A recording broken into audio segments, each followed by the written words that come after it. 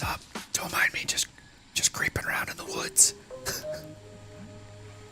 Somebody was chasing me through the woods, so I had to hide next to these bushes, Fortnite style, for a minute. I think we're safe. I don't see them anymore.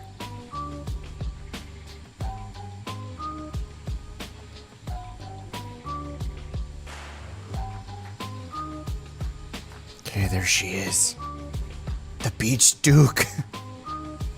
We've got her now. Yo.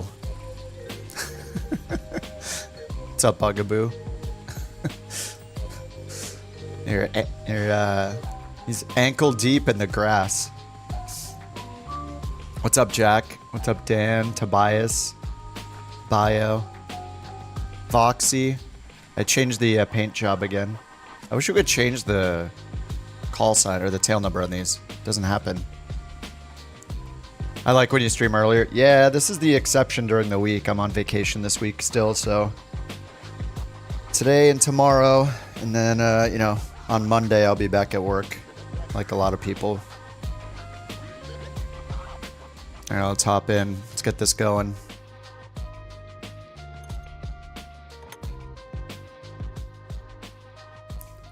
What's up, Evolution? Hopping back on Flight Sim 2020? How dare you? The only Flight Sim now is 24.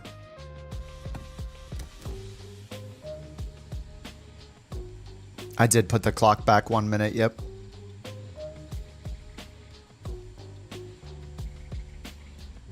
It is during the day though, so.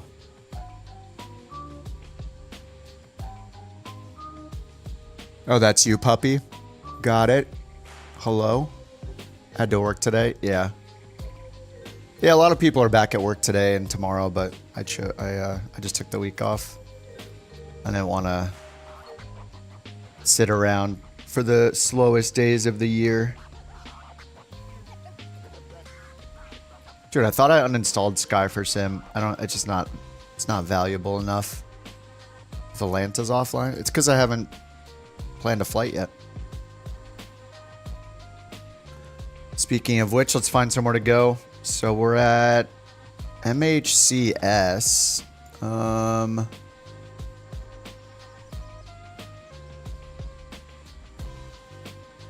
MHCS. Coyolas?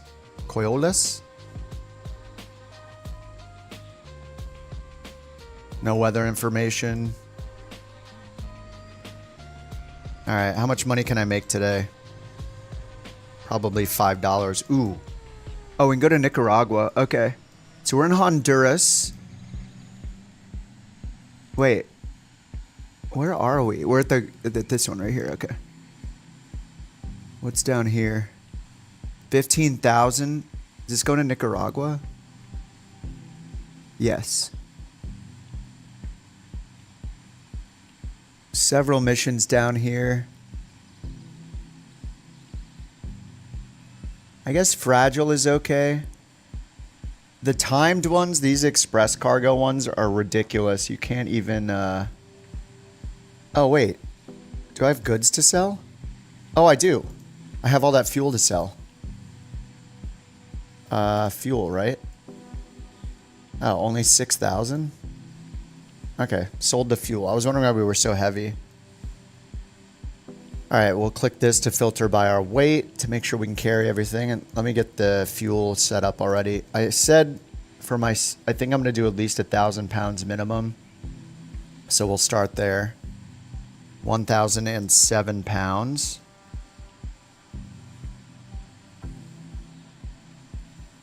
There's 506, 506.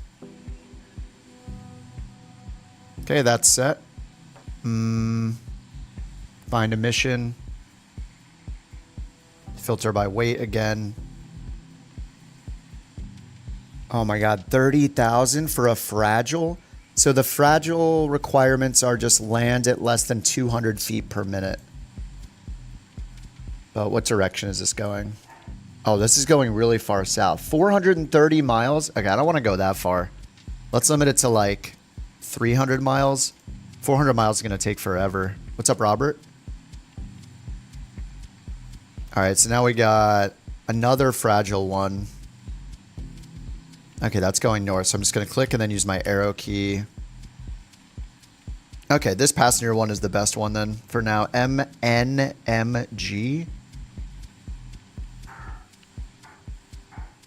MHCS to Mike November Mike Golf.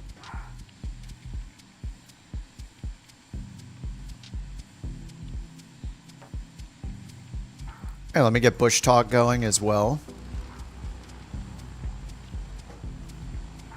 Get that open.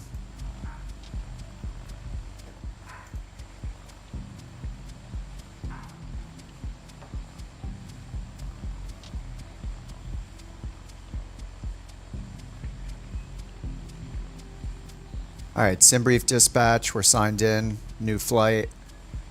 I'm gonna make this bigger. Someday it will remember our settings. MHCS MNMG. Turbine Duke. Doesn't know the departure airport. Of course it doesn't. All right. No SimBrief, no Beyond ATC for us.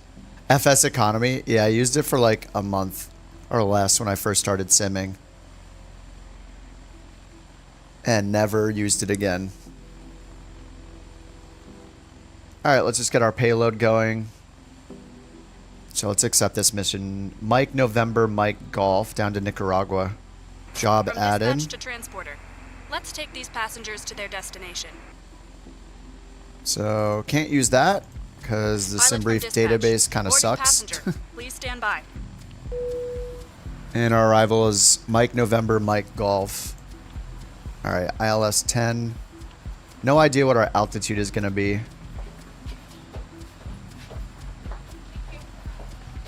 And do we get elevation figures from?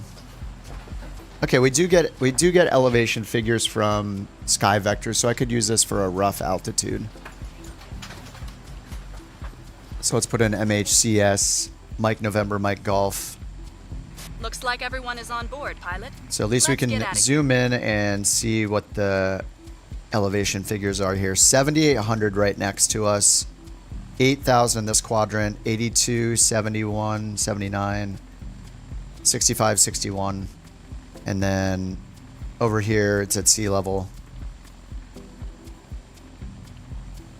So it looks like the maximum is 8,200 in this section, but it's because of this. So, you know, 10,000 would be fine. We're going eastbound, so maybe 9 or 11. I think we should do 11. 1,000.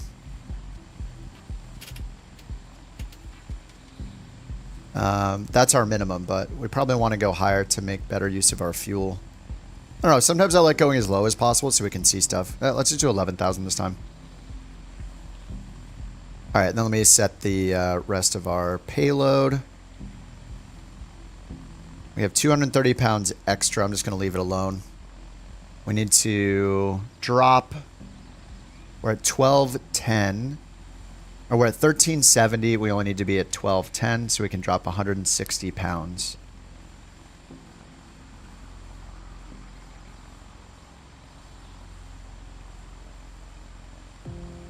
Okay, that should do it. Yep, perfectly 1210. And add new passengers job. All right, just waiting for engine start, so we're good to go. Let's check our engine condition, 100%, 100%. Excellent. GTN 750 ready to go. All right, nice. And when we take off, let's see, runway 7 is what's chosen for us, so that's good. We'll head to the east. There's like a valley over here. Let's turn on the satellite image. Yeah, there's a valley here to the right that we'll be in for a bit during the initial climb, but this thing climbs like crazy. What's up, Joseph? Back at it again. Well, I'm on vacation, so this is all I'm doing. Last week and this week. It's only Thursday. We got, 3 more days. Then it's finally back to work on Monday.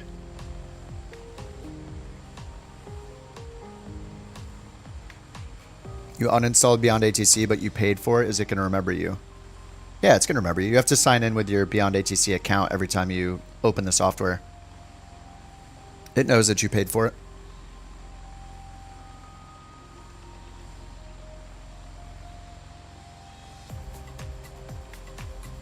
Okay, let's get this thing started. Prop is full forward. My parking brake is on. Let's go down here and get the nav. Let's get the beacon on. And I could just leave the beacon on, actually. The mount. Let's hear some chairs. The mountain with 5 gifted memberships from the other room. Thanks, Mountain. Starting the day off strong. She's just she's trying to win the next giveaway. That's what she's doing.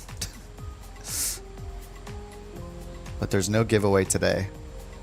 We gave them all out yesterday. Sorry. All right, let's get this thing going. Battery master on. And we'll go left engine first. Ignition on. Starter on. Aux pump on. Let's get rid of the music. Listen to the engine start up. Waiting for 15 NGs to introduce fuel. 15.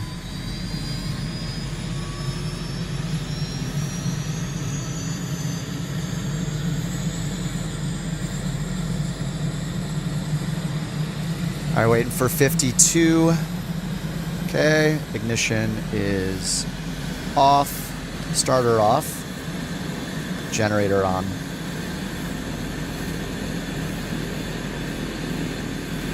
Thanks for the 5 gifted, Mountain. Welcome to Max, Ishmael, Brazilian, Marcin, Alex. Welcome to Couch Captains, courtesy of the Mountain herself.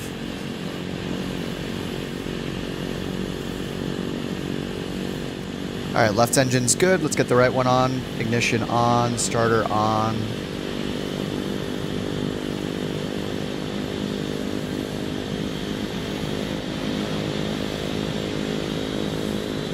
Waiting for 12. There we go. Introduce fuel. You're good to go. Contact the tower.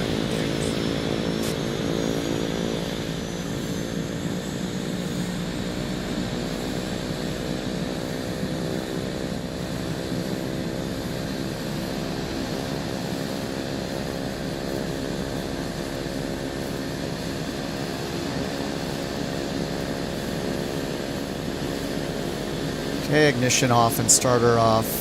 Now we can get main inverter, avionics master. Get our nav light on. Pitch trim switch. How's our heat? 87. Let's get the AC on. All right, close our window. Ah, better. All right, and then flight plan. Let's go ahead and just generate one here. All right, there we go. And thanks to the PMS, I can go in here and just import it now. Save some time. So flight plan, send route to avionics. There it is. Karak, Ilsu, ILESU, and then Mike November, Mike Golf. We can get Volanta going.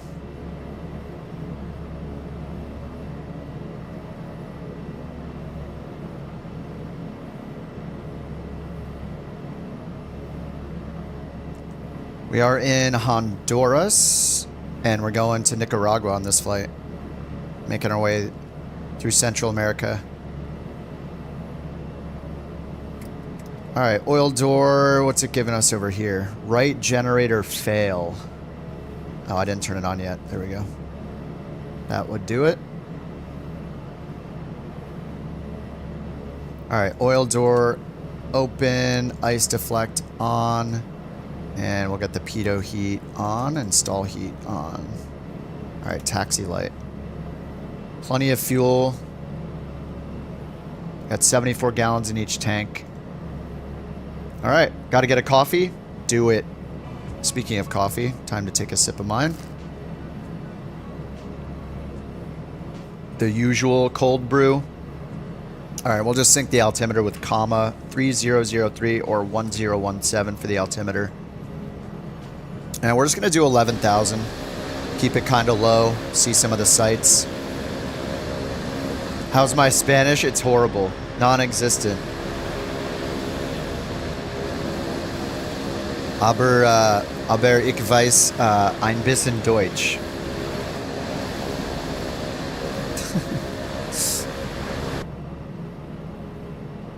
All right, parking brake off. Oh, we're going to need the pushback. All right, Alt P for the pushback. Help us, please.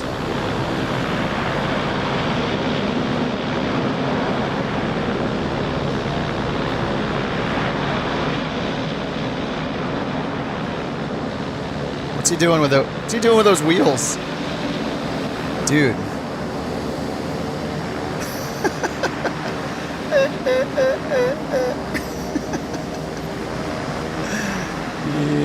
What is he doing?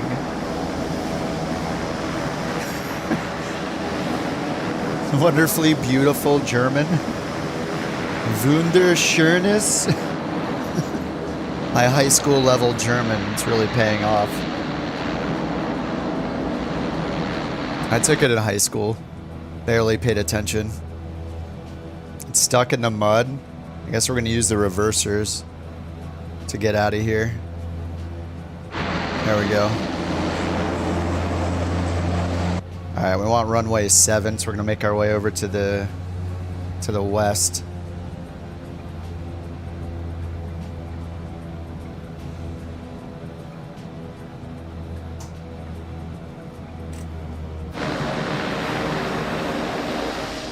Where's the windsock?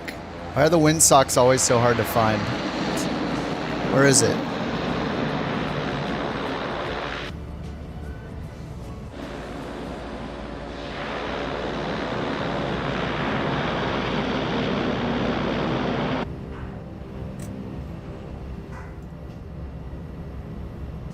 Alright, let me get strobe and nav, landing lights. And there's the windsock. It looks pretty dead. I'm going to take off towards the west anyway, just because there's terrain. Or take off towards the east because there's terrain to the west.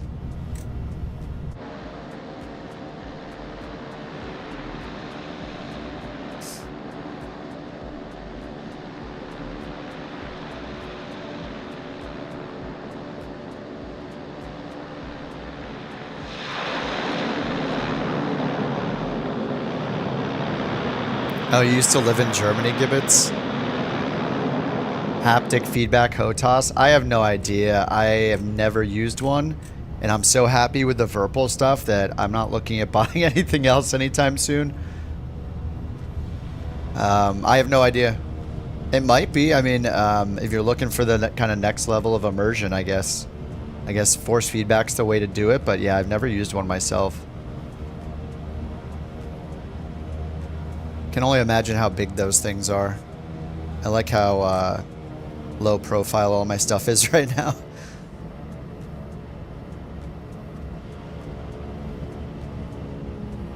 Feedback and real controls? Yeah. I mean, with like airliners and stuff. I mean, yeah, any real controls is going to give you feedback.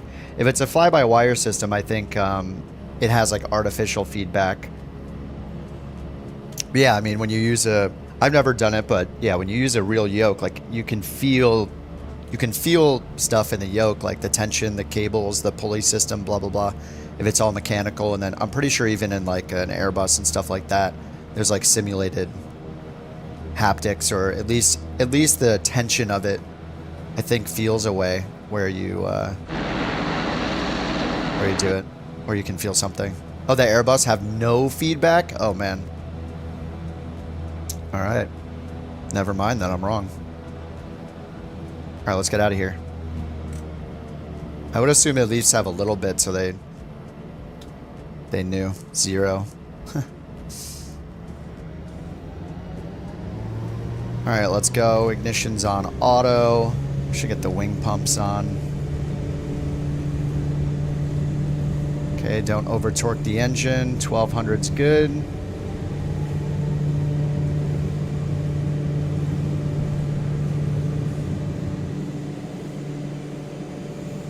Positive Have a rate. great flight. Gear up. It's a beautiful time to fly.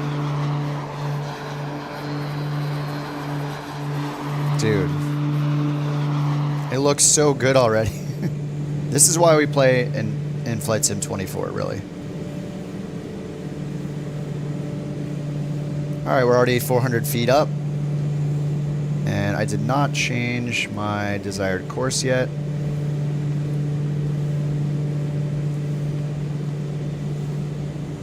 (186).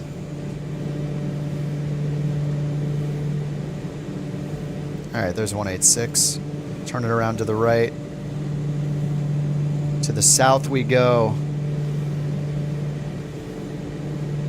Oil door is still open. We can get the landing lights off because they don't do anything. Strobe and nav. Actually, I don't need the recognition lights. It just does a wig wag, I think. We'll just keep beacon only. Damn, I'm getting 24. I mean, 24 has been pretty stable for me. I think I get like a crash every stream or so. Sometimes I get 2 in like an 8-hour period. Mod for the Cessna 152. Well, the 152 doesn't have autopilot. You can try to hit the shortcuts anyway, but the 152, yeah, has no autopilot in it. You want the 172.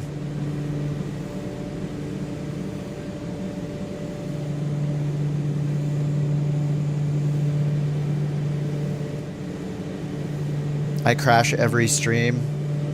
Didn't I just say I crashed once or twice every stream? But it's not that bad. I mean, I'm playing 8 to 12 hours a day, non-stop, without reloading anything. So I think that's pretty good for as much as people complain about this sim. 2020 is not without crashes, by the way. People like to constantly pretend that Flight Sim 2020 is this absolutely perfect sim, and it is definitely not.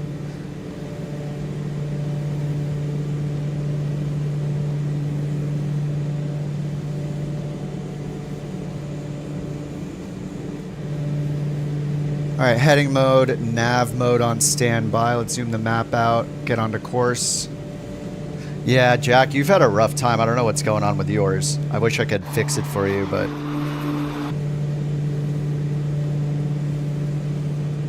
worth the crashes? I agree. I have not loaded 2020 a single time since 2024 came out. But I'm not the type of person to freak out getting a few crashes here and there, because I know that 2020 also crashes. I mean, when I can go like 3-4 flights in a row without a crash, I think that's pretty good. What's our outside air temp?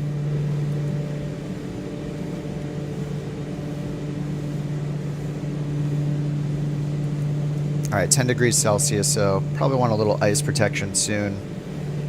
It's not that cold, so I got these closed for now. We can get the oil doors closed now that we're en route. Keep adding the torque. More torque, 2,000 feet per minute. Just going up to 11,000. I guess I should pressurize a little bit here. And it's 70 degrees inside the cockpit.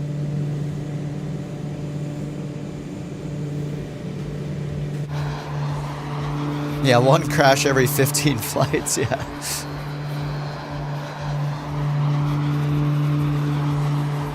Yeah, that was bad yesterday, running out of fuel. I mean, hopefully I don't make that mistake again. I'll use SimBrief when I can, but cabin diff is on because I forgot to turn the pressurization, but that's fine. AC is on, oil doors closed. There's 10,000 feet, 1,000 to go until 11. Sink our heading bug straight ahead. The views in this are crappy. That's a downside to the Duke.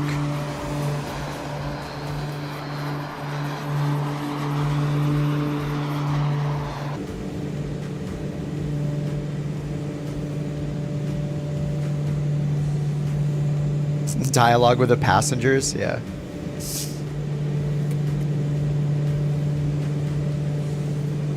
Yeah, it's a bummer that they didn't make like any improvements to the ACC from what any of us can tell. All right, we're in cruise. Let's pull the props back to 2000. There we go. 2000. I got the weather radar on. There's a little bit of precip in front of us. 30 miles exactly, I guess. And we'll pull the torque back to 1150.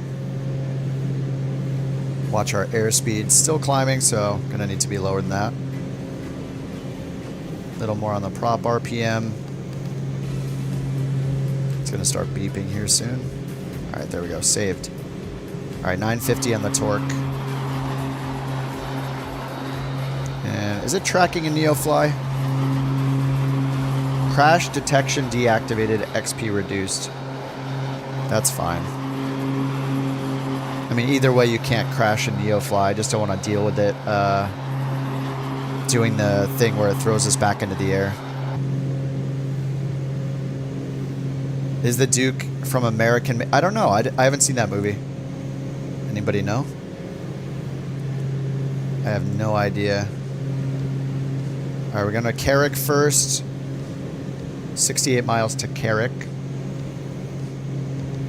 See our estimated fuel. Fuel to destination, 47 gallons. Fuel at destination, 87 gallons. So we got plenty. We're only doing 2.9 miles a gallon right now, though. When we get up higher into like 20,000 plus, it's more like 3.5 gallons or miles per gallon. So definitely going to eat a lot more fuel here. Is Beyond ATC easy to use with the Copilot? Yeah. Yeah, I use the Copilot pretty often, and you don't have to talk. You can just, you'll have to click buttons every now and then or set a shortcut to respond. But if you look at the interface, you can just click the buttons. I use the Copilot pretty often. When it requires you to make a decision, you'll have to click the buttons to respond or talk if you have your mic. But the Copilot will handle the frequency changes and all of the like check-ins and responses. When it can make a decision, it just does it. But you know, when it comes to ready for taxi, ready for takeoff, and when you're assigned your approach, those kind of things, you'll have to click a button in order to make a decision on if you accept the arrival runway and all that kind of stuff. Anything new? I mean, the latest is that everybody has access to traffic now. So the traffic was in the experimental like supporter mode for months, and now that's available to everybody. Their last announcement they posted is that they're working on an LLM, or they've made their own LLM, large language model, and they're going to introduce it this month sometime in January to the supporter edition. So I'll definitely be checking that out and seeing using the experimental and likely buggy version of that to see how it is. The traffic was released for everybody after like months of testing. Traffic comes with it, but you have to install some sort of airplane models. I would just recommend installing FSLTL. You can use either FSLTL, which is through the fly-by-wire installer. You can install AIG is another one they support, and then FS Traffic by Just Flight is a third. So it uses those models. They're like FPS-friendly plane models to show the traffic in the sim. So just go into your settings, and FSLTL is the easiest. So just go to Fly-by-Wire's website, download the installer, install FSLTL. You do not install the traffic injector from Fly-by-Wire. All you install are the base models themselves. They have their own injector, but you don't need to use it. Beyond ATC does the injection. So you're just downloading the 3D models. But they have all the instructions and stuff on the Beyond ATC site. So if you need help, just go look at that first. What's up, Sam? What happens with career? You just see bugs, doesn't have VIP. Yeah, apparently that's a problem right now. It's the new Y2K bug where all the VIP missions disappeared in career mode. Just get NeoFly and join us. I mean, I'm still a fan of the Flight Sim 24 career mode, It's going to get better over time. But once you run out of things to do or you're encountering bugs, like there's no harm in doing NeoFly. NeoFly is great. Or whatever other career mode app you like a Pilot's Life.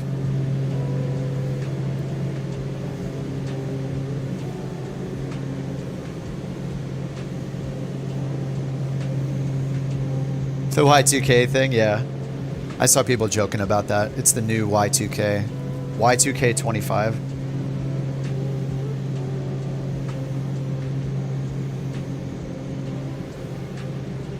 Yeah, unless you're on console, yep.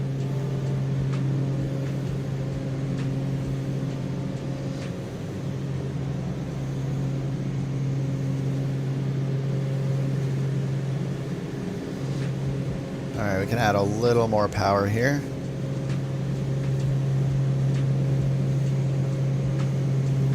All pressurized.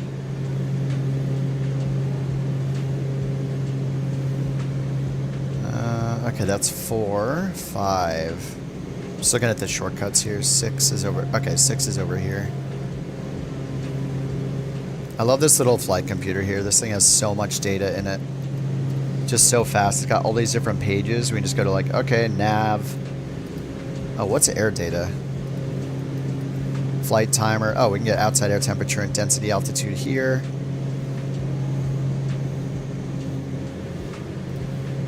Oh, we can get our true airspeed right over here. Nice. 201 indicated, 238 true airspeed. And then on the nav page, I think we can get our ground speed right here, 241. Our magnetic track. Winds. Bunch of fuel information here. So if I change this page and move back, oh yeah, it does. It remembers for each of the sections or the categories of data here. It'll remember. So I can leave the fuel flow or whatever here. Leave this on wind. Leave this on. No, this is engine information. Don't really need this stuff. Inspection. And then air data. Maybe I'll leave this on true airspeed. Oh, flight timer's automatic. That's cool. So we have an automatic flight timer here, and then we have a chrono here if we need it. Or we can change it to the clock. And I usually grab the outside air temp up over here on the transponder.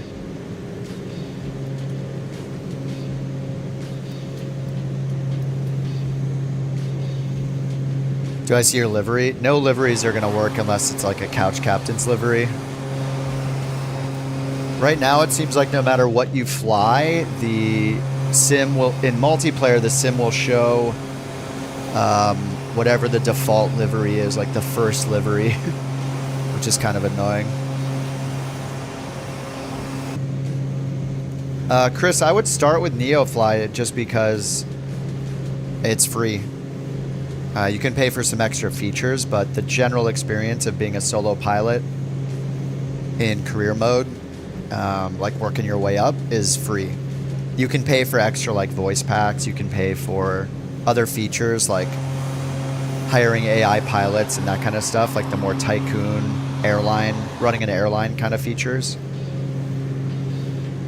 But it's up to you.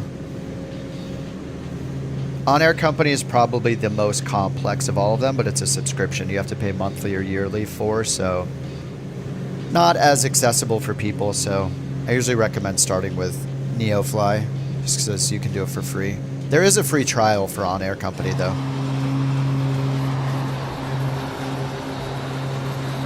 I mean, you know, the career mode is just a means to an end. You know, it's going to get you flying.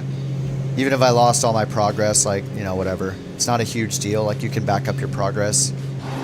But, you know, it's just about finding places to fly for me. Taking that guesswork out of it.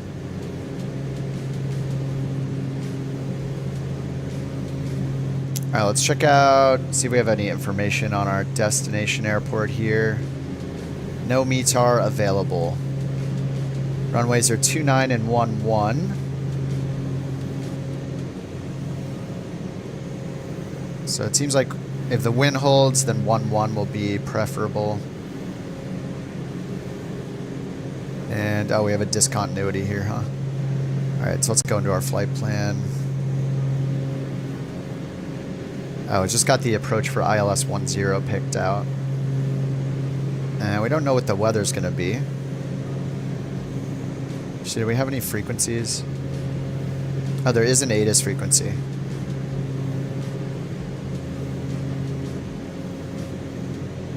So let's tune into that. Oh, I have the ATIS sounds turned off. Guess we will need the... Oh, no, I don't. Okay, cool. I guess we'll need this for now.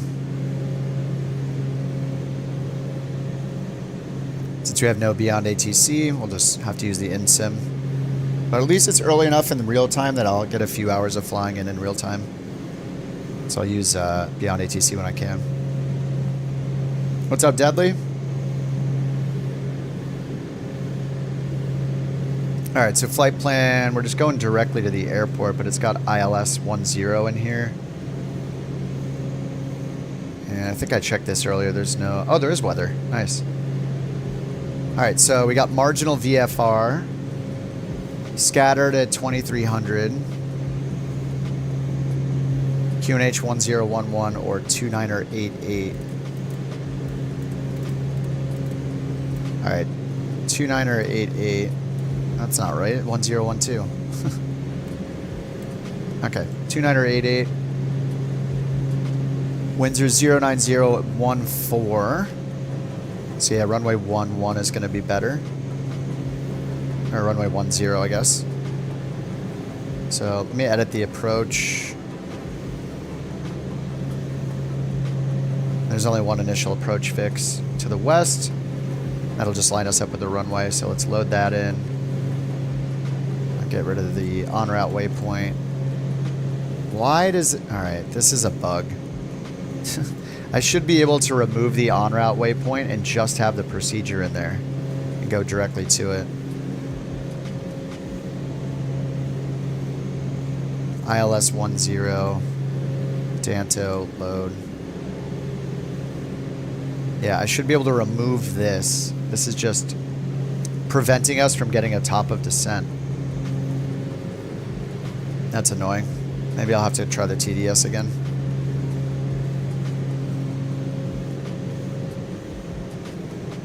But we're pretty low. We're at 11,000 feet.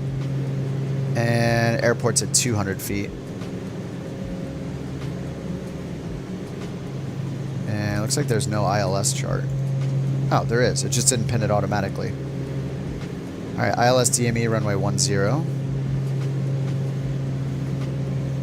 And looks like we got a 4,000 foot peak up here to the northwest, so we're not going to want to get below that unless we're sure we're flying past it. And then our initial altitude here for the approach, 2,800, then down to 1,600. Glide path is 3.1 degrees, so a little bit steeper than normal. Got an approach lighting system for runway 10, PAPI indicators on the left. And then our go around is a climbing left turn to 3,000 or above over the water to the north.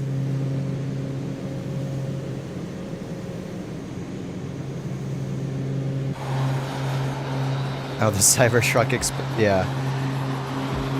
Yeah, that was pretty crazy. Supposedly somebody like exploded it intentionally in front of the... Where was it? Was it Trump Tower in Vegas or something? Yeah, it's been a weird 24 or 48 hours. Not great. On air looked more full featured. It is, yeah. Yeah, the interface, neither interface is great, actually. I'm not using Beyond ATC just because SimBrief does not have our departure airport in its database, so I just can't use it. Try it for the next flight. Oh, it was a hotel. Yeah, Cybertruck exploded, yeah. Well, it's supposedly it was done intentionally. And like the driver died in the explosion. So yeah. Looks like it was intentional. At least that's what I last read about it. It wasn't just like a random battery explosion kind of thing. It was some intentional thing.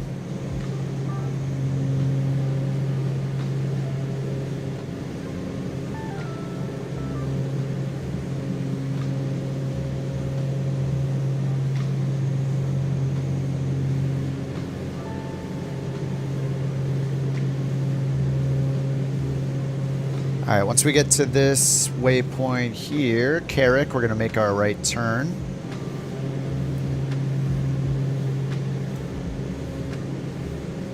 .168 is our next track.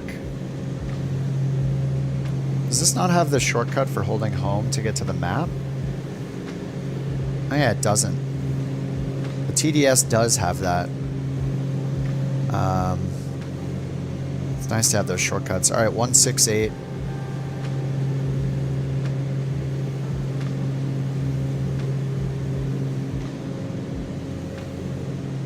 All right, that should be 168.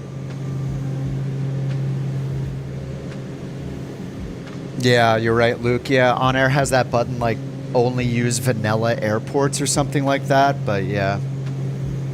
I don't understand how SimBrief seems so behind in its database. And same with Volanta here and there. Like, I'll just not have a certain Volanta. Volanta just won't have the ICAO code for an airport. It'll have some super weird identifier instead.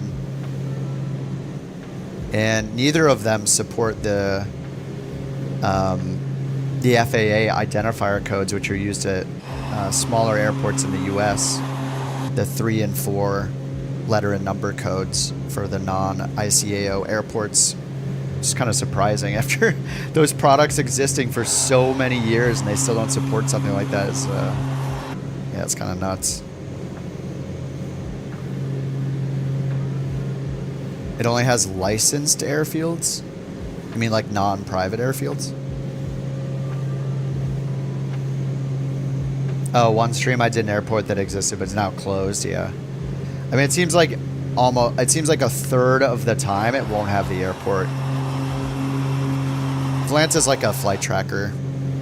It's like a flight logger, and you can post screenshots, and it's what I use for the little overlay in the top right as well. It's kind of like a way to it's like a logbook, essentially.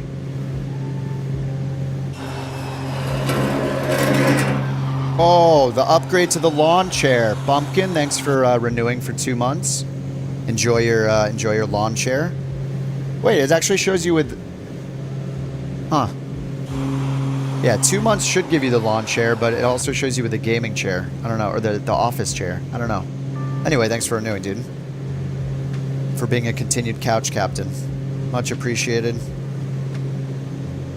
All right, we're about to make that right turn. 168. Or sorry, left turn.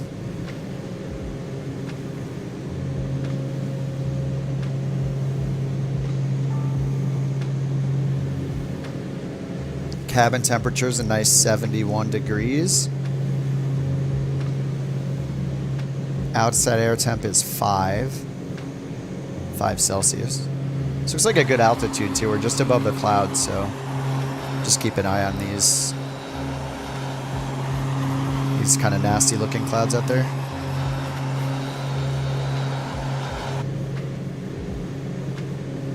Favorite airline? I mean, I don't fly that much in real life, but I pick Delta pretty often.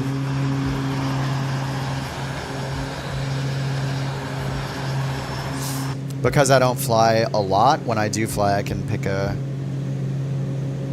don't have to pick like a budget airline. Microsoft Flight Planner. Yeah, I used it a couple times, but like, it's really nice. I wish the EFB was as nice as it, but if I'm going to go to another website, it kind of defeats the purpose of the EFB for the flight planning. Like, I want to do all that in the sim. You know, we've always been able to tab out and do our flight planning on a website through SkyVector or SimBrief, or, you know, you could use little nav map or whatever, Navigraph.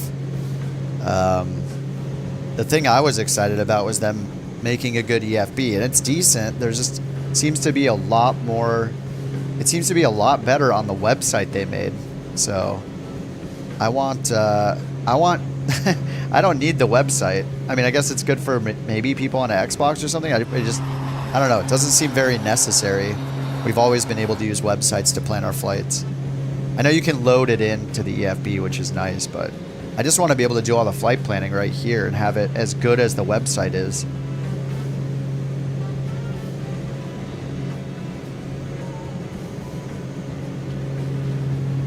Flight level 3010?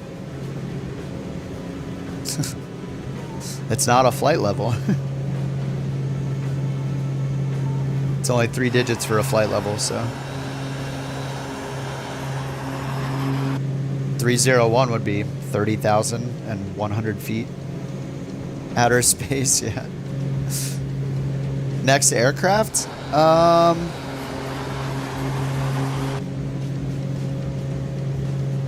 I think maybe the Sky Courier.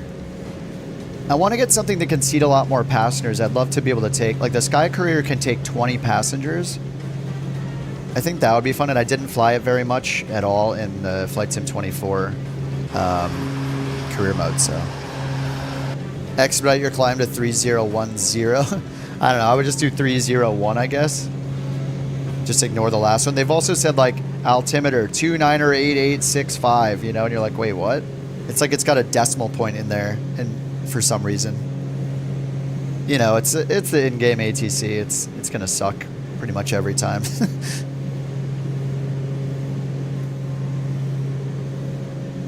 All right, top of descent. So let's see how many miles out we are. Nav page.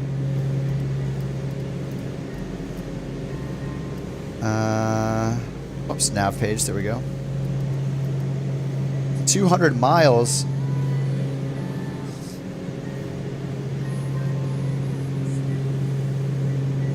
This isn't moving.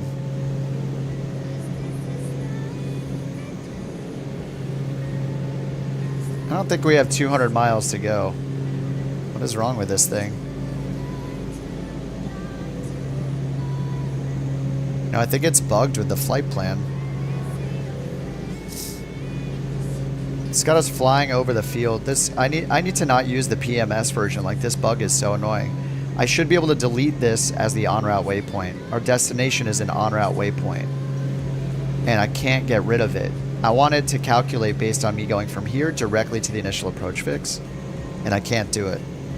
It's super annoying. So I can't plan my descent. I also can't add a VNAV altitude here. So yeah, it looks like the TDS is in my future again. I don't really like having to run the Garmin trainer software in the background. Like, just having so many background programs is kind of annoying. I avoid that whenever I can, but when there are bugs, yeah, it's kind of annoying. Did you guys say that the TDS is working in Flight Sim 24?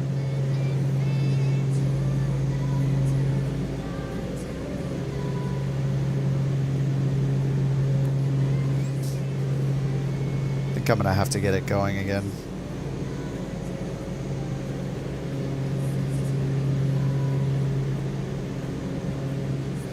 TDS GPS manager.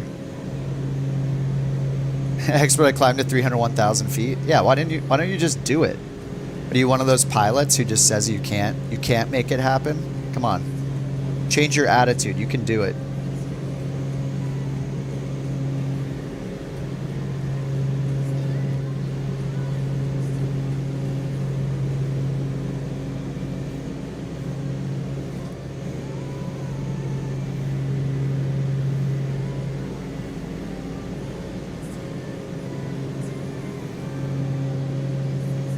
Oh yeah, Flight Simulator 2024 is listed in the TDS installer. I'm looking at it right now, and it does mention Flight Sim 2024.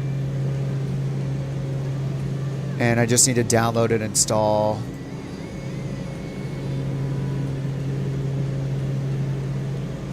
Okay, yeah, it's installing right now. Successfully installed. Let me see if it found the actual community folder though. It did. Nice. TDS installed. Alright. I think I'm going to have to use TDS for the next one. See how it goes. It says partly installed. I don't know what that means, though.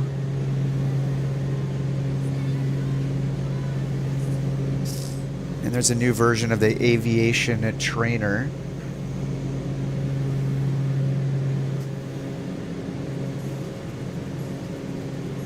All right, yeah, I'll try the TDS for the next flight, just because of this annoying bug with the flight planner.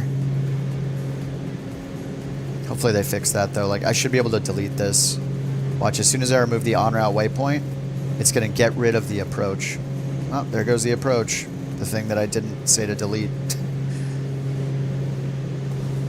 So I think I need to just activate the approach in order to use it, which I would never do this far out. But it seems like the only way to get the top of descent.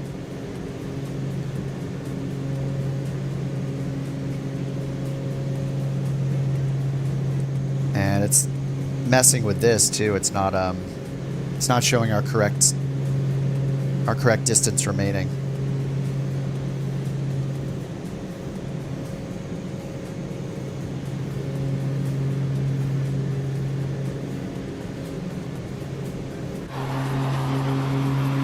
Do I ever fly older aircraft? A little bit. I mean, not that often, but I guess one of the older ones I was flying was like the Saab 340 in career mode most recently.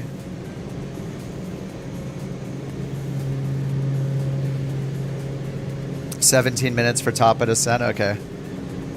Yeah, I can't even see how many miles are left because this is broken. But I guess I have about 90 miles left, it looks like, if we're going direct to the airport. So going from 11,000 down to, what's the initial altitude here? 2,800. So we need to lose 8,000 feet. 8 times 3, 27. So call it 30 miles out for the top of descent. Or 24, sorry. 8 times 3 is 24. So yeah, like 25 miles out if we want to round it up to be conservative, 30 miles out.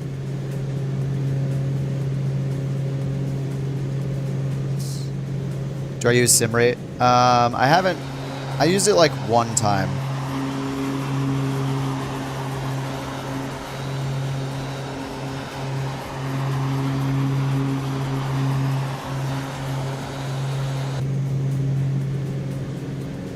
But once I get longer and longer flights in NeoFly, I'm going to be using SimRate more often.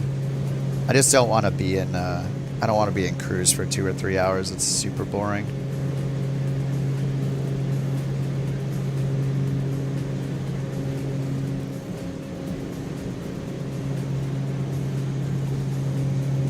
So yeah, we're good until we get, 30, 40 miles out from the airport. Probably not need to do anything. We have Danto here. So 77 miles, 78 miles until Danto.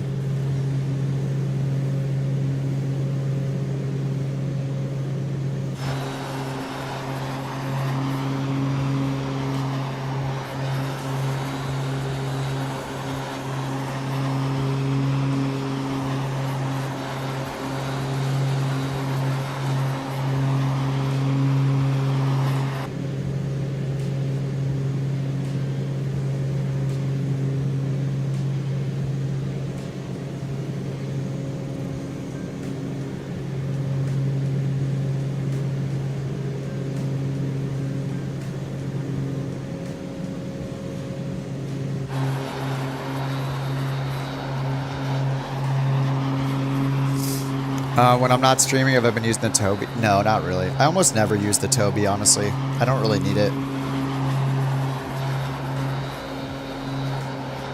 The only time I really use the Toby is like when we're doing more low to the ground stuff and like, the search and rescue missions and stuff like that, or the crop dusting, which I'm not super into. I don't really need the like twitchy head movement stuff all the time. I think that's really only needed for people that are like doing combat sims or doing like, the crop dusting and just the more fast-paced things. So it's just one thing I don't need. I don't need it on,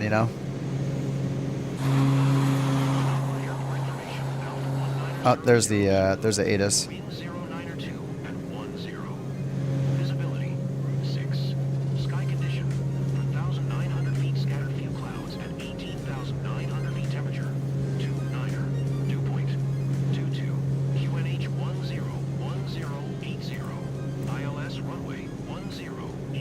All right, ILS 10. See, they said QNH 101001 or whatever. That had like 2 extra digits. So anyway, 1010, we'll put that in. And again, is it messing with my sound device? Yes, it is. It keeps changing this. I have no idea why. Normally I can have the ATC louder. Just annoying things like that they need to fix. Like reverting settings when I don't change them is super annoying.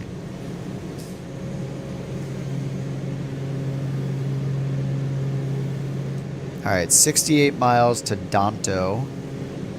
I guess once I cross Alessu here, then I'll just activate the approach, go direct to Danto.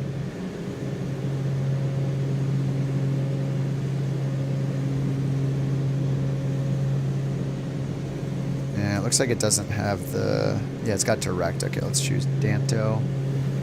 So then this is accurate. There we go. And this is lining us up for runway 10. It sounds like the winds are good. Wind said on the ATIS said 090. So we'll have a nice little headwind.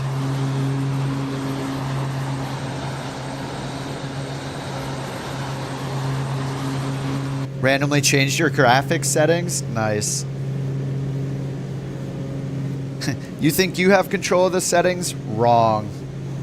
Microsoft has control. They let you know it.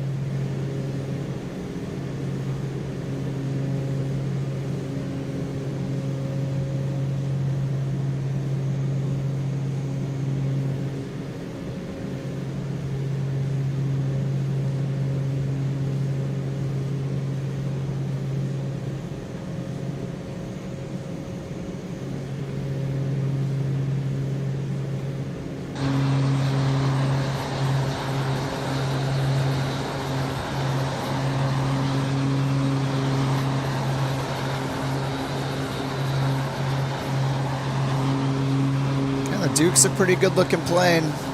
Delta, what's up, dude? When are we gonna have our Delta back? When's our boy Delta gonna be back? He's been gone for like 18, maybe 19 years at this point. It's getting ridiculous. He doesn't like us anymore. Doesn't want to fly with us. Thanks for dropping in, Delta. Tagged me in a pic in Discord. Let me take a look. Let's pull it up. Oh, hey, that yellow's a nice livery. Wait, is that the Mustang? Oh, no, it's twin engine. Wait, is that the Phenom 100? Man, this picture has been HDR'd. Mega HDR effect applied. Mega contrast and sharpening. What is this, the Phenom? Oh, is it the Honda Jet? Oh, does it say H-Jet on it? That must be the Honda Jet. It's pretty cool looking. Definitely, definitely face-tuned this photo, or matte. Look at how dark the contrast. Honda Jet, nice. That's cool. Yeah, I haven't flown a Honda Jet yet in 24. I haven't flown it for a long time, actually. I don't know why it never, like, stuck with me, the Honda Jet. It's pretty cool, though. All right, how far out are we? 2 miles. Okay, so I'm going to activate the approach, and we're going to go direct Danto. Then we'll get our VNAV. Face reveal? Yeah, I've done the face reveal. Every time somebody does Super Chat, there's a face reveal. What? There's even an emote for it. Look. There it is. That's the face reveal emote.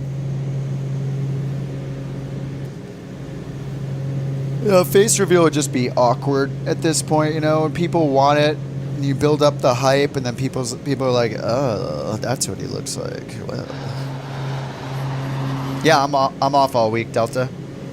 All last week, all this week. And maybe I'll get laid off, and then I can stream forever.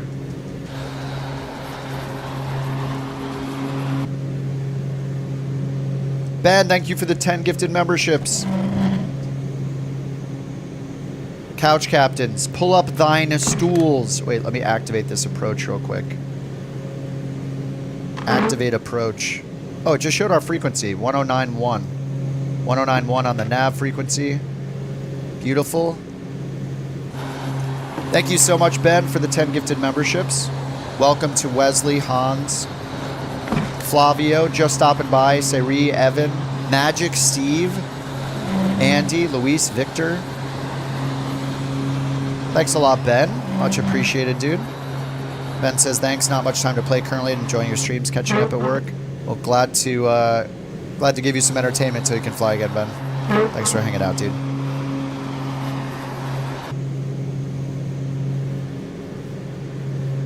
All right, now that we have Danto in, 4,000 is our restriction. We can check our VNav right here. 7 minutes till top of descent, down to 4,000. Oh, what is this? Oh, this is a fake autopilot. Like you can click to do autopilot. Oh, wait, is that going to give me vertical speed mode? Oh my God, this is such cheating. Wait, it's giving me VNav. No way. Does this work? VNav armed.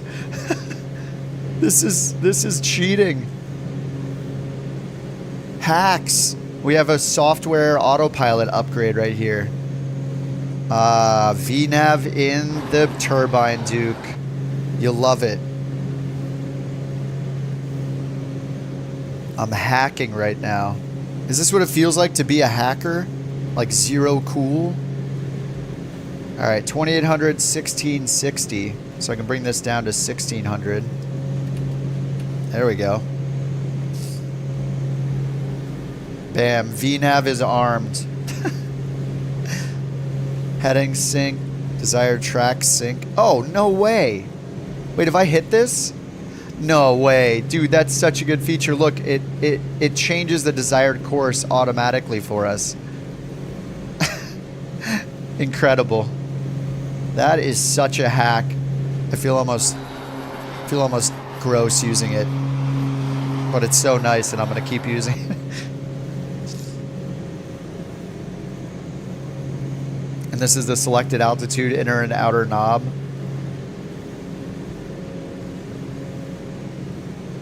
Up and down for vertical speed. Utilities autopilot. Man, that's pretty incredible. VNav armed at the bottom here. Saqib with 10 gifted memberships. Thank you very much, dude. So many stools coming out in 2025.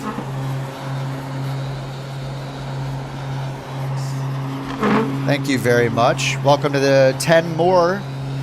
That's 20 new couch captains instantly. Saqib says, enjoy. Welcome to Rodrigo, Quentin, Condor. Oh, hey, Condor got a membership. Nice. Aussie, J-Town, Hard, Ryan Cooley, Nick F1, Hoopo, and Crazy Fun. Welcome to the Couch Captains. Courtesy of Saqib. Thanks, Saqib. Ben says, enjoy the flight. Pop on later. See where you at. Yes, USA West. Running NeoFly, and we're headed to Nicaragua right now. Pretty much real time, real weather right now. I'm just 1 minute off. So many stools can hardly get across the bar. We're going to need to have that virtual hangar soon. Yeah, I'm on live time minus 1 minute. All right, is vertical speed or is vertical nav actually going to work here? Let's see if it shows our top of descent. 3 minutes and 38 seconds with VNav enabled. Dude, this makes the Duke so nice. Is it supposed to sway like that? I mean, ideally no, but you know, the autopilot's doing its work. We're just getting some turbulence up here, I guess.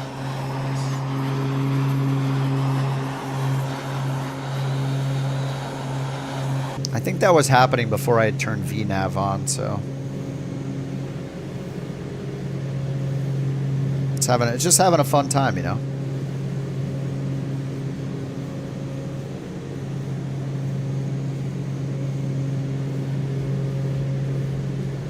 I don't think we have a yaw damper in this plane.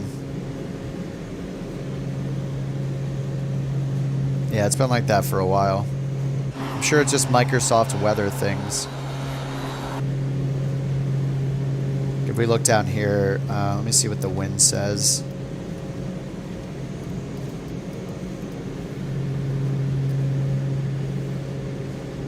Yeah, we got an 18 knot, 084. So yeah, we got a pretty much direct crosswind, 18 knot crosswind right now, so it's messing with it. It's fine. We're just having a good time here. If the Duke is rocking, drink more coffee. That's the saying. Planning to go south? Yeah. Yeah, we're going to make our way down to South America for sure. That was the goal from the start, is I never fly in South America, so we're going all the way down. This leg is Honduras to Nicaragua, and then we'll see what missions we get after that. Don't worry about the shaking here, passengers. Everything's fine.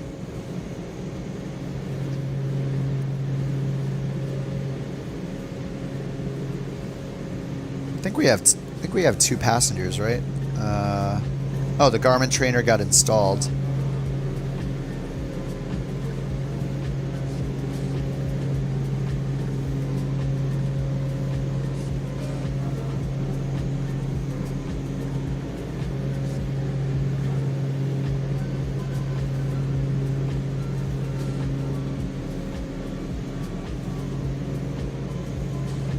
All right, that's installed, and the GT-NXi PC trainer TDS is also installed.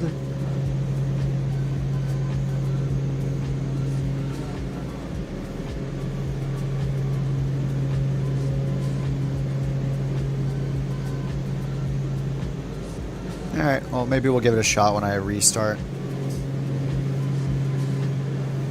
I don't know if the TDS one has this this sweet autopilot utility though, but I guess we'll find out. This autopilot thing is nuts. Just gives us all this autopilot functionality that we don't actually have in the plane.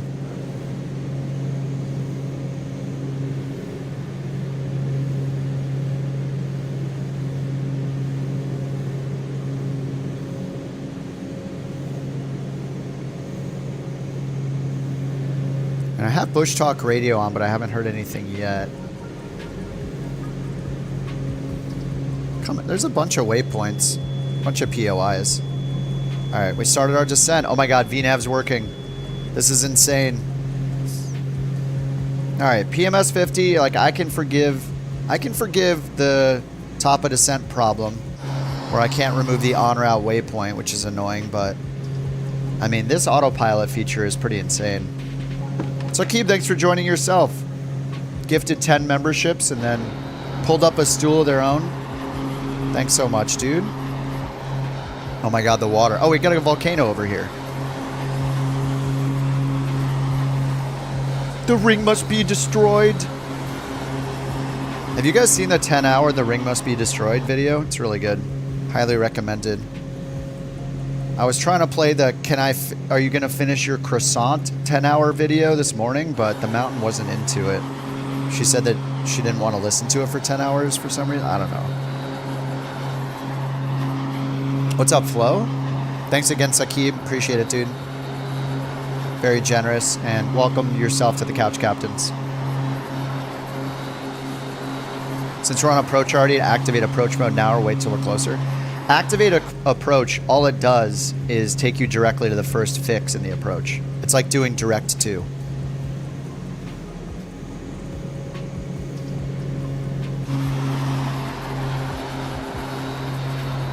What's up, Chase?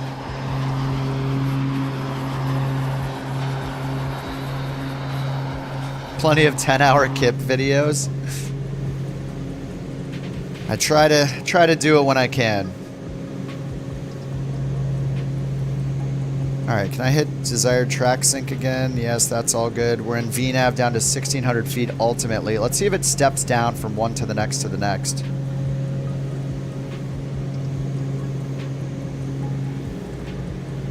All right, so we're on our way to Danto, 4,000. Should not need the reversal.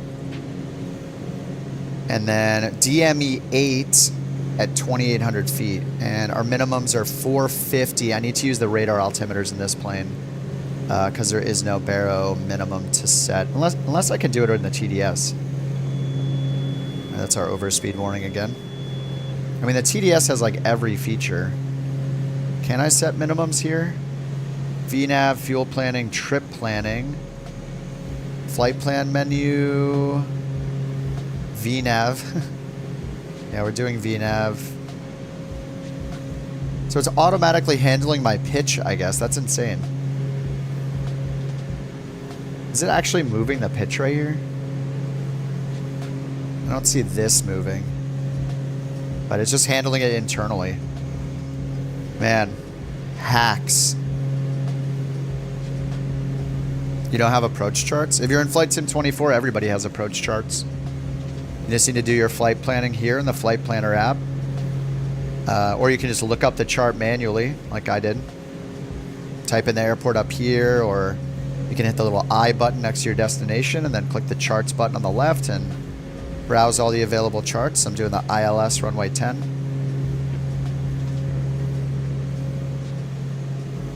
Thanks, Akib. Appreciate it, dude. Alright, definitely need more power now. And let's get our lights on. I'll do landing and taxi. Nav lights. Nav and strobe are on.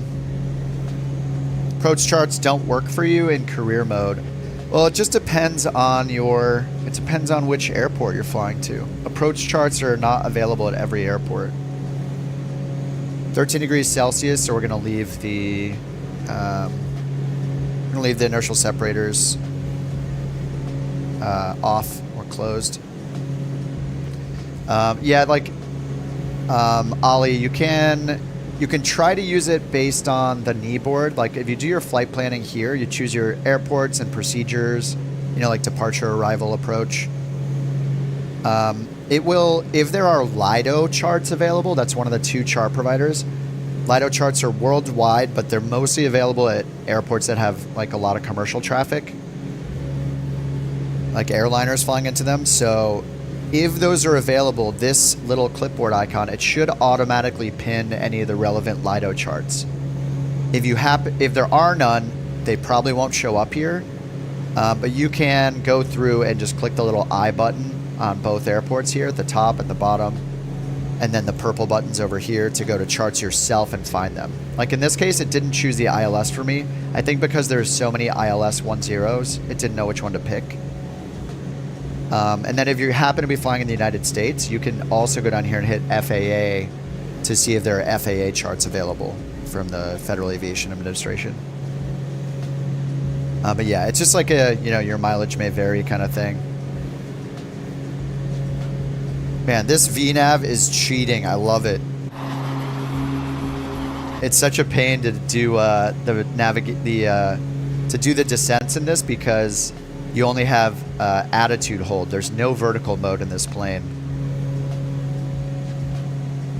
All right, so our final approach course is 097. I'm going to double check the chart again. Yeah, 097.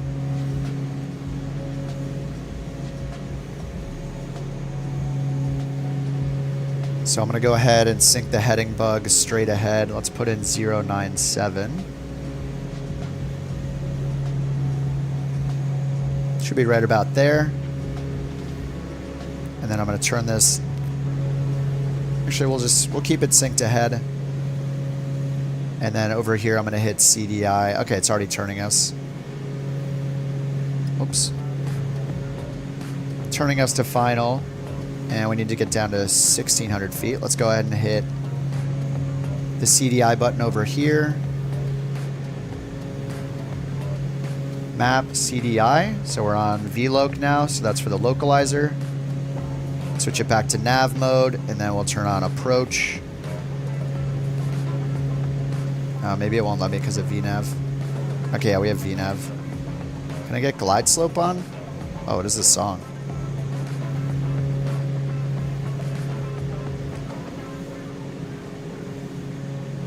All right, 3,000, 2,800. and 1660. Glide slope just came alive. We can see the glide slope vertical deviation right here and here. So glide slope's above us, which is what we want. Oh my god, the VNav is so awesome. Alright, let's get the ignitions on auto, wing pumps on. We'll get the oil doors open, inertial separators on. Prop full forward. For the heat, we're at 76 degrees. Let's change it to cool. Get the AC on.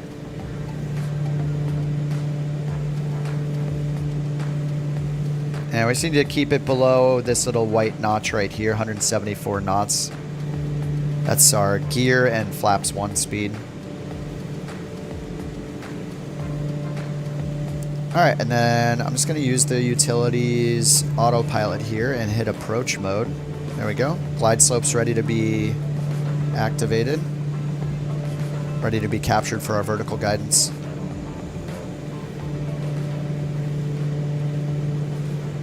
Alright, runway's in sight. Actually, it's over there. What is that? Some kind of point of interest right there. Runway's out here. I thought this was the runway for a second. It's definitely right out there. Oh, is that a helicopter? Oh, that's somebody's fuselage. I thought it was on the ground in the distance. It turns out to be the cabin of a plane. What's up, Stevie? Happy New Year to you too.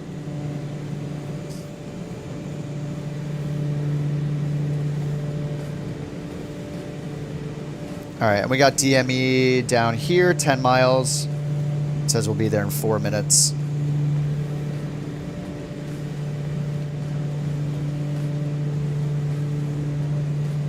And we're just watching the glide slope come down. So it's a little more than 1 dot above. Same thing right here. These are the same thing. Both on our VOR, or on our localizer for the approach.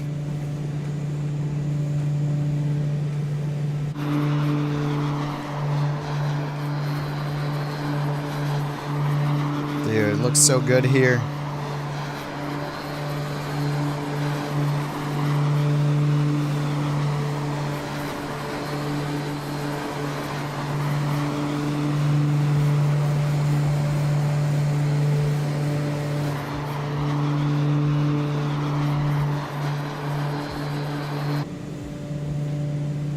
Alright, we're in flaps and gear range.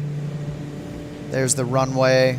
This is a slightly steeper than normal descent. It's 3.1 instead of 3.0 degrees.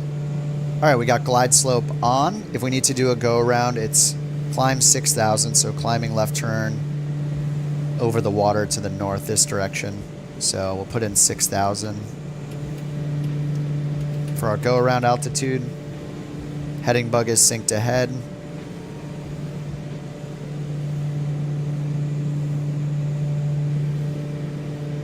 7.5 miles on the DME, right there. Missed approach point is at 0.7 DME.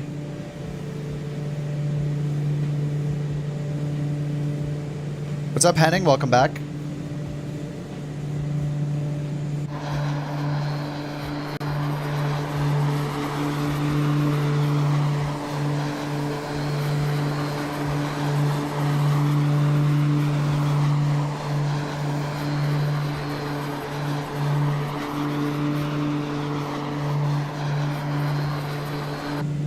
Hey, did I take fragile cargo? Oh no, I took passengers. Wait, I thought it shows 5 passengers. I thought we were taking 2. Oh yeah, we have 5. Holy crap. They're between the ages of 18 and 65. It's not a family though. They all have different last names. They're all hungry. Several of them want cocktails, but we don't offer that service yet. Alright, 5 DME.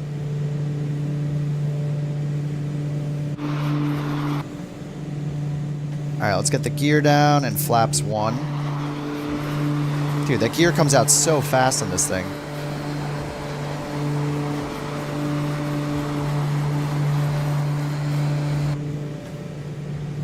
Alright, gear and flaps 1. Dude, this looks so good here. Flight attendant.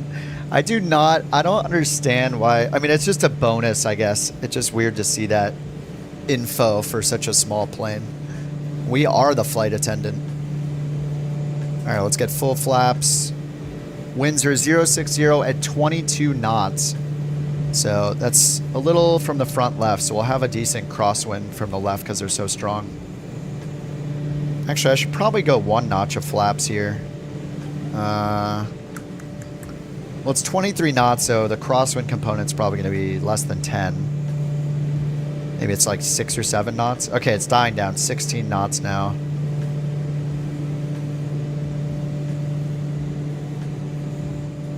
Is the drift the crosswind? I'm not sure. Maybe that's 5 crosswind. All right, let's get the autopilot off.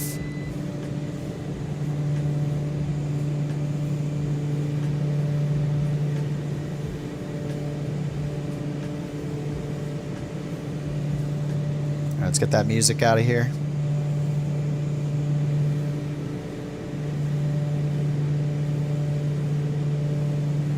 Nice long runway. It's not fragile cargo, but we'll still try to grease it.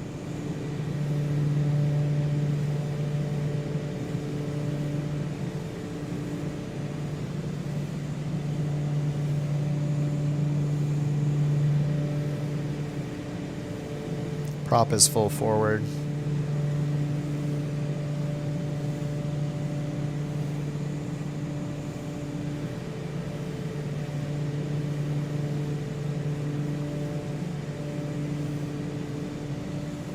Yeah, still 17 knots, it says.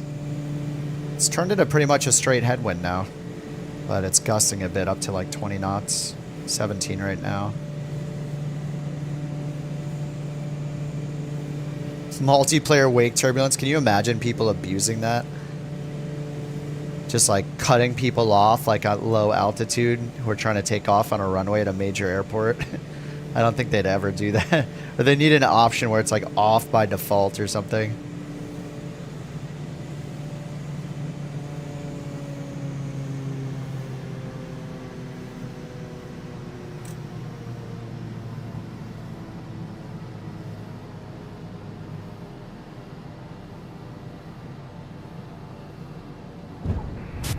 That wasn't the softest landing I've seen. What? What do you mean that wasn't the softest landing?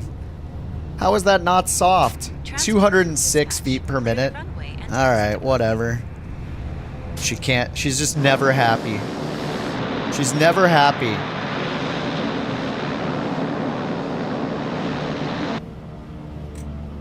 Jeez. She hates me. Flaps up. Let's get off the runway. You think I could fly in real life with ease? We may never know.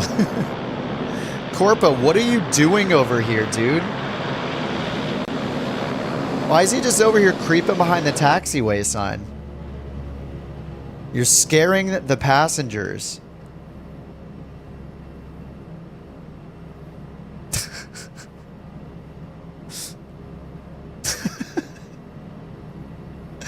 All right, let's get the lights, these lights off here. Strobe off.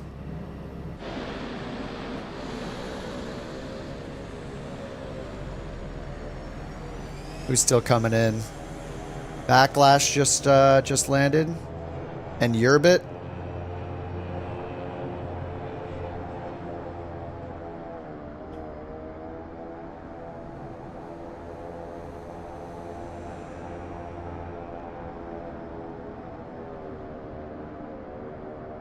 Ground maintenance, yeah.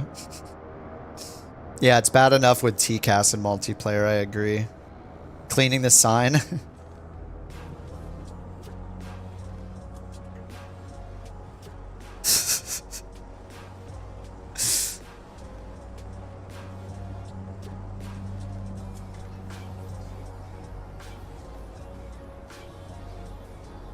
Had a nice headwind on that landing there.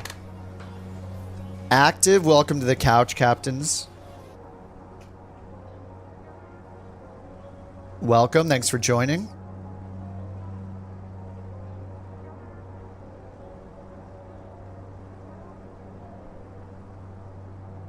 Oh my god, Jack is here. It looks like he's flying pretty fast. Oh, he's in the ATR. He's still 2 miles out. Let's get this thing over to parking real quick.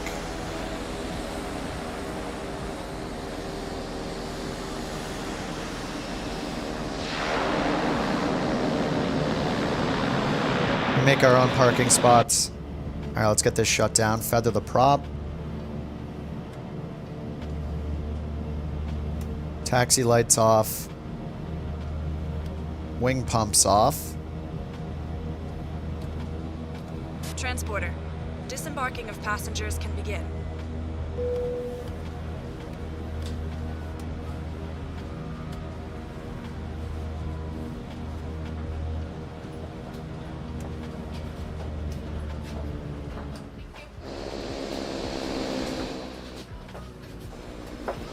Good group for a weekday, yep. Oh, okay, Jack's coming in on the ATR.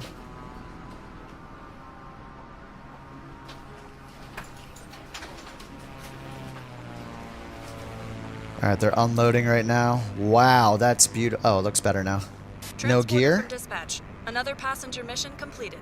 Thanks, and bye. Thank you, and bye. Belly landing. Let's go.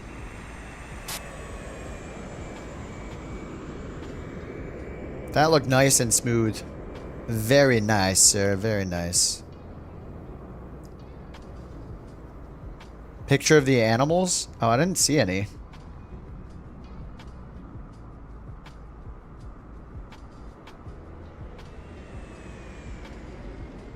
Yeah, I'm not seeing any animals.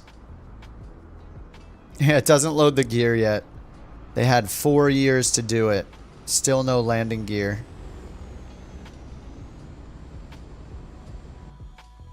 Whoa. Alright, let's check the earnings here. Nice, it counted.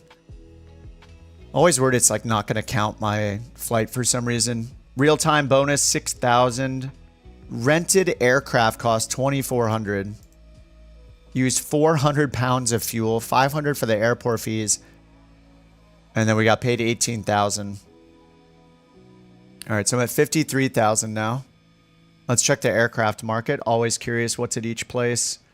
Ooh, there's an M500 for 222,000. I think the load, I think it holds more. No, wait. The turbine holds like 20 something, 2,000 something pounds, like 2,400. So I still think the Duke turbine's the way to go for now. Yeah, the piston holds 5 packs. And 2,500 pounds. The turbine's going to be similar.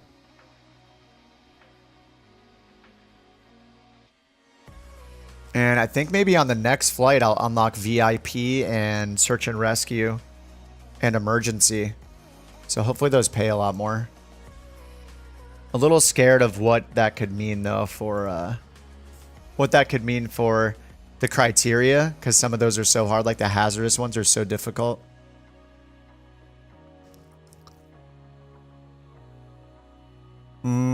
Okay.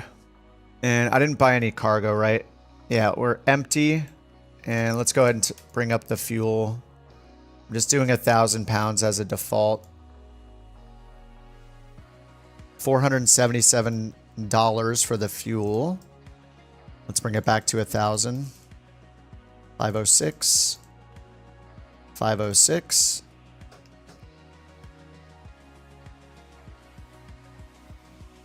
All right, what's next? We're in Nicaragua. Let's see if we can get an airport that SimBrief knows about. Oh, we can go to Costa Rica next. We're just hopping through Central America. Costa Rica, then we got Panama, and then we'll be into Colombia probably.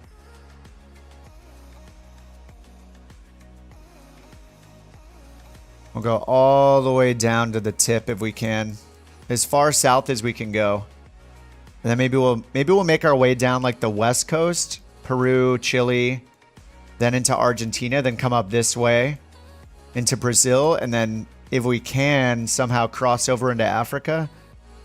I'm not sure. Or maybe we'll need to transport our pilot, or You know, we could like go around the entire coast, then get up into the Bahamas, Dominican Republic, then back up into the US and take a northern route up into Canada, Greenland, cross over to Europe. I don't know. Yeah, we could kind of go all the way around the coastline here. Anyway, either way, we're going to be earning money, so. All right, 16,000.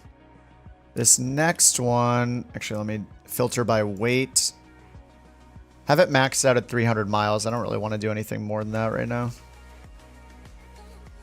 15,000. All right, we got 3 more passenger ones to do. I think I like this first one. This is bringing us down into Costa Rica, right along the coast. MRLM.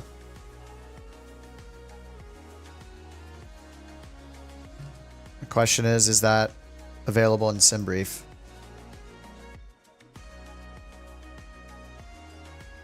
What? Okay. Thanks for erasing all my stuff.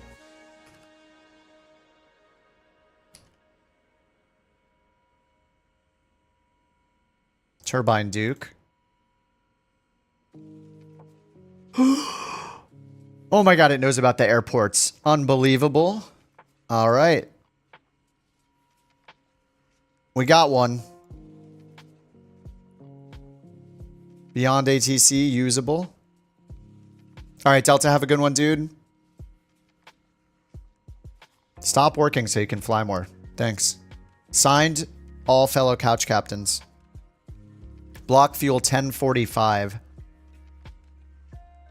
All right, we can go up to 1080 then. 1080 on the fuel.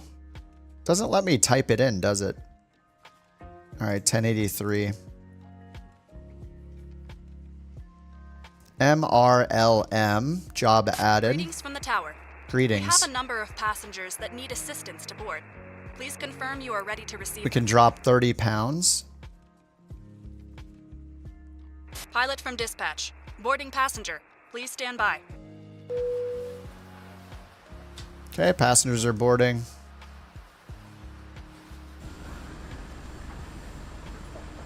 What's up, Billy? Or Bly? What's up, Bly? Some of you guys kept your engines going. It's kind of smart. I'm a little worried about the... hot start, but we'll see. All right, let's get the ATC voices off in the sim. Character voice is Transported 0. from dispatch. All passengers on board. You can ask for the clearance to take off. All right, let me get Beyond ATC going. Thanks for Beyond ATC, setting it up for your first flight. Nice. Do it. Just make sure you generate your flight plan with SimBrief. And if you want traffic, you need to install like FSLTL or something like that. Beyond ATC. How's NeoFly? Oh, NeoFly is great. I mean, pretty much all the career mode apps that have existed for years are good in their own way. NeoFly, Pilot's Life, On Air Company. Those are probably the 3 best.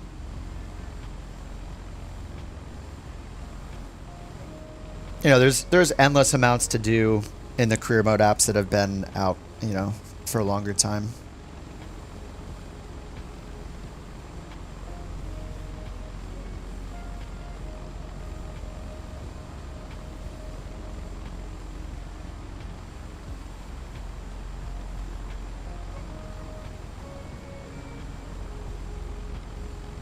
Oh no, we're Sierra Bravo. Please, somebody that works at Navigraph, just remember my tail number. Just remember my tail number, please.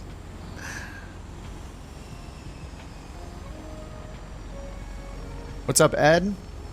Trying to decide between this and On Air? I would start with NeoFly because it's free. You can use it as long as you want and pay for extra features if you want them. On Air Company has all the possible bells and whistles. It has like every feature you can imagine, including like owning FBOs, selling fuel and renting planes to other players. Like you can run a virtual airline with it. You can play it in tycoon mode and manage like a huge fleet of planes and AI pilots, and you know, it's pretty intense. There's a lot you can do, but it's $0 to start with NeoFly, and you can use it as long as you want. So I generally tell people to start with NeoFly because it's free. All right, 27,000 is our expected cruise altitude.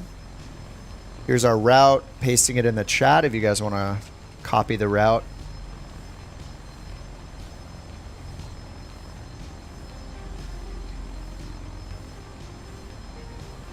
$27,000 for the cruise.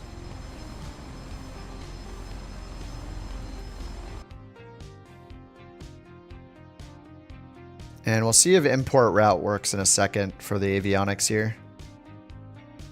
If it doesn't work through the SimBrief import button, then it will at least set this one up here for the regular EFB route, and then we can just send this route to the avionics instead. All right, let's get the prop full forward. Parking brake is on. Battery master is on. And we got our fuel, 80 gallons in each tank.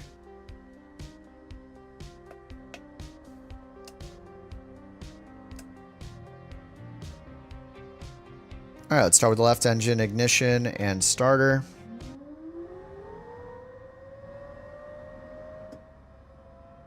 Crack our window to listen to it.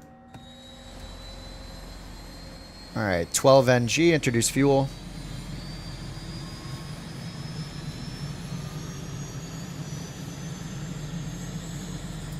Which plane? This one goes pretty fast. This one, we cruise at like, what, 250, 260 knots, roughly. What's up, Aaron? Running the Grand Caravan in career mode, yeah. Oscillating in autopilot, yeah. That's a problem. It's a bug with the Grand Caravan. If you're using time acceleration, you could try enabling vertical speed mode on your autopilot and then turning vertical speed mode to 0 feet per minute to hold your altitude. That worked for me. So you'll just need to change your selected altitude first so you can engage a vertical speed mode, and then set the vertical speed rate to 0 feet per minute. Try that as a temporary solution.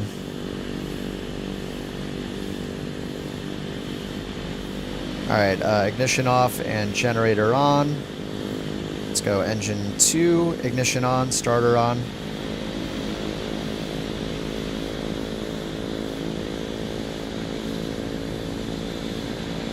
Yeah, you can make sure your yaw damper is on, Aaron, but even with it on, you're still going to run into the same problem. You're good to go. Contact the tower for clearance. All right, engine 2, watching the NGs.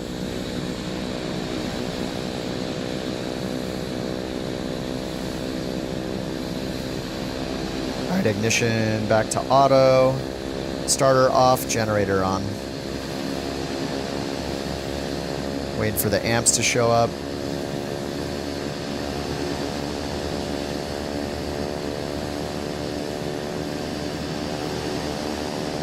All right, there we go. Generator 2 is good. What does it say over here? Inverter fail. Well, I haven't turned it on yet.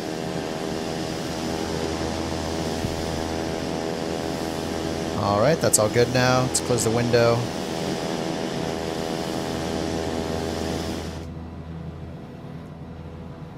All right, oil doors open. We'll get the ice deflectors on soon. Taxi light, and we'll get our clearance.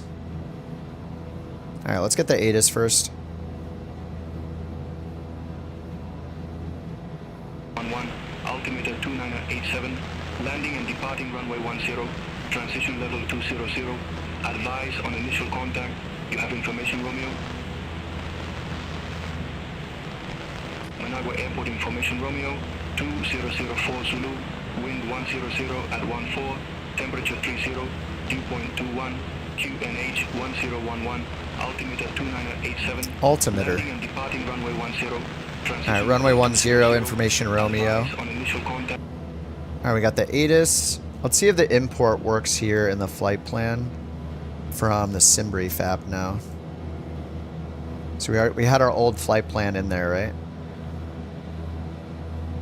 Yes. So I'm going to hit import route and see if it works. Nope. It crashed the sim. Oh, no. All right. Sim brief plus PMS 50. Not good. Aaron? ARR on? Aaron? I don't know how to say it. I guess it didn't work. Oof. Alright, well, now I'll get to try the TDS version, I guess. I'm going to remove the PMS version just because I don't want to have both of them on at the same time.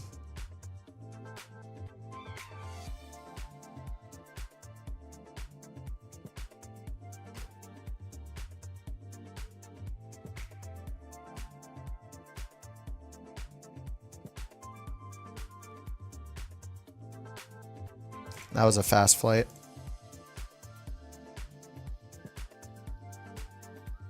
Oh, it said the same. Okay. Arin. Set as long as I'm saying it right. Can't add fuel for some reason to FSR 500. Did you do it with the EFB GP? Use the EFB. If a plane has an EFB, you should use that for the fuel and balance and stuff instead of using the Flight Sim 24 like built-in EFB. Yeah, it crashed when I tried to use the SimBrief. Tried to use SimBrief EFB app import button to import it into the PMS GTN 750, and it crashed it.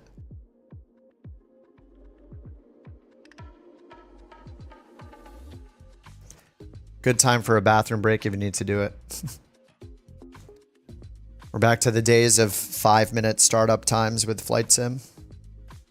It was short-lived. Quick startups were short-lived now that we've got everything installed.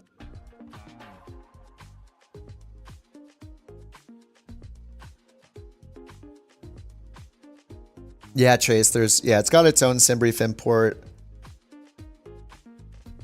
It works fine if you import with the EFB send route to avionics as well, but it does not like the one in SimBrief with the PMS, I guess.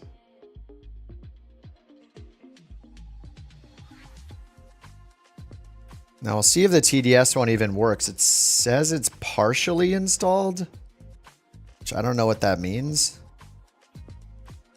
It put the TDS folder in my community folder, so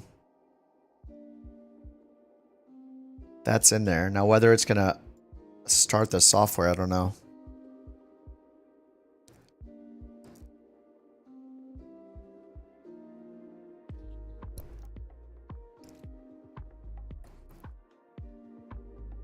What do you mean, Gibbets? Beyond ATC gives you taxi instructions. It barely makes sense.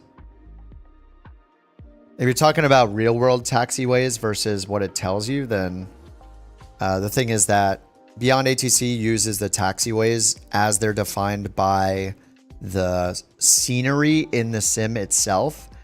And unless you have custom scenery, a lot of the taxiway numbers or letters rather are incorrect compared to real world. So you can always open the Beyond ATC map in the program. There's a little pin button in the bottom right. If you hit that, they'll show you a route of where it intends you to taxi.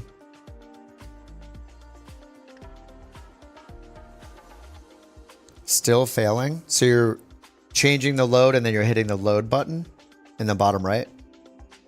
There's either load instant or load real time. Real time will like drive the fuel truck and passengers out to you and stuff. Animate it all.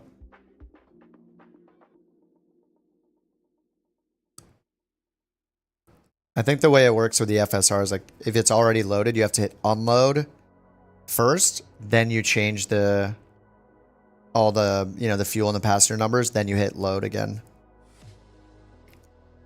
Yeah, DCT is direct. Yep.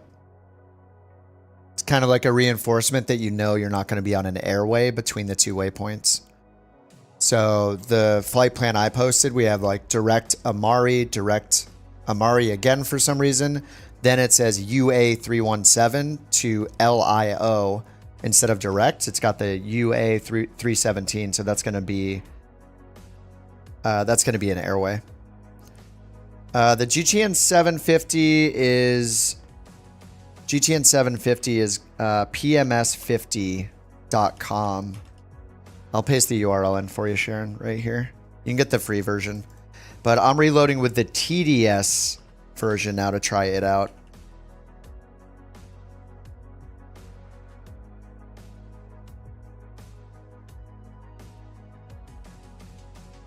The TDS one uses the actual Garmin software, so it's a little bit different.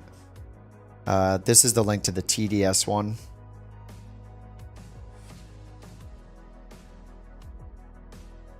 Still getting crashes. I mean, we crashed because I was using the SimBrief EFB app to import the flight plan into the PMS50 GTN 750.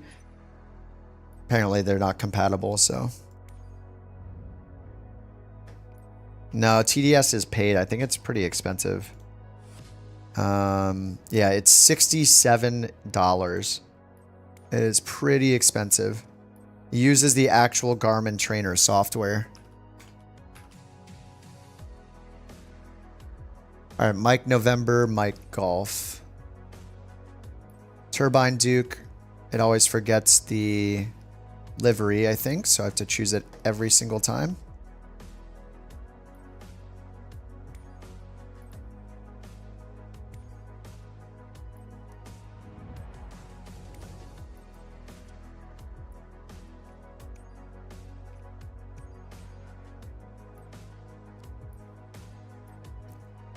All right, live, off, all players. Hold the time back like 1 minute. I'll do it once I'm loaded in. Okay, parking Turbine Duke. Welcome back, Captain. It Why, looks thank like you. The weather is perfect Wow. for flying. From dispatch to transporter. Let's take these passengers to their destination. All right, we need to be at 1180 pounds. Transporter, boarding has started. 1083 for the fuel.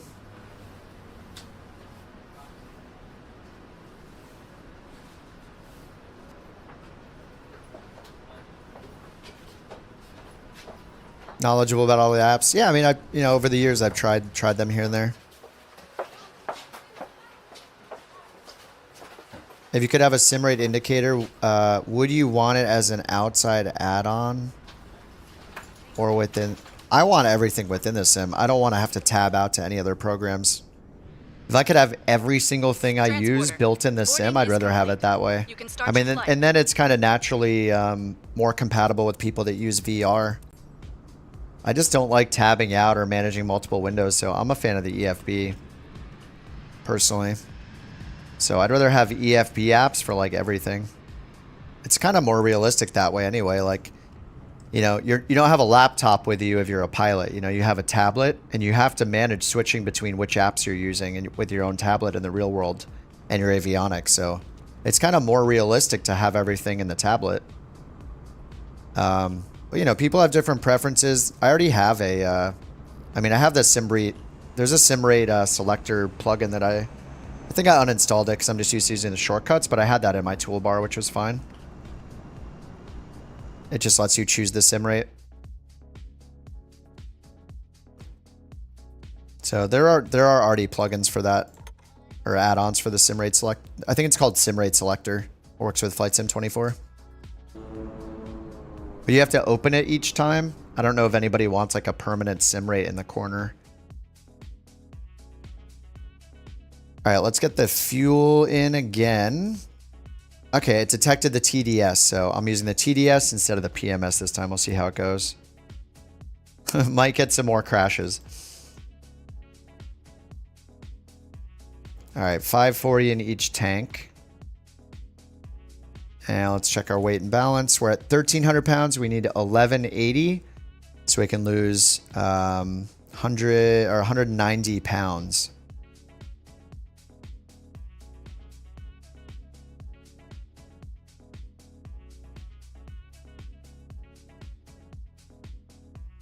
All right, there we go. 1180 on the dot, ready for engine start. See the engines, they're both at 100%, so I guess I'm doing something decently. Not killing the engines. Let's get the battery on again. Left ignition, right or left starter. Props full forward, parking brake is on. All right, here we go again. Open the window to hear the sounds. In the meantime, I'll let the co-pilot get the... I don't know, I can't until I got the avionics on. Alright, I'm gonna get the second engine going at the same time. Why not?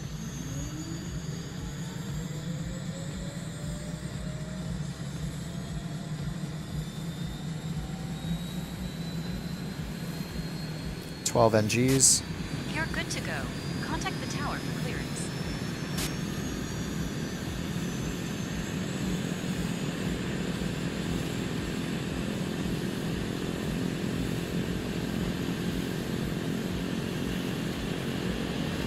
Alright, both generators are on.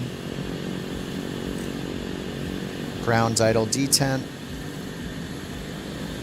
Sync the altimeter. Batteries on both. Inverter, master avionics, pitch trim. Supposed to go up to 25,000, I think it was.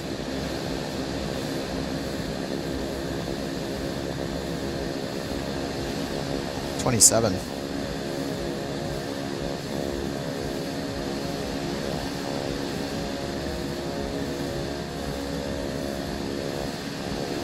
All right. TDS. See how this goes. I'm a little worried about hitting the button. Oh god. Please don't crash. Oh my god, no! System test okay. Okay, well, I mean, I had to test it, I guess. So, with both of the GTN 750s, do not hit the SimBrief import button. I wonder if I can hit it before I even start it up. All right. So yeah, don't hit the import button. And that's kind of annoying though, because I like hitting the SimBrief import button because it syncs the Flight Sim 24 EFB. And then I can get to the charts easily, but all right, I'll just have to do that manually for now. All right, now's a good time to use the restroom. All right, quick bathroom break while it restarts again. Sorry about that, guys. That's a bummer. It's a bummer, man. Be right back.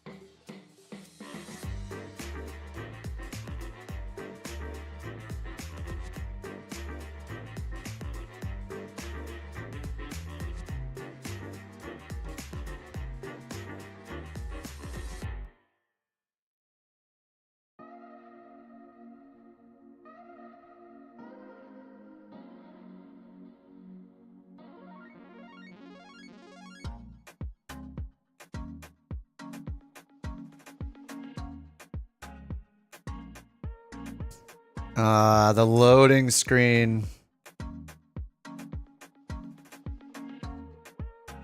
Get the plan from the website? Definitely not. I am not going to download files. It's 2025 now. I was going to say 2024. I will avoid downloading individual files forever. Because you can just hit a button and have it import your last flight plan automatically, I just will never download a file. And if the software requires me to download an individual PLN file, I just won't use it, honestly.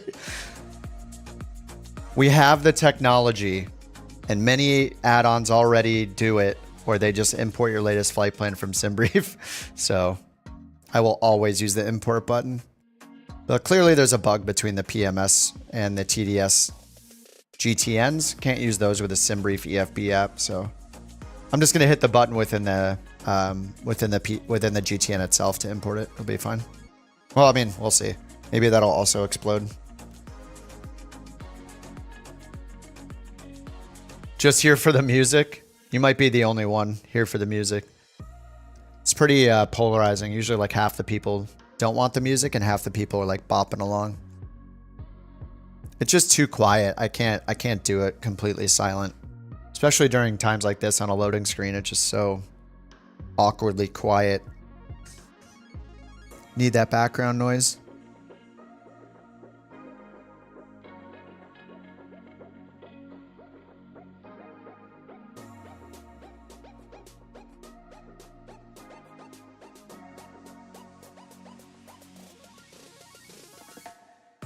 Yep, loading screen simulator. I mean, it's the same as 2020. It's not like we haven't seen a loading screen in the 4 years that 2020 was out.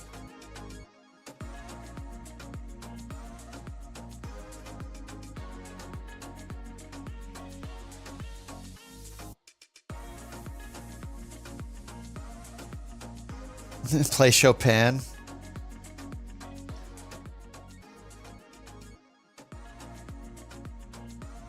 Oh, let me in. 4,300 sim objects.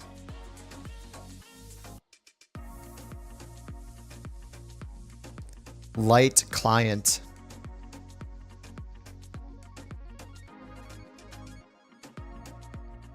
And once they let us install stuff, it'll probably be faster because it's not downloading everything every time we start the sim, it feels like. So, I don't know. We'll find out.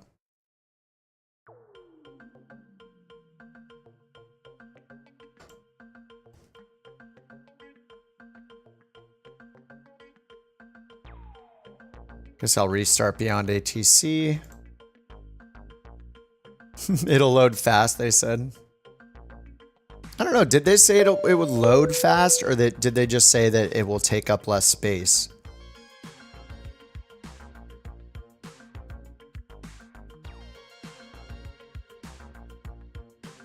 What's up, Noah?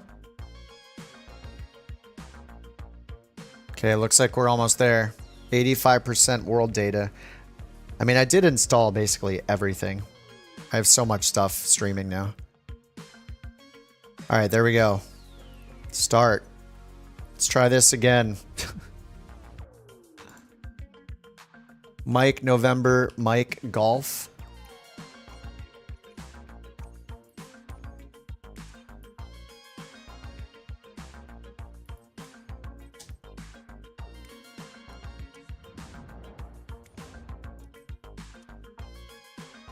Parking. Live time for now. I know it's going to be a good day when my favorite pilot is working.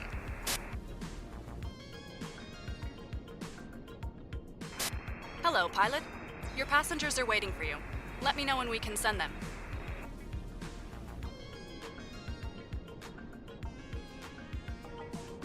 Transporter, boarding has started.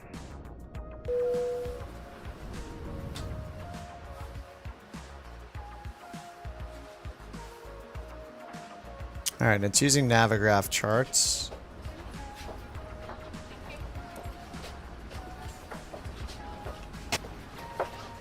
My God, where am I? Ah. Okay, let's try this again.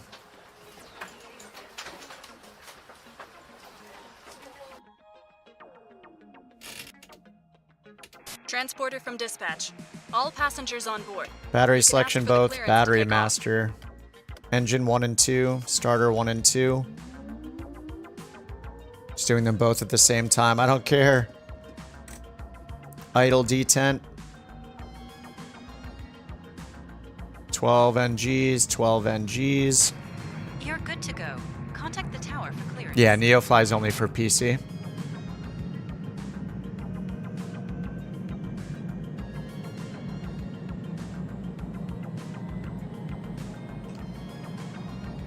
Co-pilot. Okay, loading beyond ATC. Beyond ATC connected. Try to get out of here fast with the help of our co-pilot.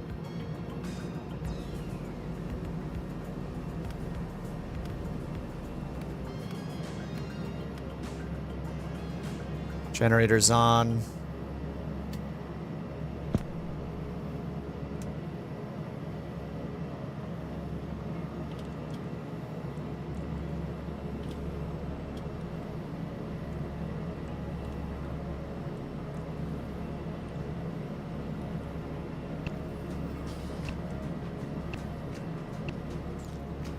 Is there a sim brief button? Is it under utilities?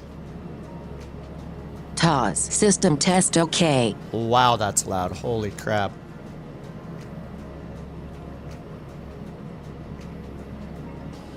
Alright, I think I just turned that volume down. So can we do import here? Catalog. This has to have SimBrief, right? I think this was the reason why I hated this one, is because there's no SimBrief import. Preview. Really? Is this it? What is this? Oh, these are the files. Yeah, this is so archaic the way they're doing this. Okay, I'm just gonna add it in myself. It's fine. It doesn't take that long. Add waypoint, MRLM. Okay, and then we're going direct to Mari after this. EMARI. And Mari.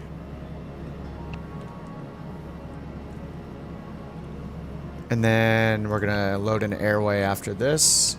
UA 317 exiting at LIO. Limon.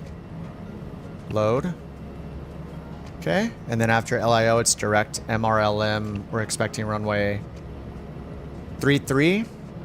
Let's check our procedures. Visual 33, load that.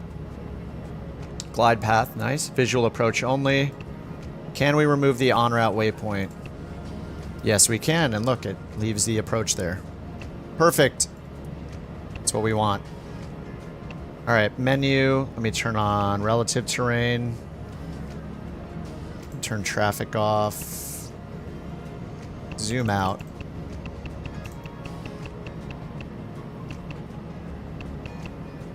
All right, nice. Dude, the terrain on this is super detailed. Okay, and then we're gonna go up to 27,000 at some point. Oh, did I not get the weight and balance? Did I just do that or not? I did it so many times I already forget. 1180, so we can lose a bunch of weight here. Payload should be 506. No, 540 in each tank. And we need to lose 30 more pounds. 1, 2, 3. All right. Center of gravity looks good. And let's get our co-pilot doing some stuff over here for us. Ground, IFR clearance. Couch 323, looking to pick up our clearance to Limon. All right, oil doors open, ice deflectors on. Sandino ground. Expect runway 10. Climb 6,000 feet on runway centerline. 6,000 feet. Radar vectors in Mari. Squawk 6644. And 6644 on the Expect runway transponder. 10, climb 6,000 feet on runway centerline, then expect radar vectors MRI. Squawk 6644, couch 323. All right, 6644 is set. Couch 323, read back correct. Call me back when ready for start or taxi. Wilco, couch 323. All right, we are ready for taxi. Couch 323 ready for taxi. Couch 323, runway 10 taxi via Alpha. All right, 10 via Alpha. Runway 10 taxi Let's get this set to via Alpha, 10. couch 323. Right there, so to our left. Go the opposite way of the heading. All right, let's go. Pitch trim is set for takeoff. Sorry, guys, that took so long. But, you know, we know what to do now, I guess. All right, 10 is right here. Beautiful. Point and click is tedious. Oh, man, just wait until you do it with the FMS knob and a GNS. Without a keyboard mode where you have to input one letter at a time by turning a knob to select from the whole possibilities of letters and numbers. Yeah, like whatever, you know, 36 options to scroll through for every letter. Tower 118.1. Contact Tower 118.1, couch 323.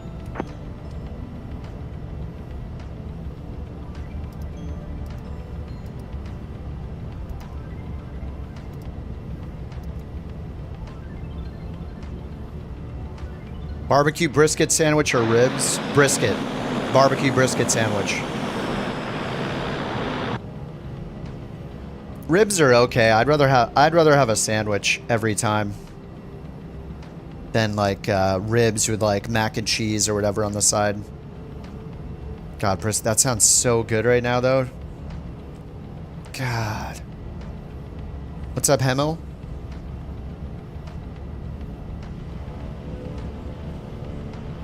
Yeah, why'd you have to ask that, Ryan?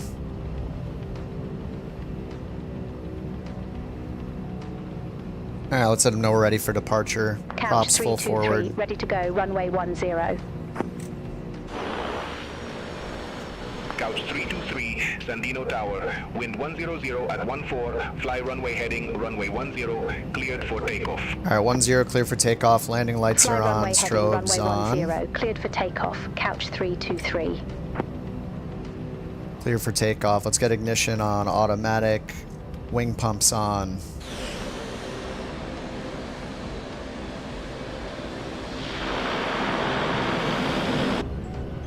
Where's Baby Blues at?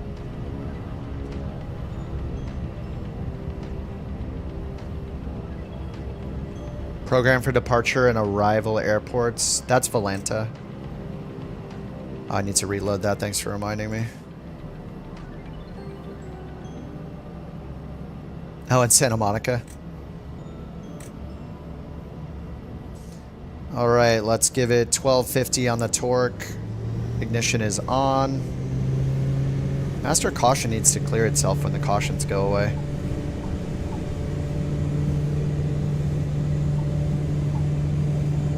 All right, there's 1250.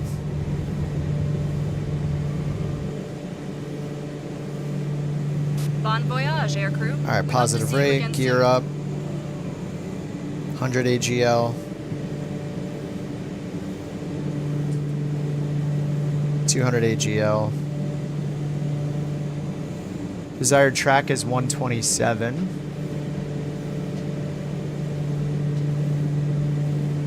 All right, 500 AGL. Little turn to the right here.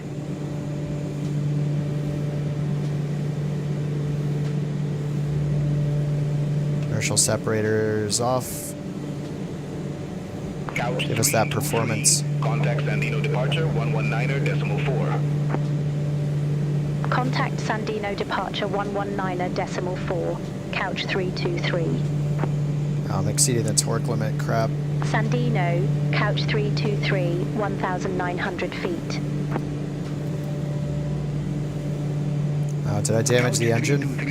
Sandino departure Oh, 60%. Repair engine, bam. Climb to 1,000 There we go, feet, like it never happened. QNH 1011, couch 323.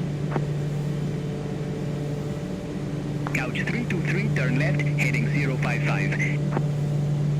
Turn What? left, heading 055, couch We're not doing 323. that. Why would we turn left heading 055? No. We're ignoring that. Unable. Couch 323, turn left, heading 120. There we go. Expect further clearance in about 16 miles. Alright, left 120, Turn left, that's heading fine. 120, couch 323. That's just directly on course actually, so I'm just gonna let it fly onto course. Alright, 4,200 feet, outside air temp is 18. Our gear's up, so landing lights do nothing.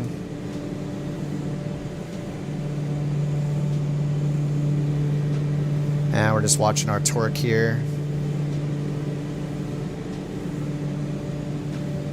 Procedure? We don't have a departure procedure, it's just direct Amari is what they gave me, so we're just going directly to the waypoint.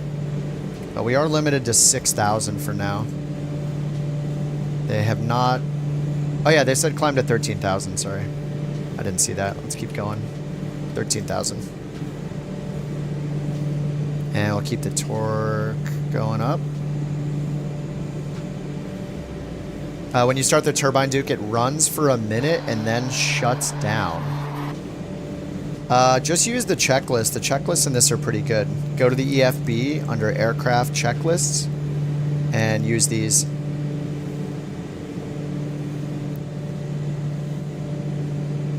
Now, when you're starting it up, you're pretty much just putting the prop full forward.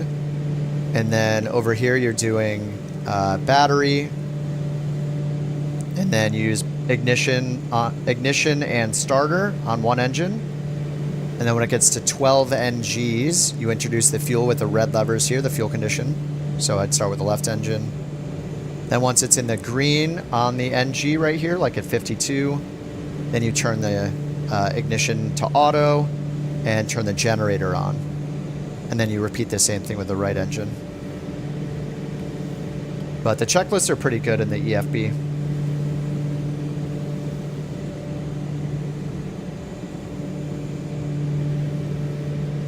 Make sure you got the fuel loaded using the tablet down here too under payload. Make sure you got fuel set.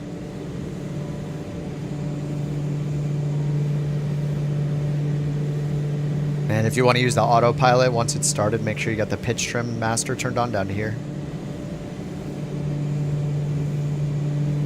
Look, we're getting the wobble again.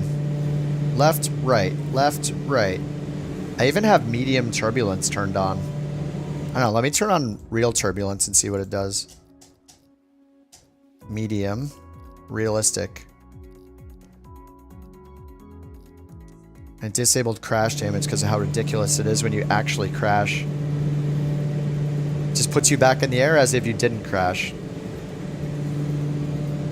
It's still wobbling. Whoa, whoa, whoa. And we have a 20 knot wind from the left right now. Yeah, it's pretty much a...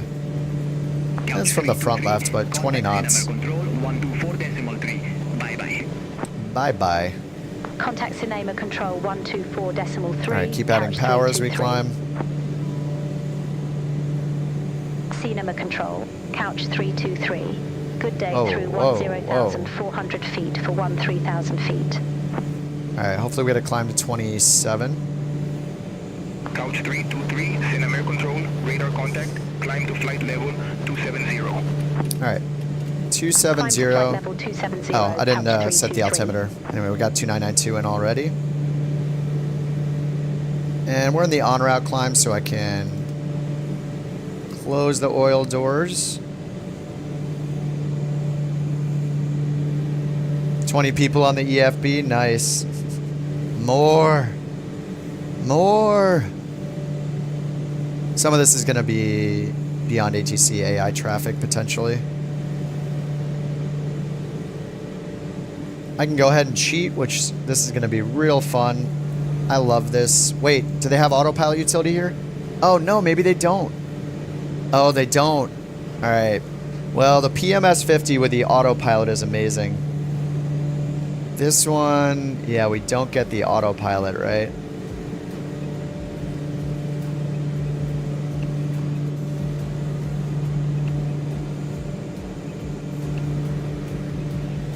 I don't think there's an autopilot here. Man, that would be so nice. I mean, it's totally cheating, but... 323, cleared direct MRE. Resume own navigation. Slaw or baked beans? Slaw. Direct to Mari. Resume These are good own questions. navigation. Couch 3. Asking the real questions.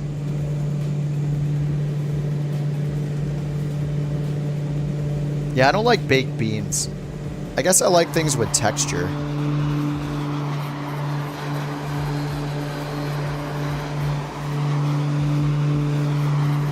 The answer was yes. Yeah, I'm not the biggest bean fan. Oh, I forgot. Did I forget the pressurization again? Yeah, I did it last time, but not this time. Restarted so many times. All right, it'll fix itself eventually.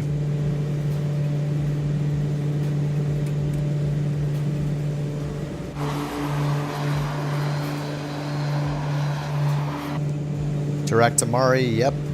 That is what we have. I was already direct to Mari because they just gave me a heading direct to Mari before telling me direct to Mari, so.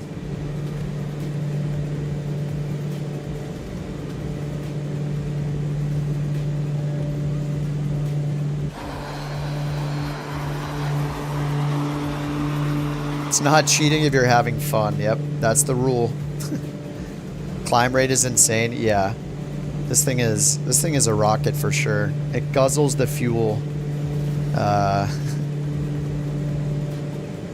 Doing 85 gallons per hour right now.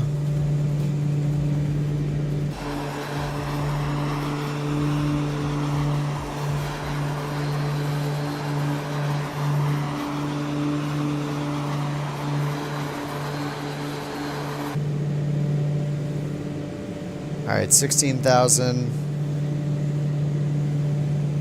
I don't even know my VY speed in this, actually. I just kind of keep it out of the white arc during the climb. I wonder if it has it here in the checklists.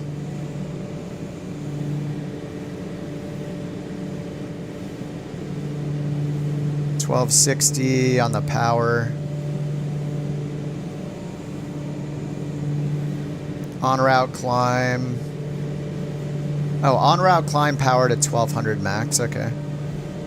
Just full forward on the props.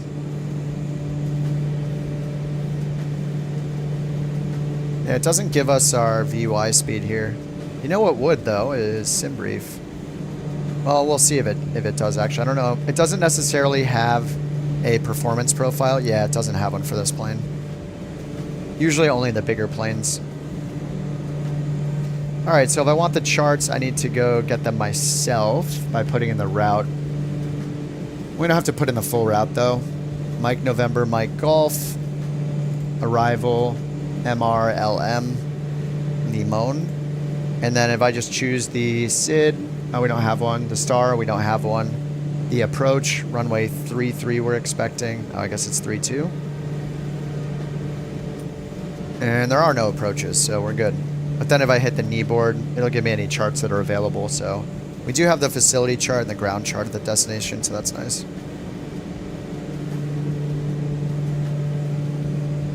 You can ignore the plane. Alright, ATIS, it's an AWAS 127.65. Might as well get that in. 27. Oh, that's an av radio, whoops. We need COM 2 down here. 127.65. Only departure charts. 30. Oh, we're getting it already. QNH 1011. Altimeter 29er87. Landing and departing runway 10. Transition level 200. Advise on initial contact. You have information echo. Information echo. Managua Airport information echo. 2031 Zulu. Wind 100 at 14. Temperature 30. Dew point 21. QNH 1011. Altimeter 29er87. Okay. Landing and departing. Alright, we already got it. The departure charts, you can get all sorts of charts. You can get taxiway diagrams, departure, you know, SIDS, stars, approaches, ground. these are the Lido charts. So I actually like this one called the facility chart. It's like an airport overview of all the surrounding area, and it gives you a summary of the approaches to each runway as well. So they said they're landing runway 10, and then here I can already see there's an ILS Cat 1. It gives me the frequency, the identifier, and the altitudes along the final approach course. So we know that we'll be at 1660. Wait, is this MRLM? Did I load the wrong one? Oh, this is our departure. Yeah, we don't have any for the arrival. The charts I just looked at, are those the airports I departed? Yeah, yeah. Oh, yeah, yeah. Sorry, yeah, yeah. That's from where we departed from, yeah. Said, let's see. Yeah, the ATIS that I just picked up, yeah, was our departure. Yeah, we're doing Mike, Romeo, Lima, Mike now. So yeah, it looks like we don't have any charts there. No airport chart, just nothing. So all we have to go off of is any of the info we have here. Runway. SimBrief said to land on runway 33, so I guess that's 32. And it doesn't have the weather information, so I'm not sure where it's getting this from. We got like a 6,000 foot runway. Sea level. Yeah, it's weird how we weren't getting this back and forth for a while. Now suddenly this is the norm now, I guess. Alright, let's pitch down a little bit.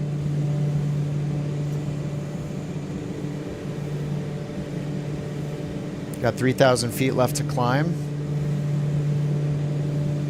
18 knot wind still, 220, so winds are coming from directly from the right. Turbulence PIREP. If it did anything, I would, but it looks like it might be a volcano.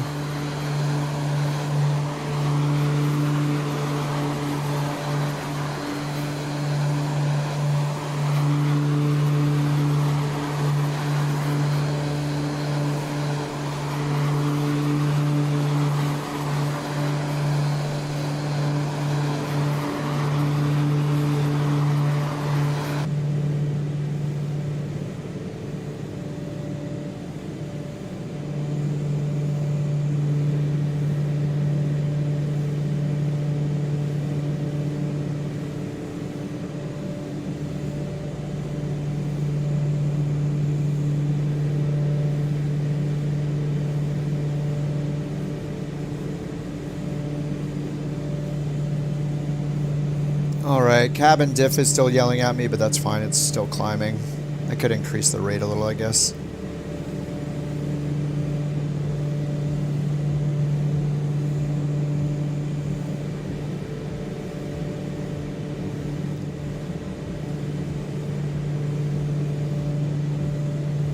Alright, we have about 2,000 feet more to climb.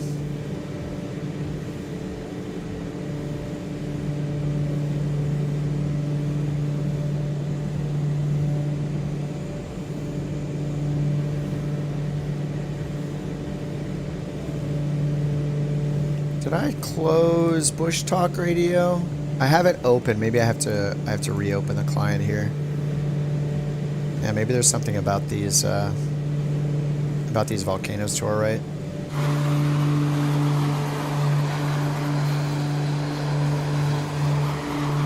Messiah volcano.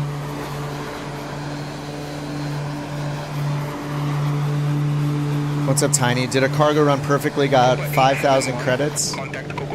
Oh, 500 credits. Toby? No. I only use Toby when I'm doing like faster paced things. Just normal flights, it doesn't really help me with anything. I just use my little thumbstick to learn, to look around.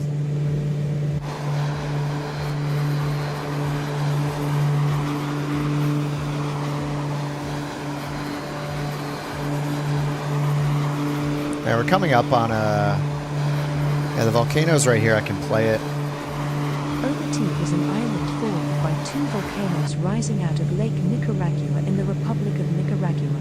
Nicaragua. Its name derives from the Nahuatl words Ome and Titl, meaning two mountains. It is the largest island in Lake Nicaragua. The two volcanoes are joined by a low isthmus to form one island in the shape of an hourglass, dumbbell or peanut. Ometepe has an area of 276 square kilometers. It is 31 kilometers long and 5 to 10 kilometers wide. The island has an economy based on livestock, agriculture, and tourism. Plantains are the major crop. Sweet. Yeah, two volcanoes.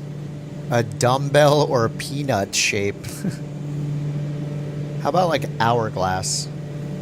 Alright, we're about to be at our cruise altitude, and then we'll pull our prop RPM back to 2,000. When's our top of descent gonna be? Feet per minute. It's not showing anything yet. VNAV enabled 1020 for the top, or for our VNAV altitude.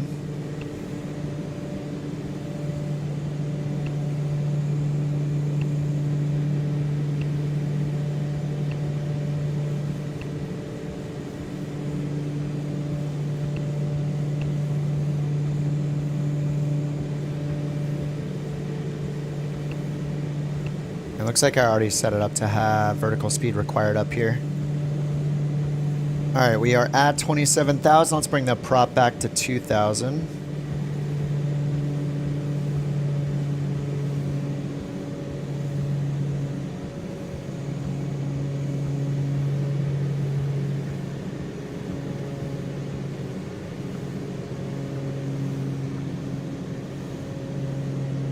Cinema control. Alright, 2,000 is set. 50. Good day, flight level 360. Full forward on our throttle here. Costa Recon 4050, Cinema control identified. Alright, desired track 125 now.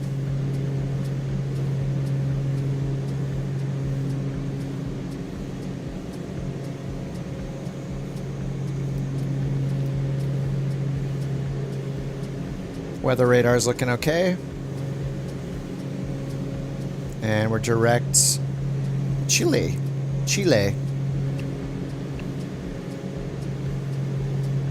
And I'm not sure we're going to get VNAV information just yet. Might have like a maximum, you know, if it's more than like an hour out or something.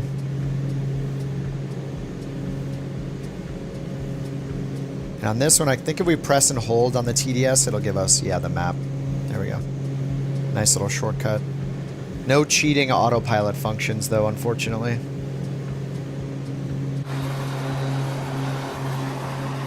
The bigger volcano erupted in May last year. Oh, man. Thanks to the series, I'm thinking of switching to NeoFly. Spent 50 minutes in the company of a mission-related bug in the C90 where the FMS flight plan doesn't display on the MFD. Yes, it depends on the avionics, so yeah, I think with those like Collins avionics that are in the C90, you might have to program it in yourself.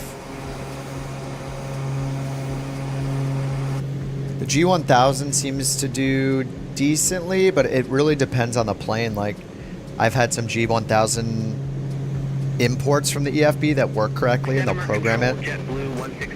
It doesn't hurt to program it, to learn to program it yourself, though, whichever plane you're flying. JetBlue 1696, Cinema control identified. Yeah, it can be a little annoying when you're just getting into it, though, and you don't know how to program it yourself yet. It's not cheating. Dude, it's awesome. I love VNAV. VNAV's like my favorite thing. And in this plane, we don't have VNAV on the autopilot, so all we have is a pitch up and down, an attitude hold, no vertical speed, no flight level change, no VNAV. So it is pretty sweet that you can do that with the PMS version of the GTN.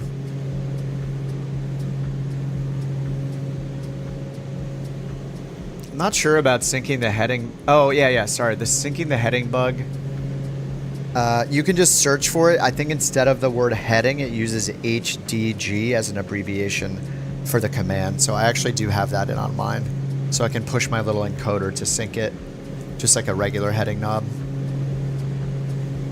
But yeah, look up HDG. Santa Monica, Venice. Yeah, try Baby Blues. Yeah, I haven't had barbecue out for a long time.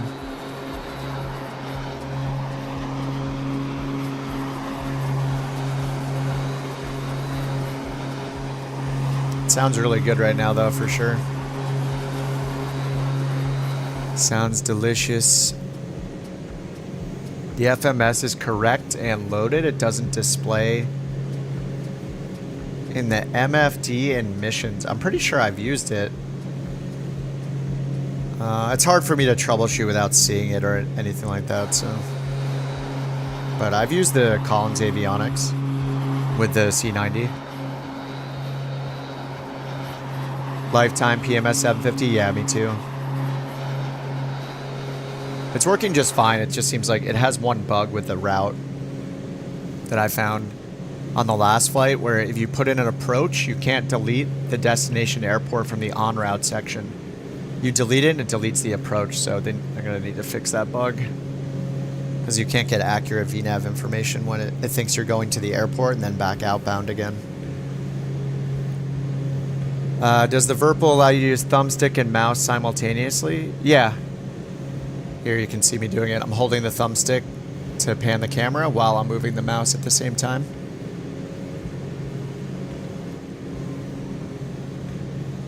But if you're talking about glancing like this, I mean, maybe it's different. I can glance and use the mouse. This is my hat for glance left to right, move forward and back. All white livery. Yeah, I just picked a random one. I usually like a little more detail than this.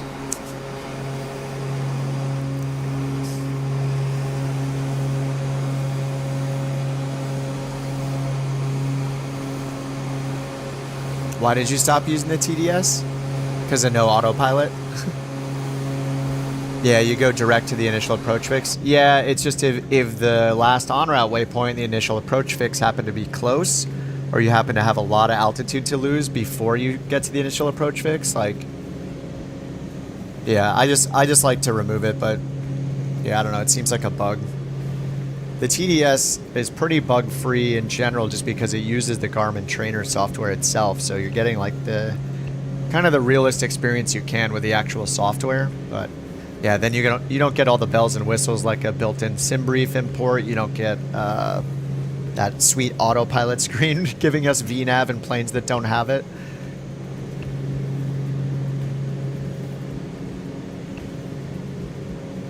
But, you know, they're both nice for different reasons.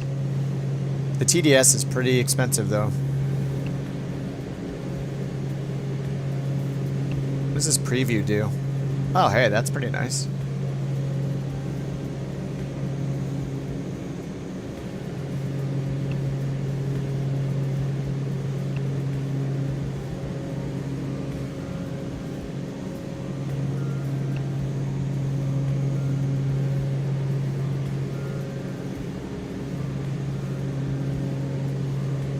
Graphically edit flight plan.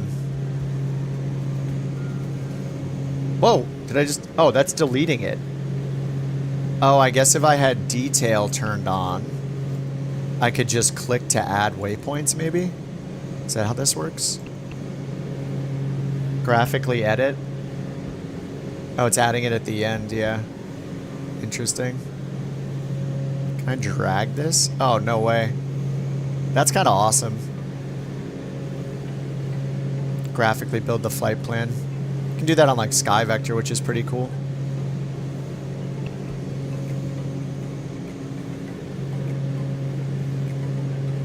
Airspace info.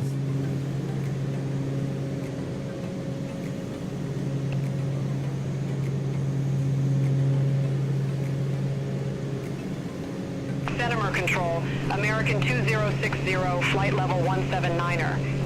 Activate visual approach shortcut. American 2060, Setimer control, good day, radar contact. Continue climb to flight level 300. Continue climb to flight level 300, American 2060. ATC wants you to descend to 10,000.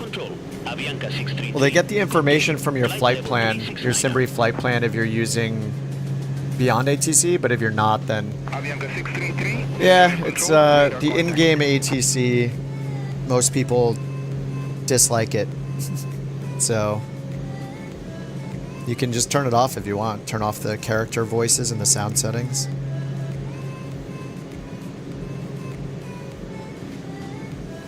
Dynamic control, Copa 121, flight level 350. 29 minutes. 121, Cinema control identified. Actually, let's see if this is working down here on the nav page. Do we get our Cinema control. Costa Rica fuel at 2055. destination? Good We're getting day. 3.6 Flight miles a level gallon. 370. Okay, and then is the nav page going to give me my total time? Identified. Yep. Yeah, and it's counting down. The PMS was having a problem integrating with this. It was just stuck at 200 miles or something. So 135 to the destination. We're at 27,000. And it's at sea level, so we're going to need to get down to like, 1,500 or so per pattern. So that gives us about 25,000 feet to lose, times 3, 75 miles out. Maybe round it up to 80 to be safe. So we got about 50 miles until top of descent.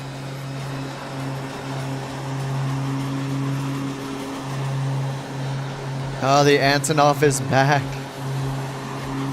Dan can't get enough of it.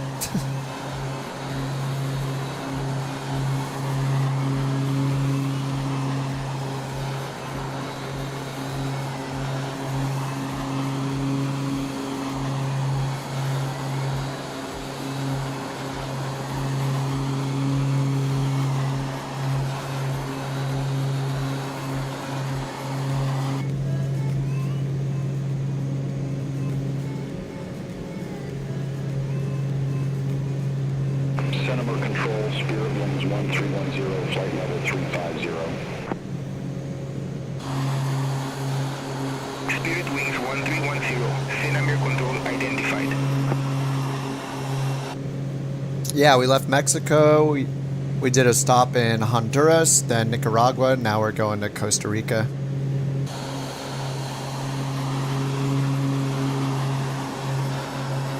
Then we'll see what's after that. Maybe Colombia?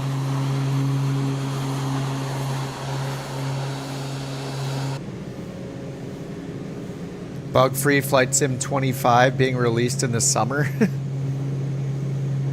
Yeah, there's no such thing as like a bug-free release.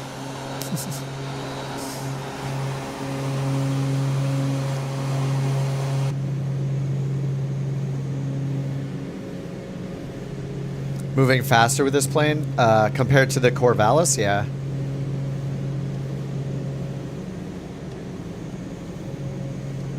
It's our true airspeed right now.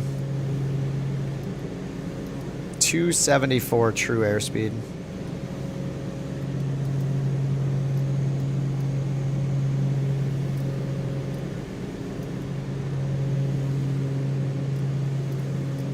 Ground speed, let's see, wind is 168 at 19.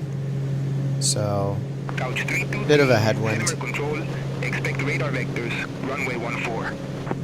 Huh, vectors, runway 14. Expect radar vectors, runway 14, couch 323. Alright, so let's change it. Set up for 14. Good day, flight level 228. WestJet 2645, Cinema control, good day. I guess it's 15, but climb to it's flight fine. level 360. Continue climb to flight level 360, WestJet 2645. Alright, still no top of descent yet.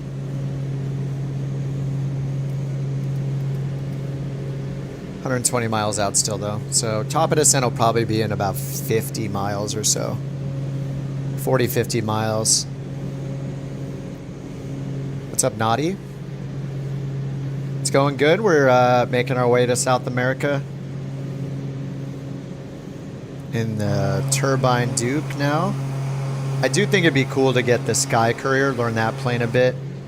It said it can hold up to 20 passengers. Alright, 129's our new track. Pretty much our same track. Yeah, it's a GTN 750. I used the PMS one for a couple flights. I ran into a bug in the flight plan where I couldn't couldn't get rid of our destination airport in the en route section. It was deleting the approach, so now I'm trying the TDS. This is the TDS version.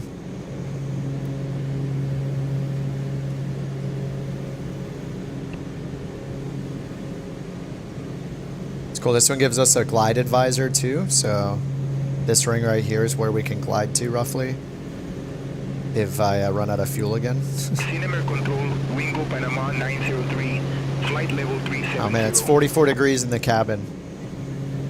44 degrees Fahrenheit. That is super cold. Skilbs, thanks for joining the Couch Captains. Be a little quieter with the stool next time, please. We need to listen out for ATC. Thanks for joining, dude. Appreciate that. Copying my setup. Got the Virpil stick and throttle. Yes, dude, it's so good.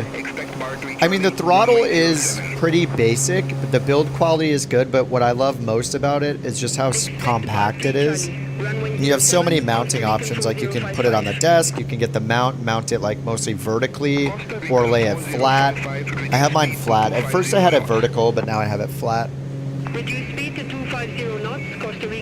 It's just simple, good build quality. It doesn't have any detents or anything.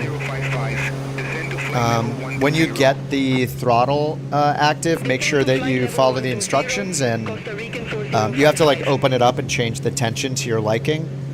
You have to like take off the top plate, and because by default the throttle, like they ship it with them loose. So if you don't go in and edit it, if you don't go in and tighten it down. I think I saw somebody review and they're like, the throttle is so loose. It's like, yeah, you didn't read the instructions. You have to tighten it down on the inside. It comes, it doesn't come tightened because they don't want to like have it shipped that way. But yeah, just open it up and tighten them to your liking for each of the axes. And the same goes with the stick as well. You have to tighten it down or loosen it. It's going to be in some weird state when you get it, like however they ship it. So read the instructions, use the tools. I opened mine and put in like the lightest cams or whatever. So it's got a really sensitive touch to it. Couch 323, radar vectors, runway 14. Report ready for you can loosen it quite a bit and just have it springing to the middle automatically and make the finest adjustments. It's really nice. But it's very configurable.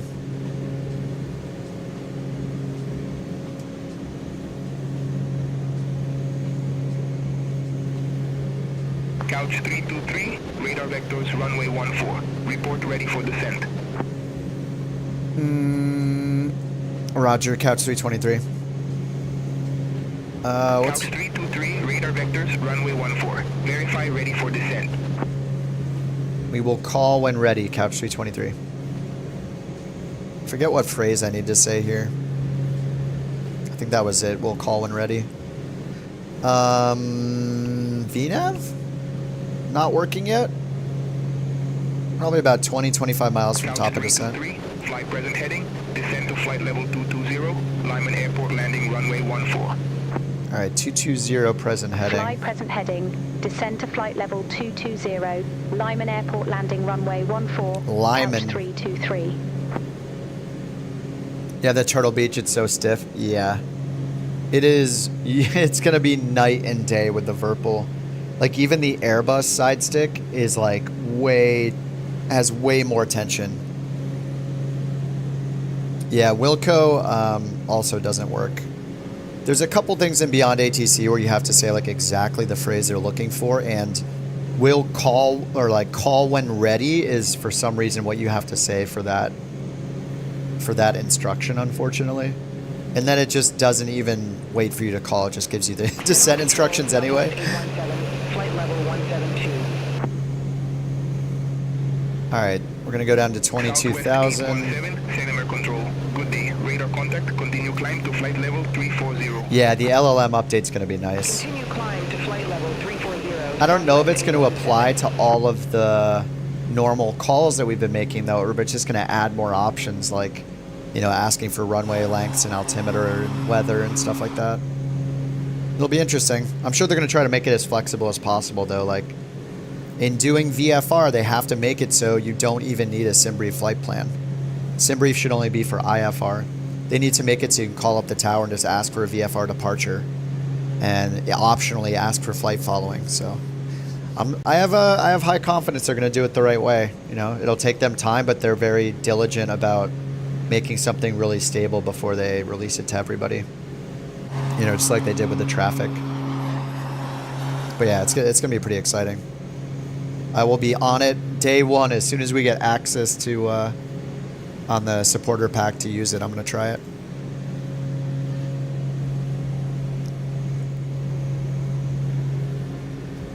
I'm not sure about a key binding for VNav. It might not exist. It might be called like vertical hold or something. What I would do is, instead of searching, I would just go into your controls, go under the autopilot section, and browse through all the possible commands instead of just trying to find it via a keyword, you know? You might have to try a few. It's possible that it doesn't exist, though.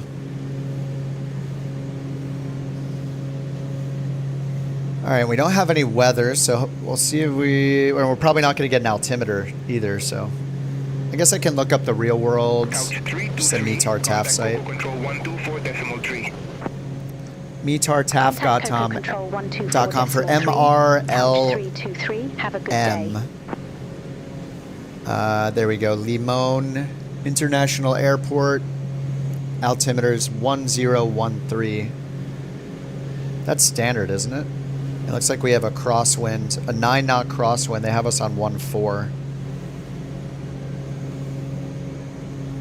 Yeah, QNH 1013, which is just standard.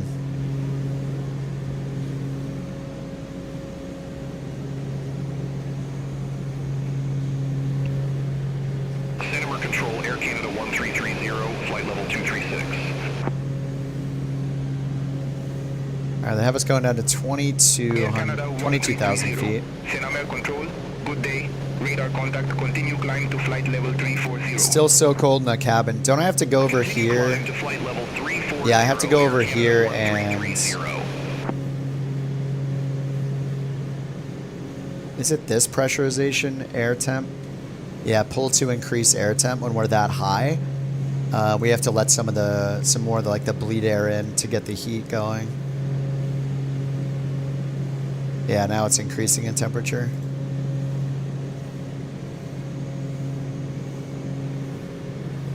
It's increasing pretty fast.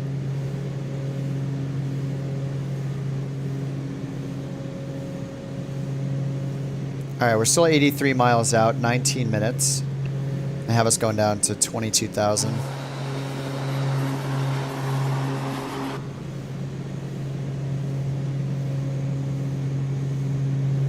Alright, new track coming up, 133. Let's sync that. Right around there. Oh, it said to fly present heading, though. I should leave it alone. Should still sync our desired track, though. Alright, 1,000 to go until 22,000.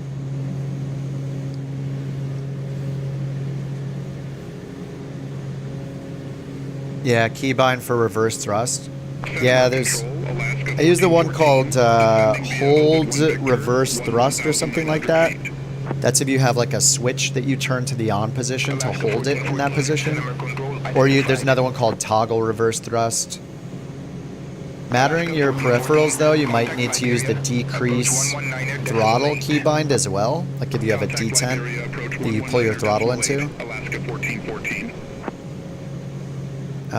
So yeah, you might need decrease throttle and hold reverse thrust if you have like a Bravo with a D10 at the bottom.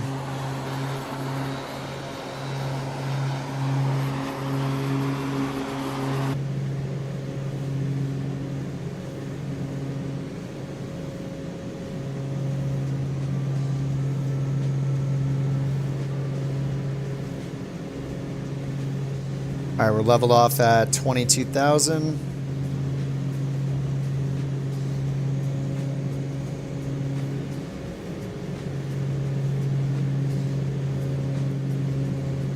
And it is negative 15 out. Did I damage the engine? No. Not since the takeoff.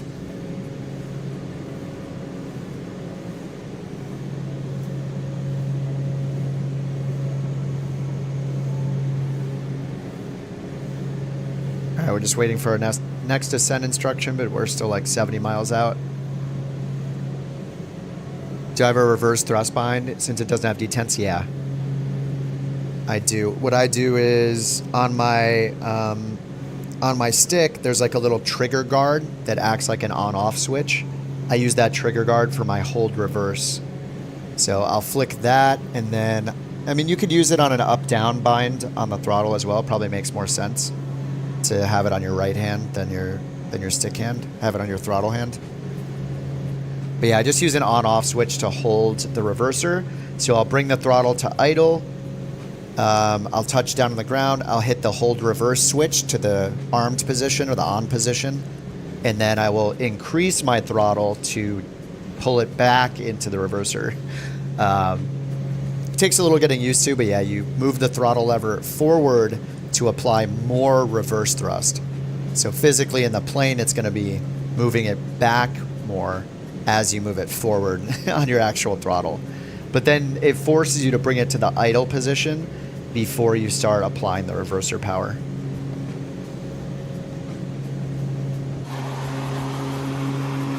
I'm trying to land a 737-800. No, NeoFly does not have cloud saving, but if you go into the settings screen for it, you can click on the backup button. Right down here, there's a backup progression button. So you can click that and then say yes to back up your progression. It saves it in your NeoFly root folder, and you can just copy that into Dropbox or, wherever. You have to do it yourself periodically. On-Air Company, by comparison, does save everything in the cloud, but it is a subscription.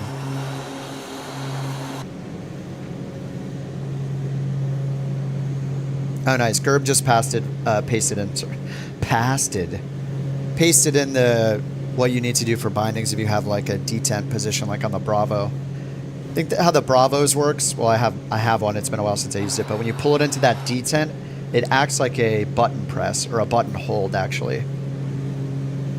Kind of like an on-off switch. So when you pull it into the detent, it is pressing that button. When you remove it from the detent, it lets go of that button press.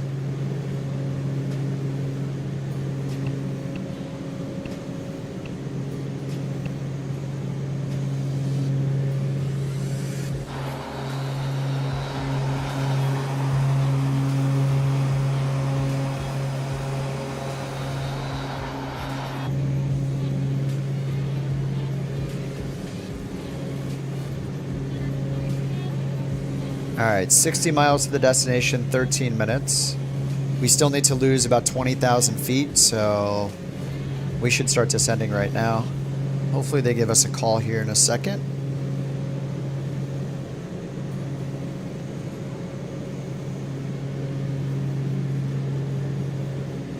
And it's very cold, so we're going to want the inertial separator on when we go through these clouds. Maybe turn on the anti-ice as well. Prop and windshield. I like to just turn on the prop heat and then see if the windows get iced up for an actual visual indicator.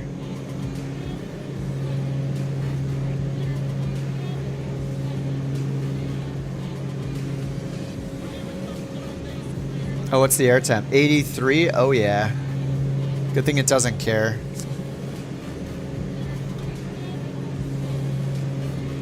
'83 is nice and toasty. All right, ATC, come on. Tell us to descend.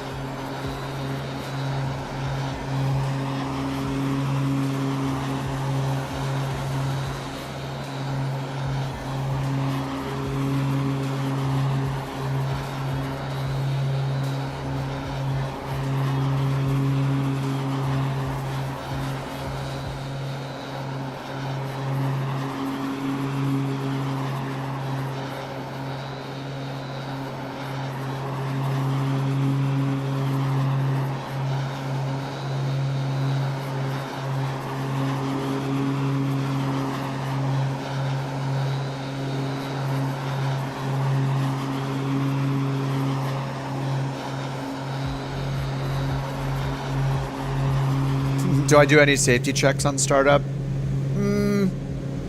Not usually. It really depends on the plane you're flying, you know. A lot of planes don't have any kind of wear and tear or failures, so it's hard to be motivated to do a run up if it's never gonna fail. This plane does have failures though. I try to, you know, I know that if I bring the torque into the red here, past the red mark, it's gonna damage the engines, and I did that on takeoff this time. So it'll show that. And if I don't use the inertial separators through icing or for takeoff and landing, potentially is going to have some foreign object debris brought in and damage the engine. So I try to do that stuff. I don't really do a run up most of the time, though. I remember back when I was flying the Comanche has a lot, like, you can get like carb icing in the Comanche. And that is a big deal to check for when you're taking off, like before you take off, especially in colder temperatures. If you don't check that, you can really, you can have really bad climb performance, and that can make it really dangerous. So it just really, you know, depends on the plane. I just do enough to try to not break the plane, but I'm not religiously going through a checklist and doing the run up every single time or anything like that. You know, I just cater my seriousness to the seriousness of the plane. If I'm flying like a plane that lets me run the prop full forward the whole time, like in the Corvallis, I just do it. I'm just like, whatever. All right, you're gonna let me do it, I'm gonna do it. If it can't damage the engine, I'm gonna push the engine as hard as possible. But if it can damage the engine, then, you know, I'm gonna try to make sure that I don't break the engine. You know, if there's no real world consequence for it, then it's hard to make me care about it. You know, in this plane, there are consequences, right? I ran out of fuel that one time. I damaged the engine when I took off. I damaged it so much, I just repaired it. But unfortunately, that stuff does not carry over into NeoFly. NeoFly has no idea about the engine damage, you know, the battery or the alternator getting fried, like all of the failures that are available in this plane, which, you know, you can see there are like hundreds of them. All of these things can happen in this plane, but NeoFly doesn't know about it. It can't integrate with that. So, you know, you don't really get punished. And that's why I think ultimately the Flight Sim 2024 career mode is going to be insane. It will probably take a few years, but it's going to have all of those failures are going to matter. They're going to persist from, you know, from one flight to the next, and you're going to have to maintain them when you own the plane. That's the crazy thing about it. So until we get there, though, like, NeoFly is such a great alternative, and, you know, on air and a pilot's life and air hauler and, you know, whatever. I'm way too high. Yeah, they didn't tell us to descend. We're 36 miles out.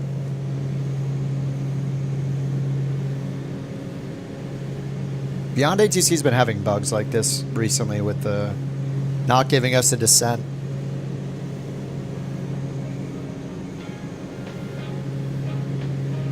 I guess I'll just descend myself down to like 2,000 feet. Whoops, that's the altimeter. Down to 2,000 feet.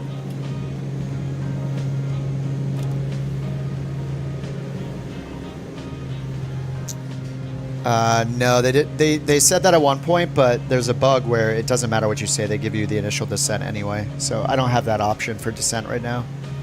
It just requests heading next fix, and we're just sitting here. Can't request it right now, unfortunately.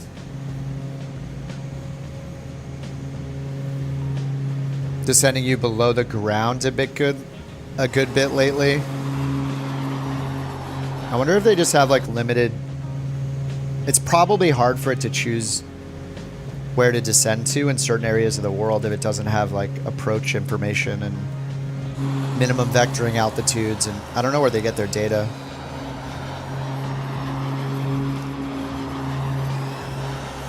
Like, I think something they do for taxiing that would be nice for them to do for descent and stuff is just say like descend at your discretion. I don't know if it does that. But when you're taxiing and it doesn't know enough taxi information, it will say like taxi at pilot's discretion to runway whatever. That's really nice because then you know when it says that, oh, I understand it doesn't know the airport, it doesn't know the taxiways, it's just saying the taxi at my discretion. It'd be cool if it did that for descent too. Like descent at pilot's discretion, you know, it's landing runway, whatever. That would be really good.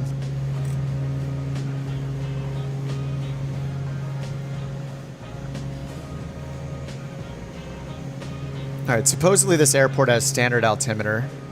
1013 is what I got over here on the real world info, but it's used 109 kilometers from the airport, so anyway, it looks like we'll be visual once we get down through this anyway. It's -5 degrees Celsius, so let me get the ice deflection on and the prop heat on for now. We get the landing lights ready. We can't see them until we lower our gear anyway.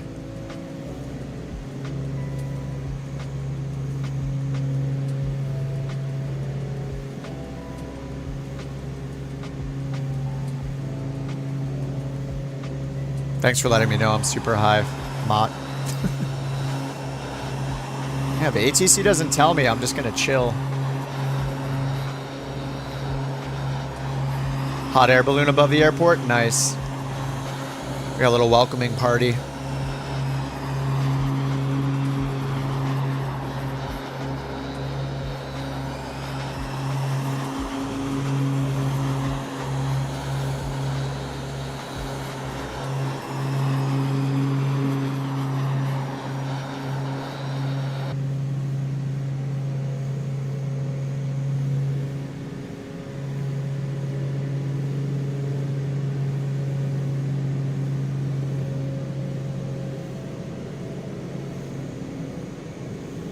Whenever we're supposed to go prop full forward in the descent, I usually don't do it until we're on final. Descent, ignition to auto. I usually leave it on auto. Ice deflectors as required. Power lever, reduce. Oh, cabin altitude, set destination. And we're at sea level, so I'll bring that all the way down. Ice protection as required. Yeah, approach is where we do ignition auto. Ice deflectors as required. I usually just leave them on. Recognition lights on for landing. Okay. And then landing, oil doors open. Checklists in this plane are pretty good in the EFB.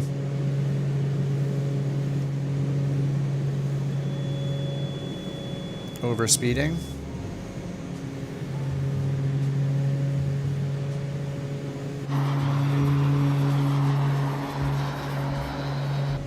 Outside air temp is 4 degrees. We're going to leave the inertial SEP and anti-ice on until we get through these clouds. Let's see what it says for altimeter. It says 2987 if I hit comma. So if you guys want to sync up, 2987 or 1011. And I think I'll just go here and we're just going to fly over the airport, I guess.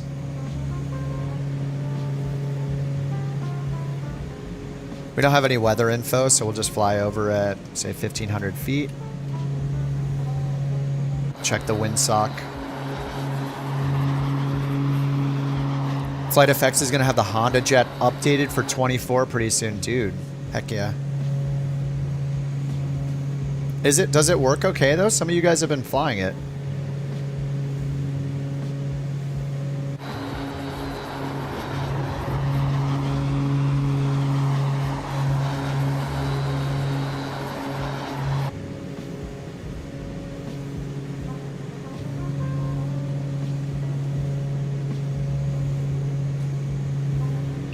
We got our sweet little selected altitude arc right here to show us what altitude we'll be at, or where we will be when we reach our selected altitude of 1,500. All right, 9 degrees Celsius.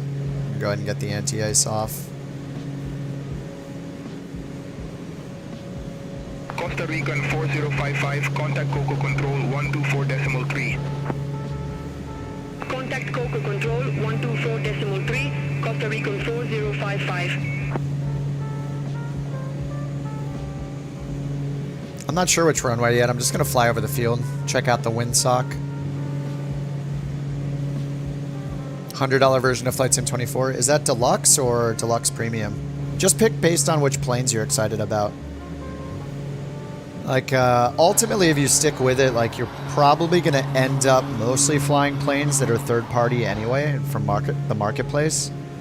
But there are some exceptions to that, like the Vision Jet, for example, is like really, really good. The CJ4 is great. The stock 787 is pretty good too. ATR is pretty good. There's some planes that are worth getting from Microsoft for sure, but it's pretty often that people end up on the third-party planes. I mean, the Corvallis has definitely been a fun one too.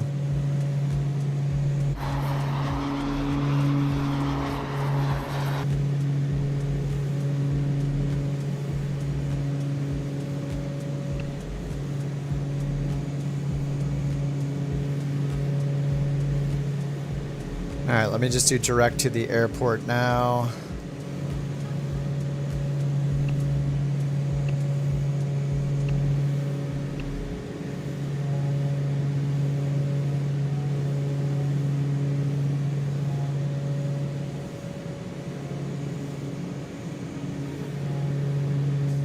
And we'll see the windsock.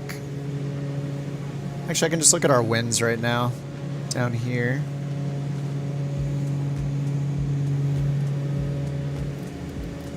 Winds are 0, 1, 4 at 7.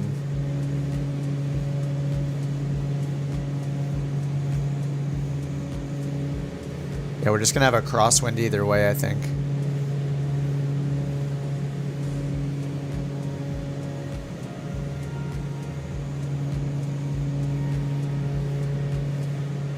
Yeah, I'll just land on this one here. We'll just land on 1.5. Autopilot's off. Just turn up the coast and then turn around. Keep our descent going. Let's get the oil doors open. Prop full forward.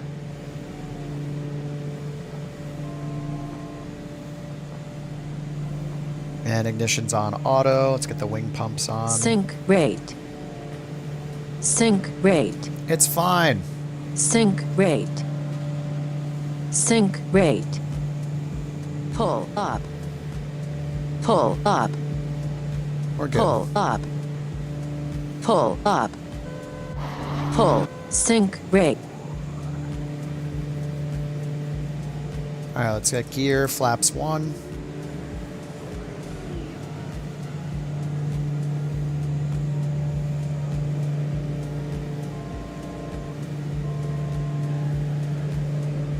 Sorry, you thought the sync rate was yours?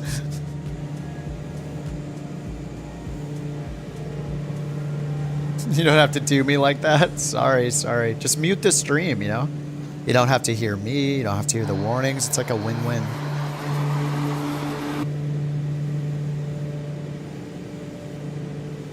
All right, gears down, 3 greens. Approach flaps down. Got everything else set. Oil doors are open. Ice deflectors are on. Ignition's auto. Fuel pumps. Wing pumps are on.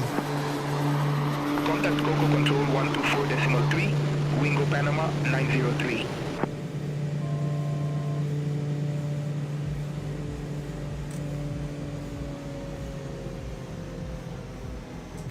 All right, full flaps. We're at 100 knots. Props full forward. And this is such a cool spot. This looks awesome.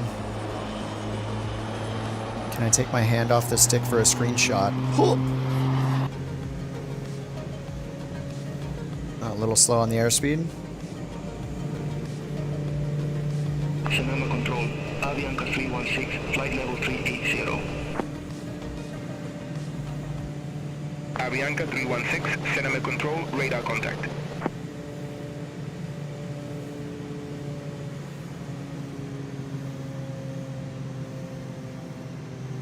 $500.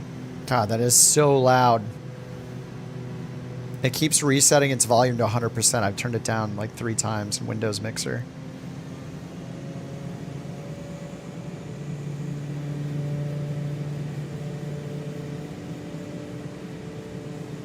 We're in the classic tornado on final. Why did I turn on realistic?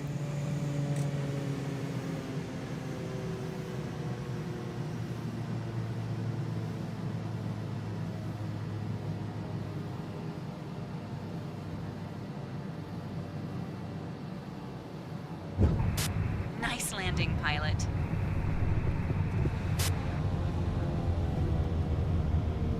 Contact ground for your All right, working reversers. assignment, then shut down your engine.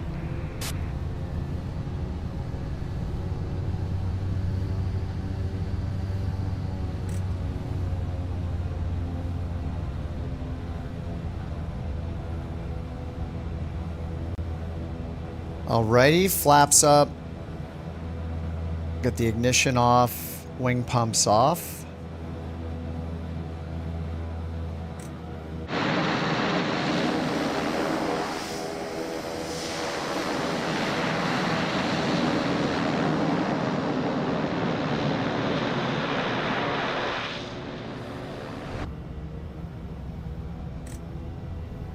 Would you name your first company?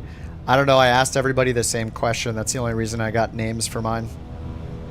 Everybody helped me.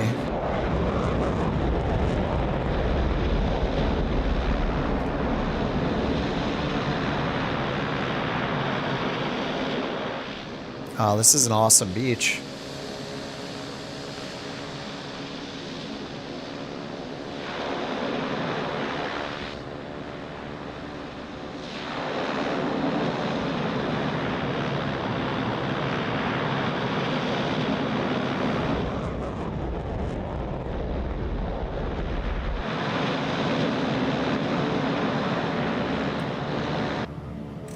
All right, parking brake is on. Feather the prop.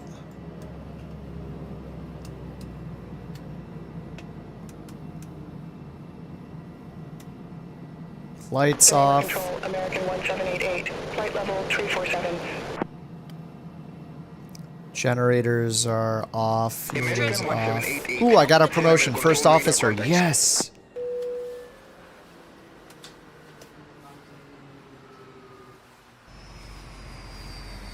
Grabbed a HOTAS setup and you're pumped. Nice, Noah. Or no. No and Snick.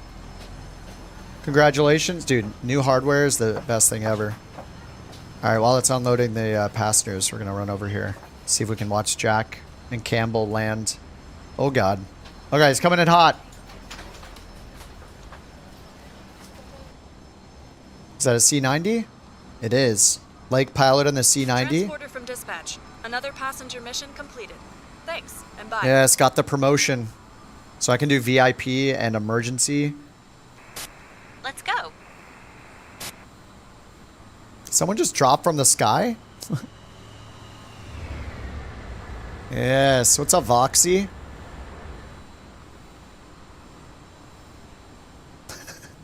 The standard greeting. Oh, Jack's down in the ATR. Ooh, it's so pretty.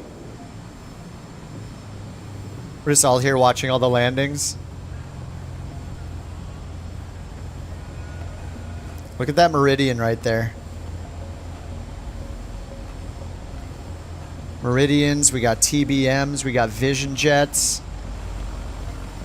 Corvallis. Who's in the Corvallis? Skilbs. The newest couch captain. Oh, that's a nice leather jacket.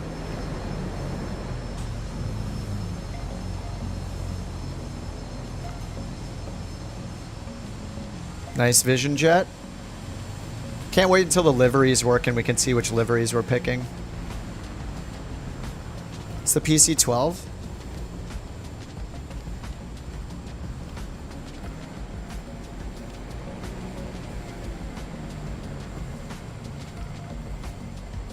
Another TBM 930. The MU2. Studio's always in the MU2. Campbell's in the TBM as well. Look at that island out there. This is where like somebody has a sea star and then we all get in the sea star and they take us out for a little break over here on this little island.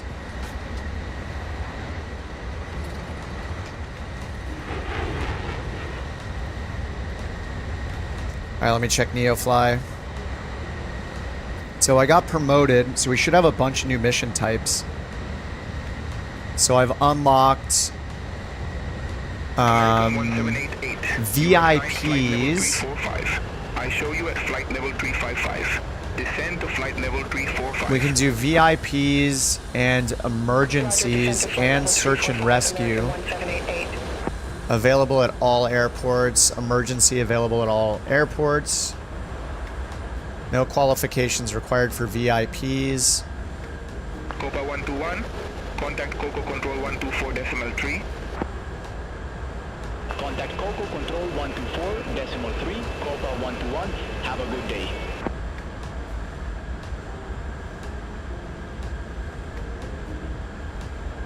Wonder if I can get a VIP mission if I put in enough distance.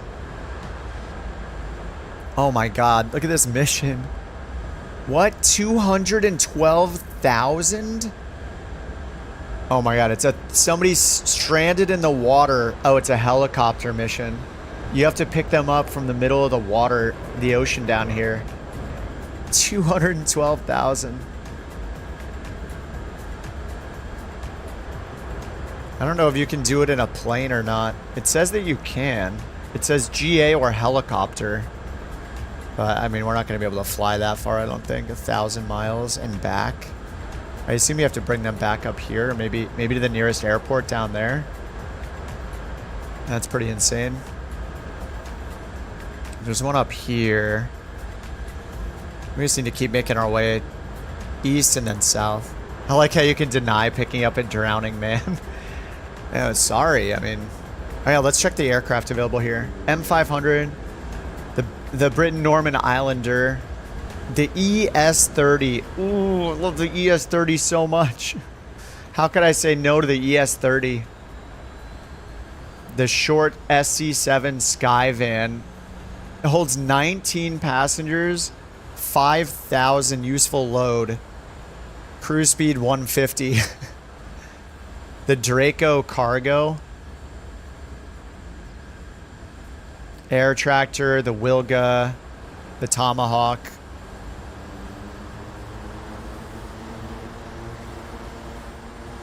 Yeah, I think the 408 might be my next one because the 408 goes 200 knots in cruise, holds 20 passengers and 6,000 useful load. There is one 42 miles from here. It's 3.3 million. It's not rentable though. Look at this. This one is rentable at $500,000. 570,000 to rent the Sky Courier. Unless I get one that's a little more damaged, like this one's only 4.7 million. So 470,000. So it might be doable. This one's 265 miles away. So let's see if there are any missions going to MP26. That sounds like a small airport though. A400? Yeah, there's no way I can afford that yet.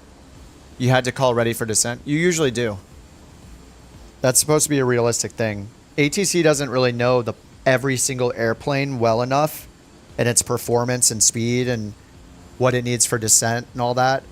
And I think I saw that in the BATC Discord. Calling for descent is a normal thing. It is possible they'll give you like descend via a star if you have one, if you have an arrival procedure. They may tell you that automatically, but generally you have to say when you're ready for descent.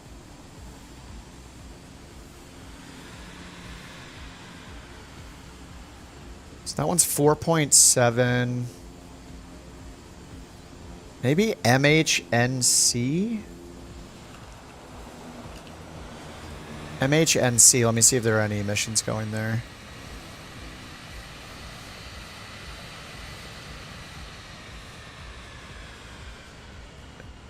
Might be too far. I want to keep going this direction if I can. This one is fragile cargo. Maybe I should do that. 17,000. Generally, like 400 or 500 miles is enough. Let's set the fuel up first, though. I'm going to do my standard 1,000 pounds. That does limit what missions we can take, but... Alright, now find a job limited at this weight. Yeah, we got this fragile one here directly east to Panama. Costa Rica to Panama. 1,100 cargo, 212 miles.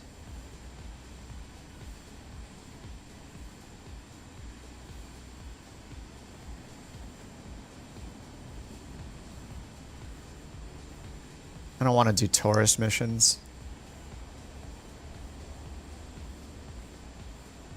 Oh, illicit cargo. Do we have one of those? No illicit cargo here.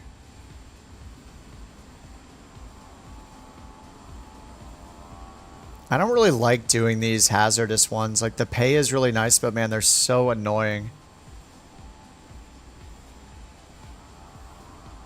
All right, Jack, have a good one, dude. Nice to see you, man.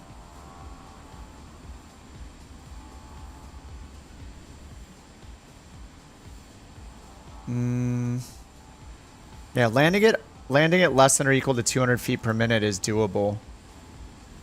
That's a good challenge. 17,000 for the payday. 8,500 foot runway as well, so I can float forever if I need to. ILS, hard runways, fuel. Alright, I think this one's good. It's pretty much at our max weight. Dispatch to pilot. The cargo being loaded is documented as fragile. Please take extra care, especially when wheels are on the ground. Alright, so MRLM to MNFC. Transporter, loading has started. Stand by. Alright. Let's see if these are in sim brief. We never know.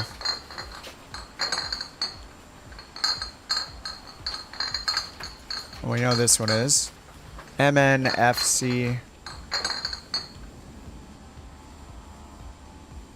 Transporter, loading is complete. Turbine Duke. Let's go. Oh my god. It never knows the airport. Sim brief. Get it together. What a pain. I don't know. Alright, I guess we just fly without sim brief. Again.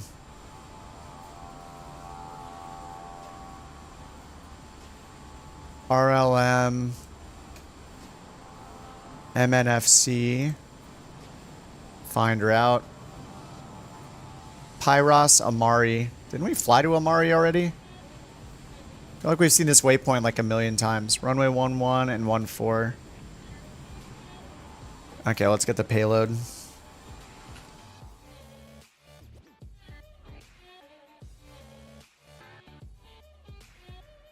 Alright, payload. Hangar, we have 1,007 for the fuel. Okay, that's set. And we need to add 133 more pounds.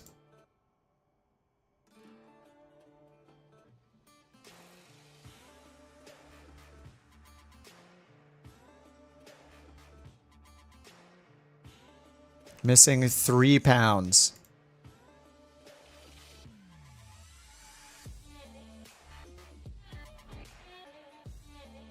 And check our engine. Ooh, there's the tiniest pixel removed here from the right engine. Maybe just some normal wear and tear. Okay, no beyond ATC. MNFC.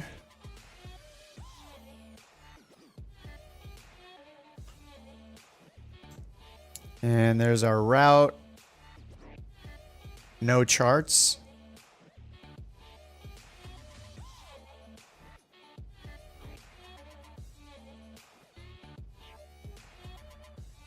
All right, 216 for the elevation. No weather available. Very long runway. It's like a 10,000 foot runway. No frequencies. No idea about the weather, so good luck to all of us. We'll see how it goes. I guess I can put it in real world and see.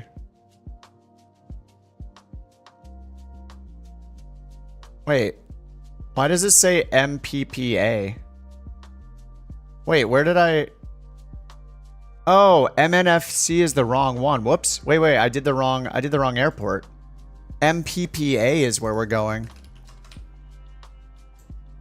I was looking at the one I already accepted. It removed it from the list.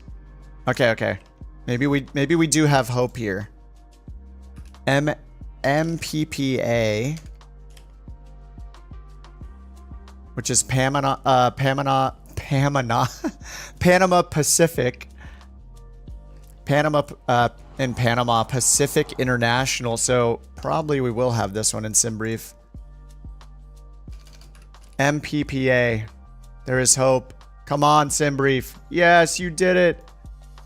Couch 323. Generate. Turbine Duke. All right. Nice. We got it. We got it. All right. SimBrief coming back up.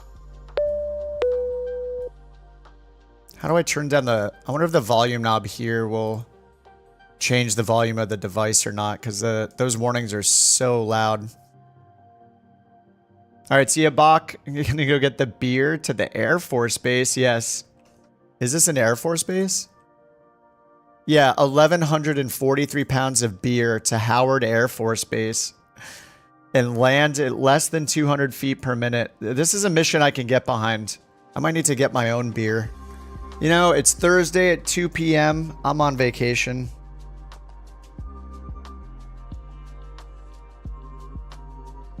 $27,000 feet for our altitude.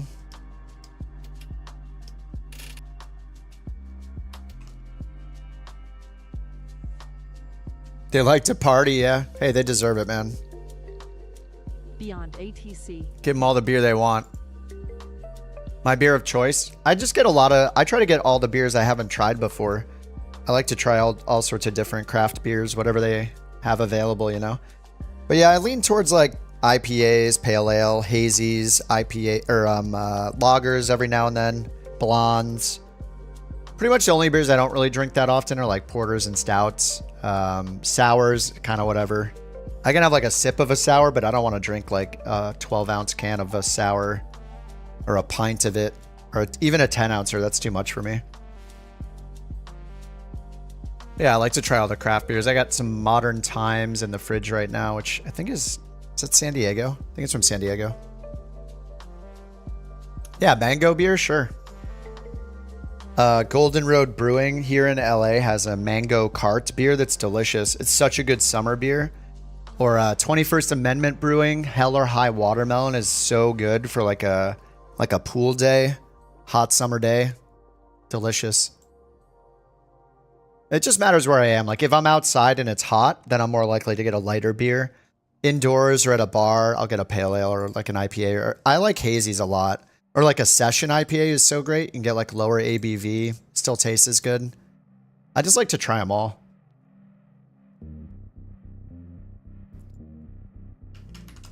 No drinking and flying. Well, this is why we play the sim and not fly in real life, because I don't have that restriction, you know? Okay, block fuel says 1311 pounds. I only have 1,000 pounds of fuel. Distance is 239 miles. We were getting like 3.5 a gallon. So we have like 130, 140 gallons. Are we gonna have enough? There was 3.5 miles per gallon. So we should be able to go like 500-ish miles. So I think we'll be fine. 27,000 feet. All right, beyond ATC. Get our IFR clearance. Let's get this thing started up. To pick up our clearance to Howard FB. Oh, Ballast Point Sculpin. Yeah, it's delicious. Ballast Point's great. Their watermelon Dorado is dangerous. Runway 148, climb 6,000 feet on runway center line. All right, 6,000 on center line. Squawk 0725. All right, 0725. Battery. Expect runway 14. Climb 6,000 feet on runway center line. Then expect radar vectors Bufeo. Squawk 0725. Couch 323. Couch 323, read back correct. All right, 12 and 12. Discretion, hold for release. Report holding short, runway 14. All right, runway 14, not 33. Hold for release. Report holding short, runway 14. Couch 323, bye-bye. All right, here's the route. They switched me to runway 14. How do you change your call sign? It's through SimBrief, so you have to change it when you set it up in SimBrief. So like when I did it, it's in like the top left. You have like flight number, call sign, or you can put in the airliner code, and you can put in the flight number, and that'll translate it into a call sign. Or you can just put in your call sign or your tail number.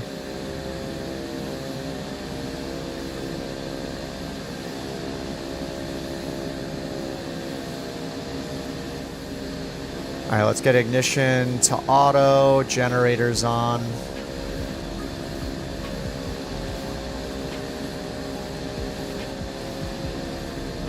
Oil doors open.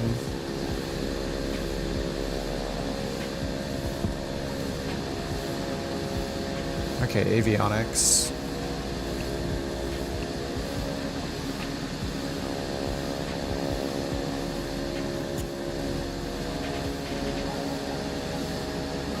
TOS system test okay. And I'm a little scared of using the import button here, so I probably won't do it. This send route to avionics. I'm just going to program it in manually. It should be pretty easy. We're just going to PIRAS Amari, EMARI,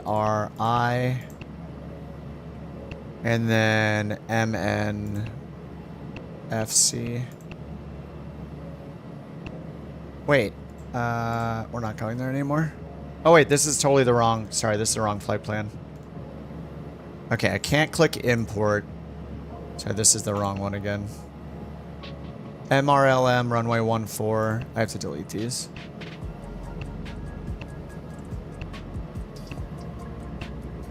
All right, direct Buffeo, B-U-F-E-O.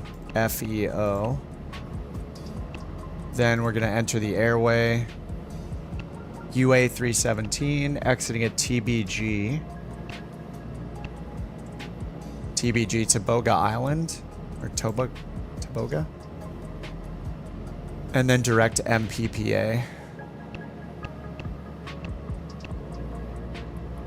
Okay, expecting runway 36. So here, let's go.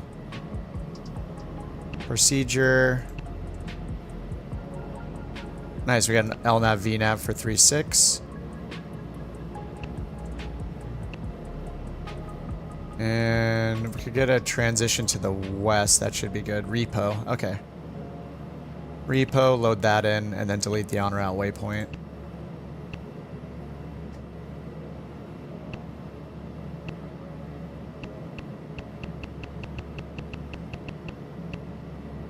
Okay, I think that looks good. And they said to climb to 6,000. Let me sync this one just in case we can get some charts. Delete these. MPPA. Runway 36, runway 14. And then the approach. Huh. Yeah, that's right. The approach is the RNAV, runway 36, repo. All right, we just have ground charts at our destination, so we'll just use the facility chart.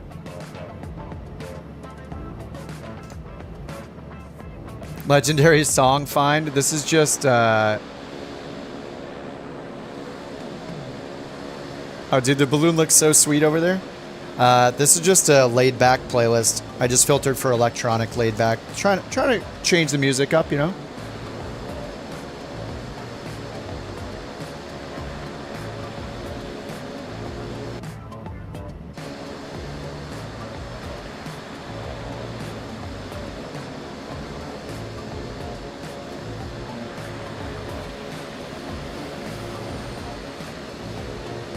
Control, Agnetica 742, flight level 320.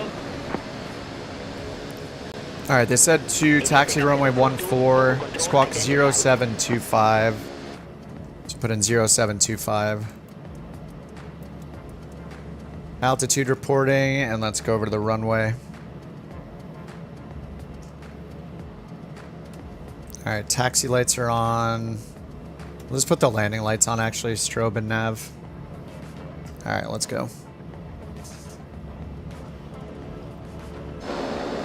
All right, runway 14. That's the one we landed on.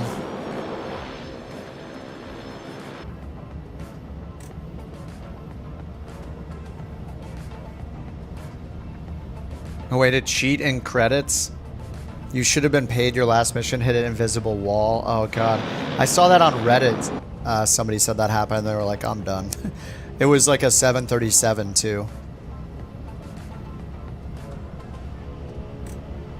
I thought people said that you can like keep selling fuel over and over for unlimited credits.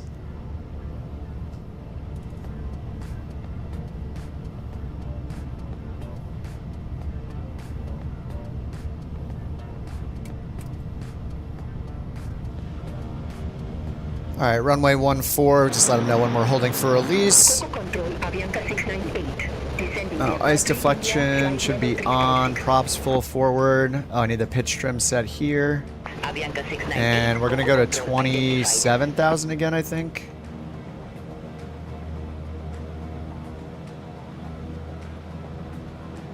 $27,000. Set our pressurization.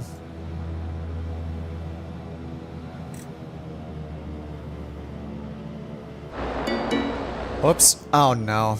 I slewed by accident. I need to like delete that shortcut. I don't know how I keep hitting that by accident.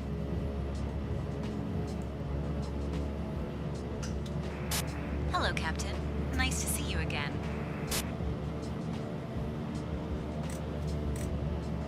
Transporter from dispatch. I see you asked for a fragile cargo mission.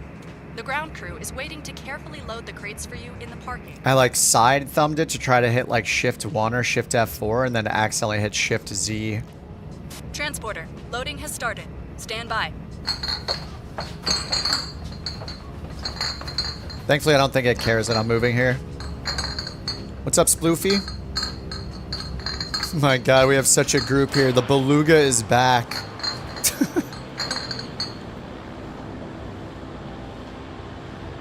Transporter from dispatch. The cargo is on board. You are cleared to taxi to the runway and take off. Everything looks good from where I'm sitting. Taxi to the runway and take off.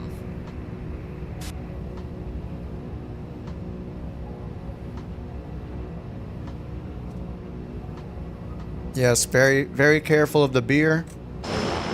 This is definitely our most valuable cargo to date.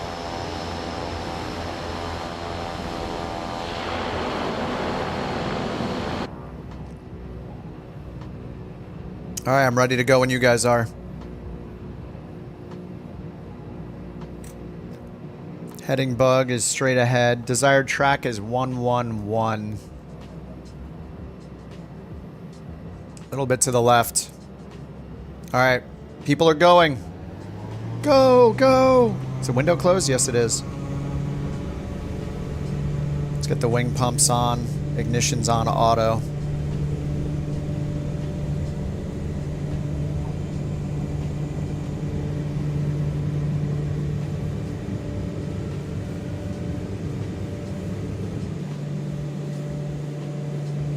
Positive rate. Transporter from dispatch. Gear up. Fly safe and remember to watch your landing. Oh my god, I did maximum torque again. Oh my god, I keep forgetting you can't do maximum torque in this plane. Holy crap. I just get so excited when people are taking off. I probably just almost wrecked the engines again. 91%, 91%. Oh. Fail. Alright, we're at 1000 AGL already. Turn to the left, get onto course.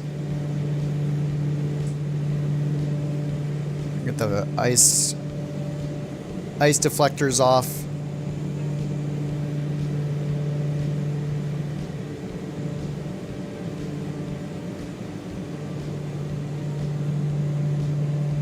Alright, 111 is my first course. Going direct Buffalo.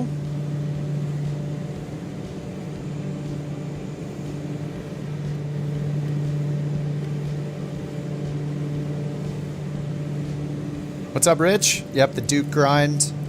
I need a Sky Courier, I think. Could be pretty fun.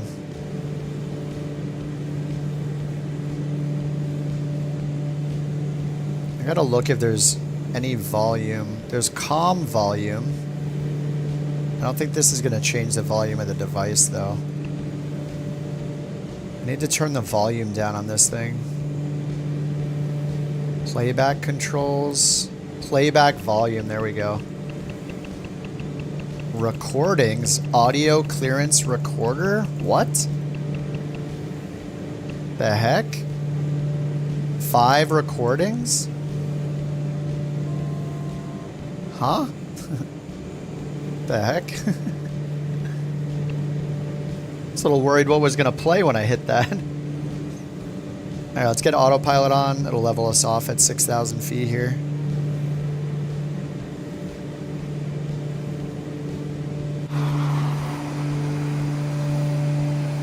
Man, this thing does climb like crazy.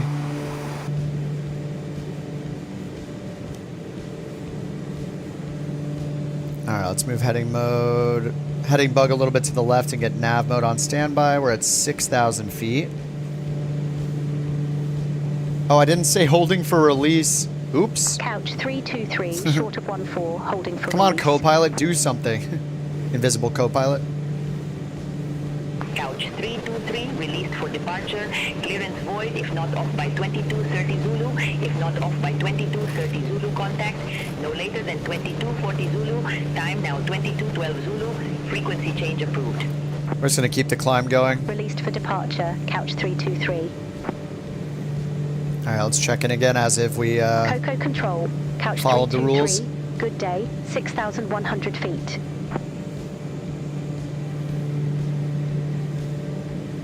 Couch 323, Coco Control, radar contact, climb to flight level 270. Sweet. Climb to Alright, flight level 270, Couch 323. 84 degrees. Let's get the AC going. Cabin climb. Yeah, pressurization is happening. And we can close the oil doors now that we're up.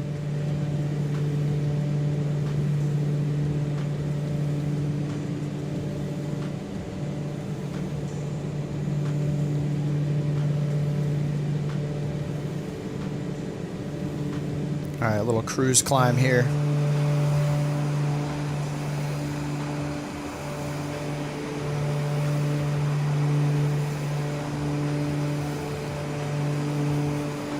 Make sure it's tracking. Everything is green. Looks good. Headed to Panama with beer on board. So the only rule is land with less than or equal to 200 feet per minute landing rate. And it's like a 10,000 foot runway. Or sorry, 8,500 foot runway.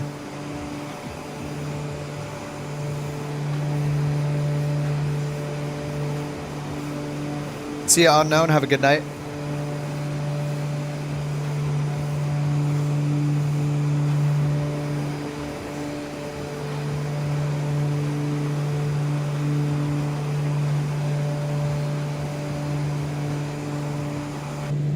I mean, we're hauling beer, so I think it's time to grab one from the fridge. That's the only rule, so you're allowed to fly upside down. I don't know if this plane could take flying upside down. Like, I don't know how the fuel system works exactly. It's possible if we turn upside down, the engines will quit, so... but, you know, knock yourself out. I'm just going to grab one of the beers from the cargo, since we can do that, since we're fake pilots. It's totally legal. I'm going to go grab one right now. Be right back.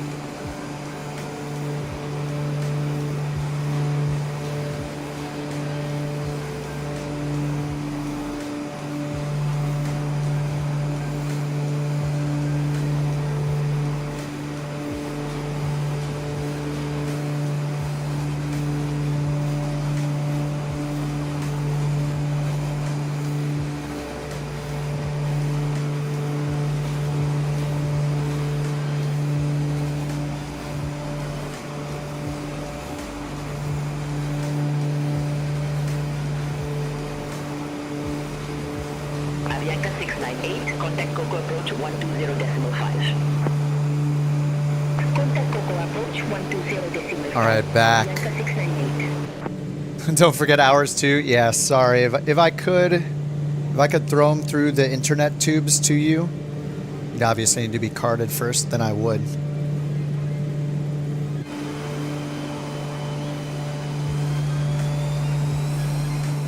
Oh, Studi, what are you in? It's red. It's not showing me the livery you're choosing, right? It's showing a random one still. The Corvallis flies great upside down. Nice. Oh no, the brown cloud behind it. Today's brew, I got a Modern Times Interstellar Mist. Hazy double IPA. Might probably only have one of these.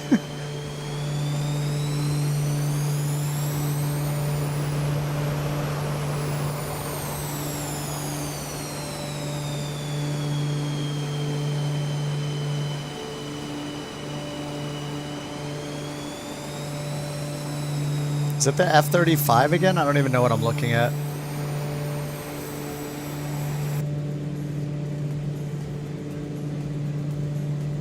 Alright, give it more power. Oh, the Su-57. It's a double hazy IPA, yeah. Hazy double IPA. It's really good. It's really smooth, actually.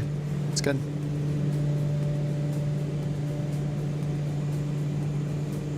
Couch 323, contact Panama Center 120.3. Contact Panama Center 120.3, couch 323. Panama Yeah, Center, Modern couch Times is from San 323, Diego. good day, 14,000 feet. VIP missions. I haven't been doing Flight Sim 24 career mode. I've just been doing on-air company. Or, NeoFly, sorry.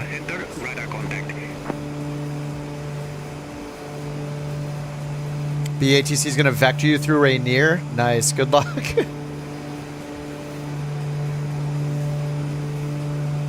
The quick flight bone? I don't know what that is.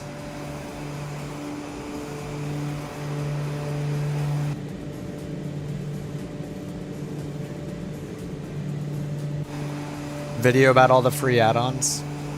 That's not my style for a video. I try to make videos that will last for years.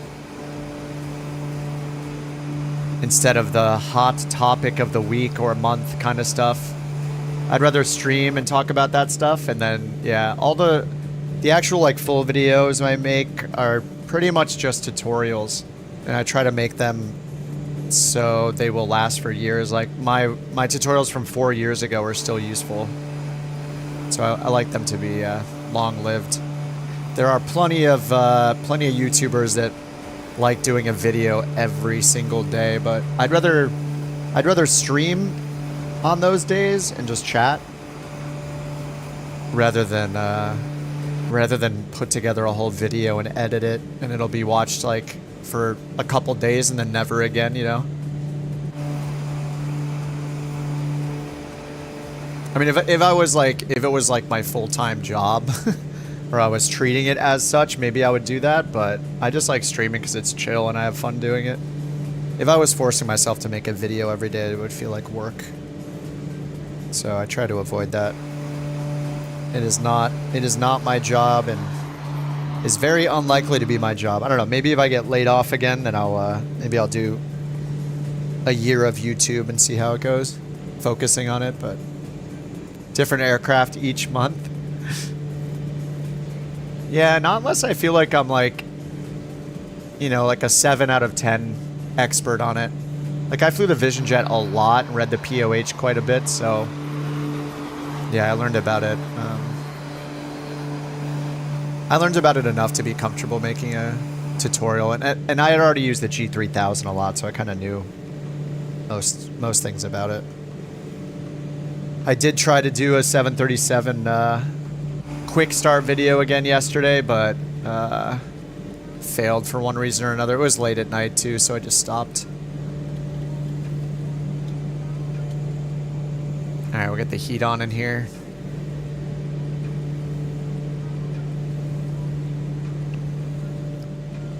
Okay, 18,000 feet. I don't know what the transition altitude is here. I think it was like 18.5 maybe. So we'll do 2992 going up to 27,000.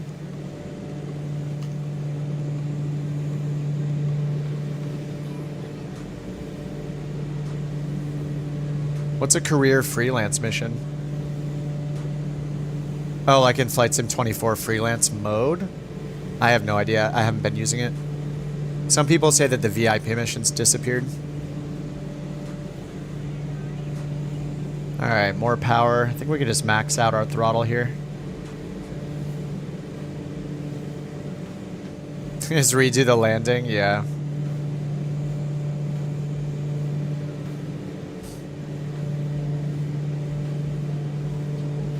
Oh, the VIPs are still gone. I wonder if they're reworking them to get the actual VIP missions going, because we didn't have those. We just had the charter private. No charter VIP. Final Cut. No, I mean, if I was on a Mac, I'd probably use Final Cut, but I used Premiere for a long time, and now I'm using DaVinci Resolve because it's free.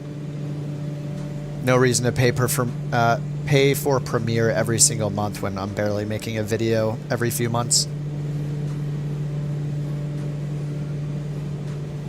Yeah, Y2K 25 bucks sounds right. Yeah, I mean, it happened as soon as the first came around.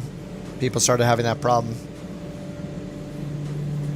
So yeah, I think that makes sense. It's probably what happened.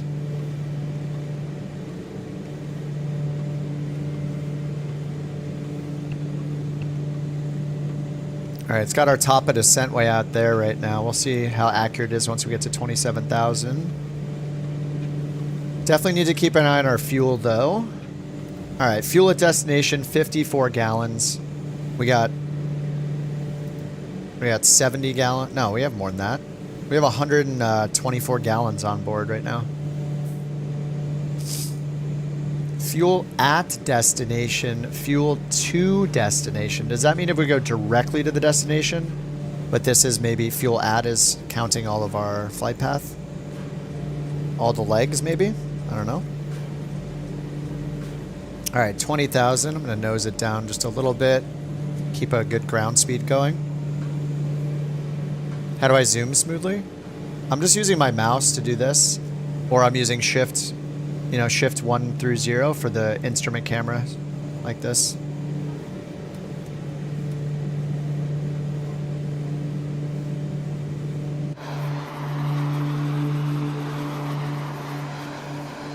A list of all the mods. I have most of them on my website, actually. If you just want a list of links. If you just go to kipontheground.com. 55 remaining after you burn 70. Oh, this is how much fuel we will burn to get to our destination. Yeah, that sounds right.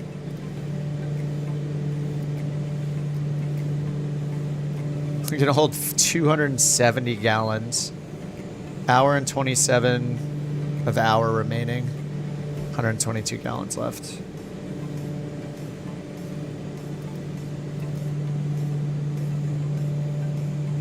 Oh, the aircraft matrix. Yeah, I have updated it a little bit here and there.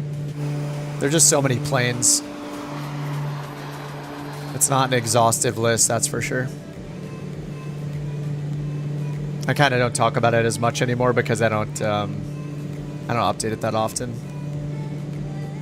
It starts feeling like work, like some other things, you know, and I'm just like, I don't want to deal with it. This is supposed to be fun.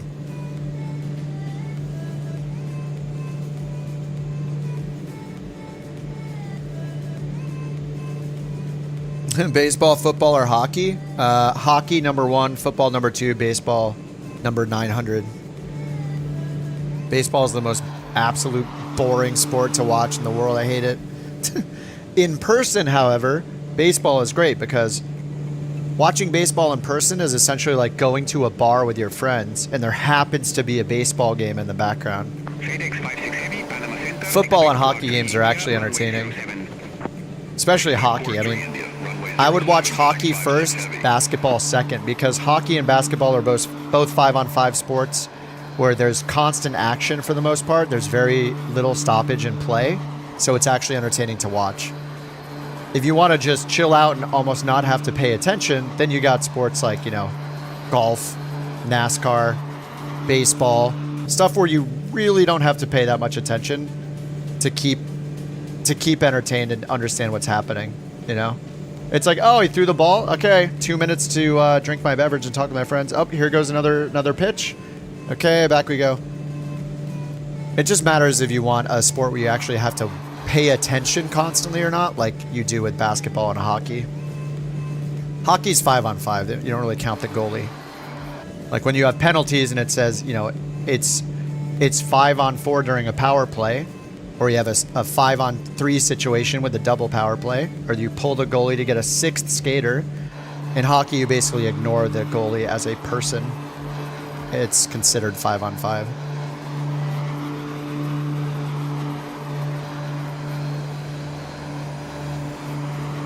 When you have too many men on the ice, it's because you have 6 men on the ice, not because you have 7 men on the ice. You know. Aircraft Matrix update or another double IPA? Tough choice. Exactly. No, I mean, you can do both at the same time, you know. Oilers and Kings, I have no idea. Like, I went to a Kings game a few weeks ago. It was super fun. I love going to games. I don't really watch them on TV, you know. I'm more likely to be playing video games nowadays. But if like the Kings make it to the playoffs, I'll watch some games. Or yeah, it's been a while though. It's been like over 10 years since they went to since they won a cup, right? Was it 20? We had a few good years. Was it 2011, 2013? Yeah, that's 12 years ago. So, but yeah, just like soccer's 11. The goalie can go wherever he wants. I mean, in theory, he can't play the puck wherever he wants, though. But if you listen to hockey or watch hockey, you'll know they always exclude the goalie from every count. The goalie is not considered a player on the ice. If you pull the goalie, you have 6 players on the ice. It's just how it is. He can go and score. It's very unlikely. The trapezoid behind the net is a place that the goalie cannot play the puck, so it's not entirely true. Or he has to be, sorry, in the trapezoid to play the puck. Wait, what is it? It's the Brodeur rule. Anyway, no actual goalie is skating across the ice to try to put it in the net. There's some rare circumstances where goalies have made open netter shots from their crease, essentially, not even crossing the blue line and leaving the zone. So it's just because something can happen doesn't mean that that's a part of the sport that is normal. What's up, Krish?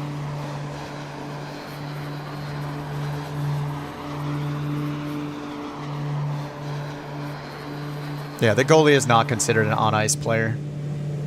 It's literally called 5-on-5. I mean, it's not even an argument. It's literally how the sport works. So tell me you don't watch a lot of hockey without telling me you don't watch a lot of hockey. NeoFly, it's a career mode app. It's been out for years, just like On Air Company, Pilot's Life. Kind of did everything in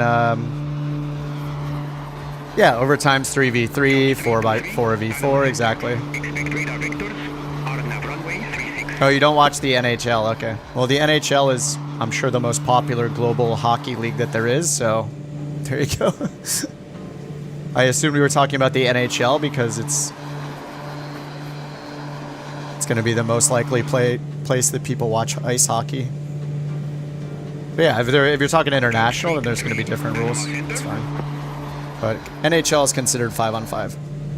And we're definitely talking about the NHL here. All right, they're giving us a clearance, radar vectors, runway 36. RNAV runway 36, couch 323.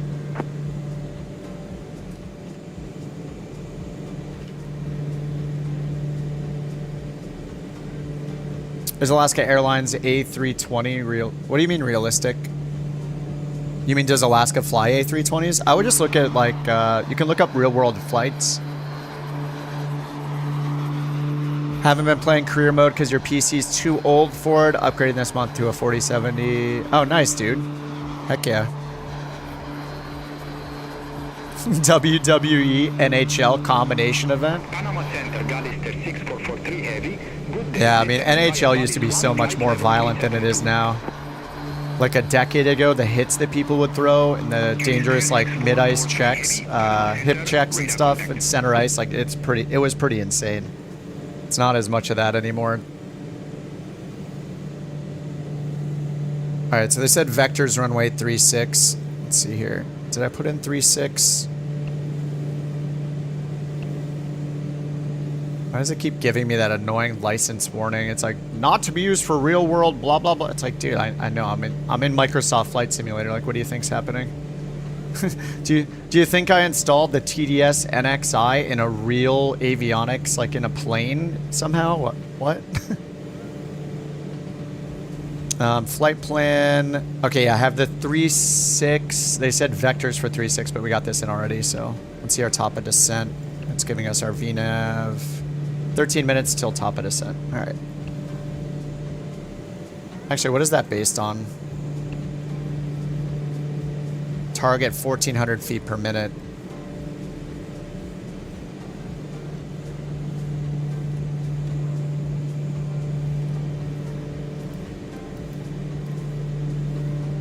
Let's grab our ground speed. Ground speed 267 knots, so we'll do like 13 or 1,400 feet per minute. So 12 minutes and 43 seconds. So we'll just wait for the top of descent on the map, or vertical speed required on the map to be our top of descent.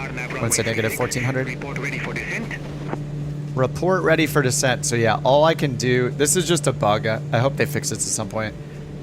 Even though my two options here are acknowledge instruction, which is report when you're ready for descent, or we're ready for descent now.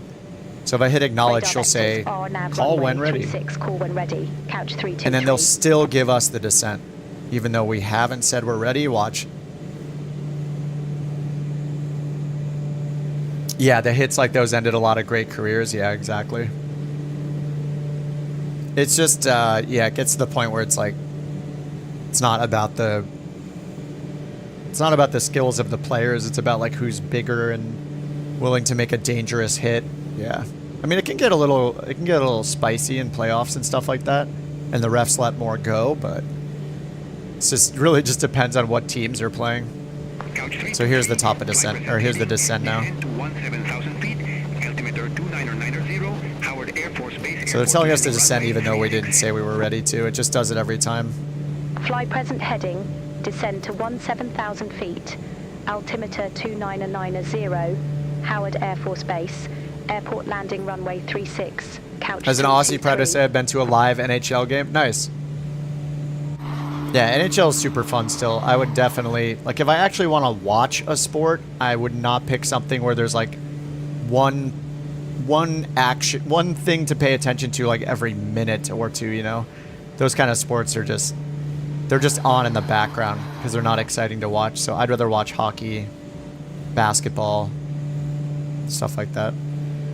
Soccer even, at least the ball is, there's generally action all the time. People aren't sitting there for 2 minutes between a play. You know, and even like the NFL is better to watch for me than something like baseball where, you know, there's pressure to act, you know. They can only take so long between each play, so it kind of forces the action, so it's entertaining to watch football. But yeah, I can't. It's weird to watch a sport where there's hardly any action. You're just like, you don't even have to pay attention most of the time. Beach volleyball. Yeah, I mean, there's just constant action, right? Come in here, we're talking hockey. Yeah. Yeah, I mean, I grew up watching hockey, playing hockey. I played hockey when I moved to California a long time ago. Played defense in just a little local league. It's a lot of fun. I love ice. I love ice hockey. But I grew up like playing in the street and stuff, you know. I definitely don't look like a hockey player though. It's a public league for a reason, you know. Field hockey, no. Watch any other sport? What do you mean? Besides, like, baseball, MLS, NHL, NFL, golf, NASCAR. It's kind of a lot of sports.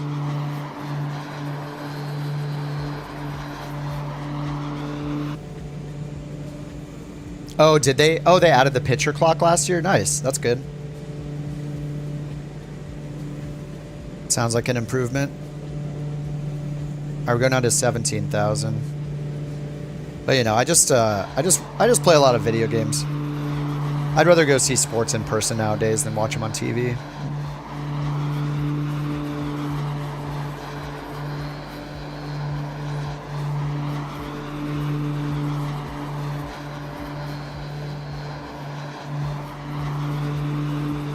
The mods and add-ons, it's literally like the first section on the website. Look.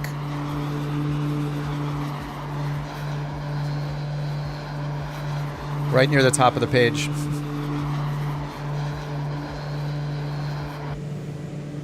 It is there. I don't know the last time I updated it, honestly, though.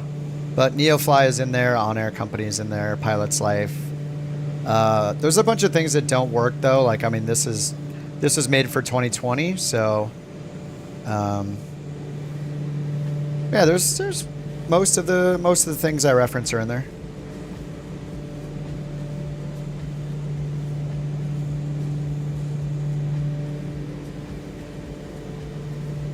Like Flow, for example. Flow and SimFX don't work yet in Flight Sim 2024. Yeah, live sports, live concerts, exactly. Try to hit a wild game. Oh, Minnesota.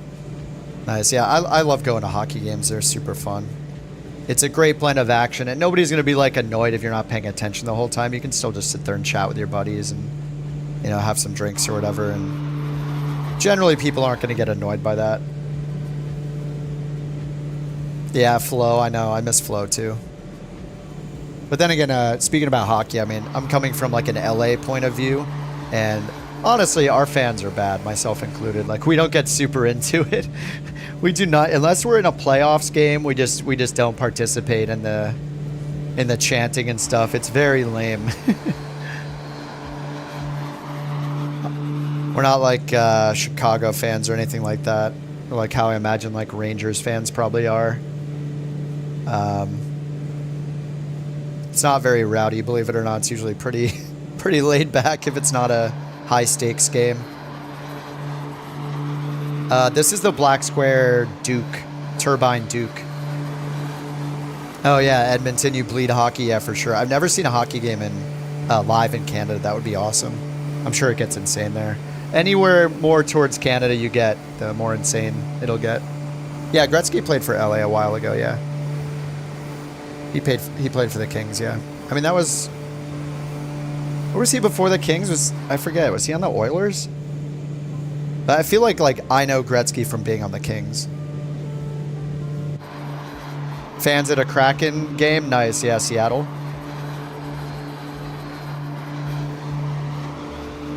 Yeah, he was on the Oilers. Yeah. Yeah, I used to be way more into hockey when I was younger, but yeah, I don't know. You know, my hobbies change over time, so right now I'm playing a lot of video games, so... I used to watch sports all the time. We used to travel for like football games. Used to watch a lot of NFL and college football. Have a good day. Ottawa versus Chicago in Ottawa. Oh my God, Chicago won in penalty shootouts. Almost the whole stadium left before they even began the anthem. Oh God. Dude, overtime is the best. All right, they told us to send us, yeah, we're still to send us 17,000, QNH 1009. So let me set 1009.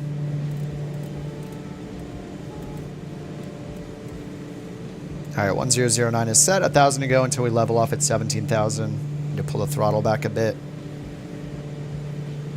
I realize I never pulled the prop back for cruise. And we still got over 100 gallons of fuel. I'm never running out of fuel again.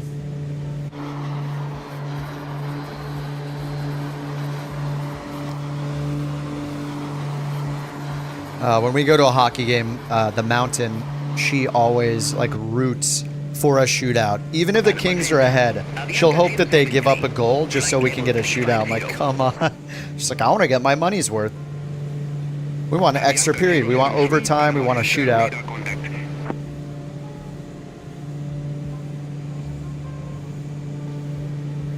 You know, she's just there for the entertainment. She doesn't care even if the home team wins. Panama? Yeah, we are. Yep.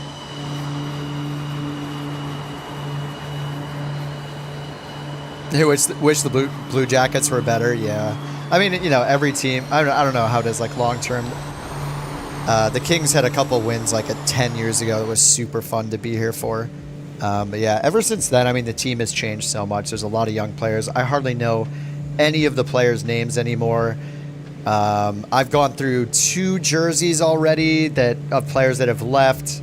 Like, I had a Voinov jersey when he played, but then he got involved in some domestic problems or something, and I don't know, that he got sent back to Russia or something. I used to root for him a long time ago, so I had to retire that jersey. Then I was rooting for Martinez and got signatures on that, and then he got traded, even though he was a defenseman that was there for a while. Pretty much if you don't buy like a Kopitar jersey, you got a chance of your player just leaving. I guess that's why a lot of people just get the numberless jerseys so they don't have to buy a new one. But, you know, you can generally still wear a jersey of a player who's left if they were, you know, part of winning a cup like Martinez was, stuff like that. It's still fine to wear those jerseys, especially if you have signatures on the back and stuff. People get it. You know, they're not going to be like, hey, he doesn't play on the team anymore. What are you doing? He plays for so-and-so now. How dare you? Like, nobody's going to give you crap for wearing it. So. All right, descend to 6,000. 6,000 feet. All right, they're continuing our descent this time. Sweet. Couch 323. Attitude, pitch down, pull some throttle out. 6 useless NHL jerseys. Yeah, just how it happens. I mean, as long as they're like still, as long as people still like the player, you know. Like with Slava, the guy got in some like domestic abuse situation and was like, he had to like leave the country essentially. So it's like, yeah, probably don't want to wear that jersey anymore. But Martinez, I mean, he was part of winning, I think, both of the cups, 2011, 2013, around then. So, you know, he's kind of a legend defenseman for the Kings. So it's fine to still wear his, you know. He could wear like a quick jersey forever. Just like, oh yeah, Messi. I'm thinking, for some reason I'm thinking of Mark Messier. You said Messi and I'm thinking hockey. But those are the kind of jerseys, you know, you can wear a Gretzky jersey forever. Mark Messier, Martin Brodeur, Patrick Waugh, like, you know, nobody's going to care if you're wearing those jerseys. And obviously if you, like, all those guys are retired, but, you know, people will get it. They'll be like, yeah, cool, OG. I hear that from a Canadian, all the best U.S. players are traded Canadians. Oh, 100%, yeah. I mean, it's really cool. I like attending hockey games. They should, in my opinion, the NHL should always play both anthems, right? Like, there's so many players. I don't know the percentage. I bet it's like half. Half of NHL players, close to it probably, are Canadian. Maybe more. So I really like how it's, you know, 2 countries sharing a sport.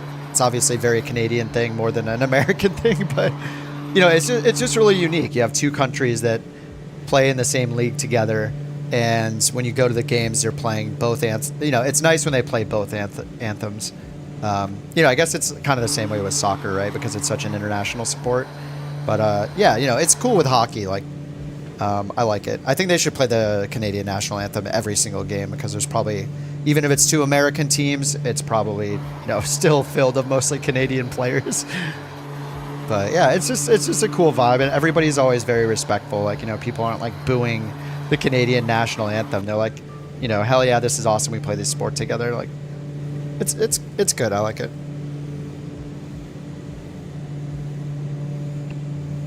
All right, there's our top of descent way out there. I'm gonna slow down our rate of descent a little bit. Pull the nose up. Yeah, Eastern European as well. Yeah, true. Kings fan, yeah. I mean, I will always root for the local team. Like, you know, for me, I'm not like a diehard sports person anymore. Like, I wasn't really super diehard. I just follow the teams of you know, colleges that friends and family went to, things like that. You know, people are brought into rooting for different teams for different reasons. Like you could have somebody that lives in LA and they're a fan of a team that their girlfriend's family has rooted for 30 years, you know, and so they're a diehard fan of some other team across the country, you know, that kind of thing. It always happens. It's just fine as long as people aren't like taking it too seriously. Like it's just for fun, right? I think unfortunately sometimes people just get a bit too obsessed with their sports teams and, you know, they take it way too seriously and get angry about losses and stuff. It's like, oh man, guys, it's just a sport. It's not a big deal. My purpose in sports is not like the competition side. Like my team must win. It's just I'm gonna be entertained, you know. Like sure, you want your team to win, but if they don't, it's like, hey, GG. Not, I hate your team and everybody rooting for them.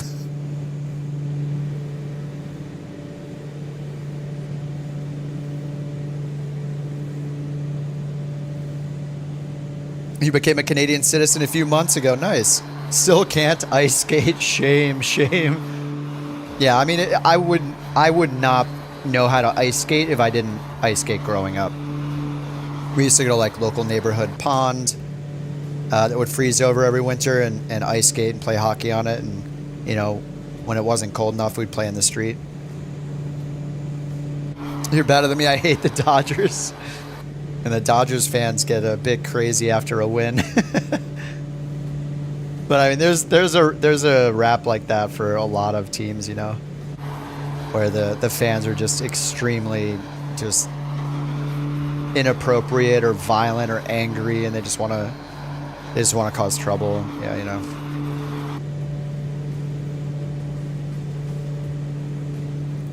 I would not have known how to ice skate if I never learned. No, I mean at a young age. Like it was just part of our family, you know, and our friends in the neighborhood. We used to do that, so. Yeah, it's just your circumstances.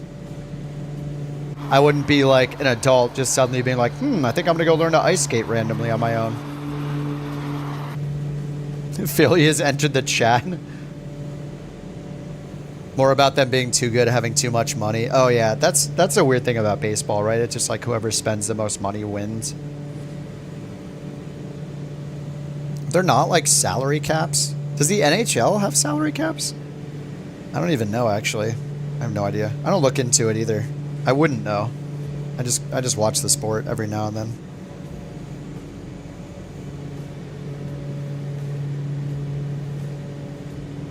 Any sport, really? Yeah. Oh my god, it's 106 degrees Fahrenheit in the cabin. Ooh. Good thing it doesn't matter. I don't know why I keep looking at that. It's just kind of like, it doesn't matter. We got the hot light on. We're melting. See, Fahrenheit. If it's 100 degrees, it's hot for a human. Celsius, 100 degrees, you're dead. Oh yeah, since the 2005 strike. Oh my god, that was forever ago. Holy crap. 20 years ago, the strike?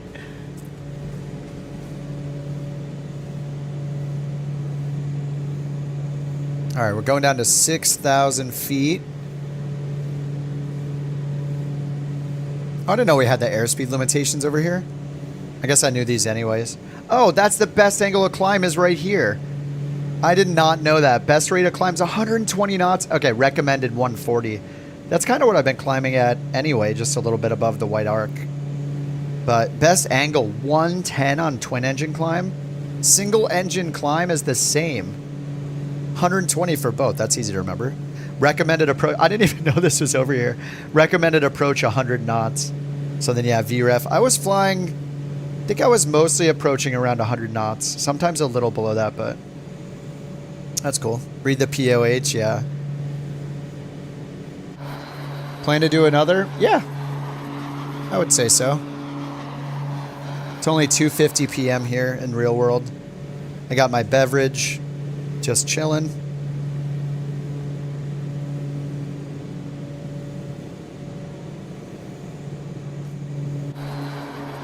Unfortunately, no giveaways today. We did them all last night. Gave away 10 more Beyond ATC codes. 2020 Duke, yep. works fine in 2024. I haven't tried the piston Dukes, just the turbine. So I'm not sure about the piston ones.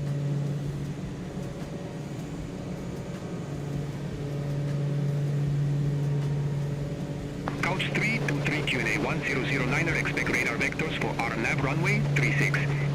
Alright, runway 36, we're set up for that. QNH1009er, expect radar vectors for RNAV runway 36, couch 323. Alright, outside our temps 9 degrees, so we don't need anti-ice through these clouds.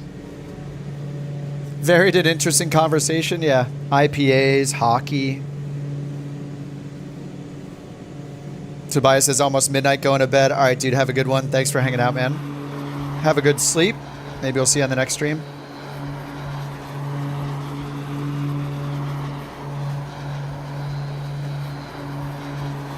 Yeah, clouds are looking really good. Everything works. Yeah, I have. The only thing I've run into is if you're using the GTN 750s, I've tried both of them today, PMS and TDS.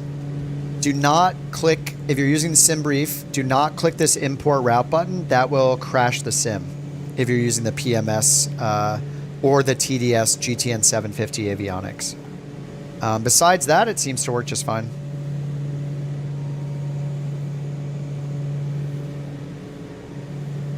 I think I ran into, was it the PMS one? Gave me that one bug where it didn't show my total distance remaining on this little computer down here.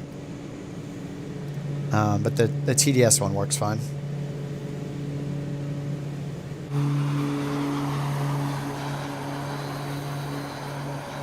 Yeah, in general, the Duke has been pretty good. I've been flying it the last like 3 days or 2 days, something like that. I don't know. Gonna try to get the Sky Courier or something. I need to take more passengers.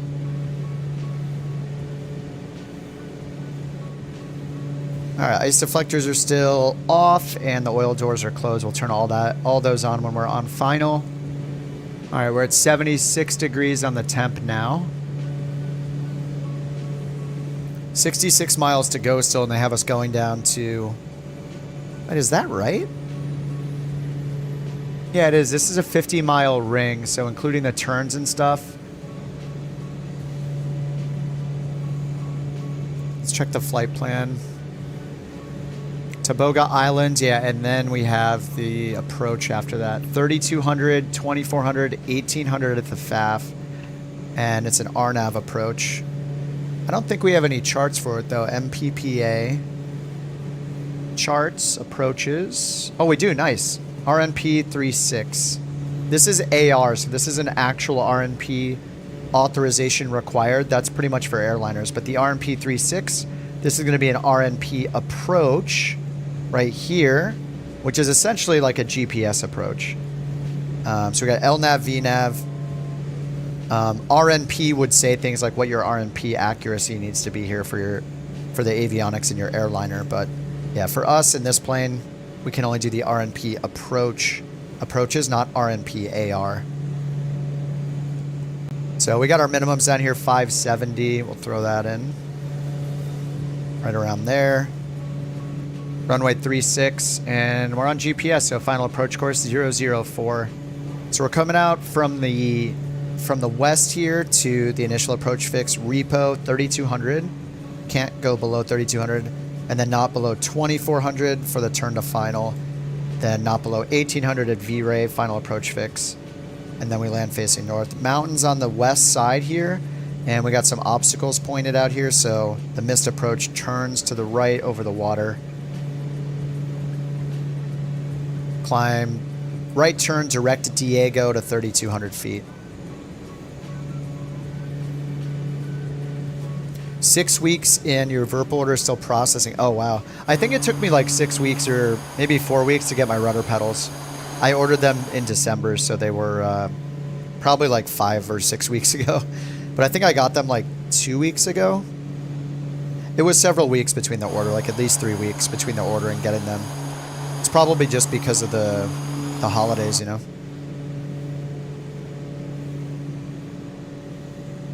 All right, next track is going to be 250. I'm going to set up for that.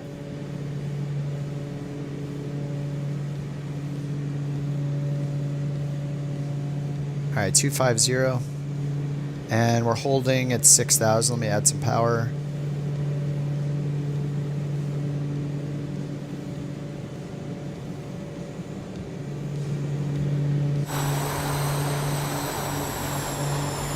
You're gonna do a 747 flight tomorrow?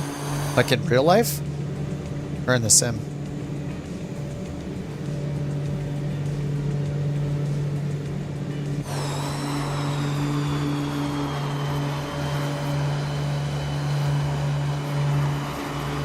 Thanks for the escorts, duty. Dan. Yeah, I'm gonna do another flight, yep.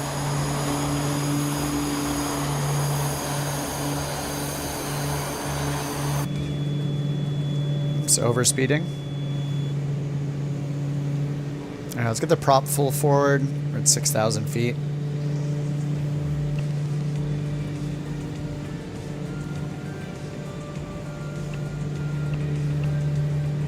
All right, still 40 miles away from TBG. They might, maybe, yeah, they said they're gonna vector us for runway 36, so.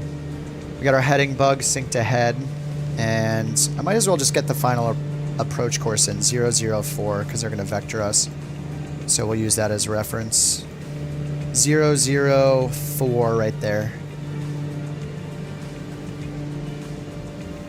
And it's an LNAV, VNAV approach, so we got vertical guidance down to our minimums. MDA is 600 feet barrow, 570 above the ground.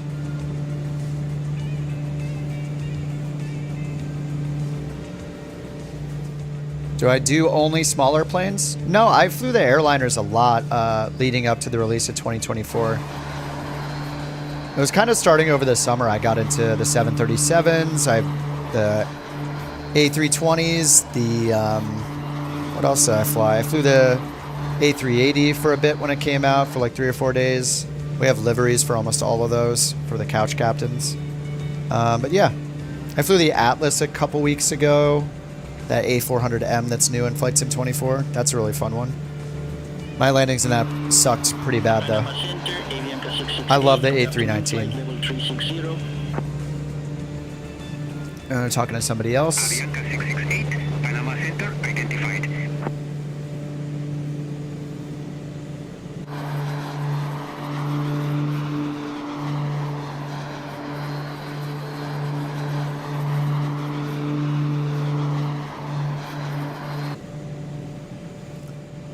It's looking pretty nice out there.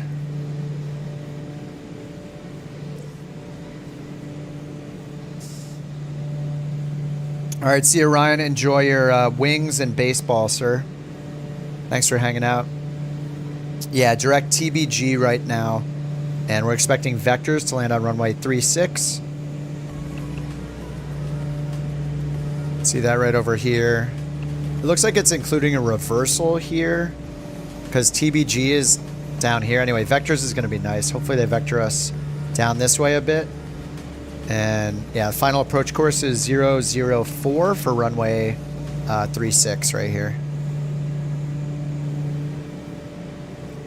And then the runway is 2,500 meters long. So what is that? 8,000 feet? 8,500 feet. And I need to land with less than 200 feet per minute. Otherwise, I will break I'll break all the bottles of the 1,143 pounds of beer that we are transferring to the Air Force Base. So yeah, I got to be careful. I don't want to encounter the wrath of the military when I destroy all their beer. Sounds like a bad idea. A plane that I can't wait to buy? What is going to be new when the marketplace opens? I don't even know what I can buy. Yeah, I'll probably be on a few more hours. We'll see. It just depends on when I get tired. Some days I go for 12 hours. Some days I go for 4. I'm on vacation, but you know, I usually stay on pretty much. Oh, A350. Yeah. The Indy build's A350. I'll definitely fly that. That trailer was incredible. good on them for such a good trailer too. I don't know what I noticed. GPS jamming was shown as a feature in that trailer. I have no idea what that means.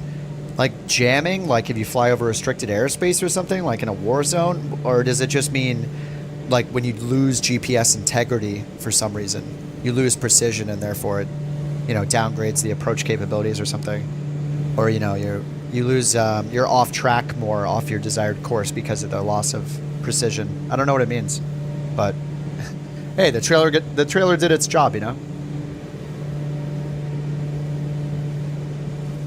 All right, we are in the soup. It's 15 degrees out though, so we're not worried about icing. Just chilling at 6,000 feet.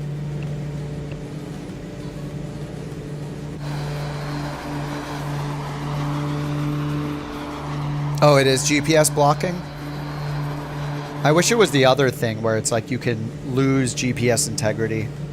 That's something I always wish was in the sim, because whenever you're flying like an RNAV approach, if it has LPV, you always get LPV. You always have WAS. WAS is always usable in the US. It would be very cool if somehow it took into account like the weather or the terrain, or you know, even some just random variants where it downgrades you to a higher minimums approach type. That would be really cool, but I was hoping any builds meant that.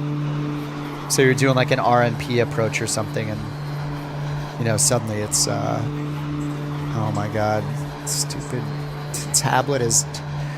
I did not say the name of the voice assistant on the tablet. Yeah, GPS failure, yeah. Couch 323, turn right, heading 135. Turn right, heading 135, couch 323. Right turn 135 in heading mode. All right, there's 135. GPS jamming was one of the contributing causes to the airliner that got shut down. Oh yeah. Ugh. I don't know, like it's a cool feature to say is in your plane in the sim, but at the same time, I'd rather have the degradation in GPS signal. Something that can affect you on any flight that you have to pay attention to, I think would add a lot.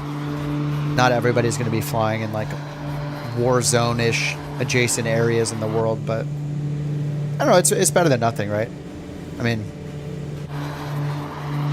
if you had either choice between neither feature or one of them, you're gonna want one of them, of course. So I've always wanted like the GPS signal and the Garmin's to degrade. How do you get it to call you couch? You can ask them to add your virtual airline, and then in the settings you go to the gear and you turn on this prefer VA call signs. So if there's a real world airline like CCX is the couch captain's call sign, there was like a defunct real world airline called Colt Airways. If I didn't have this ticked, it would call me Colt instead of couch. So if I turn this on, it will prioritize the couch call sign. But you can request a virtual airline call sign to be added, and they'll periodically add a bunch of them when they make updates. If you look at their release notes, they'll say like, you know, added a bunch of new VA call signs to the database kind of thing. I think they even have a website, like a portal website you can go to and look up what the VA call signs in the database are. The Learjet. Wait, don't we have the L35, right? Is that not working yet? Yeah, it's awesome they support virtual airlines, so you can use your call sign. And if you want to do a real world one, it's going to already exist in there. So if you want to fly as Delta or American or United or KLM or EasyJet, just use the right call sign in your SimBrief profile, and it'll refer to you as that call sign and that flight number. And if you don't want to do airline stuff, you just use a regular tail number for your call sign, and it'll call you that too. I'm so excited to try the LLM out when they make that a thing this month. Who knows if it's going to be like tomorrow or it's going to be at the end of the month, but looking forward to it.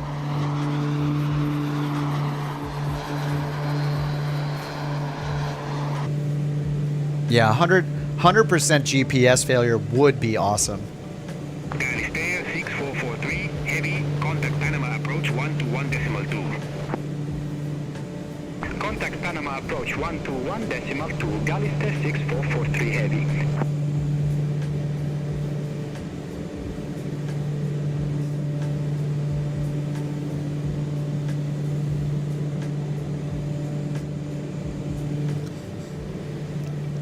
Alright, I'm just going to activate vectors to final since that's what's happening here.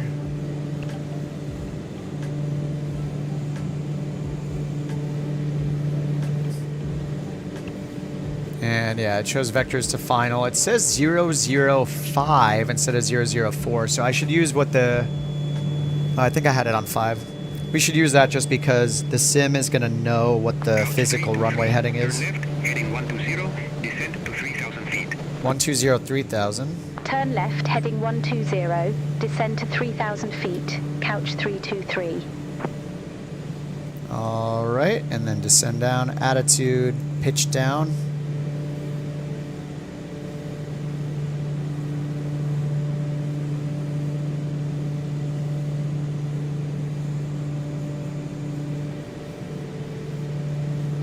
Alright, vectors so far so good. GPS failure, just switch it off, yeah.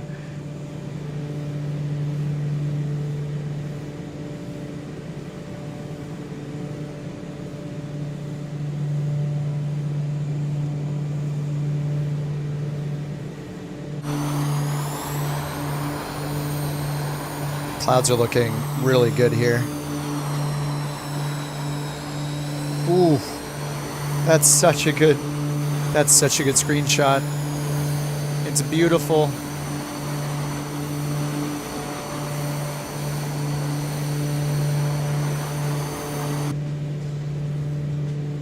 Oh my god, that looks so good right now with the sunset. We're on real time.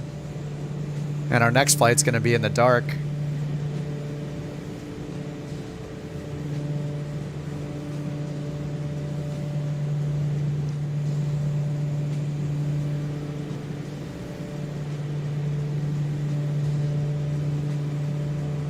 It looks so good.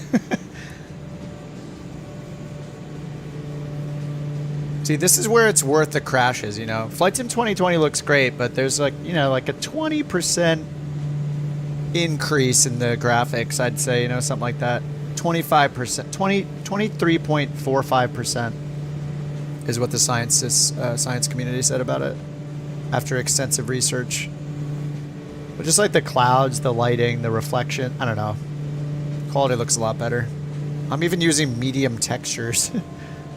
The plane still looks good.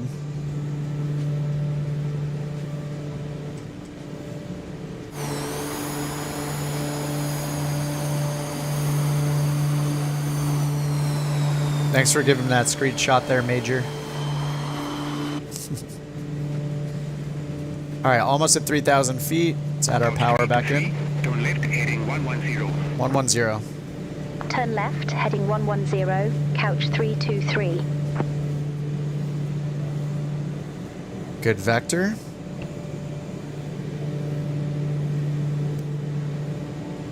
Alright, they clear us for the approach. Our final altitude's 1,800. And until... we're 10.3 miles from the runway, so let's go ahead and make sure. Yeah, we got this here. Okay, so we're almost there. We can go down to 2,400 next if they clear us, and then after that, once we get to 7.2, we can start our descent down to 1,800 and then continue down to our MDA, 600 feet.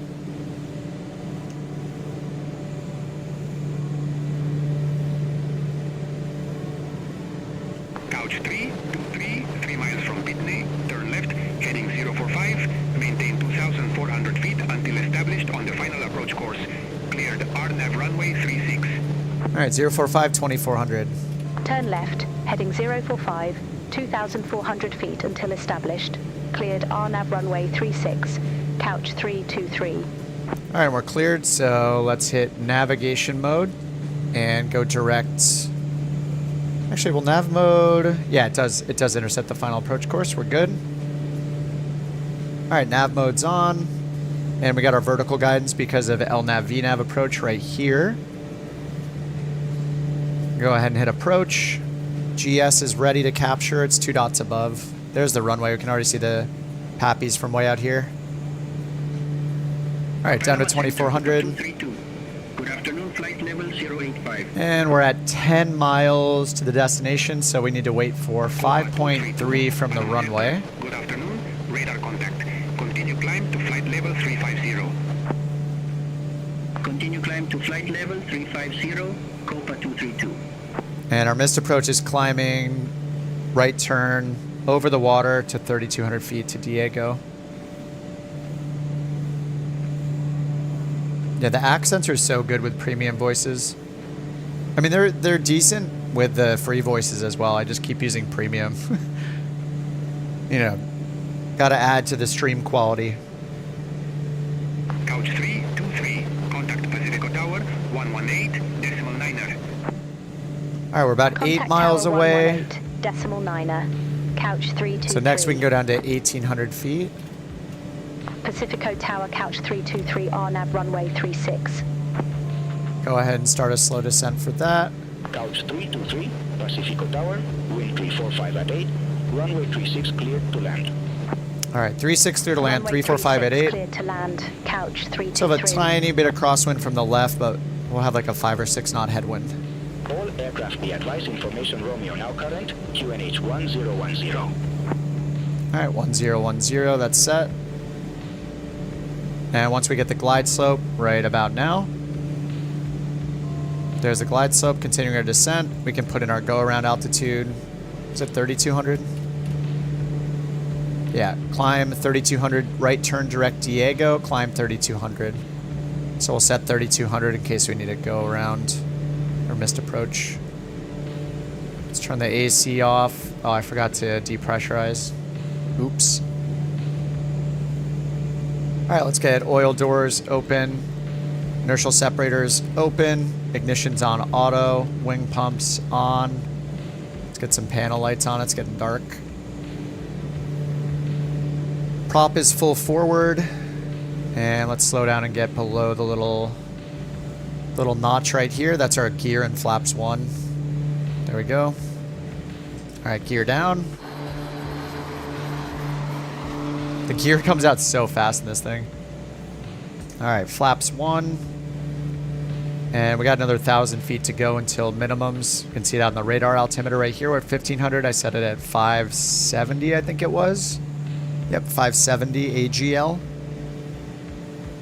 On our altimeter, that means we can get down to 600 feet right here. So we are good to go. Pitot heat's still on, landing lights are on. Let's put our recognition light on for the landing. The Duke doesn't have VNAV, correct? Yes, follows a glide slope. Because VNAV is for descending to altitude constraints in your flight plan. So it makes it easier to cross a specific waypoint at a specific altitude. But the approach, the glide slope or glide path for the approach is something it can use. But yeah, it does not have VNAV. VNAV is more helpful. It's really nice to have from descending from cruise altitude down. And if you're in an airliner or a plane that supports it, you can also use it to climb if you have a departure procedure. But usually with these like smaller planes, you don't have those capabilities because you're generally not flying instrument departure procedures or arrival procedures. All right, 100 knots, flaps, full, gear is down, 3 greens. Now let's go ahead and pull a little power out, get rid of the autopilot. And I need to land this softer than 200 feet per minute or I break all the beer bottles. And For over 50 years, Howard Air Force Base was the bastion of U.S. air power in Central and South America. In its heyday, it was the center for counter-drug operations, military and humanitarian airlift, contingencies, joint nation exercises, and search and rescue. It boasted fighters, cargo planes, tankers, airborne 500. control Oh, aircraft, God, that's loud. operational support airlift executive jets, and search and rescue helicopters. It was also home to a host of transient U.S. Army and U.S. Navy aircraft. Personnel assigned to tenant commands at Howard AFB tracked drug traffickers from South America and its cargo aircraft, primarily rotational Lockheed C-130 Hercules aircraft from the active duty US Surprise Air radio. Force, the Air Force Reserve and the Air National Guard, provided theater airlift for United States Southern Command contingencies, exercises. All right, here come the and insane disaster relief, updrafts on and final conducted every search time with and rescue Microsoft in Flight the vast Sim. region. Only a portion of the transports, several special mission C-130s, 2 C-27 Spartan aircraft, and executive jets. All right, quiet, belonged to we're the on host final unit, here. The 24th Composite Wing, later redesignated the 24th Wing. Although regular Air Force C-130 aircraft rotated to Howard AFB for 90-day detachments in the 1970s and early 1980s in a support mission called Coronet Oak, this mission was later We got the transferred beer to the Air intact. Force Reserve and the Air The National buttery Guard, beer. which then provided C-130s for Valant Oak. Vought A-7. Oh my God, how long is this? General Dynamics F-16 fighting Exit right at Alpha, catch 323. Out of the jungle, 500 yards from the Pacific Ocean. She Howard won't Air Base shut up. opened in All right, they 1942. need a It was length named after Major Charles maximum H. Howard, on this who app. flew in Panama This is in the insane. late 1920s. Yap. The only 5-star general in Air Force history. Okay, okay, chill. Arnold played a prominent role in the history of Howard AFB and military aviation in Panama. As a captain, Oh Arnold led the my 1st God. Air Unit, the 7th Aero Squadron, to the Isthmus. All on right, March Susan, be 29, quiet. We're 1917. done. We're here. Within a week, he left for Washington, D.C., and more pressing duties there. When he returned to Panama in May 1939, he was a Ground major 121. general. Wrap it up. Couch 323. The purpose of his visit was Holy to select a site for a crap, new is this air an base. entire He chose what Wikipedia is article? now Howard Somebody just AFB copy and suggested the pasted name a Howard whole Field in honor of Major Wikipedia Charles page. H. Howard, a personal friend and former subordinate who had served in Panama during the period 1926 to 1929 and who had been part of Arnold's crew on his famed flight of B-10 bombers to Alaska in 1934. This is ridiculous. Major Howard died in an Oh air crash my on October God. 25th, 1936. On Wikipedia December 1st, summary, 1939, 4 the new airbase minutes. officially became Howard. Oh my God, that's ridiculous. I'm turning it off. I don't even know what she's talking about anymore. How long do you think my attention span is? Holy crap. There's a quiz at the end. Oh, Studi's down and the felon.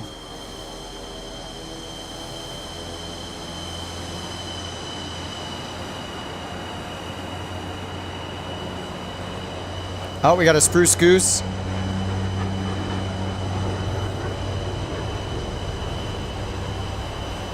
Man, I hope they fix the level of detail soon. That's ridiculous. Oh my God, dude, that was insane how much it was talking. Dude, like, cap it at 1 minute.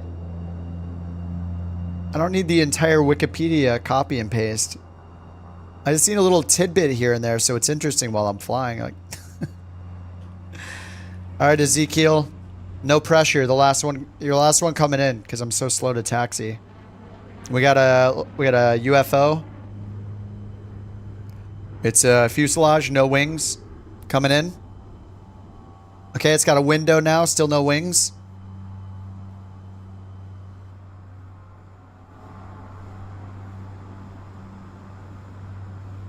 Come on, bring it in. Oh, it's got wings now. It's got wings. TBM 930.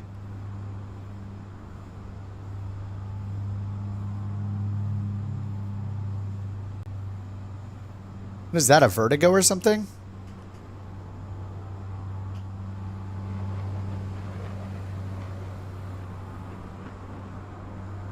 Oh, he's going for the beer touchdown. A little bounce there. Wait, what is that? Is that wait, what's Dottie in? Music, what are you in? Is that the vertigo?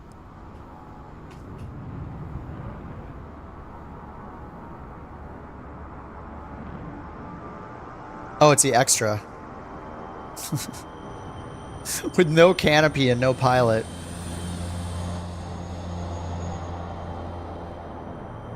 Oh, the Raptor is down. Gunning is down in the F-22. Sorry, I missed that landing. Oh, there's still more of you guys coming in.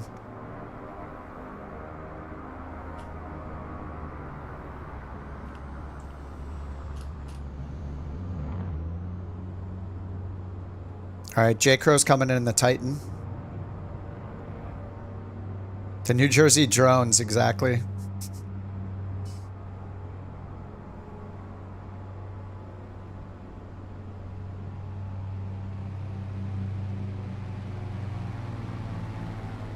That looked beer soft to me. Beer touchdown. The beer touchdown gets sushi on the phone. I do need to hit her up. The beer touchdown. All right, let's go ahead and get this thing off.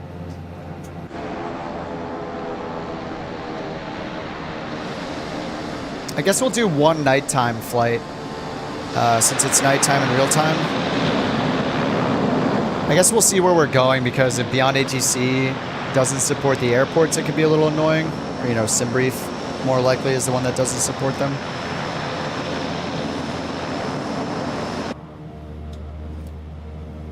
All right, parking brake is on. Let's feather the props.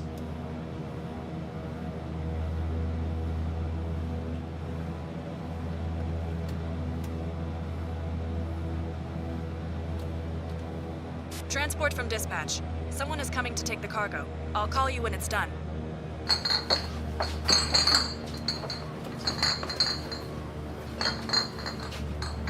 The battery is off, but the lights are on somehow. Oh, the generator was still working, that's why. Oh, there's all the beer getting unloaded. The touchdown was...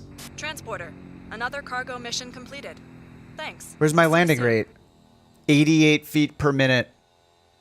26,000 payday. You are clear to start your engine. 400 pounds of fuel. Real-time flight bonus, 9 grand. We're at almost 100 grand now. Oh, it feels so good. It's good.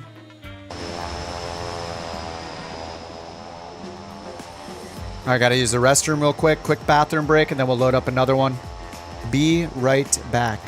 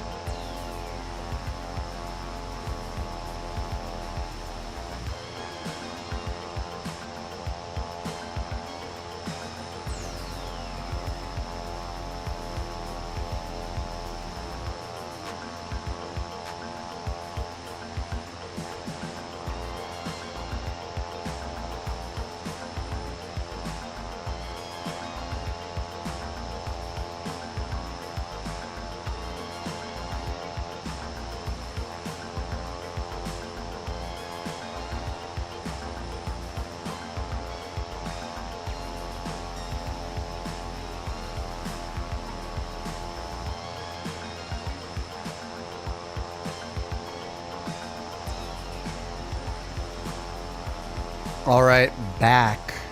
What is next? Well, it's getting dark, so we're going to need our destination airport to have lighting, maybe an ILS approach. Let's see what's in the aircraft market here. Anything we want to upgrade to? So many choices. Oh my God, there's an ATR.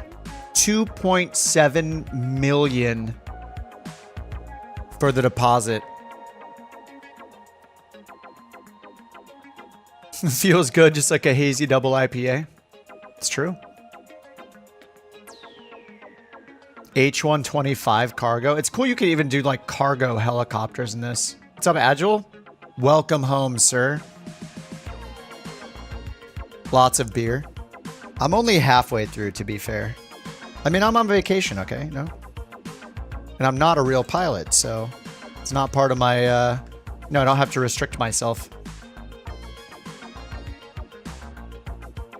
Oh, we can get the VL3, 1 passenger.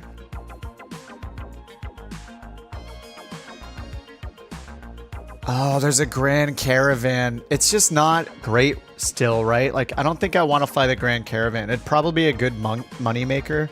This one's not rentable anyway, but... So let me check the settings. Let's go through... I just want to scroll through this quickly if I can and see if there are any planes that I'm missing.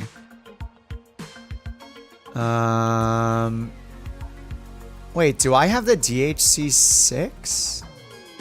I don't think I have the Aerosoft one. Antonov, I'm probably not going to fly it. I'm not going to choose planes that I'm not going to fly. Oh, the ATR, here we go. I didn't add the other 2 ATRs, the 42-600. Let me add those in. Vacation, sim pilot, beer? Yes. The VA3 is bad, can't carry a beer can. Black Square's professional caravan. They have an analog. Black Square has an analog caravan. That was one of the first ones that I flew that was not a stock plane. Back when I was just getting into the sim. I don't know if it's 2024 compatible yet. I haven't tried it myself. Oh, the Model 18 is in there. Can someone help? I bought a plane from the marketplace. Flight Sim 2020 shows 3D thermal green lines. Just go to the weather. Up here, click the weather and show 3D thermal. It's down here. The bottom of the weather window. There's also another one under like assistances or something that's like another wind display kind of thing. Black Square Bonanza. Actually, that's one of the few that I did not buy. TBM 850 I don't have working yet. 850 would be so nice, but I don't want to have to deal with the 930, like whatever hack you have to do to get it working. I do have the black box shorts.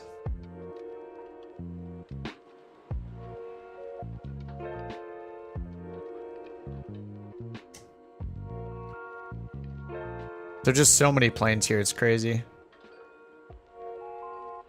Oh, there's a Cows DA42. I have not installed that one either.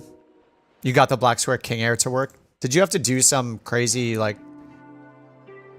You had to, like, delete the default King Air 350i or something to get it to work?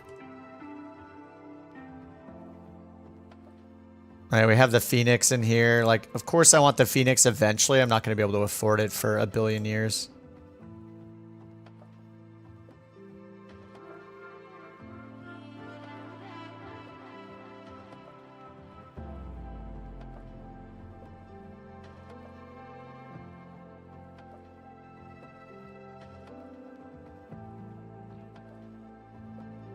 Definitely want something faster. Yeah, I think the Sky Courier might be my next... I mean, the Turbine Duke is a good... it's a good speed. Oh, the 414. I have to add the 414. Yeah, the Sky Courier. Maybe the 414. I didn't have it added here, so I'm adding it right now. Man, it has so many liveries.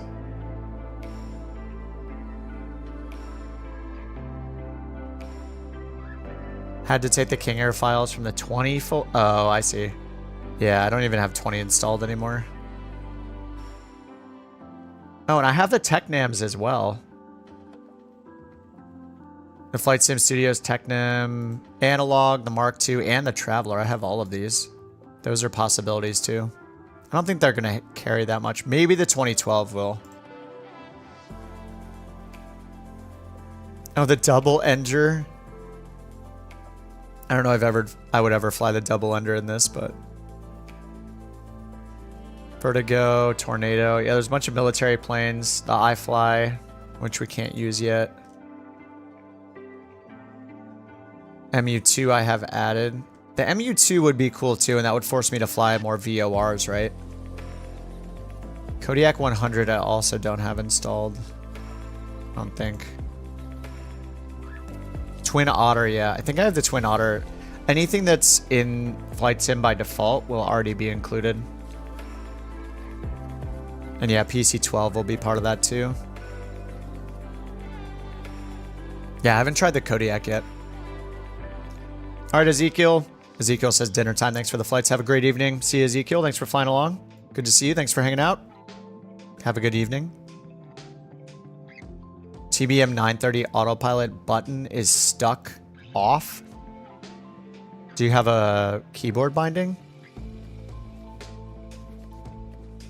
that's holding it off? I'm just adding these other Kodiak variants. I love that it has all the variants too. Like you can get the Tundra tires, the cargo pod, or no cargo pod. Like it's up to you. All right, Skib. Skilbs, have a good one, dude. And thanks for joining the Couch Captains, man, and flying along. Have a good rest of your night, too.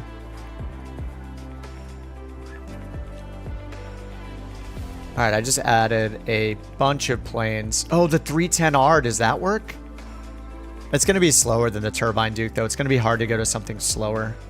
Pretty much just want to keep going faster and faster.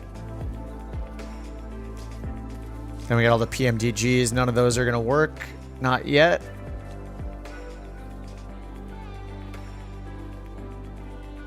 I don't have the SWS Pilatus. I have the vans, but I know I'm just not going to fly them. All right, I think that's all of them. That's more than enough.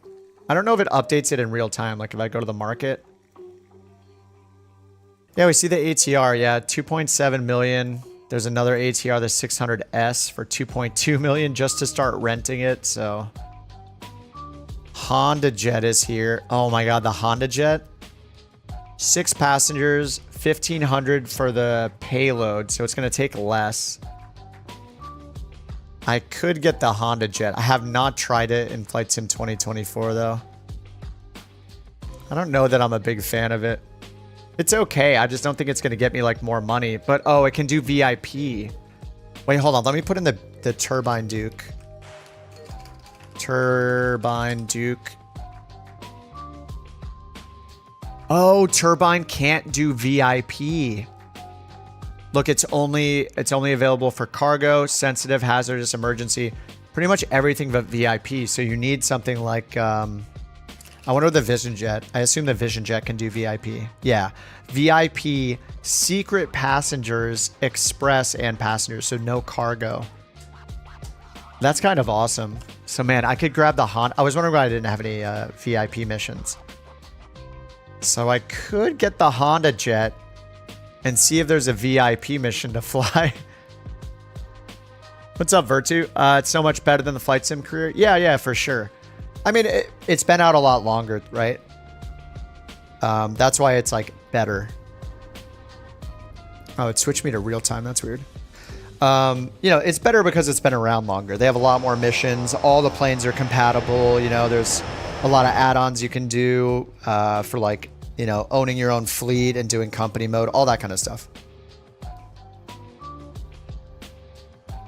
But yeah, I mean, you know, over time, Flight Sim 24's career mode is going to get better and better and better.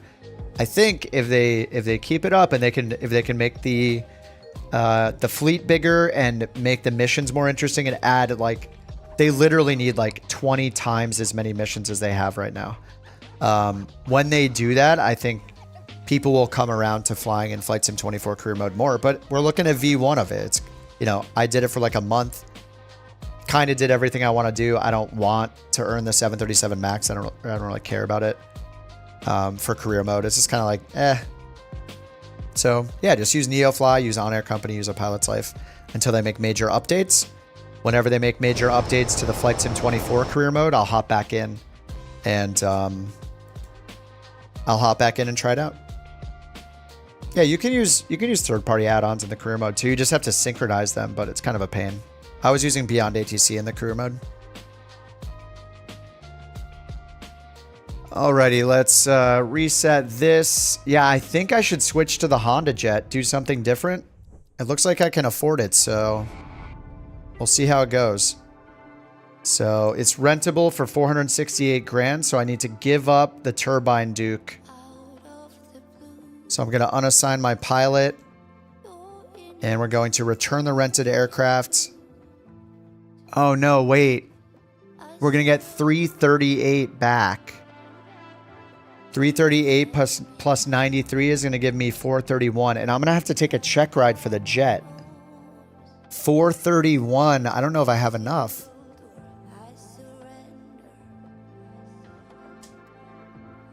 It's 468. I don't have enough. I can't do it yet. Unless I take out a loan.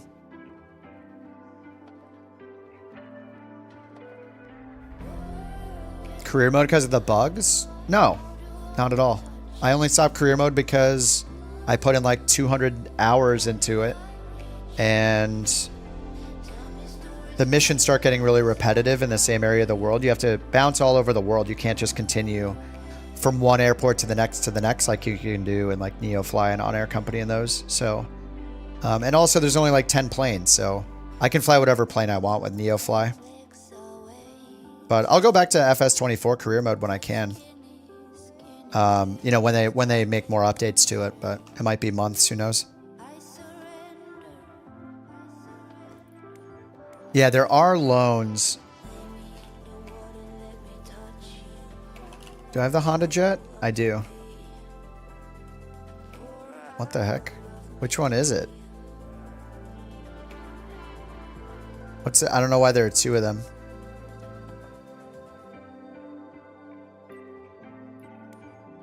Oh my god, can I use the couch livery?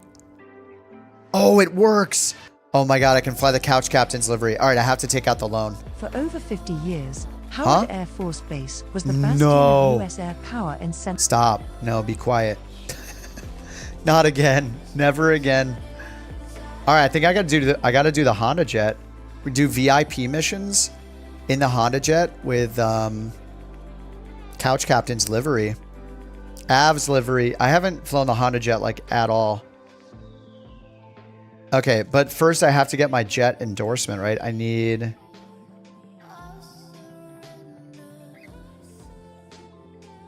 Where does it say? I'm gonna have to get the loan first. Can we take out like a 100K loan? All right, yeah. 150K loan. I can actually do the 500K one. All right, we'll take out this loan, 150K. We're going to go to the hangar.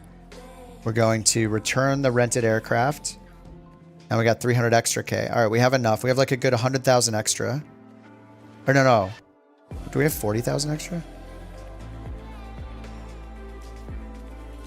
And I haven't flown the Honda Jet in so long. I might just wreck it. Okay, 468. So we got a good 110K extra. So let's rent it. And now we have 113K remaining. Now we need to get the certification for it. So under here, I probably can't assign myself, right? Yep, no pilot qualification E. So I need to go and do the qualification E. Oh man, what can I fly it in? The A330. No, the PC-24. Okay, I could do the PC-24. Oh, the Vision Jet. Yes. 45 miles from here. I'm going to do the Vision Jet. 100%. All right. MPSM is where I have to travel to do this. And it's going to cost us 5,000. Okay, it's been reserved for the qualification test. So we need to grab our pilot. Take a bus to MPSM. Costs 1,000. Okay, now we can go to the hangar, assign ourselves to the Vision Jet, and now we can take the qualification mission. All right, MPSM in the Vision Jet. And we have to start at parking in the Vision Jet. Can I fly this one? Oh, that's not the Microsoft one, is it? For over 50 years, Howard Air Force Base was the bastion of U.S. air power in Central and South America. It'll probably work for the couch one as well. It was the center for counter-drug operations, military and humanitarian airlift, contingencies, oh my joint God, nation please. exercises. All right, we're gonna fly Manny's, and I'm just gonna pull it back to daytime. All right, parking brake is on. Vision jet time. The Honda Jet flies itself. It's just so fast. Yeah, we'll see how it goes. I haven't flown it in a long time, so Air Force Base it could be was the sketchy. bastion of U.S. air power in Central and South Oh my America. God, be In quiet. its heyday, it was the center for counter. All right, I just gotta close the website. I can't listen to that every 5 seconds.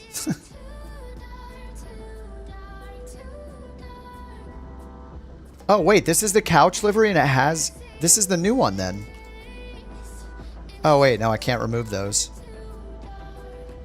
Oh, weird. Oh yeah, okay, we got the bows. All right, it's the static elements. This is the 2020 version of it, basically.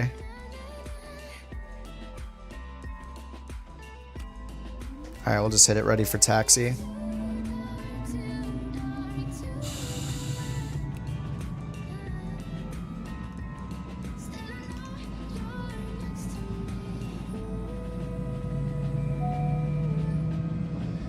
All right, follow your instructors. Oh, it doesn't count this one. Nope. I have to use the other plane. Howard's Air Force Base was the... All right, we have to use the Microsoft one. And obviously, we can't use the red one. We need executive seating.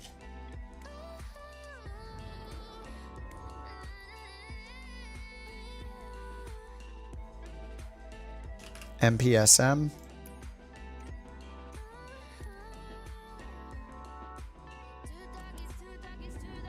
All right, there we go. Auto throttle does not respect FMC speeds. Oh no. Really, in the Honda Jet?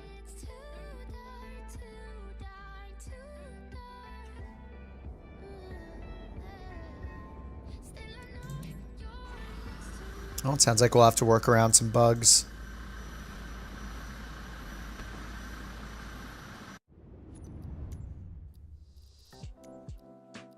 All right, multiplayer is off because it's interfering. All right, let's hop in, and aircraft doesn't match. Oh, family seating. Oh my God. I chose executive. It requires family seating. Okay. Fine, fine. You'll get the family seating. Not even complete, but family seating.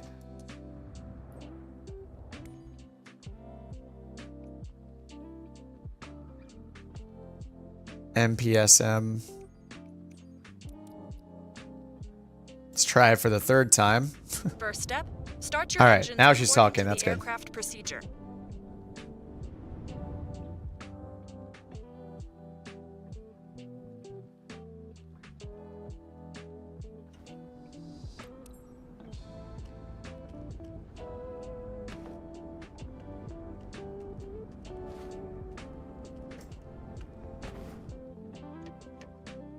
Yeah, they don't trust me with the premium. I guess not. All right, Control E. Now that the engine is running, taxi to the runway. Don't exceed 25 knots while taxiing. Align with the runway and take off.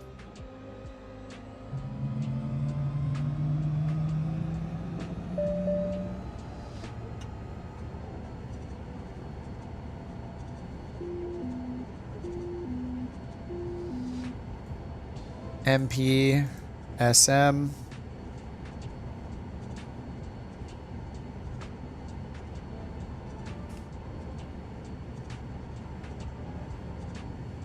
All right, flaps and trim.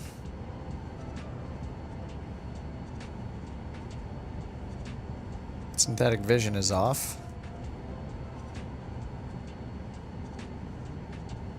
Oh, it's enabled.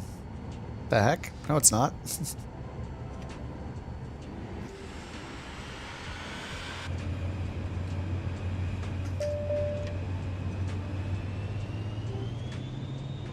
All right, just says align with the runway. Not sure which runway. Windsock looks pretty dead.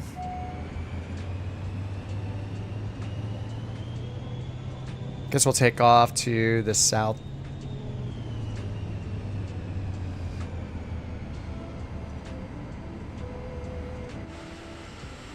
Oh, Vision Jet, it's been like a week since I've flown you.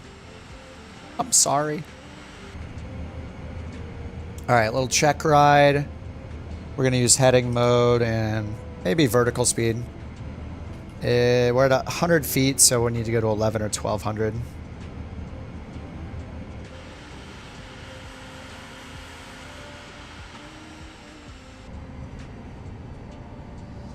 All right, heading mode.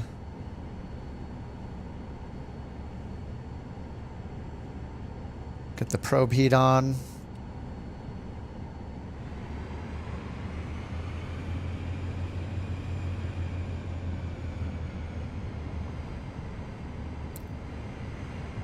Okay, get the heading bug behind us. This is 348, so 158.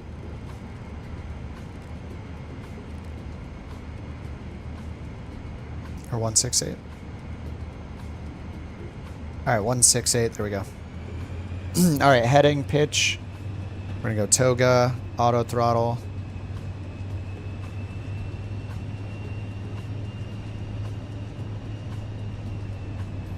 Yeah, I think VIP is still broken. All right, it just says align with the runway and take off. It didn't tell me which runway. But we know it's going to have us go to 1,100 feet, 1,000 AGL, then what, 3,000 AGL, do a U-turn, come back and land. Or we have to do a touch and go, right? Maybe I can get 3 stars on this one, I don't know, we'll see. Alright, takeoff thrust.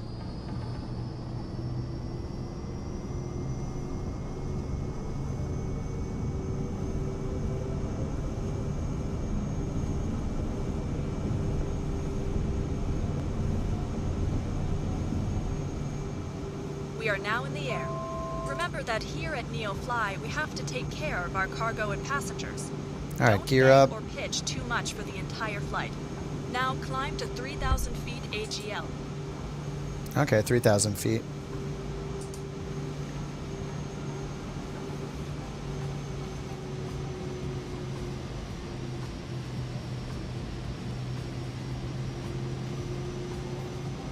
I guess we should use vertical speed maybe.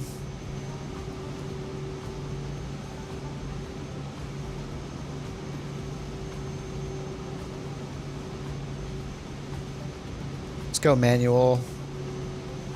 Manual thrust 165, 2,000 feet per minute to 3,000. So 3,100. Airport is at like 100, so I'll go 3,100. Altimeter is synced. All right, there's 1,000 to go. Heading bug is synced ahead, and we're in heading mode.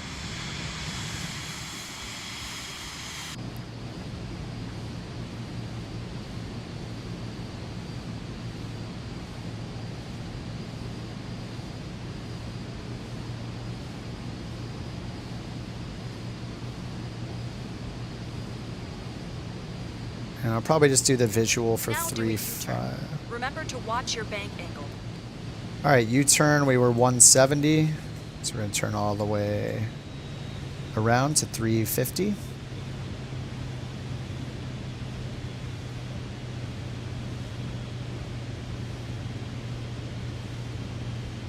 I'll bring our speed up to 180.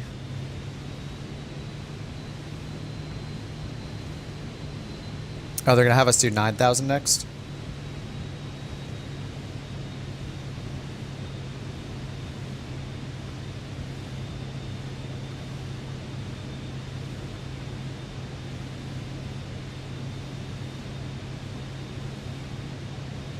All right, U-turn's almost done.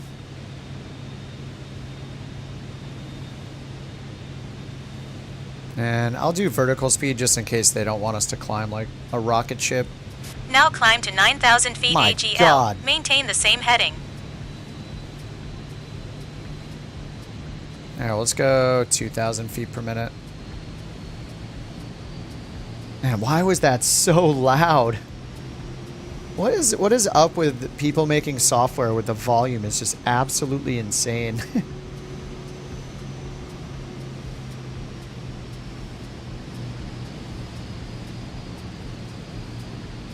Even with a sim itself, it's like 10%. If you turn the master volume in flight sim audio settings to 0, it's like a 50% reduction in volume. It doesn't even turn it off. It's so funny.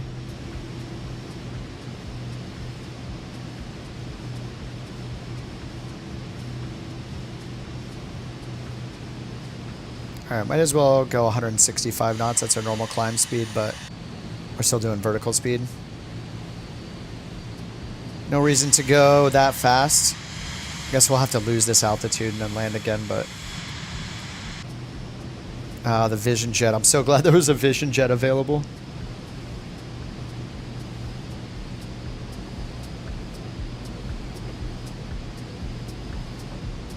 I'm a little nervous to fly the Honda Jet, though.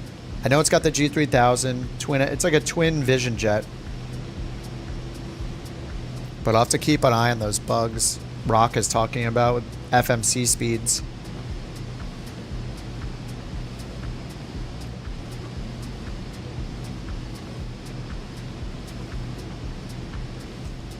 Does it tell me what I can or cannot climb at?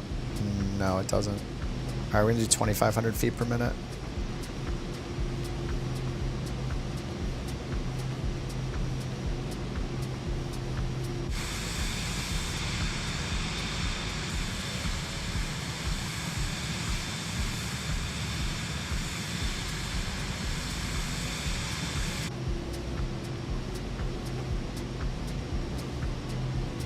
What do you mean it doesn't go to the main menu when you quit? If you close the app and you restart the app, then main menu when you quit? You mean when you finish your flight? Just hit escape. They need to add a button for it, but you guys someone in chat told me if you hit escape, it'll let you quit to the main menu without restarting the app. I was restarting it every single time. Oh, that's the Payware Vision Jet. Oh, the Honda Jet's perfectly? Works perfectly. Oh, okay, cool. All right, sweet. All right, less scared, less scared. All right, there's 9,100 feet. Now they're probably going to give us a touch and go. Probably just do it for the other runway then. North-facing runway. Vertical track. All right, we're at 9,100 feet. Doesn't seem to be recognizing it. Let's go up 100 feet more.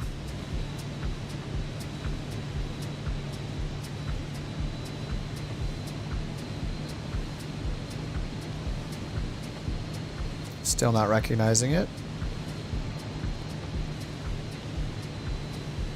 100 feet more.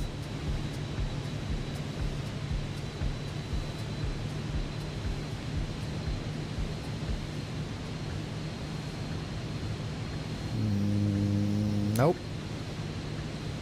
Just gotta keep doing 100 feet over and over again until it thinks that I'm at. The problem is it's using AGL and we're flying over mountains, so I really just need to climb unrestricted until they tell us. It's because it's using AGL and there's terrain under us. So I'll just wait till it says so and then I'll hit altitude hold.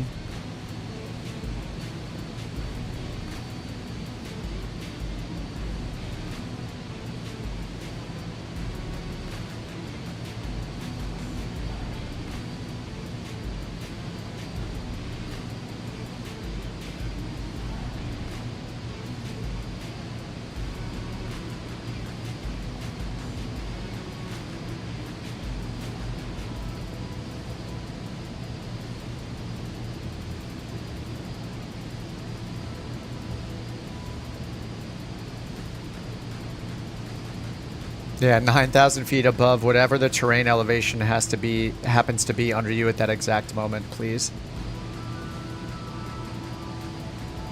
I mean, this could be another, like, several thousand feet. As soon as she starts talking, I'm hitting the altitude hold button.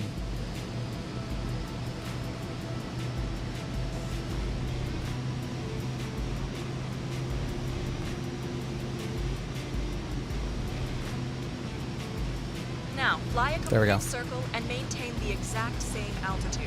All right, 350 was our heading, so we'll turn all the way around. Keep it going to 350. Yeah, I should have gone the other direction. Yeah, that's true. All right, 350 is what we need on the heading eventually. Keep doing the circle.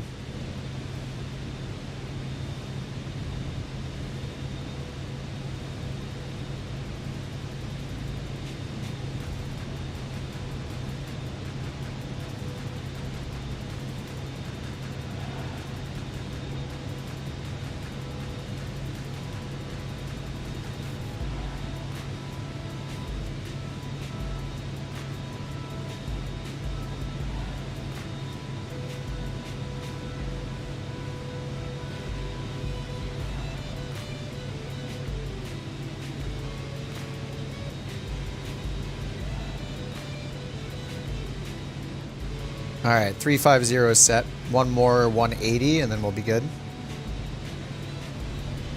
Sync our altitude. All right, then they're gonna have me go and land and do a touch and go probably, we'll see.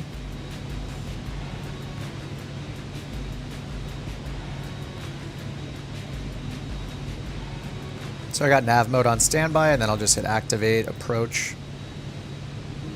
We have quite a bit of altitude to lose, so I'm going to set it for vertical navigation as well, and then when we'll bring our selected altitude down to 1,000. I'm going to do that right now since it's holding us at 10.8.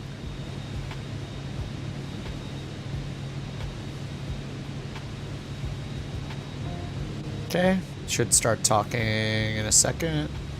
10 more degrees. Now go back to the departure airport. Align with the runway and do a touch and go. Yep. A landing vertical speed of more than minus Vertical 400 track. feet per minute will not allow you to pass. All right, 400 feet per minute. We're going to try to grease it as much as possible. All right, vertical track is coming up. 3 degrees. Top of descent in 45 seconds. All right, perfect. And let's get our speed up to 200.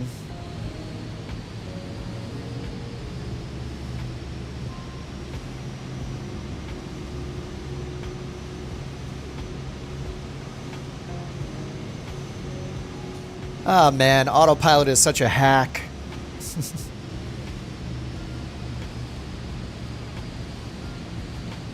Yeah, and I need to remember that it rates you on your touch and go landing for your stars, not the final landing, which is pretty brutal, but it's good. It's good to know that now.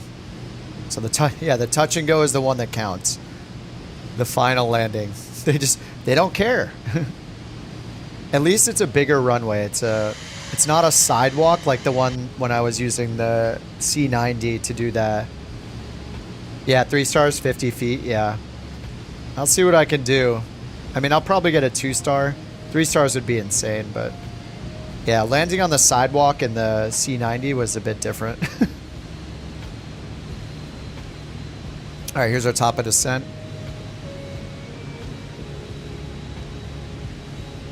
Oh, I'm going to go for the 3 stars, yeah.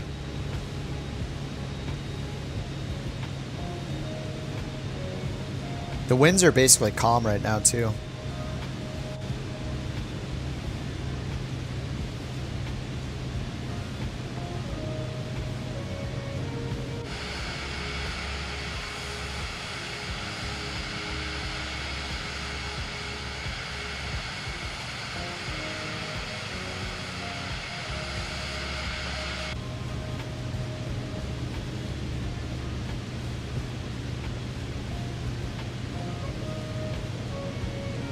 It's set up to do a reversal. I should just do the straight end for the other one. I should do 1.7.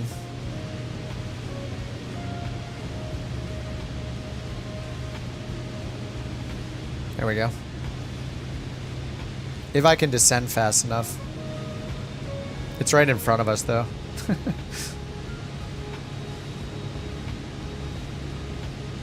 What's for dinner tonight? I don't know. I think I got something to reheat in the fridge. Taco Bell. Oh my god. Dude, Taco Bell was so good. We went out for dinner on New Year's Eve. Oh my god. Taco Bell was delicious. Alright, maybe I shouldn't do this one. I should turn around. We need more time to do the descent. I don't want to get dinged for...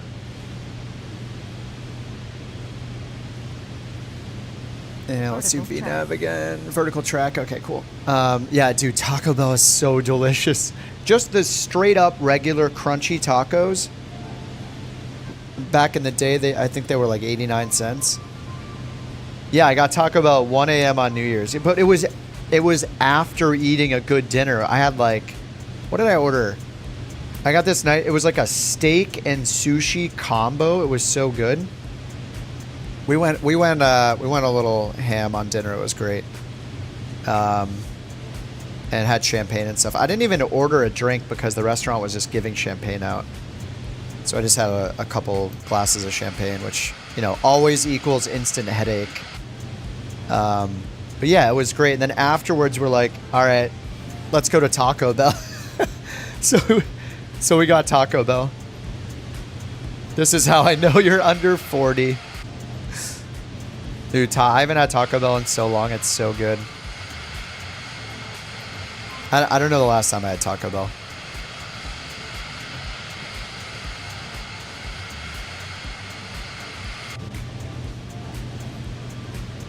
Birria? Yeah, sure.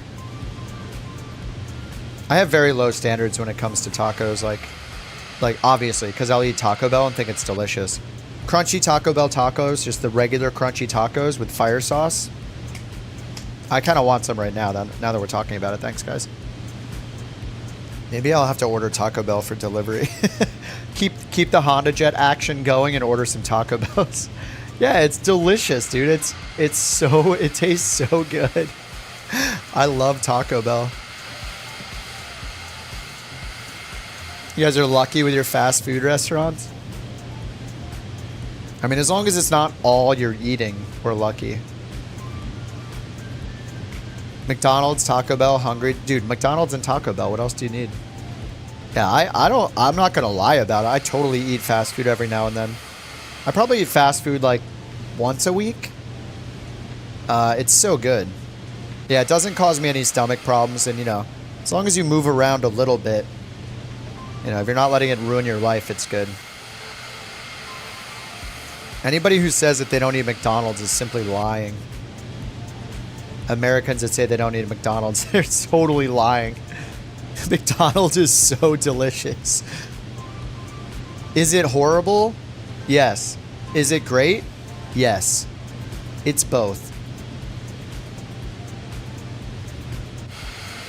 All right, this is setting me up for a good final here. We got to get less than 50 feet per minute. I'm going to stall this thing into the ground. And it's a longer hard surface runway. Not upset about it. All right, we're going 200 knots. We'll get set up for a 100 knot approach. Here, I'm just gonna use all the automation here. 95 knots. FMS mode. Oh, you don't have to slow me down to 95 already. All right, whatever. I'll let it do its thing. Haven't had McDonald's in years. Yeah, that's what I said. And then I started having it like every few weeks. And I'm like, oh my God, where have you been? It's so good, dude. It's just like a guilty pleasure, you know? I'm not eating McDonald's more than a couple times a month at this point, and that's a lot. Normally for me, it was like, yeah, every once or twice a year. But I've definitely been having McDonald's more often lately. It's just a guilty pleasure. It's so good. Last time you had them, the patties were 100% beef. What, in 1749? What are you talking about? How long ago are we talking? Were they ever 100% beef, actually? The thing about McDonald's now, though, I don't know like what kind of chemicals or whatever is in it or how they raise the thing. At least there are no creepy, crunchy, like hard bits of chicken in the nuggets and stuff. That was creepy back when it was like that. I do not like that. I don't want like a crazy random tendon or whatever inside my chicken. Sorry, that's gross, but seriously, like, no thanks. Whatever they're doing to make it like the all white meat, whatever that means, I still prefer that. I don't want to guess at the texture of my chicken for McDonald's. That was a bone? No. No, it was not a bone.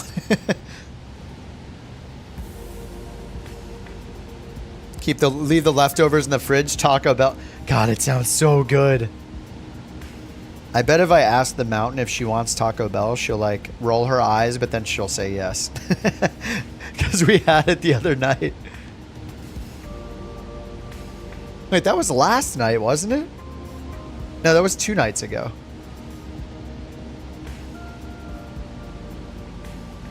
Uber Eats? Probably? I don't know, I haven't ordered Taco Bell. I don't even know. Probably Uber owns everything now anyway.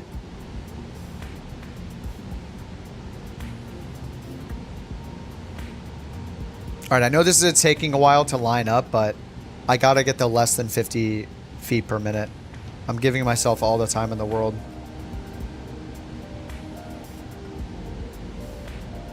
I mean, it's going a little too slow. Let's at least go like 130. Maybe even faster. Let's go like 150. All right, 160. There we go. DoorDash Taco Bell, yeah. It's doable. I can definitely order it. Order it for delivery for sure.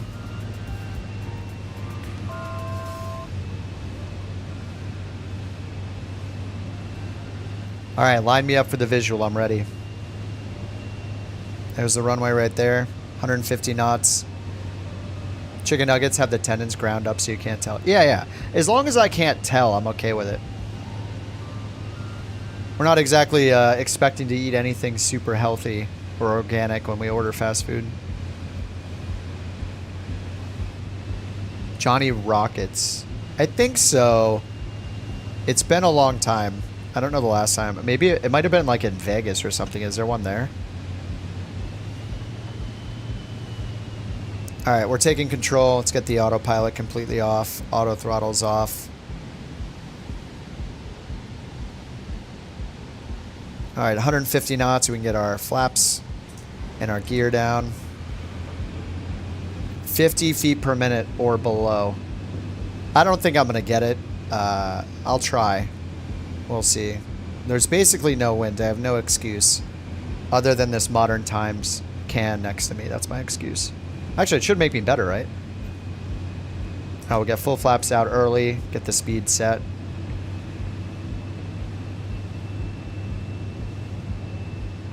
Got the VisionJet? No, I'm using it to take in a certification test.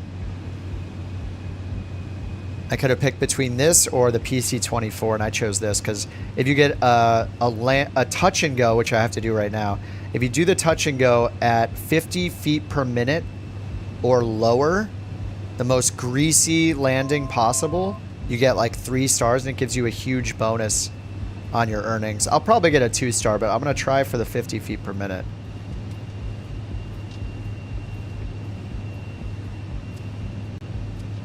We'll see how it goes. I'm doing this so I can fly the Honda Jet, though. I did rent a Honda Jet. That's the next plane tonight.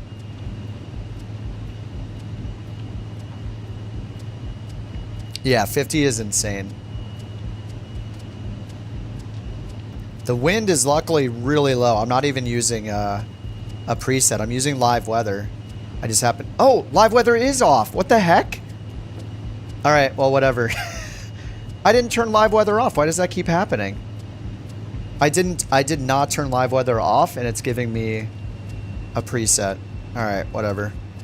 Hacking and cheating. Yes, don't shrink.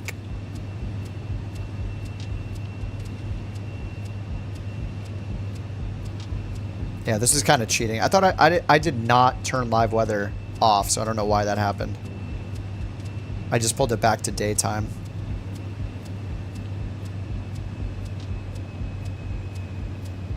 I'm cheating.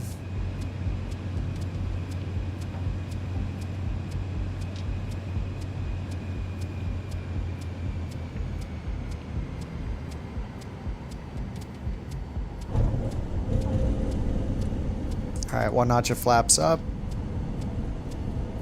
Pitch trim is good.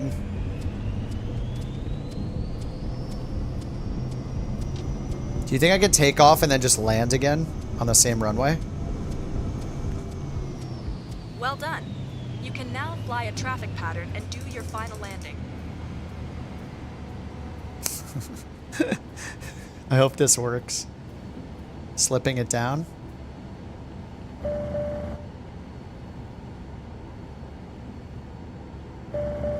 Well done. Now taxi to parking and shut down your engine. That's so great. Oh, that saves so much time. What was my landing? 118. Oh my God. That was 118 feet per minute. All right, whatever. I got 2 stars. I'm not upset about 2 stars.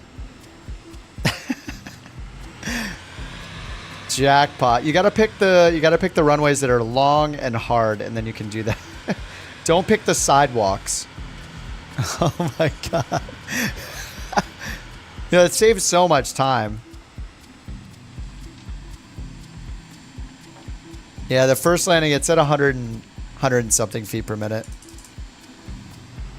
That's fine though. I'll take 2 stars. I don't mind that. I got 1 star in the last one, so because I didn't know the touch and go is the one that counted. Touch and go is the one where they rate you, which is kind of messed up.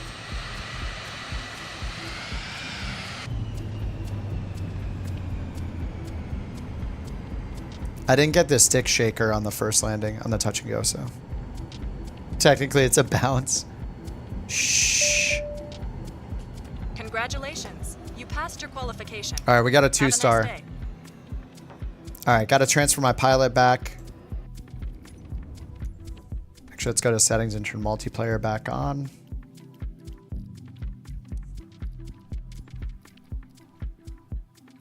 I want to bring this all the way up to 4K for me. I've been staring at a blurry screen. All right, end flight. Okay, we got to transfer our pilot back. MPPA. So let's go pilot here. MPPA. That's where the Honda Jet is. We'll pay the money. All right, he's back. Oh man, we got the Honda Jet. It's a rental, so even if I crash it, it doesn't matter. We got the we got the AV. We got the AV Couch Captains black and white. Oh my God, it's so worth it. Fly to Aruba. We'll just have to see. Oh, should I go white, black, or black, white? We're going black, white first. They both look incredible. All right, back to MPPA. MPPA. Did you know that Howard Air Force Base? No. How did it? I don't understand how it changed it. Oh, it's preset. Live, off, all players. And we're going to pull it back to morning.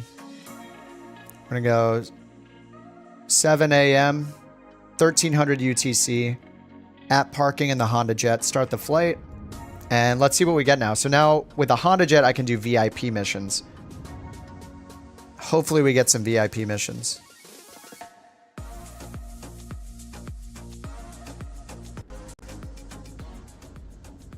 Not yet. Looks like we got a cargo mission to start. 1,100 pounds cargo. Oh, the distance though. This thing goes so far. What do we fly in this? Like Mach 0.8? Should I set it up for like 600 miles or something? I don't want to do a emergency mission. Or search and rescue. I really want to do VIP. We can do fragile cargo. I shouldn't do that for my first one. Here's a passenger mission. 4 passengers. To SELT down to Ecuador? Is that too far? Oh my God, the Honda. Wait. It's in there somewhere.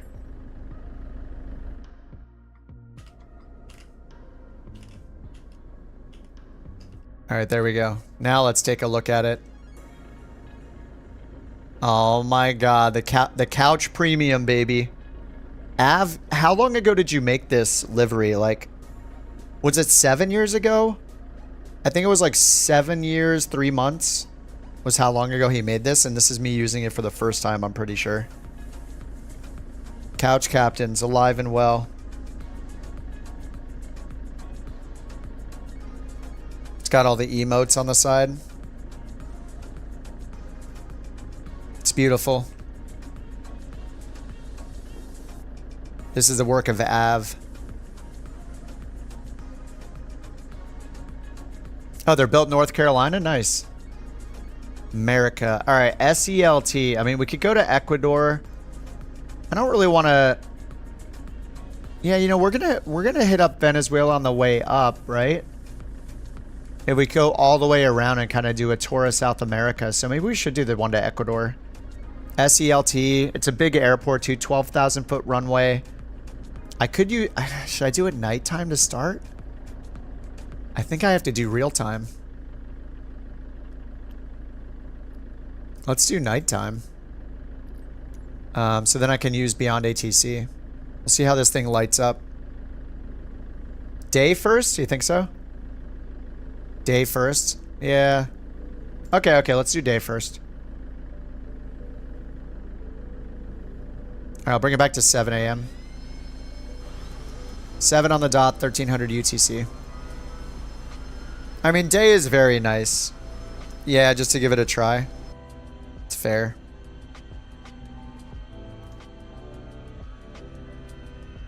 Alright, we're still going to use SimBrief though. Let's get a new flight going, and we're doing MPPA to CELT. Why can't I choose this?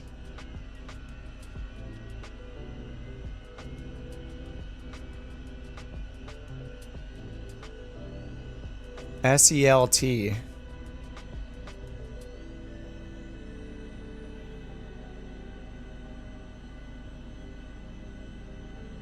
Oh, that's pretty far though.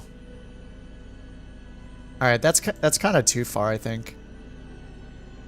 It's not letting me accept it. Oh, I have to assign my pilot. That's why. There we go. Welcome back, Captain. Okay, okay, that's why. The weather is perfect. Oh yeah, I guess we'll go there. First flight's kind of long though. What about over here? Oh, there's a VIP. 35,000. Dude, 35,000 to bring a VIP. You have to keep the pitch less than 31 degrees, 4 passengers, 35,000 VIP for only going 262 miles. All right, we're going to take this one. And then we can probably Captain, this take is more. talking.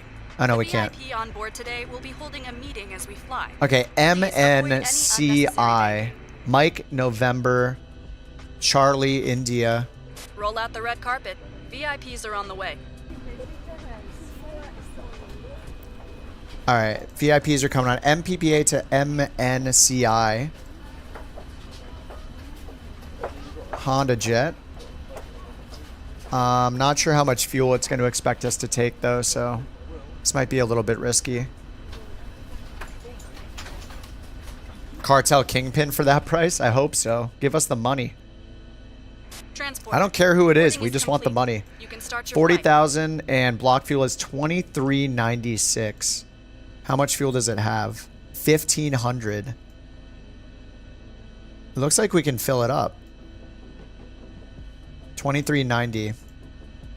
Nice, we can. We still got 73 pounds left over. All right, pretty much full up. So we got enough fuel for contingency.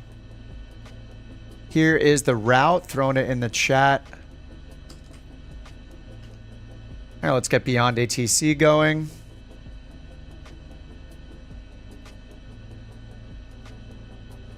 Beyond ATC. All right, I haven't flown this in so long. Standard checklist sounds good. All right, parking brake is on. Battery switches to on. I think they're right near the yoke. Yeah, electrical right down here. Oh man, I guess I really need to turn on the high textures. I'm on medium. All right, battery switch is on. Generator switch on. Okay, they're on norm automatically. Starting engine, strobe lights on. And where are the lights? Down here. Windshield heat, fuel, engine anti-ice. The lights up top. Nope, where are our strobe lights? Bus tie, nose wheel steering. All right, we'll just look for it. There is no strobe light. Aren't the lights all automatic in this anyway? All right, thrust to idle. Thrust is actually not working. Oh, because I have to move a title first. Okay. Hold the brakes, engine knob to run.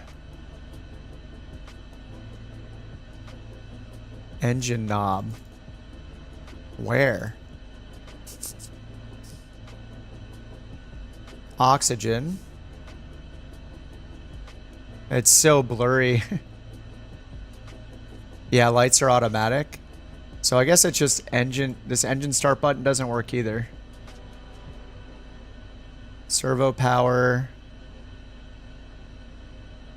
Baro set. 2988. I think we just hit start and then introduce fuel, right?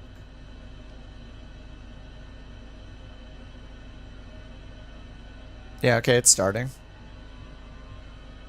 Monitor master oxygen switch on, which I think is over here. Push on. Look at the... I gotta turn on a high textures. It looks bad. Bleed switch to bleed. Cabin power.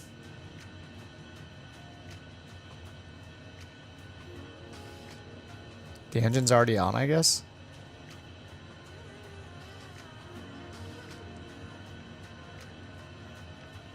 All right, throttle works. Everything looks good from where I'm sitting. Taxi to the runway and take off. Push to start car. You don't think it's heavy on FPS? Yeah. Probably need to turn it back to high. Okay, oxygen supply on. All of these say norm. Cabin power says... Okay, cabin power is on. Nose wheel steering normal. Flaps to take off. Speed brakes. Anti-ice all on normal. Engine anti-ice off. Everything else here says normal. Oh, I didn't set the fuel and payload, so gotta do that. Should have done that first. Whoops. All right, fuel 2,400 pounds roughly.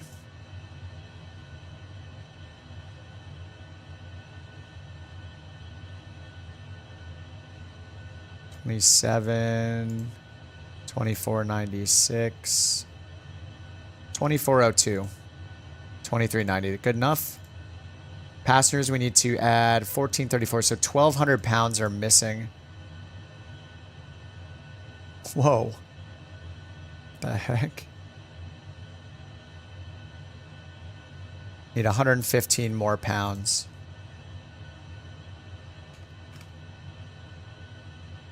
$92 more pounds. Packs 5. 82 more pounds. What's happening? All right, there we go. We are set. I don't know if the balance is good, but, you know, we're figuring it out.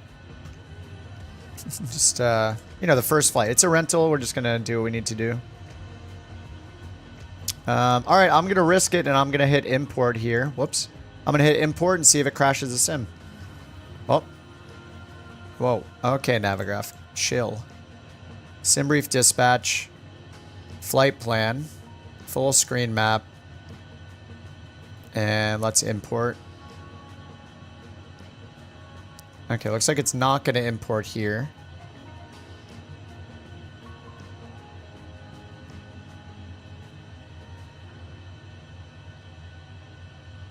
But if we go over here, yep, TBG UN40 Morley, send to avionics. That also doesn't work. Feels bad. Okay. MPPA. Destination MNCI. En route is direct TBG. Taco. Bell Gordita. There we go. After TBG, load the airway. UN 420. Nice. Taco Bell and UN 420. Match made in heaven. Where's 420? There it is. UN 420 to Morley. Can't make this stuff up. Oh, beyond ATC. Whoops. Okay, then we got direct. We got Morley and then direct to the destination, expecting runway 3. So let's do arrival runway 3. Departure runway is 36. Oh, there are checklists down here too. Nice. Why doesn't this turn on? Do I need to hit any of these? Servo power? Oh, that's to turn it off. Okay, so we're good.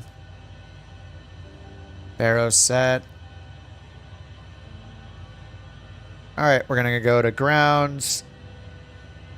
November 420 Sierra Bravo. How do you add the ready for airway? IFR Click on the clearance to Corn waypoint. Island Airport. So in my case, I clicked on TBG where you enter the airway and then click load airway. Dog's on the way home. Hey, we've been talking about Taco Bell and people think we should order Taco Bell for delivery. Squawk 4243. 4243. Does this come on? Expect runway 36. Climb 6,000 feet on runway centerline, then expect radar vectors. Toboga Island, VOR. Squawk 4243. November 420 Sierra Bravo. November 420 Sierra Bravo. Read back correct. Call me back when ready for start or taxi. Wilco, November 420 Sierra Oh, it's Bravo. certain liveries? Okay. Alright. 4243.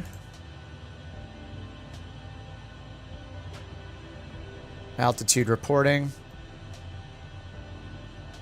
It's cool, it's got the checklist. Oh, the checklists are up here. Nice.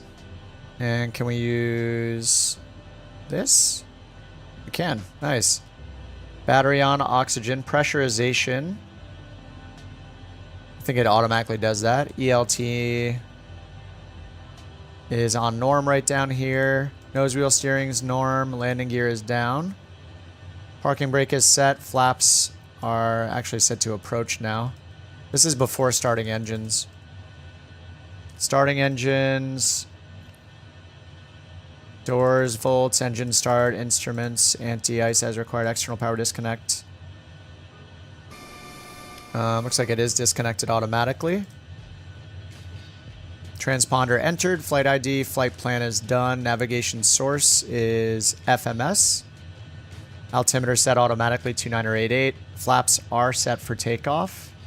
Right down there, and indicated takeoff there. Speed brake checked, then retract.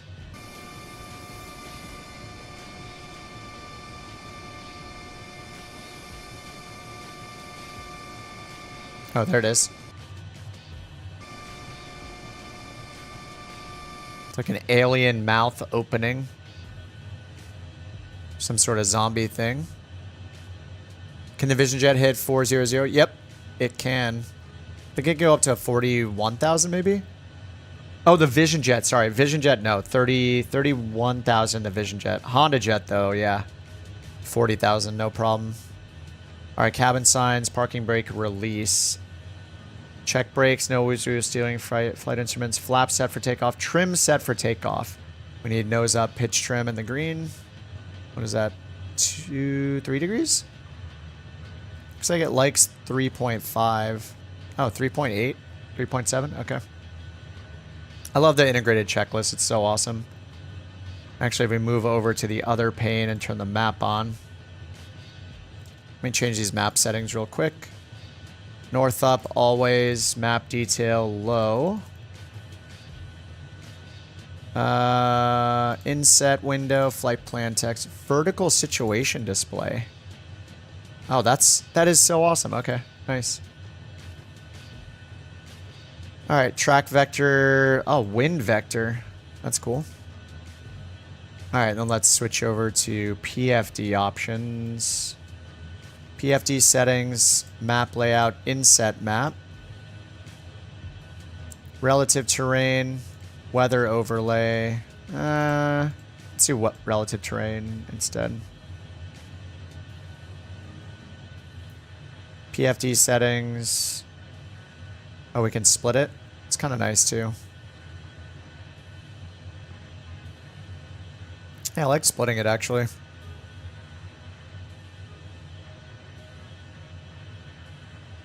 It's It's kind of a pain to handle the map, though.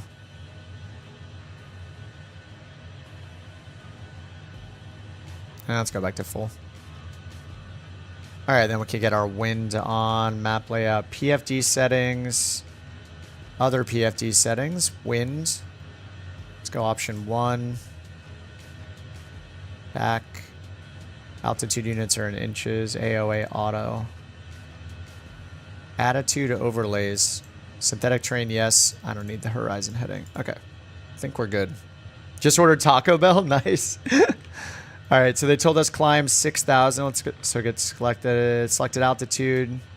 Or sorry, 6,000. All right, 6,000 is set. Cast messages, there are none. Navigation review, or navigation set. So we're going to do heading and flight level change. And we have auto throttle on this, right?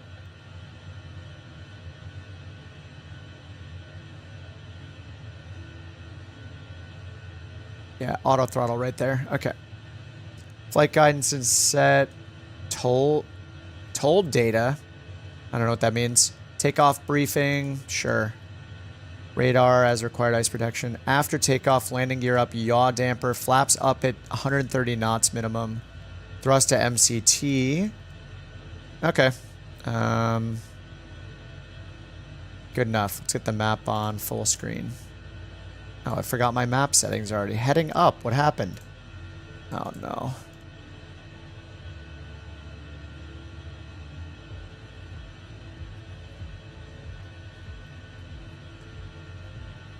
Oh, man. We're just going to some random island. Taco Bell sponsorship? Dude, that would be so awesome. Yes, please. All right. Request taxi to runway. November 420 Sierra Bravo. Request taxi. November 420 Sierra Bravo, runway 36 taxi via Alpha. Runway 36 taxi via Alpha. November 420 Via. Sierra Bravo.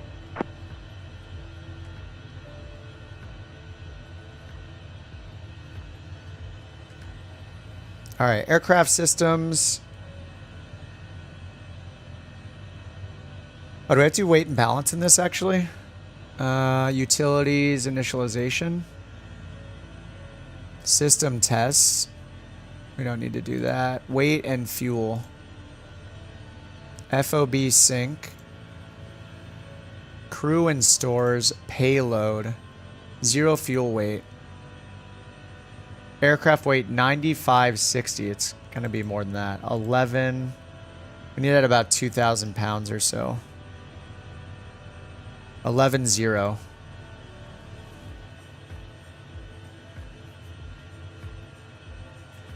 $10,239.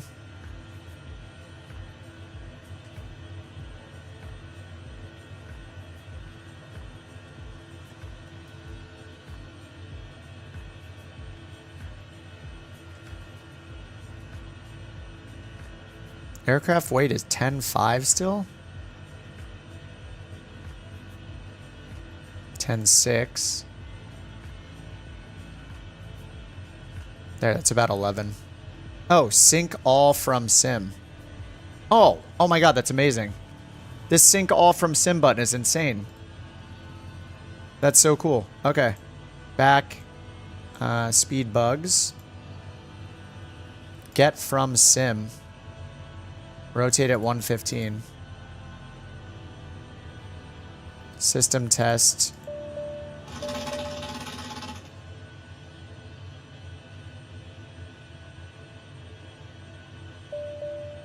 Okay, okay. Do it, do it, do it.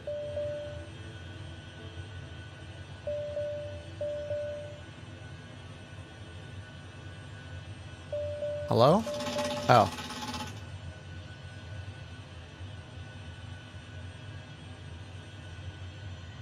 Oh no, how do I accept this? Fire detection. Am I supposed to push this? No. Okay, looks good. Okay, now it's done. Stall protection. Okay. Done. Okay, I just need to let it go through. That's fine. All right, shift 1 is nice. Shift 2, autopilot as well. And we can see this, which is nice. Shift 3 for the screen. Okay. Test completed. Accept initialization. Whew. All right, it'll be faster next time, I promise.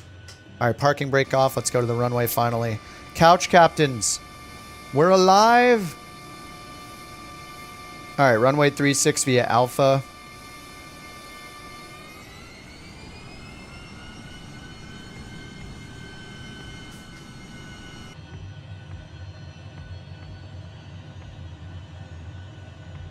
Are the chocks on or something? What's happening? Oh, it just takes a lot of thrust. Okay. There we go. All right, Honda Jet fans. It's our time.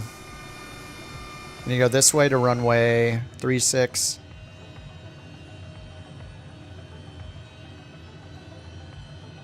I think I need to zoom my camera out a little bit. I can barely see the PFD.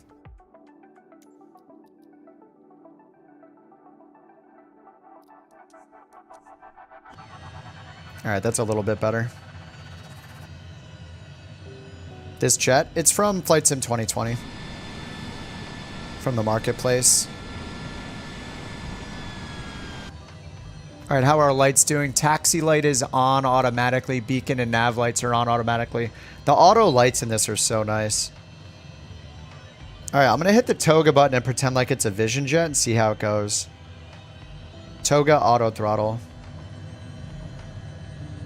Oh, auto throttle is on. Whoops. All right, let's turn the auto throttle off. Whoa! November 420 Sierra Bravo. Request departure runway change. Oops. I didn't want to do that. November 420 Sierra Bravo.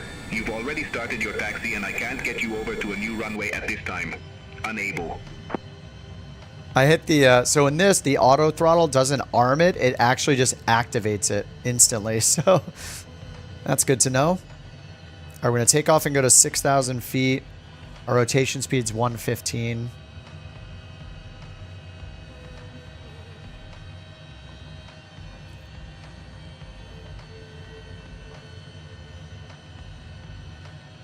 Looks like maybe 006 is our runway heading. November 42, Sierra Bravo. Contact Pacifico Tower 118.9er. Over to Tower 118.9er.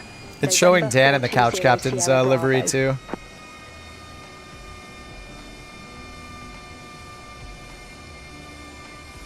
Couch Premium, baby.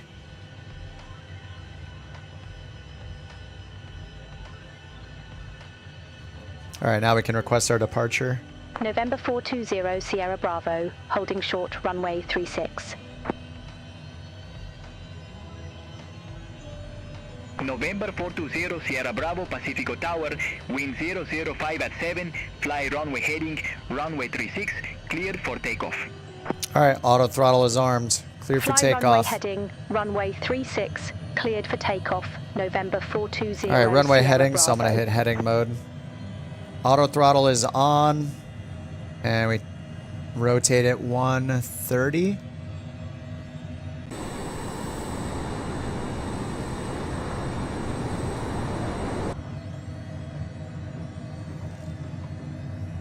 I know, 115. There's rotate.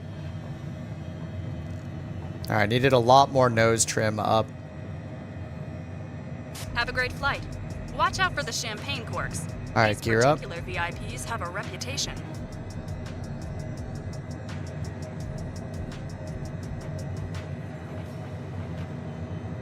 All right, flaps up.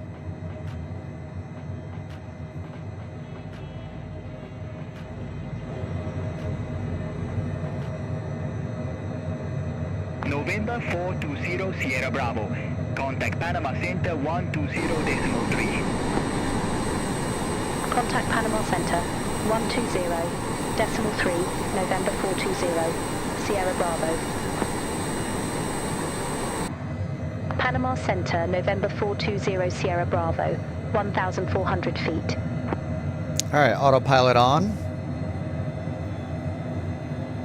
November 420 Sierra Bravo, Panama Center. Center. Good day identified. Climb to 19,000 feet. QNH 1010. 1010, Climb to 19,000. 19,000 feet. QNH right. 1010. Let's get our PFD settings. 0 Sierra Bravo. Altitude units to HPA. Panama Center, 1010. Good day. Flight level 118. Alright, that's set. Copa 208, Panama Center identified. Continue climb to flight level 400. Alright, still a takeoff. I need to do flight level change. There we go, climb. Whoa, holy, okay. November 420 Sierra Bravo. That's us. Turn right, heading 175. Right? Turn right, heading 175. November 420 Sierra Bravo. 175. That's the opposite way that we're supposed to go. What the heck? Alright, we're gonna do it, but they need to turn us around. Holy. Yeah, this thing is an absolute rocket ship.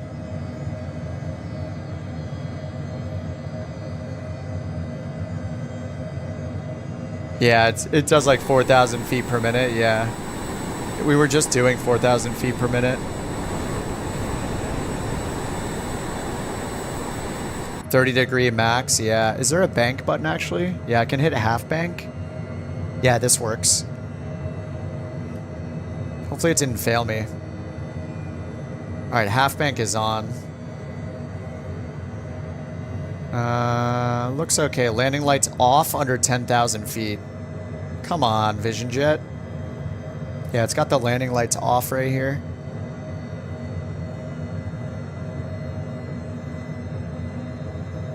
Thanks a lot, Vision Jet. Or, thanks a lot, Honda Jet.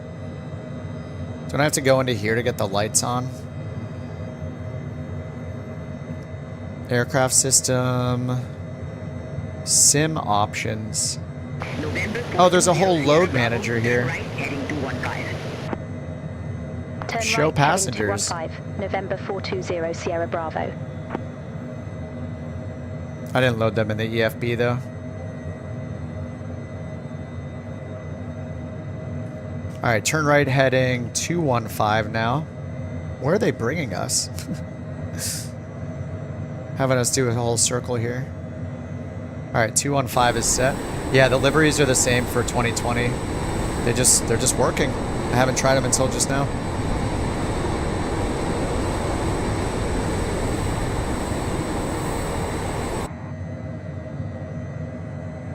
November 420 Sierra Bravo, clear direct to Boga Island VOR. Resume own navigation. Alright, direct to Boga Island. Cleared direct to Boga Island VOR. To nav mode first, Resume and own then direct to. navigation. November 420 Sierra Bravo. Okay, this is right next to us though, but okay, that's fine. And we're gonna make a hard right turn. It's just a weird flight plan that puts us, yeah, kind of over the airport still. But we're going up to 19,000. What's the best way to practice Phoenix landings?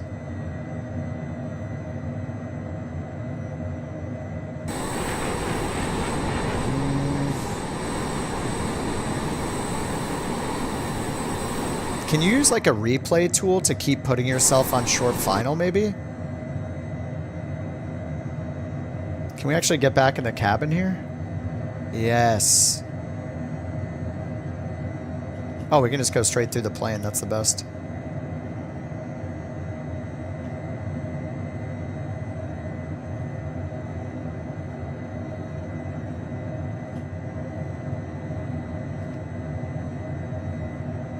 Oh, the FCR replay, yeah. Replay and then take over. Yeah, there you go. Yeah, just get it set up on final and then use a replay. Use the built-in replay tool up here, FCR. Load replay. Yeah, I barely touched it, but...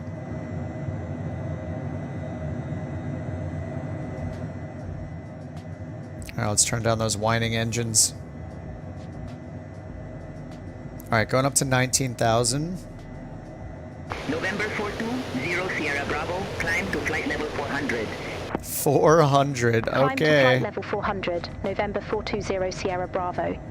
Alright, flight level change up to 40,000. Panama Center, Aero Republica 7581. Good day, 700 feet.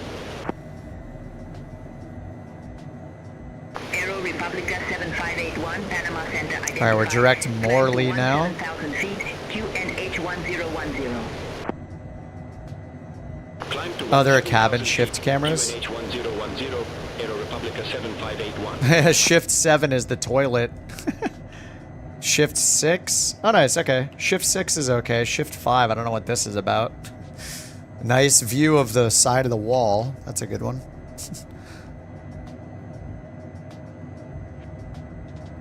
Yeah, we just got 1, 2, and 3. That's really all we need. Yeah, 1, 2, and 3. Everything is right there.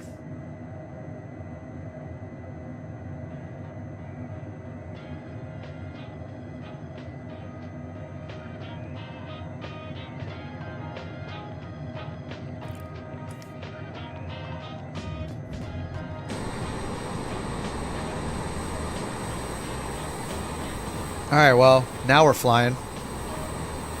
Panama Center, Copa 446, flight level 086. I feel bad if some of you guys are in slower planes because you're also doing NeoFly or something and you can't get the Honda Jet yet. Continue climb to flight level 360, Copa 446.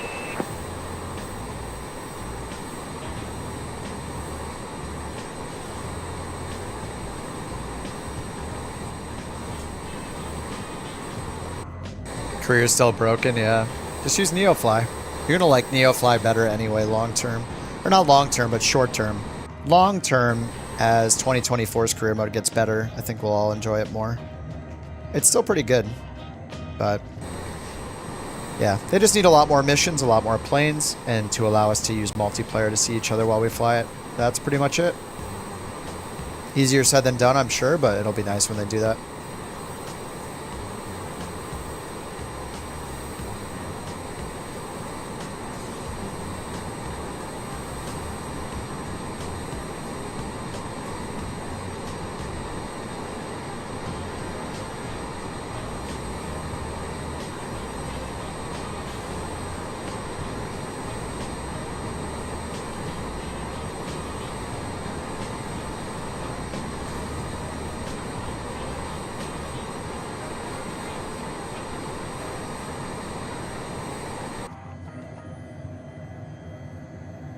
$23,000.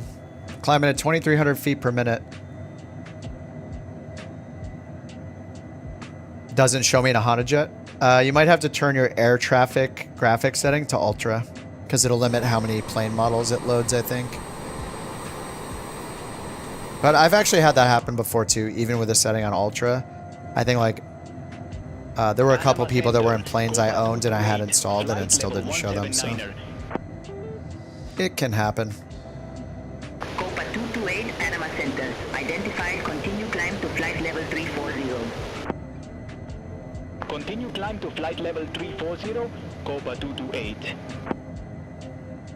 So is there a way for me to change the lights? I think it is in here somewhere. Ice protection, fuel, electrical. Oh, that's just a status. Systems controls.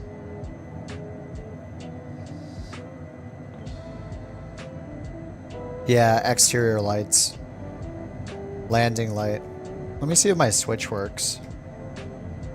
Just says normal. Yeah, I would have to go in here and set it to on. Ice inspection. So the rest are normal. The strobe and taxi light seem to work correctly, but the landing light did not. If I could just keep it on permanently, then that would probably be good for NeoFly's purposes. It just dinged me here. Landing lights off under 10,000 feet. Oh, passengers are angry. 41%. 3 of them want a cocktail, but... And maybe I'm going to have to get a flight attendant on board. We have 4 passengers. We can take 5, right?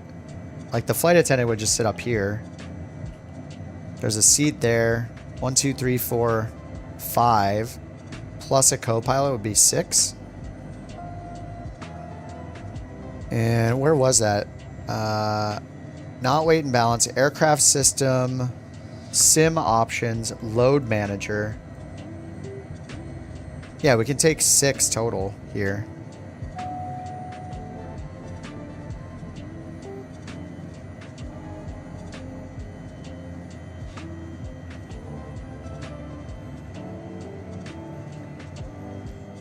What did we get? Something dinged. Look, it says couch over here, actually.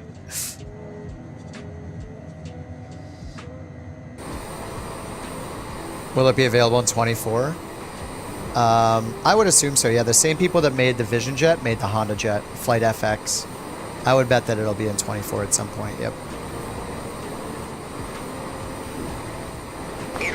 It's a great change. I mean, you go from the Vision Jet, single engine, slower jet, and then you can just basically fly the Honda Jet.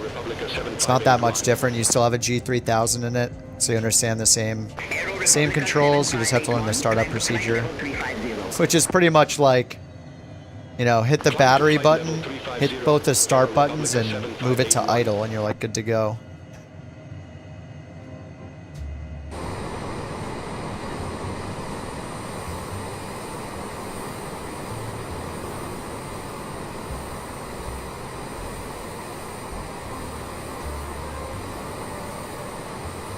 Now, landing this thing, I have no idea how it's going to be. But it's nice we can use our couch captain liveries in it. Pretty sweet. We got a black on white and a white on black. Thanks to Av, who made these liveries, and many others.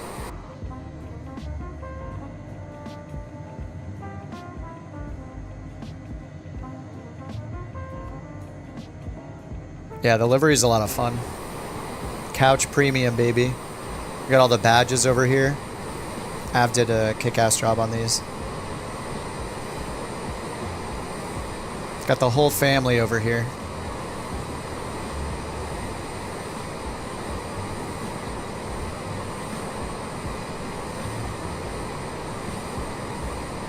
The colors on the map. I'm using relative terrain mode.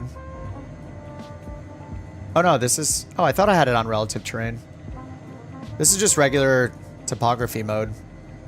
So just click map and then click map settings. Terrain absolute. I usually like relative terrain. It's weird how both of these have different... They have their own settings. It's so weird. You could have two maps at with different settings. It's interesting. The Orca 320 is so good. Or the Orca 380, I mean. Yeah, it's incredible. So many fun liveries. They put in a lot of work. It's insane. I had no idea. I did not expect us to have that many liveries that fast.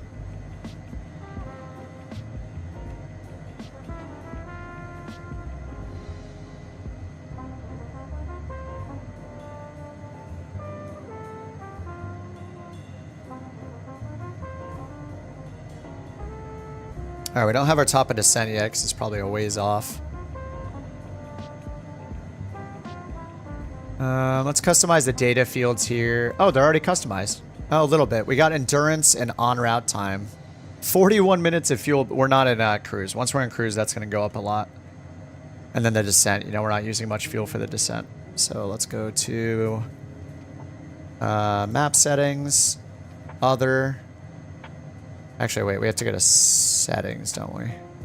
It's under utilities, setup, avionics, MFD fields. All right, so we got ground speed. It's nice. We got like 6 of them. No, 8 of them. Vertical speed required, distance, endurance, and en route. So instead of distance, that's to the current waypoint. I want DTG. Distance to destination. We got vertical speed required. En route time.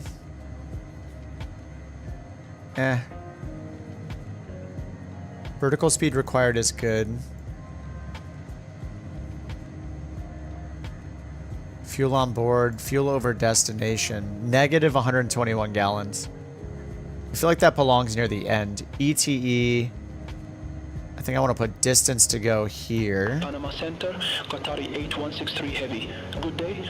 And we'll put our fuel information, the endurance, and the fuel over destination. Then we'll put our vertical speed.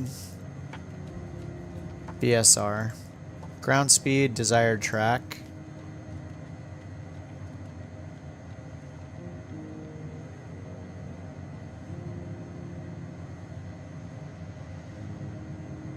flying. Those are all good. Okay. All right, so once we get into cruise, we'll have some better data here. Can't trust it in the climb. 119 knots. What the heck? Oh, is it messing up the... It's probably messing up the V speeds. Let's go flight plan, VNav, climb. Yeah, click this.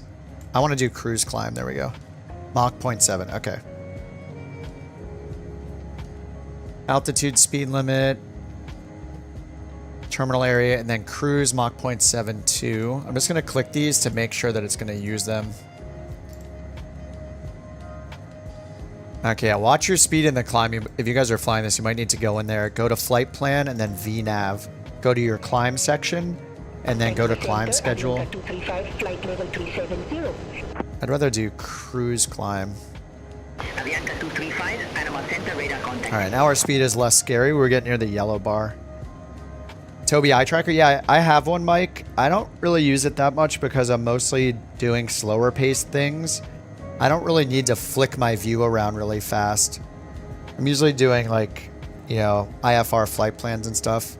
It's nice when you do stuff like if you're flying fighter jets, you're doing aerobatics, you're doing crop dusting career mode or search and rescue career mode. That kind of like fast paced stuff, it's really nice, but I don't think it's necessary otherwise. It's just another thing you have to install and run in the background and toggle on and off, because if I had it on now, it would be bobbing around like this as I'm like looking around and just moving my head. It's kind of annoying.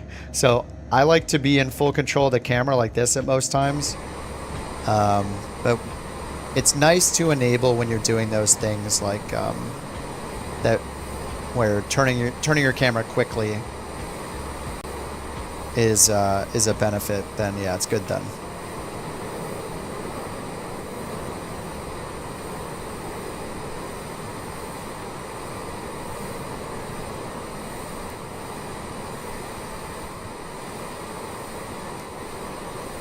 Can't get SimBrief to work. I haven't even tried it. I just programmed the flight plan manually. Flight level 400. Yeah, I guess so. I trust SimBrief in general. Yeah, it gave us 40,000. It's 56 minutes in the air. It's probably just gonna be really good for our fuel consumption to climb all the way up. But yeah, we'll see. See how far out our top of descent is. So flight plan, we're expecting runway 3. Let me go ahead and just put in the visual for now. Or we'll just put in the best approach we have. Runway 3, there's a visual, and that's it. So we'll set that up. Load. We'll remove the en route waypoint of the destination. Alright, so it's going to go direct from Morley to the approach. And we have no top of descent just yet. Might not show it until we're within like 200 miles. Oh yeah, there is a cloud circle. What the? It just kind of abruptly ends right there.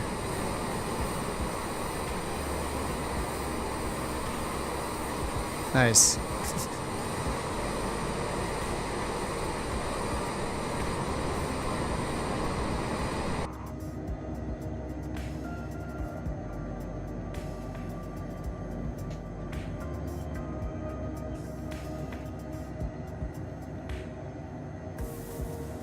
All right, I'll be right back.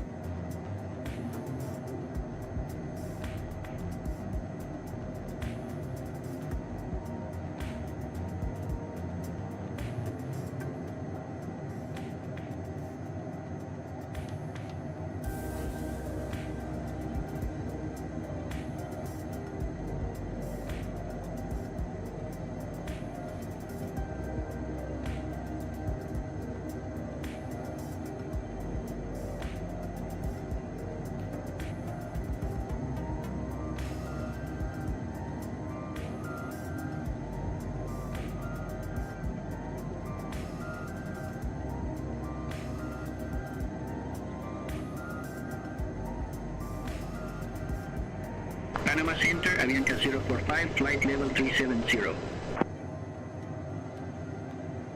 Avianca 045, Panama Center, identified.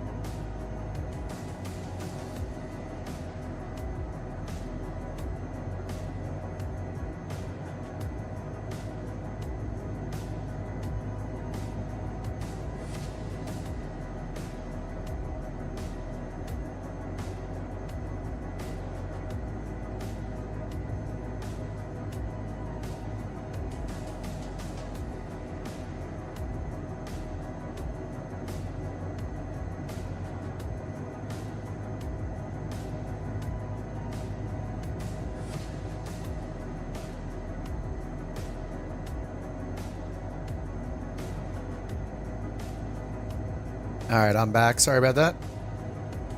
Quick restroom break. Grabbed a shake. Need some calories. It's only 5 here. We're have dinner in a couple hours, maybe. Alright. Ground speed. 438. 438 knots. Where are we at? We're still climbing, though. We're at 36,000. Yep, this is the Honda Jet. This is the first time I'm flying it in 2024. It seems to be working the same as it did in 2020. I think it's a nice step up from the Vision Jet, if you've been flying the Vision Jet, because it also has the same G3000 avionics. It's just going to get you up way higher and way faster. I think it's a nice step up.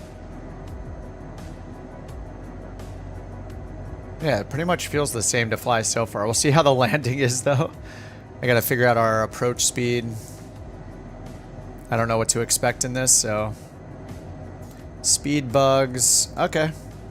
VREF 117. I think it's calculating these based off of the... Oh, that's weird. Get from sim? Maybe I shouldn't be doing get from sim, and I should be letting it... I should let it use its initialization. Weight and balance, right? Sync all from sim.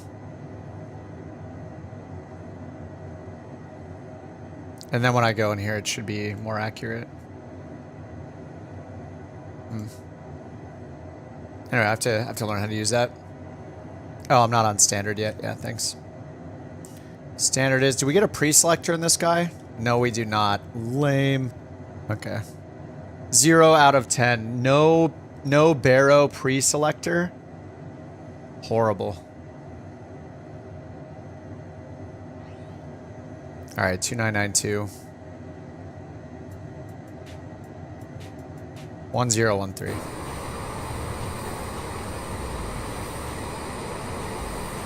Yeah, I haven't done it myself, but people have been saying that you can buy stuff in the 2020 marketplace, and then I don't know how long it takes or how many times you have to open 24, but it should sync it to your 2024 library, and then you can stream it. You just have to enable it in your library.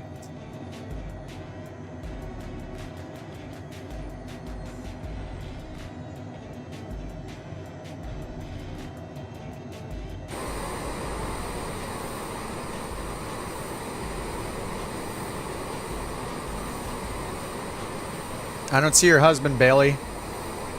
I might be going too fast, though. We upped it to the Honda Jet. And I think it only shows players within 10 miles, so... When we get these faster planes, it's harder to be in the same area. I'll keep my eye out, though. Check my fuel.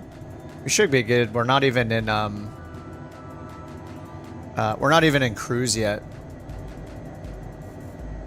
Yeah, it says we have 45 gallons of fuel over destination. And we have an extra 8 minutes of fuel, it says, but I don't think that's going to be totally accurate until we get up to 40,000. At this rate, we're not even going to get there, though, so... November 420 Sierra Bravo, turn left, heading 305. What the? Turn left, heading 305. November 420 Sierra Bravo. Alright, left turn 305, why not?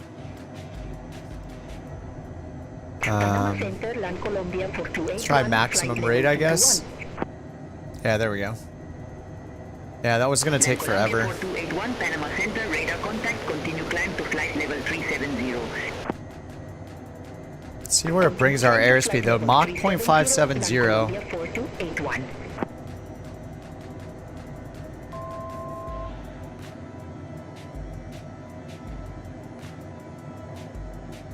Alright, we're in cruise now.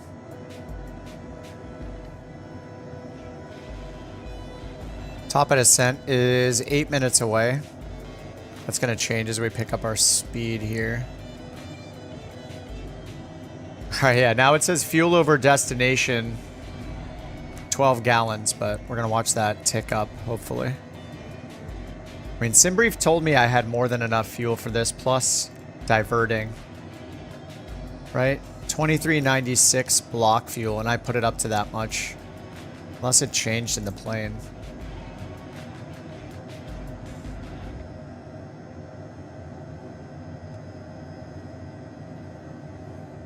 We have 1,200 pounds of fuel left. Center tanks are almost gone.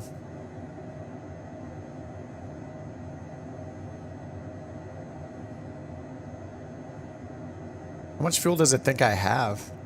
I mean, we use most of the fuel for the climb, so that would make sense.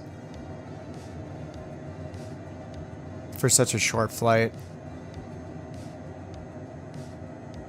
Yeah, just increasing. Fuel over destination, 24 gallons. 25 gallons. And it wants us to descend right now. Couch 323 ready for descent. Alright, might need VNAV direct. November 420 Sierra Bravo, fly present heading, descend to 1,000 feet, QNH 1011, Corn Island landing runway 03. 1,000, 1011, runway Fly present 3. heading. Descend to 1,000 feet. QNH 1011. Corn Island landing. Runway 03, November 42. 0 Sierra Bravo. Alright, VNAV direct to. VNAV is on. Down to 1,000 feet.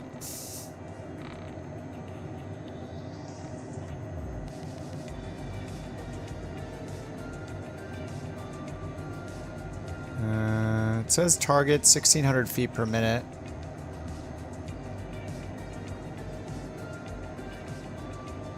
Let's try that again. It's not calculating our top of descent.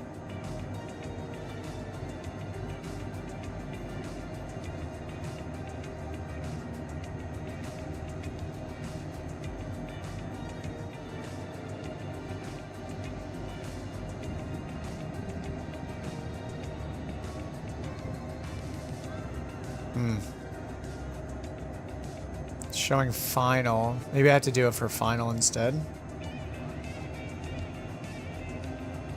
No.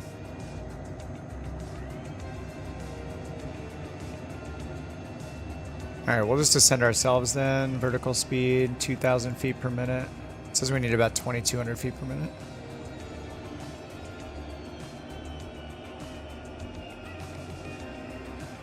Oh, now we get the top of descent when I don't use VNAV direct.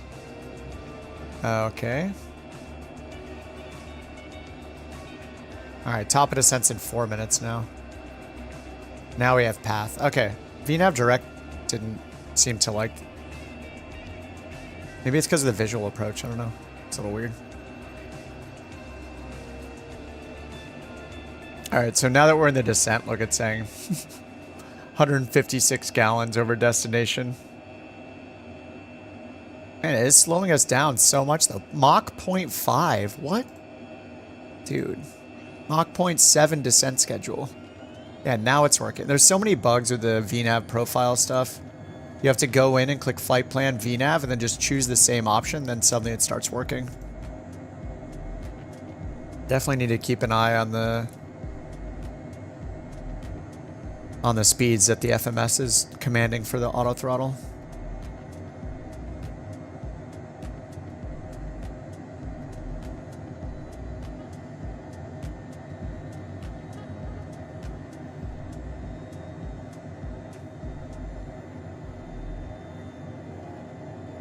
Oh, what's up, Pilot Fred? You landed 30 feet per minute? That's a greaser. Whoa. Oh my god. Frame generation bug hits.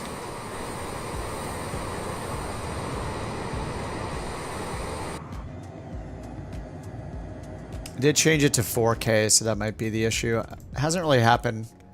When I render it less than 4K, which doesn't really matter for the stream. How do you fix it? You just hit Alt-Enter twice.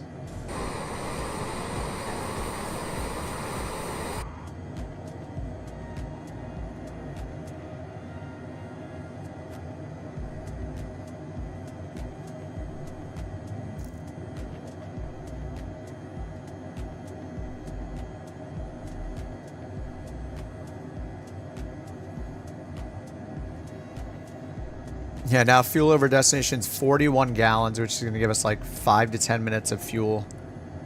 All right, I guess we got one chance at the approach.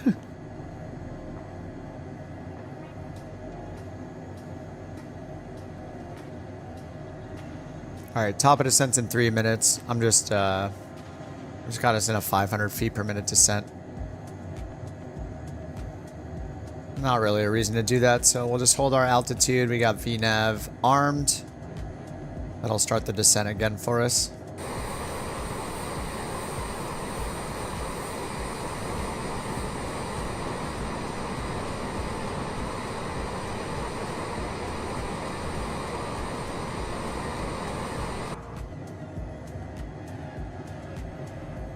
Your multiplayer is not working? Make sure on USA West, make sure on your world map in the top right, you click the flight conditions button and make sure multiplayer is not turned off.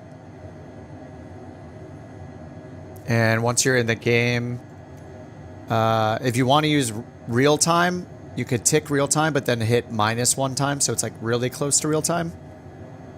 Just so you can see everybody that's not using real time. On approach into Cologne, nice. Hey, what are you flying, Fred?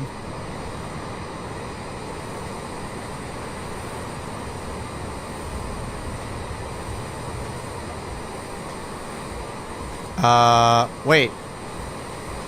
Where am I going?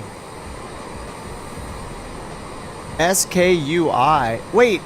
Oh my god, where am I going? I'm going to the wrong airport. Oh my god, where am I going? I don't know where I'm going. I'm going to some island.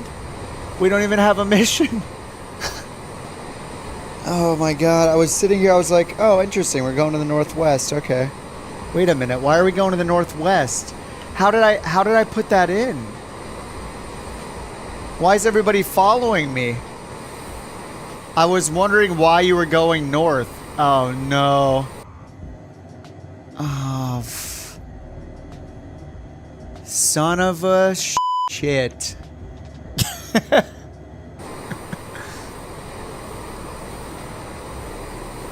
Too many beers? Yeah. One beer and I'm over. One beer and it's done. Yeah, where are we going? I don't even know where I'm going. Oh my god, the VIP needs to go somewhere else. Yeah, everybody's just following me. He knows what he's doing. SKUI is where the passengers want to go. No wonder the fuel isn't working out.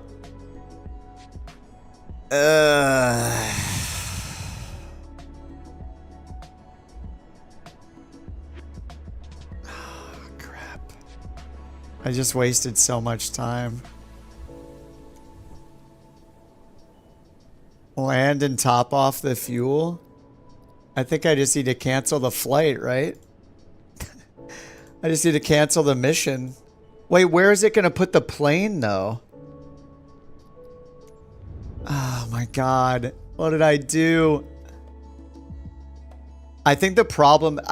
I think I confused myself with this, right? MNCI. I used this to put in the waypoint. I was like, oh, TBG. That sounds familiar. I need to just stop. I want to use this to get the charts, but... Oh, my God. This is a big fail. So wait, where does it put the plane now? It's still at MPPA. Stall. What?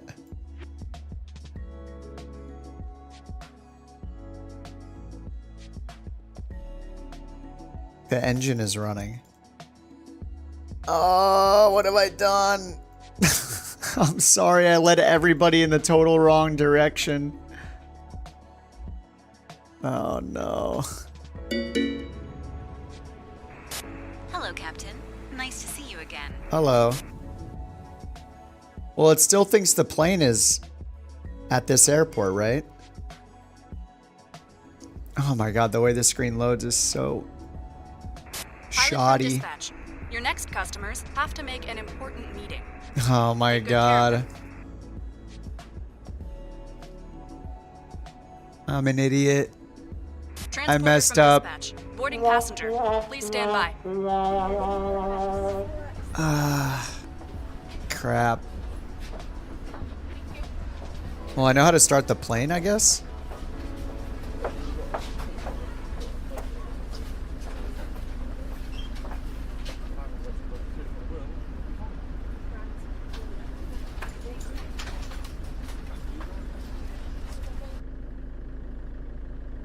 So in SimBrief, I must have put the wrong Boarding is thing. complete.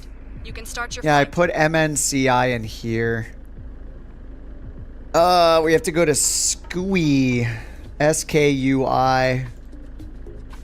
Oh, God.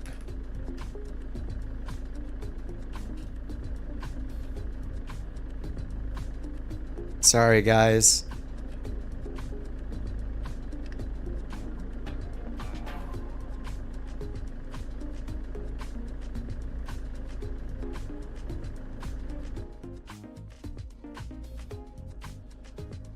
Flight exceeds aircraft range.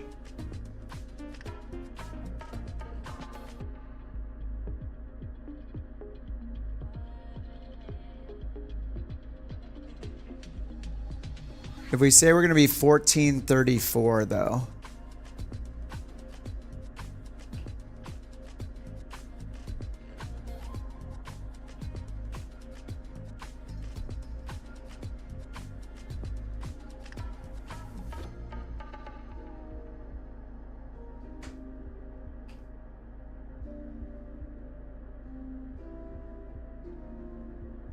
Payload is 1434.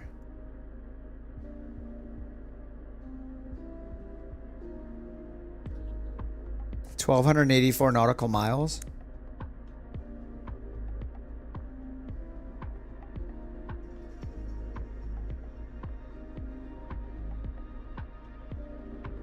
SKUI. Wait, do I have the wrong MPPA? That's the problem. Not MMPA.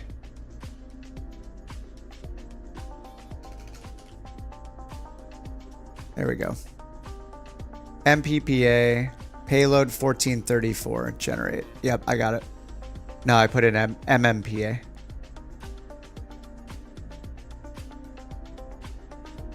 All right, 41,000. Oh man, fail. Double hazy got me. I'm wasted from one beer. It's over. Oh man. Beyond 80. All right, battery on, oxygen on.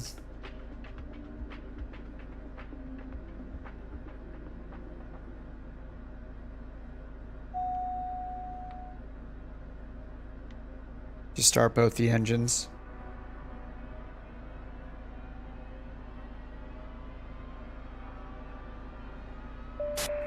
You're good to go.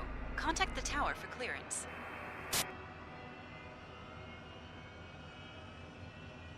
Here's the actual flight plan. We are going to TBG again, though. Oh, man, what a fail. Okay, I need 1274. All right, so the fuel, 2390. Let's see if this works. So I think I want to use Sim Options Load Manager. And we have 4 passengers. So those are the 4 passengers. Let's do like that. And missing 594 pounds. Okay, and then the fuel is here too. In kilograms. Oh, it's got pounds and kilograms. Yeah, so fuel we need 2,400.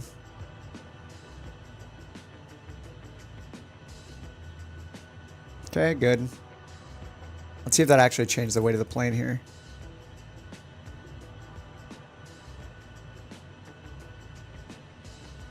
Yeah, it does. All right, I'll just let it do its thing. That's fine. SimBrief, import the route. Go to initialization. I actually hear sim options. Okay, main door, GPU, cabin shades. Okay, initialization, system tests. We'll let it do all that. Now we got some charts. RNP 36. No, that's not any of them. No departure procedure. We got the VAV R1C. Okay, that's set. Runway 31, runway 36. Oh, man. Flight attendant? Should we? Should I do a flight attendant? Airline. Airline name.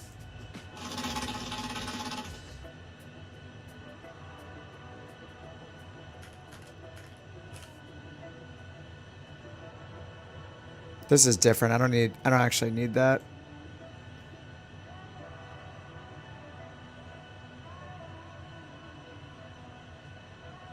Finance, assets, flight attendant. Where are they? Manage your staff in your home base.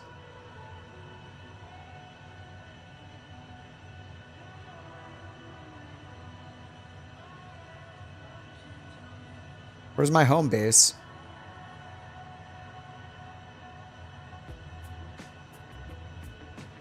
Is this my home base? Is that beer? Whiskey. Upgrades your airline passengers to deluxe airliner will bring in more money. That's pretty cool.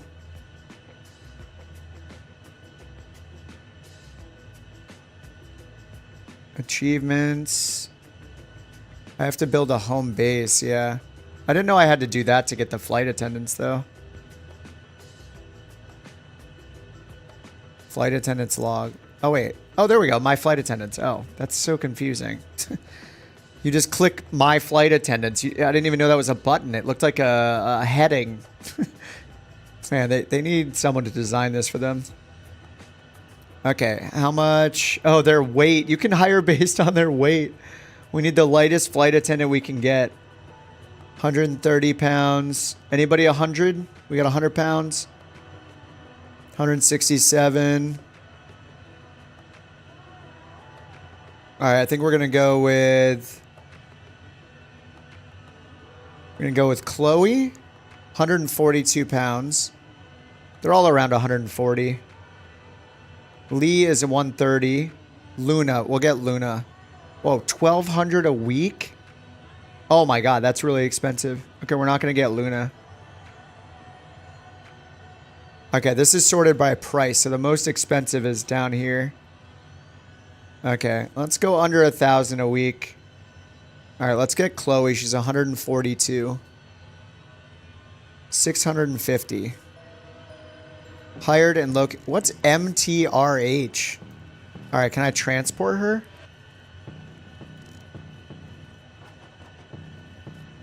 Okay, there we go. Move to the new location. MPAA. What? Invalid. Oh, MPPA. Oh my god. MPPA. Okay, there we go. 5,000 to move her. Okay, nice. Now, how do I load her on board? Get on. Flight attendant. I probably load her in the hangar, right? Cargo. Oh, right here. Flight attendant. Well, we're not airborne. What are you talking about? It doesn't even know if we're in the air. All right. Fuel cut off. There we go. Flight attendant. All right, Chloe. Not enough payload remaining. Oh my god, Chloe. No. She needs to be 73 pounds. I can't. I guess I could dump the fuel. Wait, how much fuel do we have? 2,300. And how much do we need? 2020. Okay, lucky her.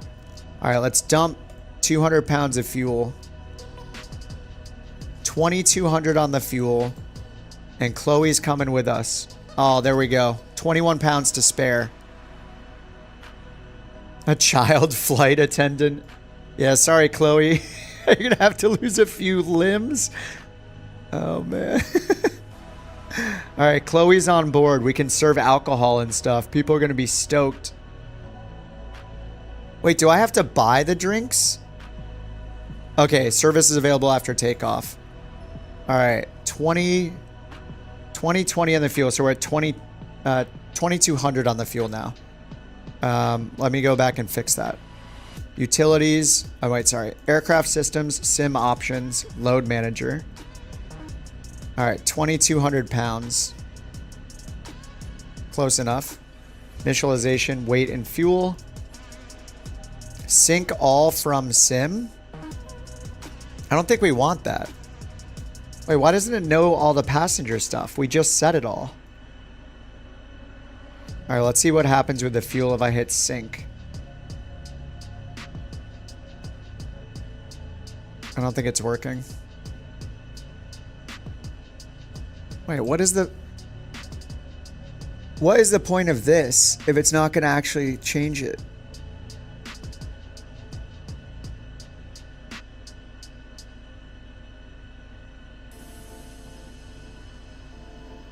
Missing 584 pounds. How?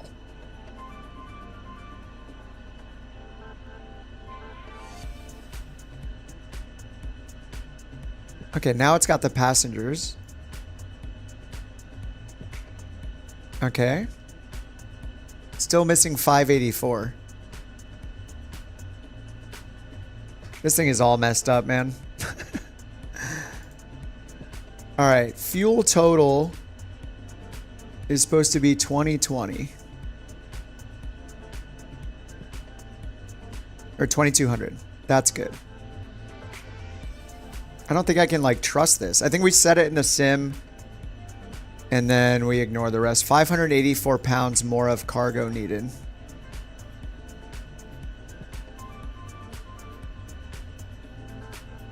Okay, we can drop 700 pounds. 1434.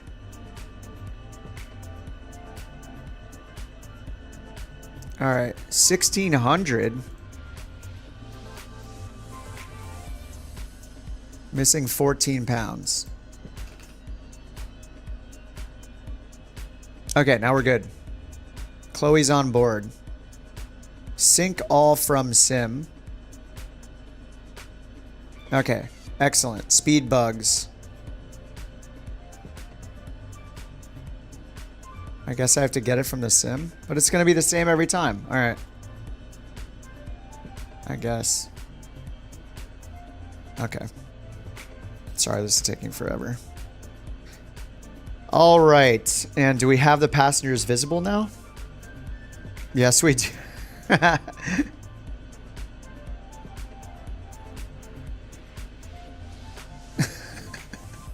Why are the oxygen masks down? All right. All right. MMPA. No, wait. MPPA. Oh, my God. I'm going to mess it up again. Howard Air Force Base. Destination SKUI. SKUI. SKUI. All right. En route waypoint. Direct TBG.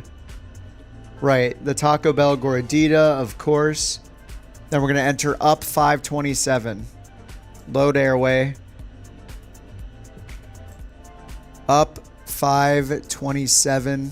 Exiting at UIB. Okay, after UIB, we're direct Vavra. VOVRA. Vavra.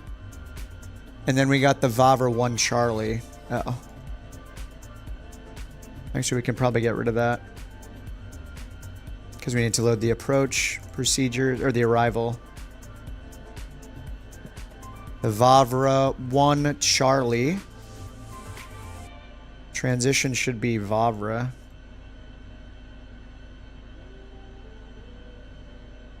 Arrival. Okay, it didn't include that, so we need Vavra. VOVRA. Then the airport, runway 31.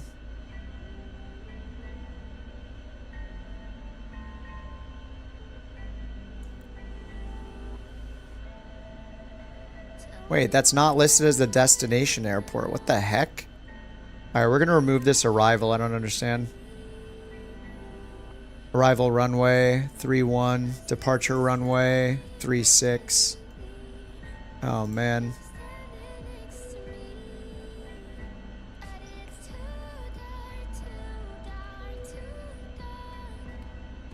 Beyond ATC. Connected. Oh yeah, the oxygen's on. I guess it's just because the engines aren't started.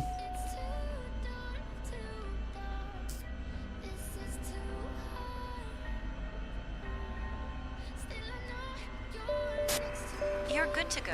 Contact November the tower. 420 Oh my Sierra god. Bravo. Sorry guys. Request Alright, let's get the IFR landing clearance light to on by Milano default Airport. here. Alright, map full. Home. November 420 Sierra Bravo, Pacifico ground. Expect runway 36. Landing lights Climb on. Okay, it 6,000 feet on remembers. runway center line. Then expect radar vectors Taboga Island. Squawk 0445. Expect runway 360. Climb 6,000 feet on runway centerline, then expect radar vectors to Boga Island. Squawk 0445. Alright, runway November 36. 420 Correct Sierra destination, Bravo. you know, I have no idea. November 420 Sierra Bravo. Read back correct. Call me back when ready for start or taxi. Alright, runway 36. Wilco, November 420 Sierra Bravo. Alright, we're already ready for taxi. Let's go. November 420 Sierra Bravo, request taxi. Alright, 1011's the altimeter now. November 42, Sierra Bravo. Runway 36 taxi via Alpha. Runway Oh, 36 man. taxi via Alpha, November 420 Sierra Bravo. Alright, over to runway 36 again. Hey, at least we didn't make it all the way there. It could have been worse. Maybe not. Oh god.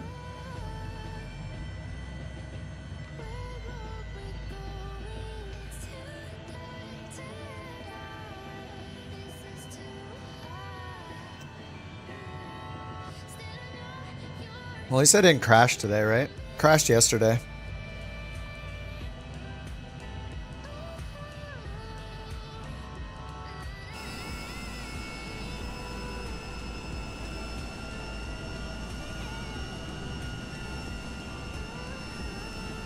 Multiplayer's working, nice. Was it the flight conditions menu on the on the world map?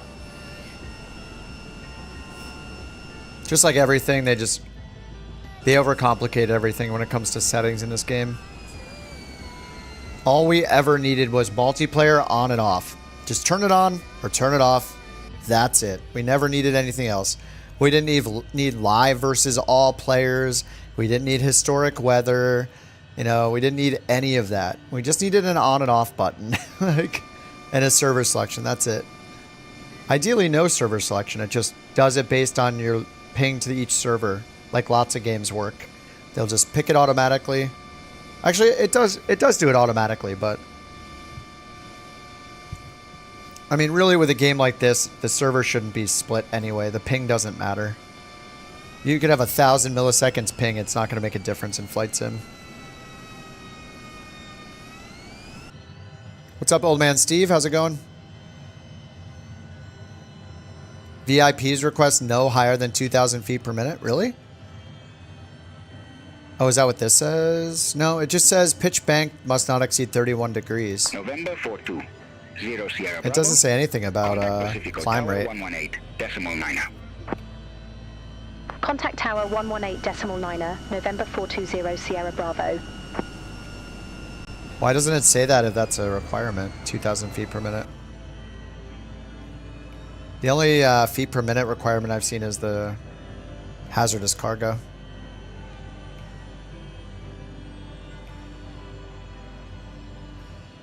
NeoFly is a career mode app. It is free. There's some paid add-ons you can, some paid bonus features you can use, but I don't think I really need any of them actually. Alright, we're ready for departure. November 420 Sierra Bravo, ready to go, runway 36.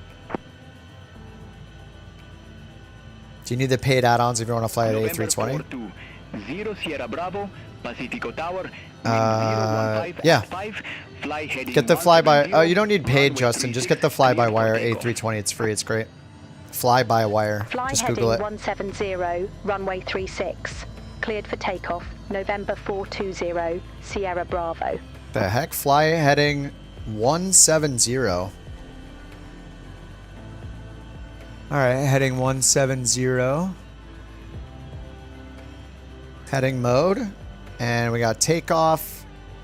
And let's get auto throttle on.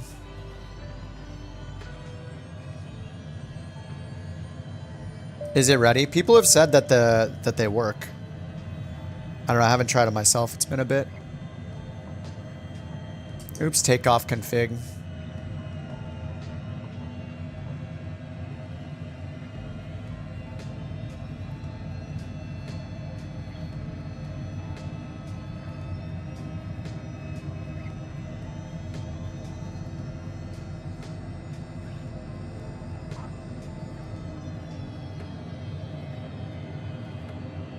Pilot, good flight.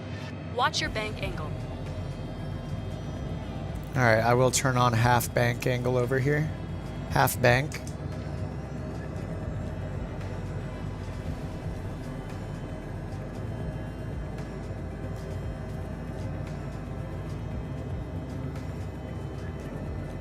Alright, flaps up. November 420 Sierra Bravo, contact Panama Center 120.3. Contact Panama Center 120.3, November 420. Alright, we're about 1,000 AGL. Alright, we got half bank mode turned on. Panama Center, November Oh, you couldn't get the 420, throttle to Sierra work? Bravo. Good day, 1,100 feet. Heading 340. No! Not again. Sierra Bravo, Panama Center, radar contact, climb to 19,000 feet, QNH 1011. Climb to 19,000 1011. QNH 1011, November 420 Sierra Bravo. Cabin power is off. Panama Center, Coco 419, flight level 075. Cabin 419, oxygen Panama Center. on. Good day. Radar contact. Continue climb to flight level 380. It says external lights manually off. Coco 419. I turn the external lights on. Exterior landing lights on, yeah. I gotta leave that on so we don't get in trouble with NeoFly.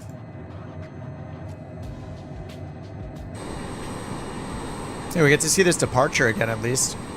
Not upset about that.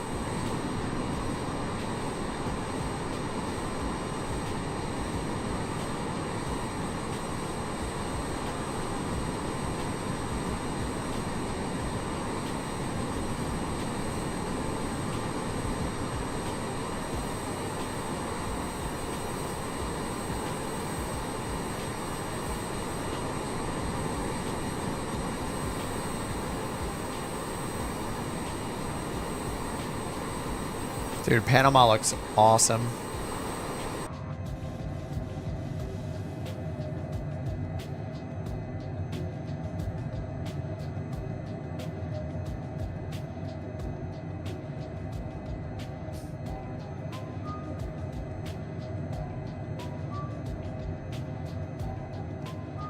Yeah, I need to turn the textures to high for this plane. Panama Center, expect us 2 Alpha, runway 06. Expect us 2 Alpha, runway 06, Avianca 9778. Alright, go to 19,000. This thing is so fast.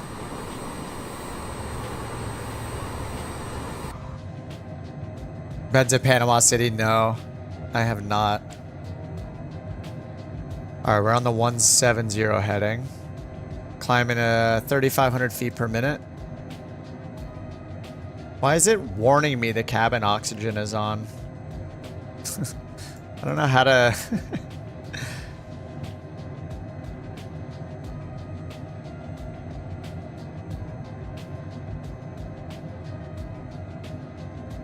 The supply is on. Copa 177, flight level 076. Oh, Panama Canal looks bad, really. 177, Panama Center. Oh, it did that to you too? Okay. Continue climb to flight level 310. Continue climb to flight level 310, Copa 177. What's the elevation at our destination? Avianca 9778, descend to flight Oh, level 188. Looks like it's like near the mountains. Descend to flight level 260, Avianca 9778.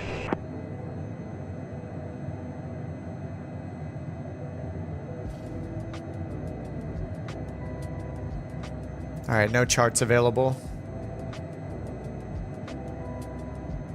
Okay, there's an ATIS at least, 127, 675.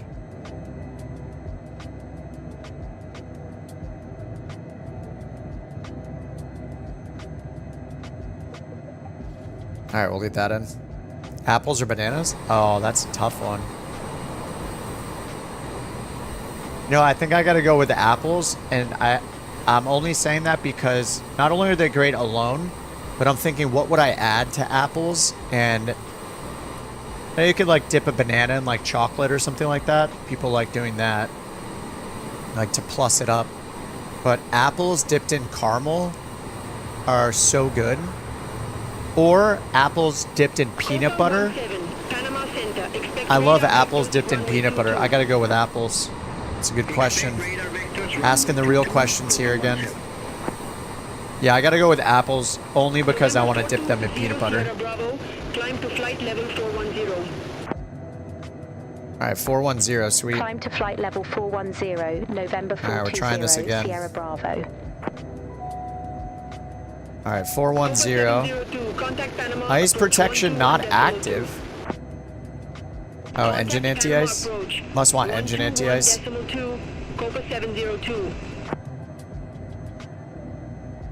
Okay, we gotta check on our passengers. Alright, let's pass some drinks out.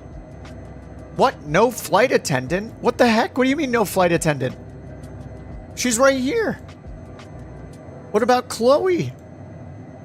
No flight attendant. She's right. She's literally right here. What are you talking about?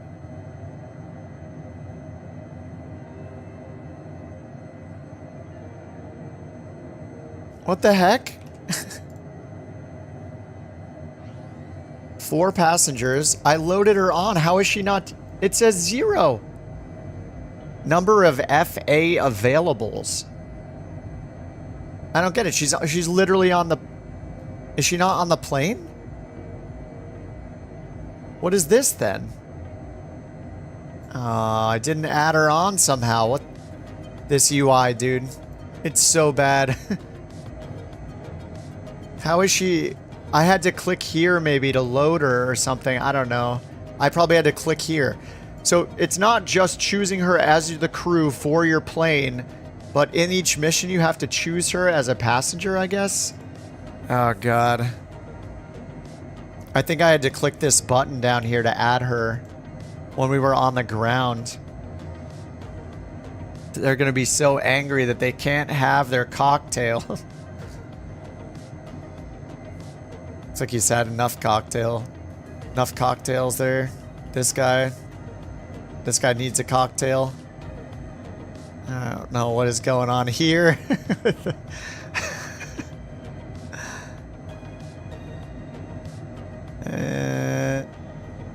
No cocktails will be served on this flight. Copa 233, contact Panama. I don't know what this posture is, but Contact Panama approach. this is probably a improvement on my posture right now, sitting in this chair for 8 hours. Copa 17, radar vectors runway 22. Report ready for descent. Alright, we're gonna turn nav mode on. We're gonna bring ourselves over on the course. Copa 17, fly present heading, descend to 2,000 feet. QN H1012. Lock the flight deck door. Yeah, we don't have one. Right? No door. We can't get away from them. Copa 407, contact Panama, approach 121.2. Contact Panama approach 121.2, Copa 407. Put up a blanket.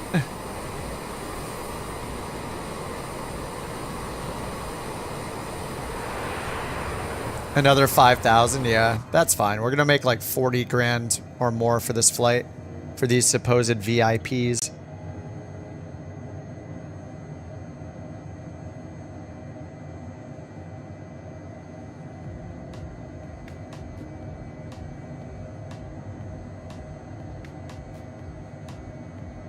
All right, we should intercept our course here in a second. Panama Center, Copa 316, 5,600 feet. Copa. They're Copa-ing. 316, Panama Center, radar contact, continue climb to flight level 380. Scooters or skateboards? Skateboards. Continue climb to flight level 380. Well, it matters. Is it... Copa 316. I would feel safer riding a scooter nowadays, but because my skateboarding ability has gone downhill over the years, so if it wasn't though, then I would pick skateboards. Scooters are easier to ride, but I used to ride a skateboard around all the time.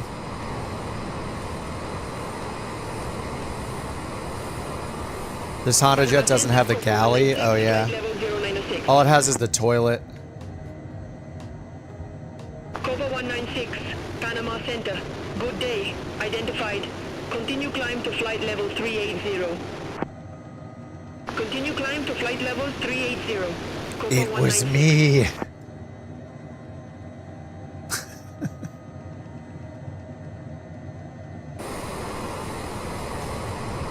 What's up, Bob? A toilet with a skylight? Oh yeah, is this a skylight right here? That's amazing. Oh, the oxygen is down in here too. Imagine that you're using the toilet and the oxygen mask drop. Like, what do you do?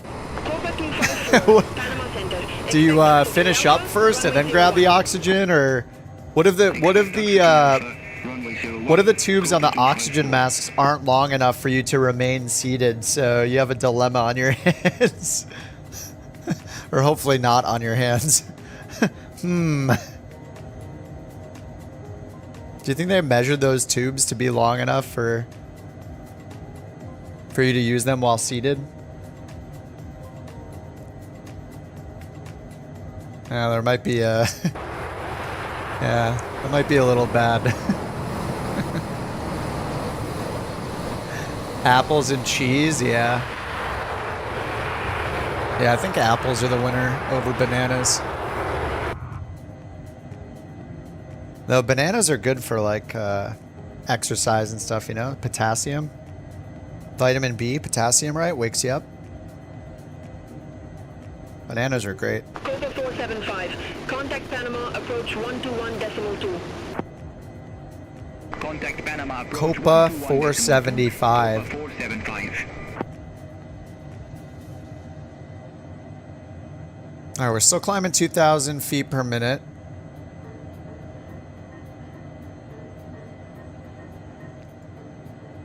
Maximum rate climb, Mach 0.570.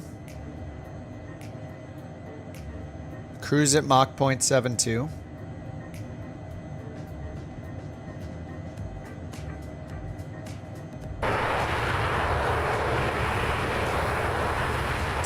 Nature's energy pill in its own packaging, yeah. Yeah, banana bread. Yeah, banana bread is delicious.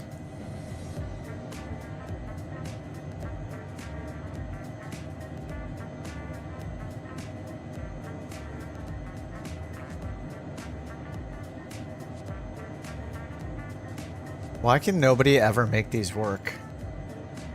What? Why does it just stop there?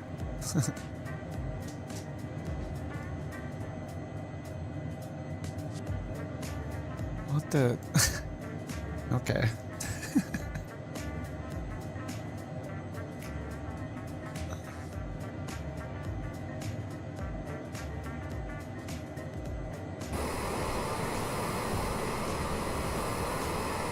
We're a rocket ship.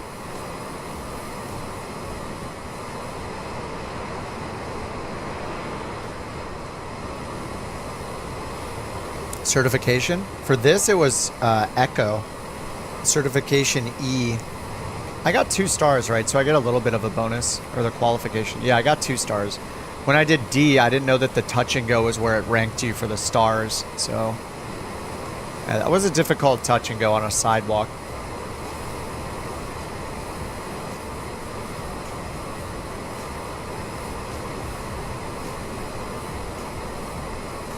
I guess my second choice would have been the PC-24.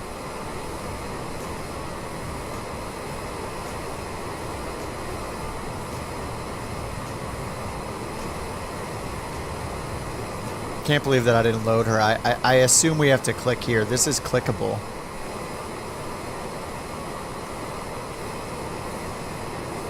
I even dropped 200 pounds of fuel so we could take her with us.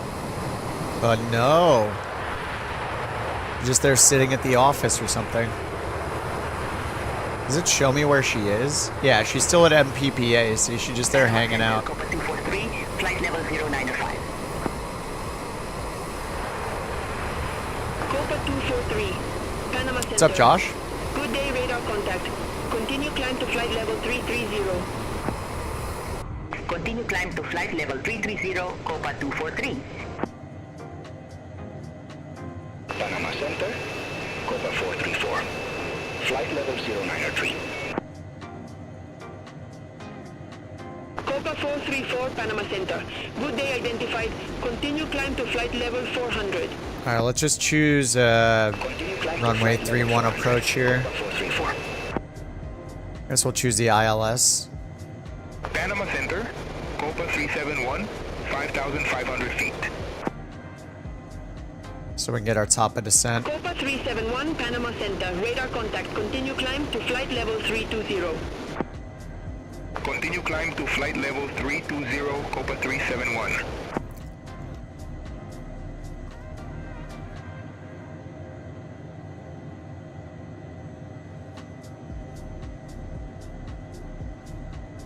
Chloe's getting paid either way. Yeah, I guess so. God, I can't believe how many, like, Panama Center, Copa 173. just the UI is so unintuitive, but, Flight level 237. you know. Once you learn it, it's fine, but that doesn't mean it's good just because you figured it out.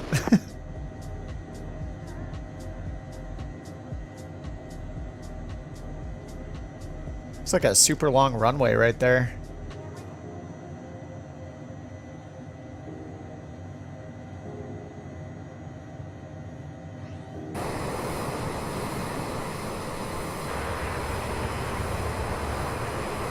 Thanks for the escort, Cyrox. He's got the things out again. Panama Center. Copa 441. Flight level 075. Showing off his car nerds. Copa 441. Panama Center. Identified. Continue climb to flight level 400. Yo. Continue climb to flight level 400. Copa 441.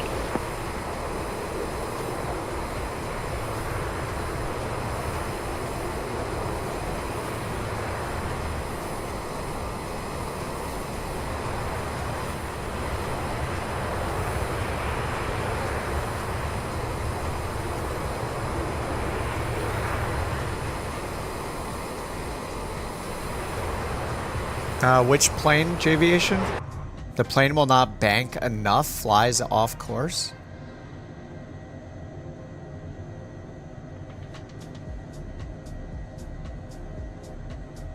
Yeah, the speed is getting a little scary when we get up to this high, like the Honda jet?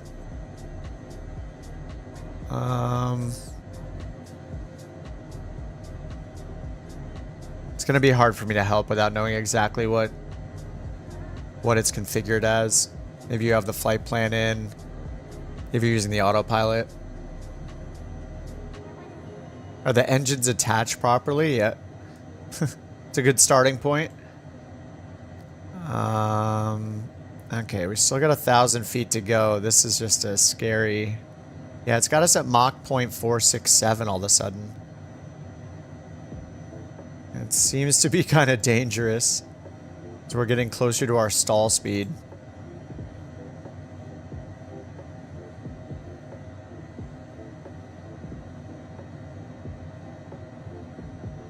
Copa 173. Contact Panama. Approach 121.2. Okay, so high speed climb is 0.62. 121.2. Yeah, I think I should use high speed climb. It's not as scary as Mach 0.5.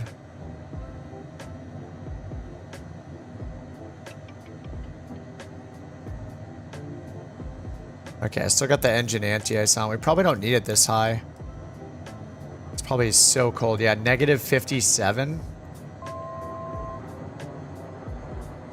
Alright, 1,000 feet to go. It's still warning me that the cabin oxygen is on.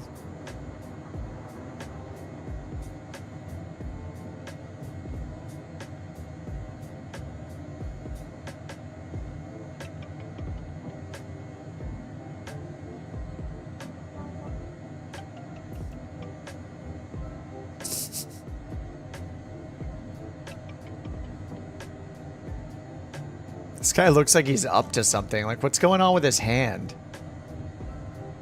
And his, like, 640 by 480 clothes. Alright, 300 feet to go. Top of descent's 20 minutes. Nice. The kid, yeah, he's always sleeping. He's out of it. Yeah, they all look pretty sus. I mean, they are VIPs flying around in Central America. Who knows where we're taking them, what kind of shady stuff they're doing.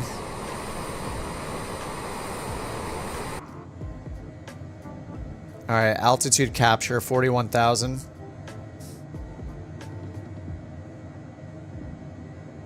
And we got the visual... No, I got the ILS set up. We have no charts available. Do we have any do we have weather? We do. Low IFR, broken at 200 feet. Alright, we're going to do the ILS then. Great. Broken at 200 feet, QNH 1011. I know how to pick the routes here. You know, I could just change my time of day. I'm at 7:09, 13:09 UTC. 5,600 feet. Now this is the Honda Jet from Flight Sim 2020,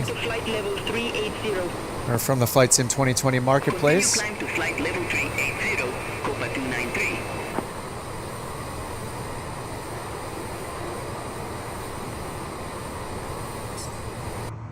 If we stall, the kid will snap out of it.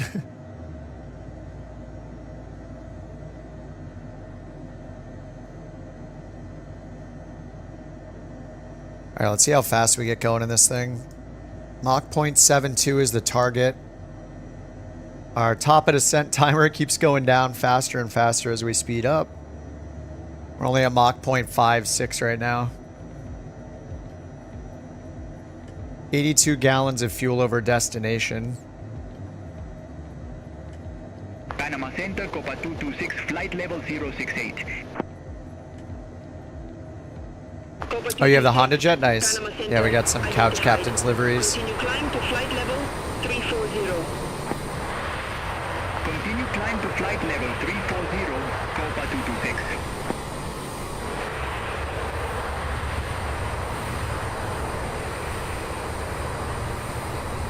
Yeah, the plane selection screen. Yeah, there are like no filters on the plane selection screen other than type of plane. There wasn't really much in Flight Sim 2020 either. There was that one drop down, right? You could pick like prop, turboprop, piston, airliner. They kind of got rid of that. Contact Bogota Center 128.6. 82 gallons. Well, it's not a really good estimate because during the descent you're going to save a lot of fuel.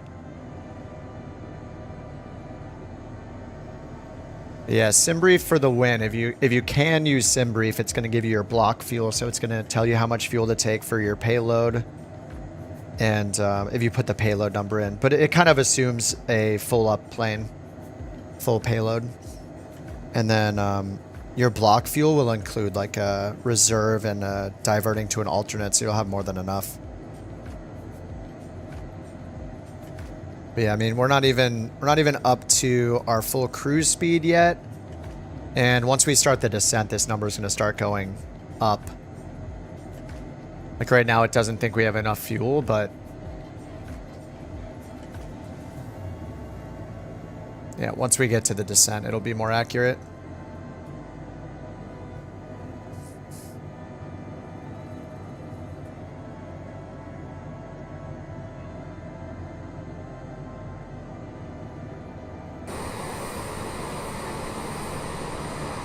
It's also possible that, well, I thought I synced it in here, but the fuel that this shows is not the fuel that's actually in the plane. It's whatever you told it has.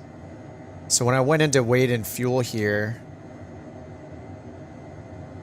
yeah, fuel on board, 172 gallons. And if we go into here, that might be right. 66 times 2 is 132, plus 31, 163, plus 7 is 170. Yeah, so it is right to what we have on board.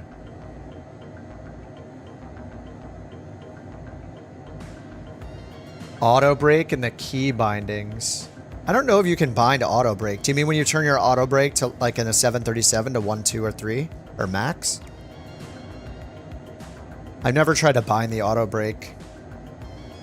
Auto brake's like an airliner thing.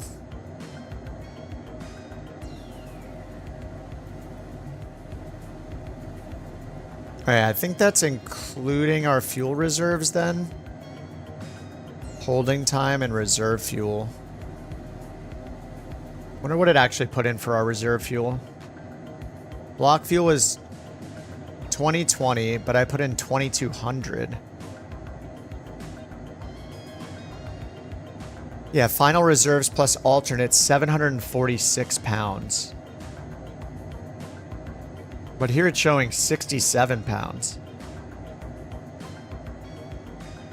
10 gallons, even though we have 170 gallons.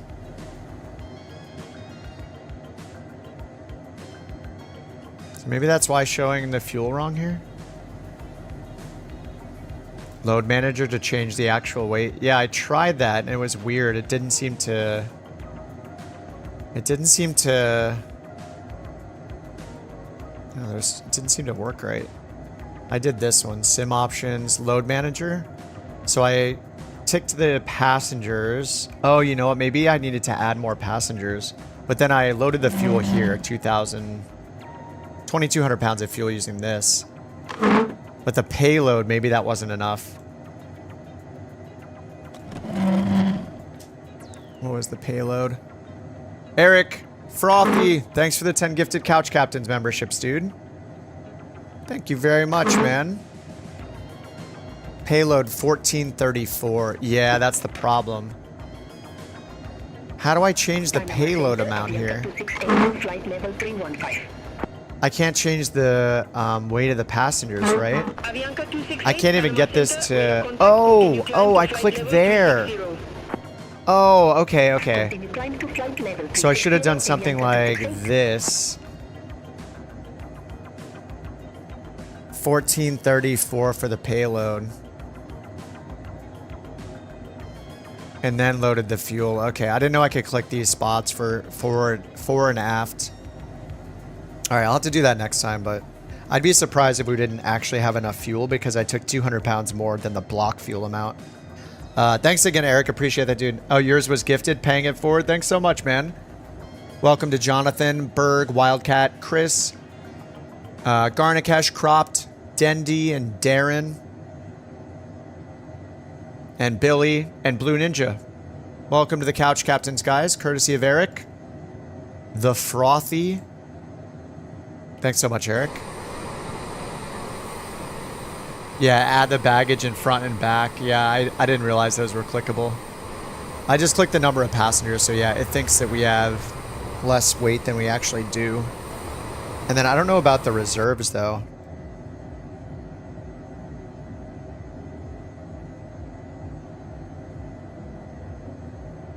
Like, I don't really want to mess with it because it might change the actual live weight of the plane. It's fine. I think we'll be okay. We have like 160 gallons of fuel left.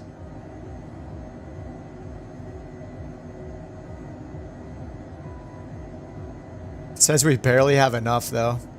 What's our speed? 0.708. Not even at our top speed yet. I don't know if it can go any faster. Looks like we might be at our max speed. 26 knot headwind, 32 knot crosswind. Oh, I was just changing it when I was clicking? Okay. It's like live.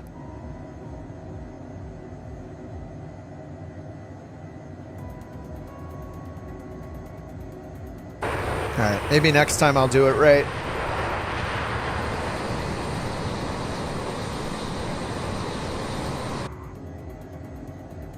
Pull back the throttle. Well, we're going to descend in a few minutes, so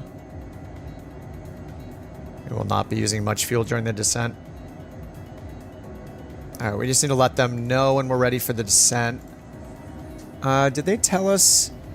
I don't know if they gave us an approach or anything yet. We even had that Vover 1 Charlie arrival that it hasn't said anything about either. Yeah, the last thing it said was to climb to 410, and that's what we did. Haven't heard about anything since then. We'll just tell them we're ready for descent. Couch 323 ready for descent. November 420 Sierra Bravo. Vover 1 Oops. Alpha with the Vovra transition. Runway 31. Descend to 7,000 feet. QNH 1010. Vover 1 Alpha with the Vovra transition. Runway 31. Descend to 7,000 feet. November 420 Alright, runway Sierra 31, Bravo. 7,000 feet.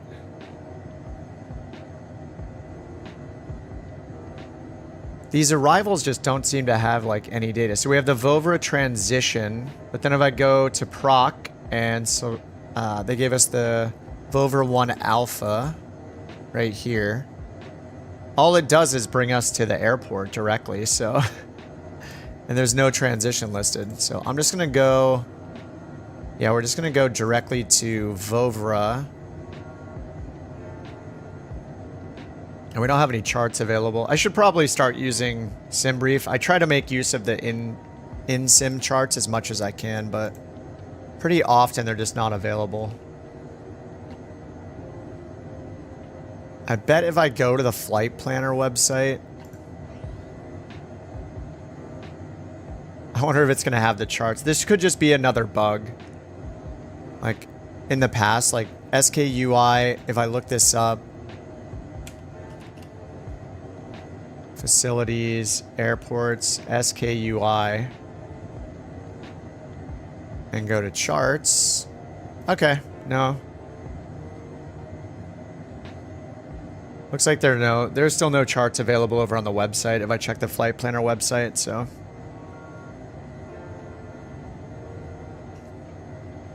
Yeah, I'm guessing Navigraph would have a chart. We'll see. But either way, the database doesn't have anything for that arrival, so. Alright, so the Vovra 1 Alpha right here. Runway 31.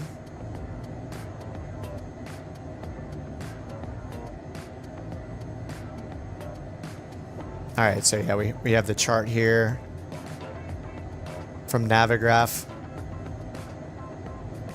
So it's showing us going, let's see.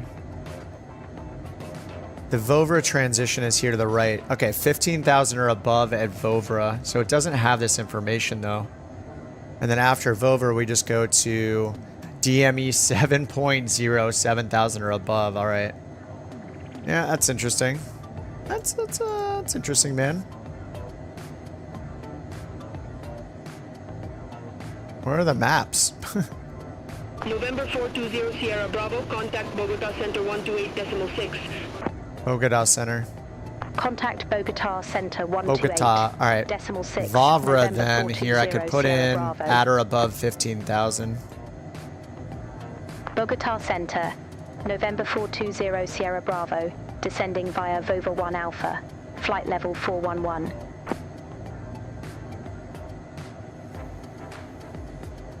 November 420 Sierra Bravo, Bogota Center, Oops. identified. All right, now we get top of descent, 6 minutes and 37 seconds. And I don't know how to define this one. Oh, D111G. There is a waypoint there. Let's see if it finds that. D111G. in Colombia.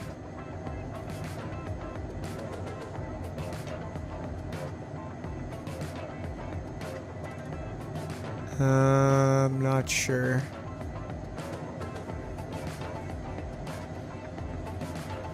So are we supposed to go direct? Let me ask them again. Verify next fix. November 420 Sierra Bravo.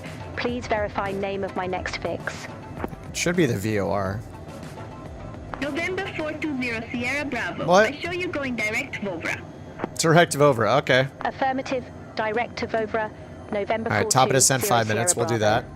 So we can go down to 15,000 by Vovra, and then after that we have that next waypoint. So let's see if we can actually see that waypoint.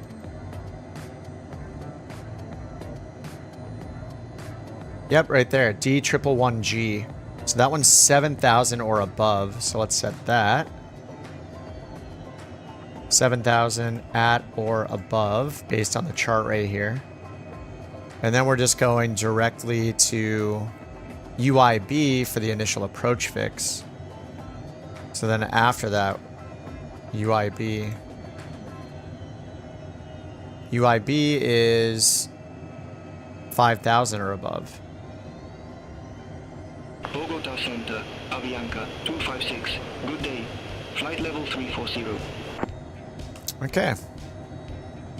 Avianca 256, Bogota Center, radar contact.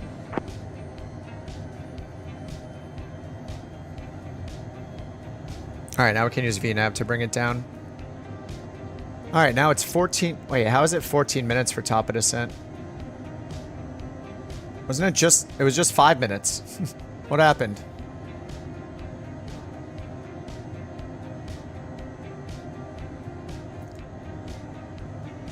Oh, the approach. We don't have an approach yet. Oh, let me go direct here and see what happens. Yeah, it still says 14 minutes. All right. 15,000. We're going to end up at 5,000. But she only cleared us down to 7,000. So we'll do 7,000 VNAV. Path is on. And we're just waiting for our top of descent. 14 minutes. Yeah, Vovra is 119 miles out still. Oh no, are we going to have enough fuel? I feel like it doesn't know how much fuel we have. It says we only have 15 minutes of fuel.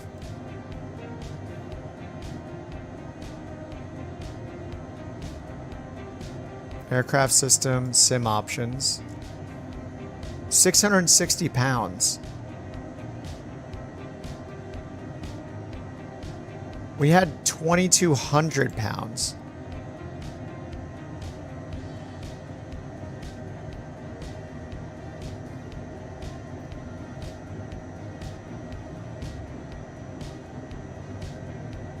$66 gallons on board. No, we have 96 on board.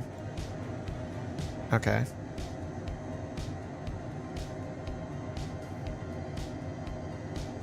Still says 15 minutes of fuel. What? The throttle to cruise. It is in cruise. The auto throttle takes care of it. Our normal cruise is Mach 0.72. We're going 0.711. We're not even going our normal cruise speed. Aeromexico 718, Bogota Center. Should you get the piston or turbine Duke? It's just personal preference. The turbine Duke will be faster. A little bit. Like it's just up to you. If you like piston engines, get the piston. If you like turboprops, get the turbine.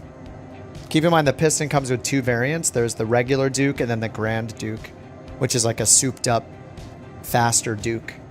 But I prefer turboprops, so I mostly fly the turbine Duke. Copa 243, Bogota Center, identified.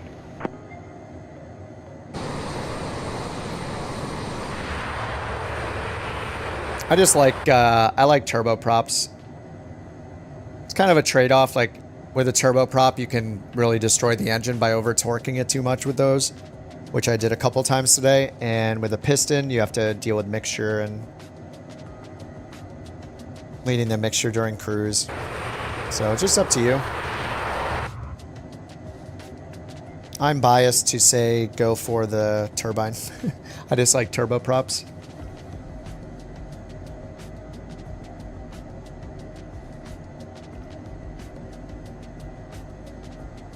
And we're still 102 miles to Vovra.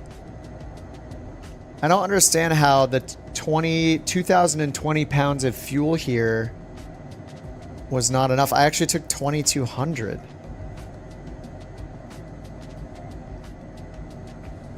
Yeah, and I knew we'd have headwinds the whole time. And this is supposed to include contingency fuel and stuff too. And I have the payload in there. Takeoff weight was 10.7 or 10.6. But we're 10.8. How are we so much heavier? Yeah, how are we 10.8? The estimated takeoff weight was 10.7. Something is not adding up. I put in the expected payload of 1434. So it has 6 passengers, 384 pounds of cargo. So that's right. We only had 4 passengers actually. I'm really confused.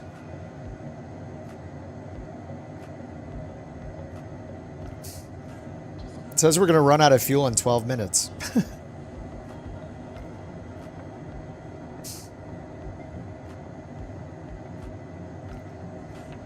500 pounds of fuel.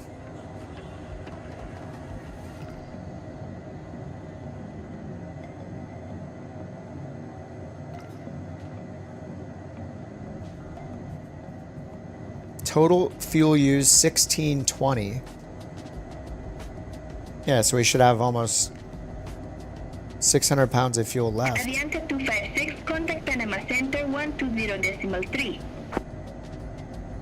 Contact Panama Center 120.3. Just hope it's enough by the time we hit our top at ascent.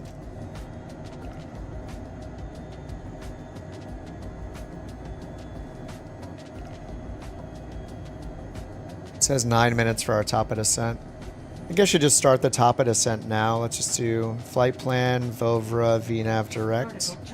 Alright, vertical track. We'll just make it a slow descent.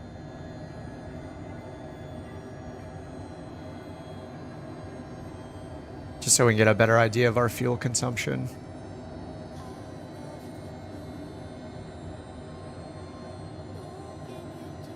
Alright, fuel flow is going down. We're at 500 pounds per hour. So we should have a good hour already. Favorite add-on plane that's not an airliner? The FS Reborn Meridian. M500 Meridian. Speed check. It's on auto throttle. It's got us under control. I trust my auto throttle. Probably shouldn't.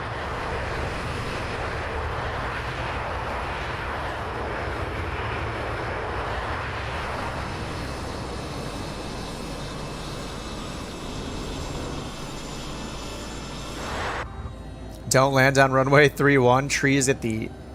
Oh, at the end of the runway. Wait, you mean the start of the runway? I don't care if there are trees at the end. How long is the runway?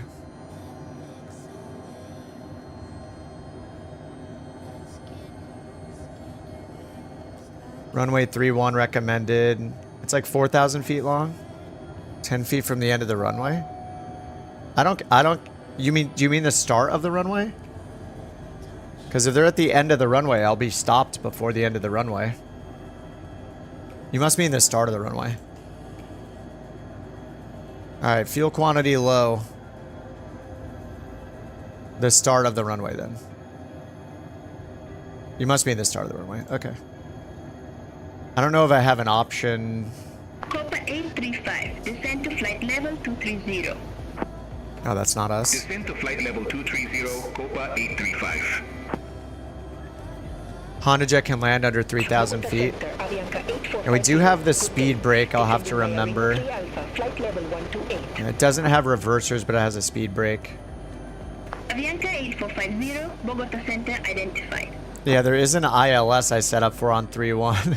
Avianca We all know that it doesn't take it 8450, into account. Contact Medellin information approach 127.2. Contact Medellin information approach 127.2, Avianca 8450. Yeah, runway 31 ILS is 1107. Bogota Center, Avianca 8451, flight level 140. Avianca 8451, Bogota Center. Good day, radar contact. Continue climb to flight level 390. Continue climb to flight level 390, Avianca 8451. What's up, Steven? Still says we only have 19 minutes of endurance. Bogota Center, expect EDPU 4 Echo, runway 14 right. I think we just need to go direct to the airport and land. Echo, runway 14 right, Avianca Like, we can't do this whole 8451. approach. We just gotta go straight down and land this thing. I'm gonna run out of fuel again. Activate the approach 2,600 feet.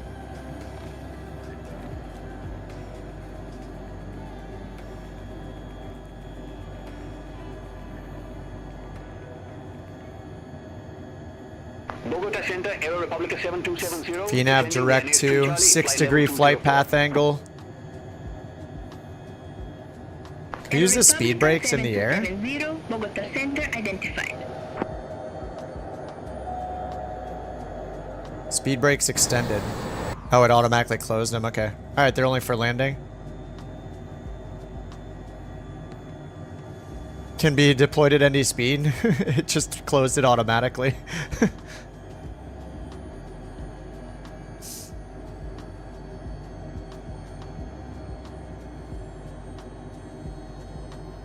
I don't know what to do. We have the ILS Zulu 3-1.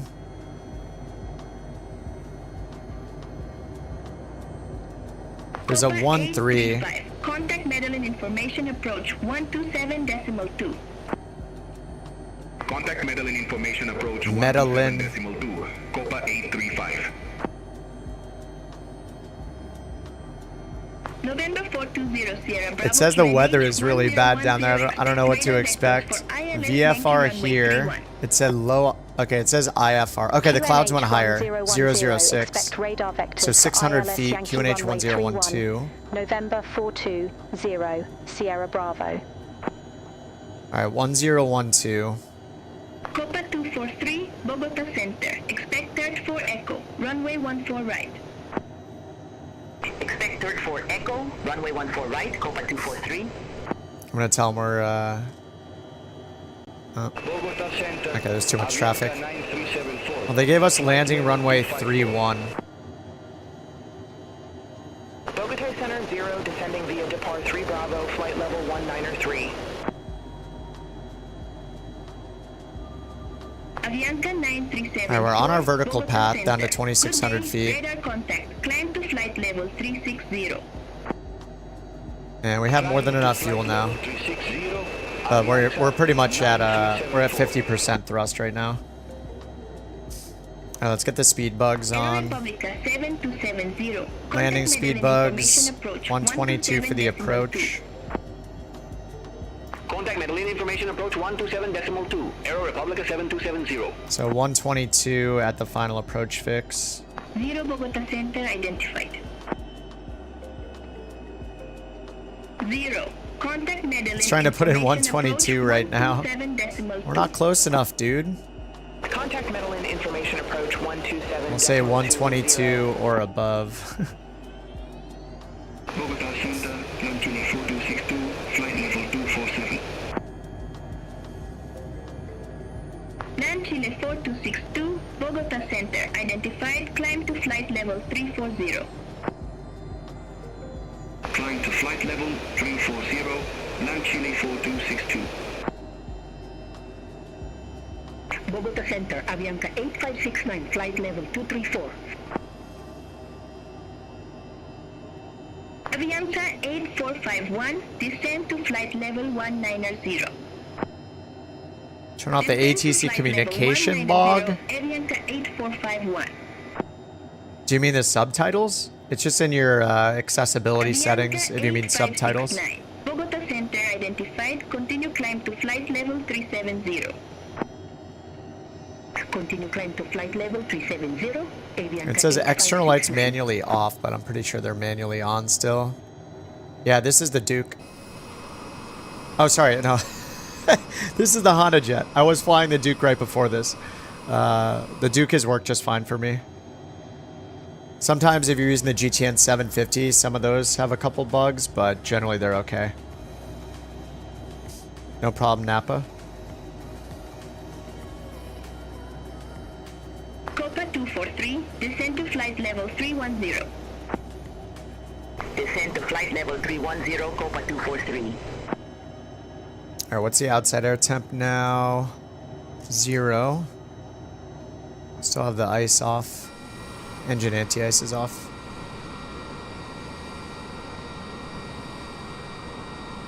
I must have like messed up the fuel configuration, or I don't know what exactly. Flight level 263. I probably put in the wrong payload amount. Avianca 072, Bogota Center identified. Continue climb to flight level 340. We just burned a lot more fuel. Continue climb to flight level 340, Avianca 072. A lot more fuel than I thought we would.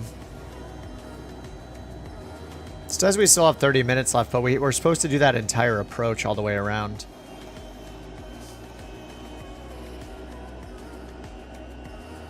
Yeah, no problem. No problem, Napa. Happy New Year. Bogota Center, Aero Republica 7243. Good day. Flight Turn to level final with the 210. bank angle. Yeah, that's a good point. Probably not. Aero Republica 7243, Bogota Center identified. We have enough time to straighten out and then turn around ourselves. Aero Just have to watch for the Republica terrain. 7243, Bogota Center, expectable to Lima, runway 14 right. Yeah, it should really do a reversal, but it looks like it wants to do the turn. 7243. Aero Republica 7243, descend to flight level 150. Yeah, this will limit us to 15 degrees instead of 30. To flight level 150. It should be okay as long as we don't do more than 31. I think it said 31. Volaris 313. Less than Contact 31 Panama degrees, Center yeah. 120.3. Contact Panama Center 120.3. Volaris 313. Yeah, there's so much traffic here. Bogota Center, Satena 8601. It's just non-stop. I have to turn the traffic down. That's just insane. Satena 8601, Bogota Center, radar contact. Continue climb to flight level 190. Oh, it's burning more fuel than it should. Ah, there we go. Bummer. Bogota Center, Satena 8601, flight level 113. Oh, it's being fixed. Nice. Satena 8601, Bogota Center. Good day, radar contact. Continue climb to flight level 190. Continue climb to flight level 190. Alright, I'm going to go to heading mode and go parallel, and then let's switch over to the localizer. Center, Avianca 072, flight level 276. And 309 looks like the Avianca final 072, approach course. Bogota Center, radar contact. Continue climb to flight level 340. Continue climb to flight level 340, Avianca 072. Alright, 309. Bogota Center, Aeromexico 718, flight level 360. Alright, let's go to manual speed selection. Aeromexico 718, Bogota Center identified. Let's bring it down to 200 knots. Bogota Center, Avianca 9374, flight level 290. So let's do 180. Alright, we got DME 4.7. 9374, Bogota Center, radar contact. Let's give it like a Continue climb to 10-mile flight level final if I 360. can. Continue climb to flight level 360, Avianca 9374.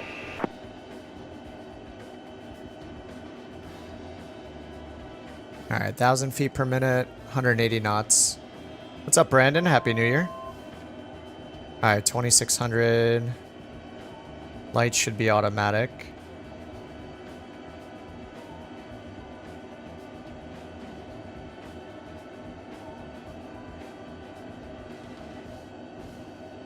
Alright, DME 7.1.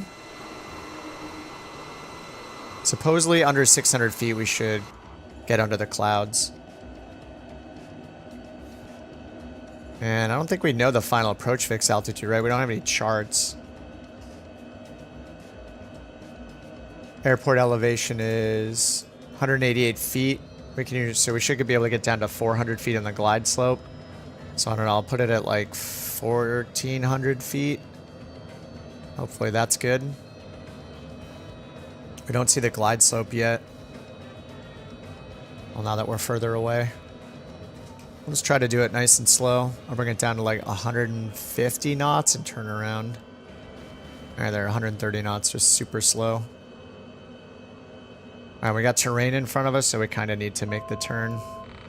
Alright, so let's turn around. November 420 Nav Sierra mode. Bravo, 4 miles from Motbai, turn right, heading 145, maintain 1,800 feet until established, cleared ILS Yankee Nice, runway 1800, there 31. we go. Alright, they cleared us for the approach. Turn right, heading 145, 1,800 feet until established. Cleared ILS Yankee runway 145 though November 42 is wrong. 0 Sierra Bravo.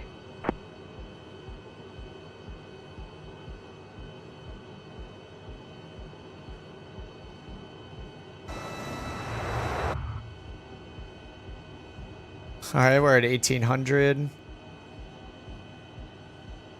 Approach speed's 122.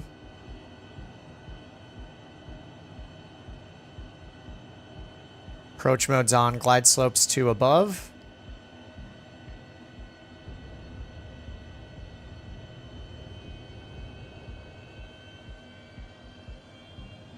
Let's activate the approaches to clean up the map. Alright, we're a bit too slow. We don't need this yet. Let's go like 140. Sierra Bravo, contact El Carano Tower 118.4. Alright, over the tower. Over Fuel to quantity, tower, we're at 118.4. 35. Fuel over destination, November 22 minutes left. 42, Alright, yeah, 0 Sierra Bravo. I would have been Have a cutting it good really day. close. Alright, there's El localizer Carano capture. Tower, November 420 We got glide Sierra slope Bravo, on. ILS Yankee runway 31. And our calculated approach speed's 122. VREF November 117. 420 Sierra Bravo, El Carano Tower, wind cam, runway 31 cleared to land. Alright, clear to land. Runway 31 cleared to land. November 42 0 Sierra Bravo. Alright, turning final. DME 8.5 miles out. Plenty of time. Let's turn on the relative terrain map.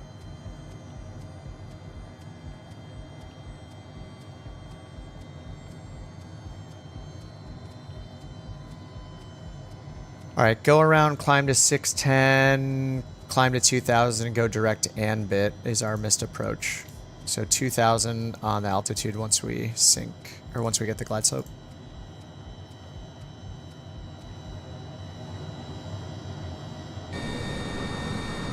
This is fine. Alright, well watch out for those trees. Alright, let's kind of... Let's go to 127, VREF plus 10. Winds are pretty calm. Flaps 1 and gear down. 6 mile final. Here comes the glide slope. Set the going altitude to 2000. 2000. 2000 AGL. Alright, altitude up to 2000. Heading bug is synced. And let's get the auto throttle off and set it to 42%. Alright, auto throttle's off. Full flaps. Add the throttle.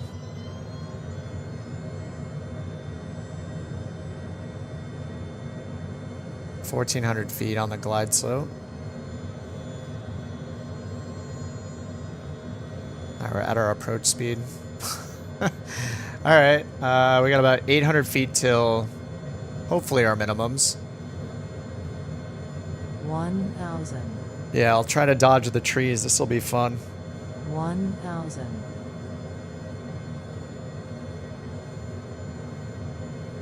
Well, the clouds are definitely not. Actually, they might be at 600. We're at 900 still.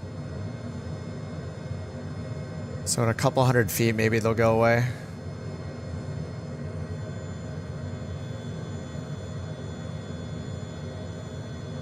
All right, we're still 600 feet above the ground.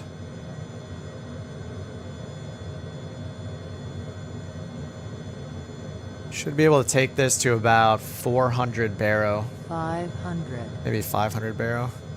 500. 500. What are we seeing? 500. 500. 500. 500.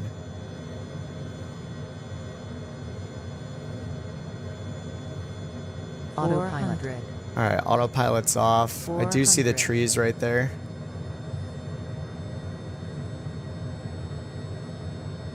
Oh my god, yeah, they're really bad. Holy crap. 300. Let's try to go around the side, maybe. 200. 200.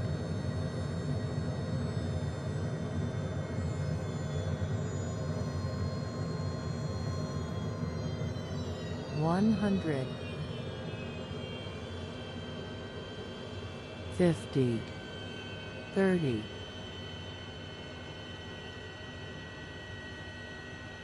10. 5. That was a harder landing than we like to see, pilot. Yeah.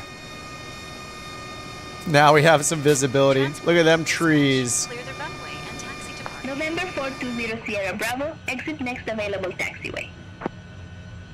Exit Oh, nice. next It automatically, available taxiway. November automatically turns the 420 speed brakes Sierra off. That's Bravo. awesome.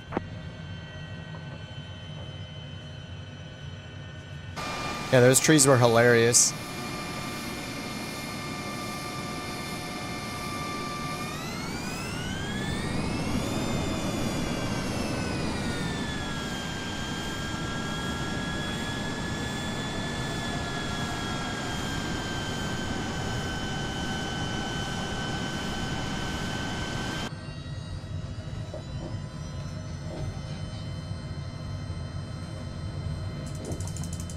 All right, flaps up. Looks like most people got down just fine. Wait, did Deadly just land an airliner here? You had to dodge, yeah. I don't know what weather settings you guys have, if it's as bad for you as it was for me.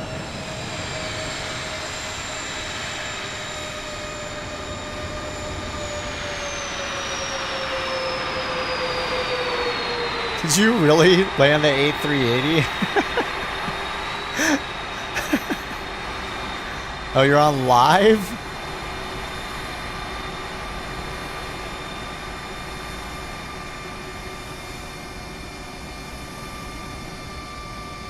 The A380 took care of the trees. Yeah, everything is good now. Transporter. Disembarkation in progress. Stand by. All right, the VIPs are getting off. Look at the GPU.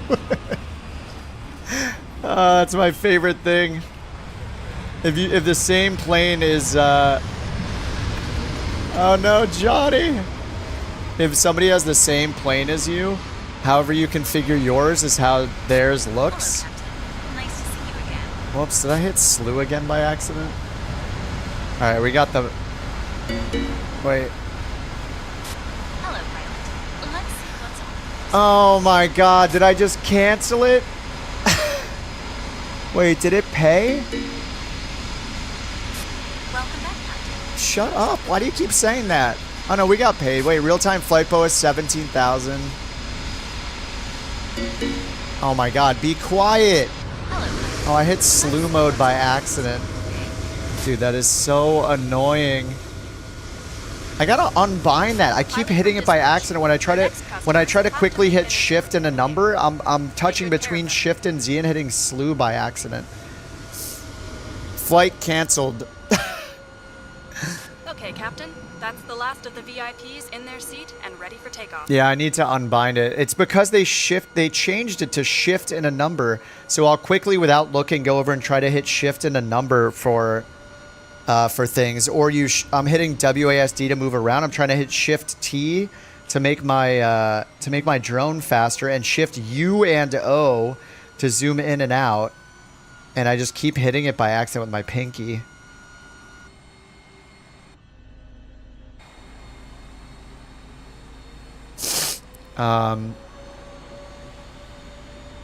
Flight canceled, but it knows I have everybody on board still, right? So I have to take off and land again, right? Maybe if I take off and land, it'll work. Flight attendant, yeah. Let me change it to later in the day so I can do a takeoff and landing, hopefully without this bad of weather. Oh no, it's still bad.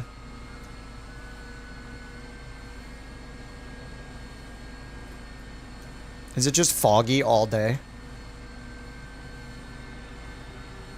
Yeah, it is. It's just still foggy.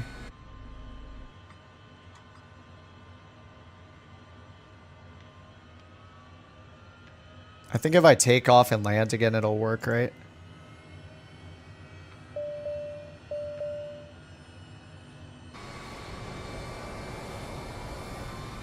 Yeah, 3-1 and 1-3, yeah. Everything looks good from where I'm sitting. Taxi to the runway and take off. How does this thing not realize we're on the ground and we did the entire flight? It just... They really need to improve the flight logging. It's just like... I realize I hit the slew mode button, which it should, like, look out for so people aren't cheating. But doesn't it know that I did the entire flight? How is it not tracking my entire flight, you know? Fuel? I think I had 30 minutes of fuel still. 51 minutes. I had 30 on final. It should be fine. Like, On Air Company has a full log of your flight. It knows exactly where you ended up. You can resume the flight. I think the NeoFly tracking is, like, almost non-existent. Like, it knows I'm here. It should know that I did the entire flight. It should know that I touched down and landed. Now it just suddenly thinks that I'm cheating after doing the entire flight, that it should have been tracking. It's kind of like... It could be so much better. It's just very basic.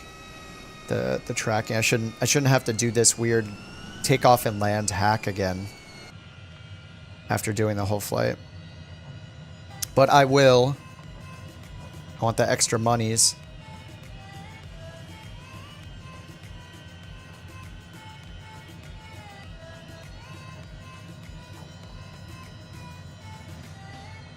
Yeah, if it's not too late, you guys might want to land on the other runway. Here are the trees. I mean, we were warned. I just kind of wanted to try it.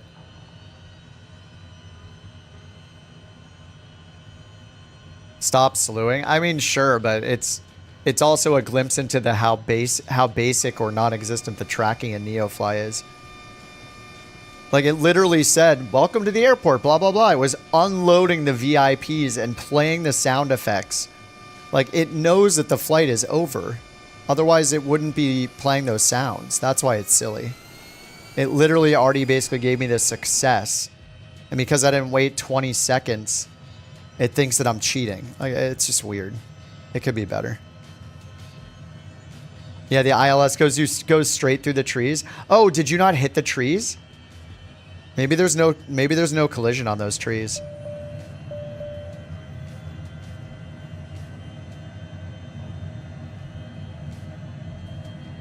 And I have to go to at least 100 feet, right?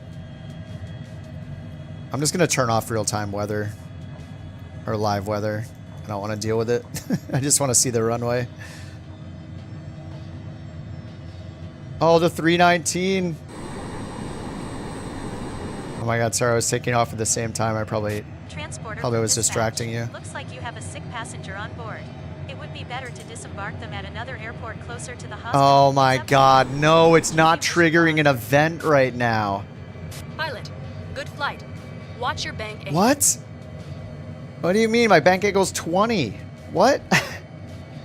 Alright, I'm starting to get annoyed with NeoFly now.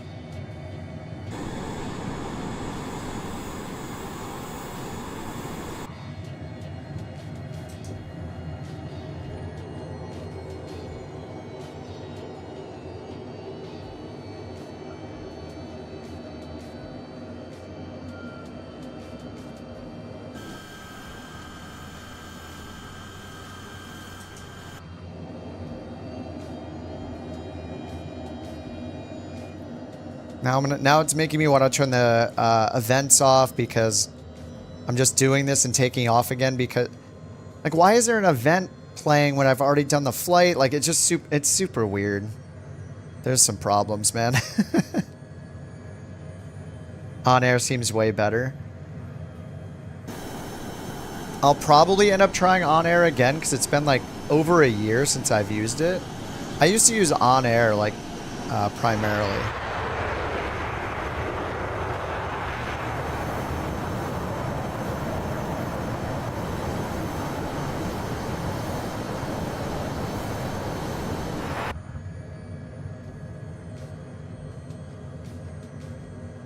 You move back to on air as well.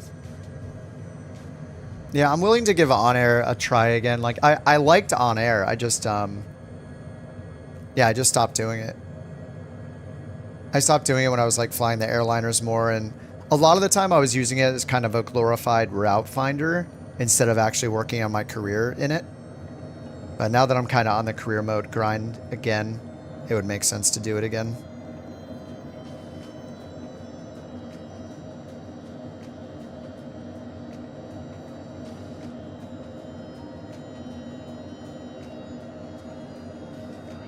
Yeah, these like bugs have been kind of annoying. I mean, besides these, it's been fine. If I didn't hit slew, I wouldn't have this problem right now.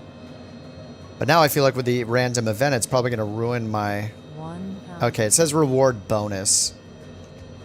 So I don't need the bonus. The difference? NeoFly's free, for one. On-air company is a subscription. NeoFly has some paid add-ons. You can pay for more features if you want. Like if you want to run an airline and hire employees and stuff. On-air company is like a subscription. Like I think it's like $40 a year or something. It's not bad. Just don't pay for it month to month or it's a lot more expensive. Just commit to a year. But it has like a free trial. On-air company has a lot of multiplayer interactions. Like you can build FBOs. You can build industry. You like build base camps in the middle of the woods and have a factory that you shuttle like raw resources to, like MMO style. It's interesting. They're both really good. On air is in general a bit more advanced, I would say. That could be good or bad. It lets you run a virtual airline. We used to do that actually. 10, 5. Transporter from dispatch. Nice landing. Go to the parking and put your parking brake on. I'll be in touch. Contact ground for your parking assignment, then shut down. Yeah, on air's a subscription. It's like annual. And Tailbee for flight sim. Will you say the same thing about Navigraph? Navigraph's an annual cost as well.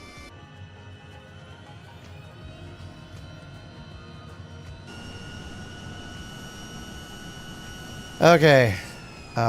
Is it going to count it now? Okay, taxi and shut off engines. Let's try this again. Yeah, I think it's worth, like, the Flight Sim 24 career mode is going to be an intro to career modes for a lot of people. And for several years, it probably won't steal people away completely from the other career modes. If they do a good job, I could see it taking over, though. Especially if they do multiplayer stuff. The more planes that get added, the more mission types, all that. And I'm sure they're planning on doing all that, you know? But yeah, until that time where the Flight Sim 24 career mode is so good that everyone wants to play it exclusively, we have all these other ones that have existed for years to try. So try NeoFly, try A Pilot's Life, try try On Air Company. They're all good for different reasons. If you want to fly airliners exclusively, then I would do A Pilot's Life 2. If you want to do the bush pilot thing, then I would start with NeoFly because it's free, or you could try the On Air Company trial.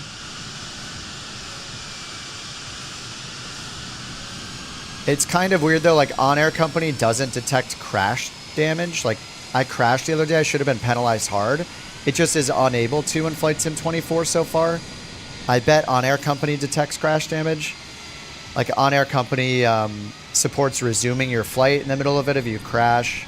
It's got a lot of really good features that set it aside from NeoFly, but I mean, you can't beat free, so some people have been playing NeoFly for years. Market? Nope. Nobody knows. Hopefully 3 minutes after I end my stream.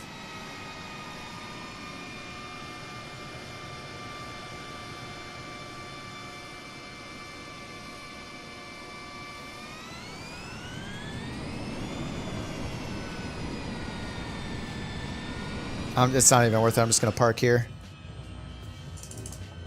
Give me the money.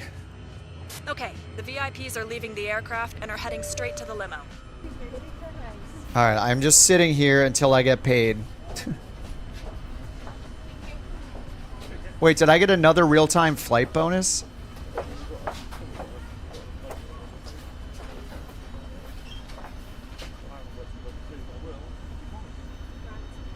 I'm not sure. This should be worth like 40 grand. Transporter from dispatch. Oh my god, Disembarkation completed. 63,000. Thank you and good day. Holy crap. You can start your engine now. Oh, there's a new version available? I wish it would just auto-update. I have to find the notification, click it, go download the software, run it, close it, update it myself. Infinite money hack? I don't... Yeah. I'm not getting fooled by that again. Now... Oh, now the flight attendant's available. Wait, what? She's at the other airport, though.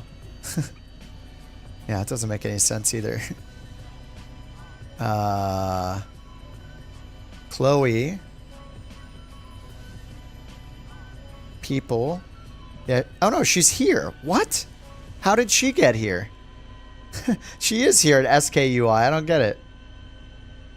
Anyway. That was, Oh, the bird. Whoops. I forgot about the bird you can turn on here. It flaps its wings with the G-forces. Alright, that was pretty fun. That was pretty fun. She got an Uber. Yeah, she still beat us because it took me so long. Alright, I'm going to rebind slew mode right now. Controls slew. From Shift Z to Control Shift Z. There we go. Okay, it's rebound.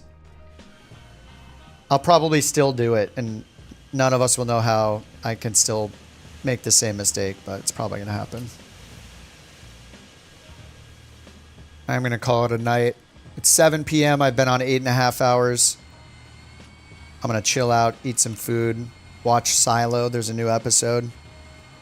Maybe I'll work on a video tonight. I'll probably see you guys tomorrow unless I decide to take a day off, but yeah, it's Friday.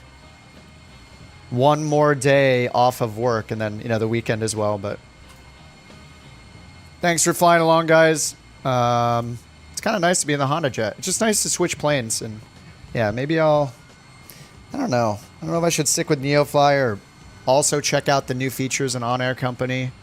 I was a big fan of On Air for a long time. I just kind of stopped using all the features. Look at the GPU. All right, guys, have a good night.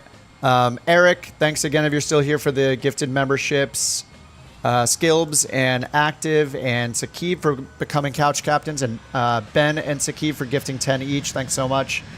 Bumpkin for renewing for a second month, upgrading to that lawn chair. Much appreciated. And the Mountain, who's here in the apartment with me, for gifting 5 memberships earlier. Thanks, Mountain. I'm going to go get some food, watch some TV, and chill out. GG's, guys. Thanks for hanging out all day. It's been fun. Bye-bye. I'll see you guys tomorrow. I'll see you on the Discord. Have a good rest of your night. All that good stuff. Bye-bye. See ya. GG's. Honda Jet's pretty sweet. Especially with the couch livery. See ya, Deadly. See ya, Old Man Steve. See ya, Sawyer, Matt, Eric and Robert, Rich, LD, JP, Cyrox, thanks for the escort. Carter, Flo, Evo, Rory. All right, guys, have a good night. Bye-bye. Music City.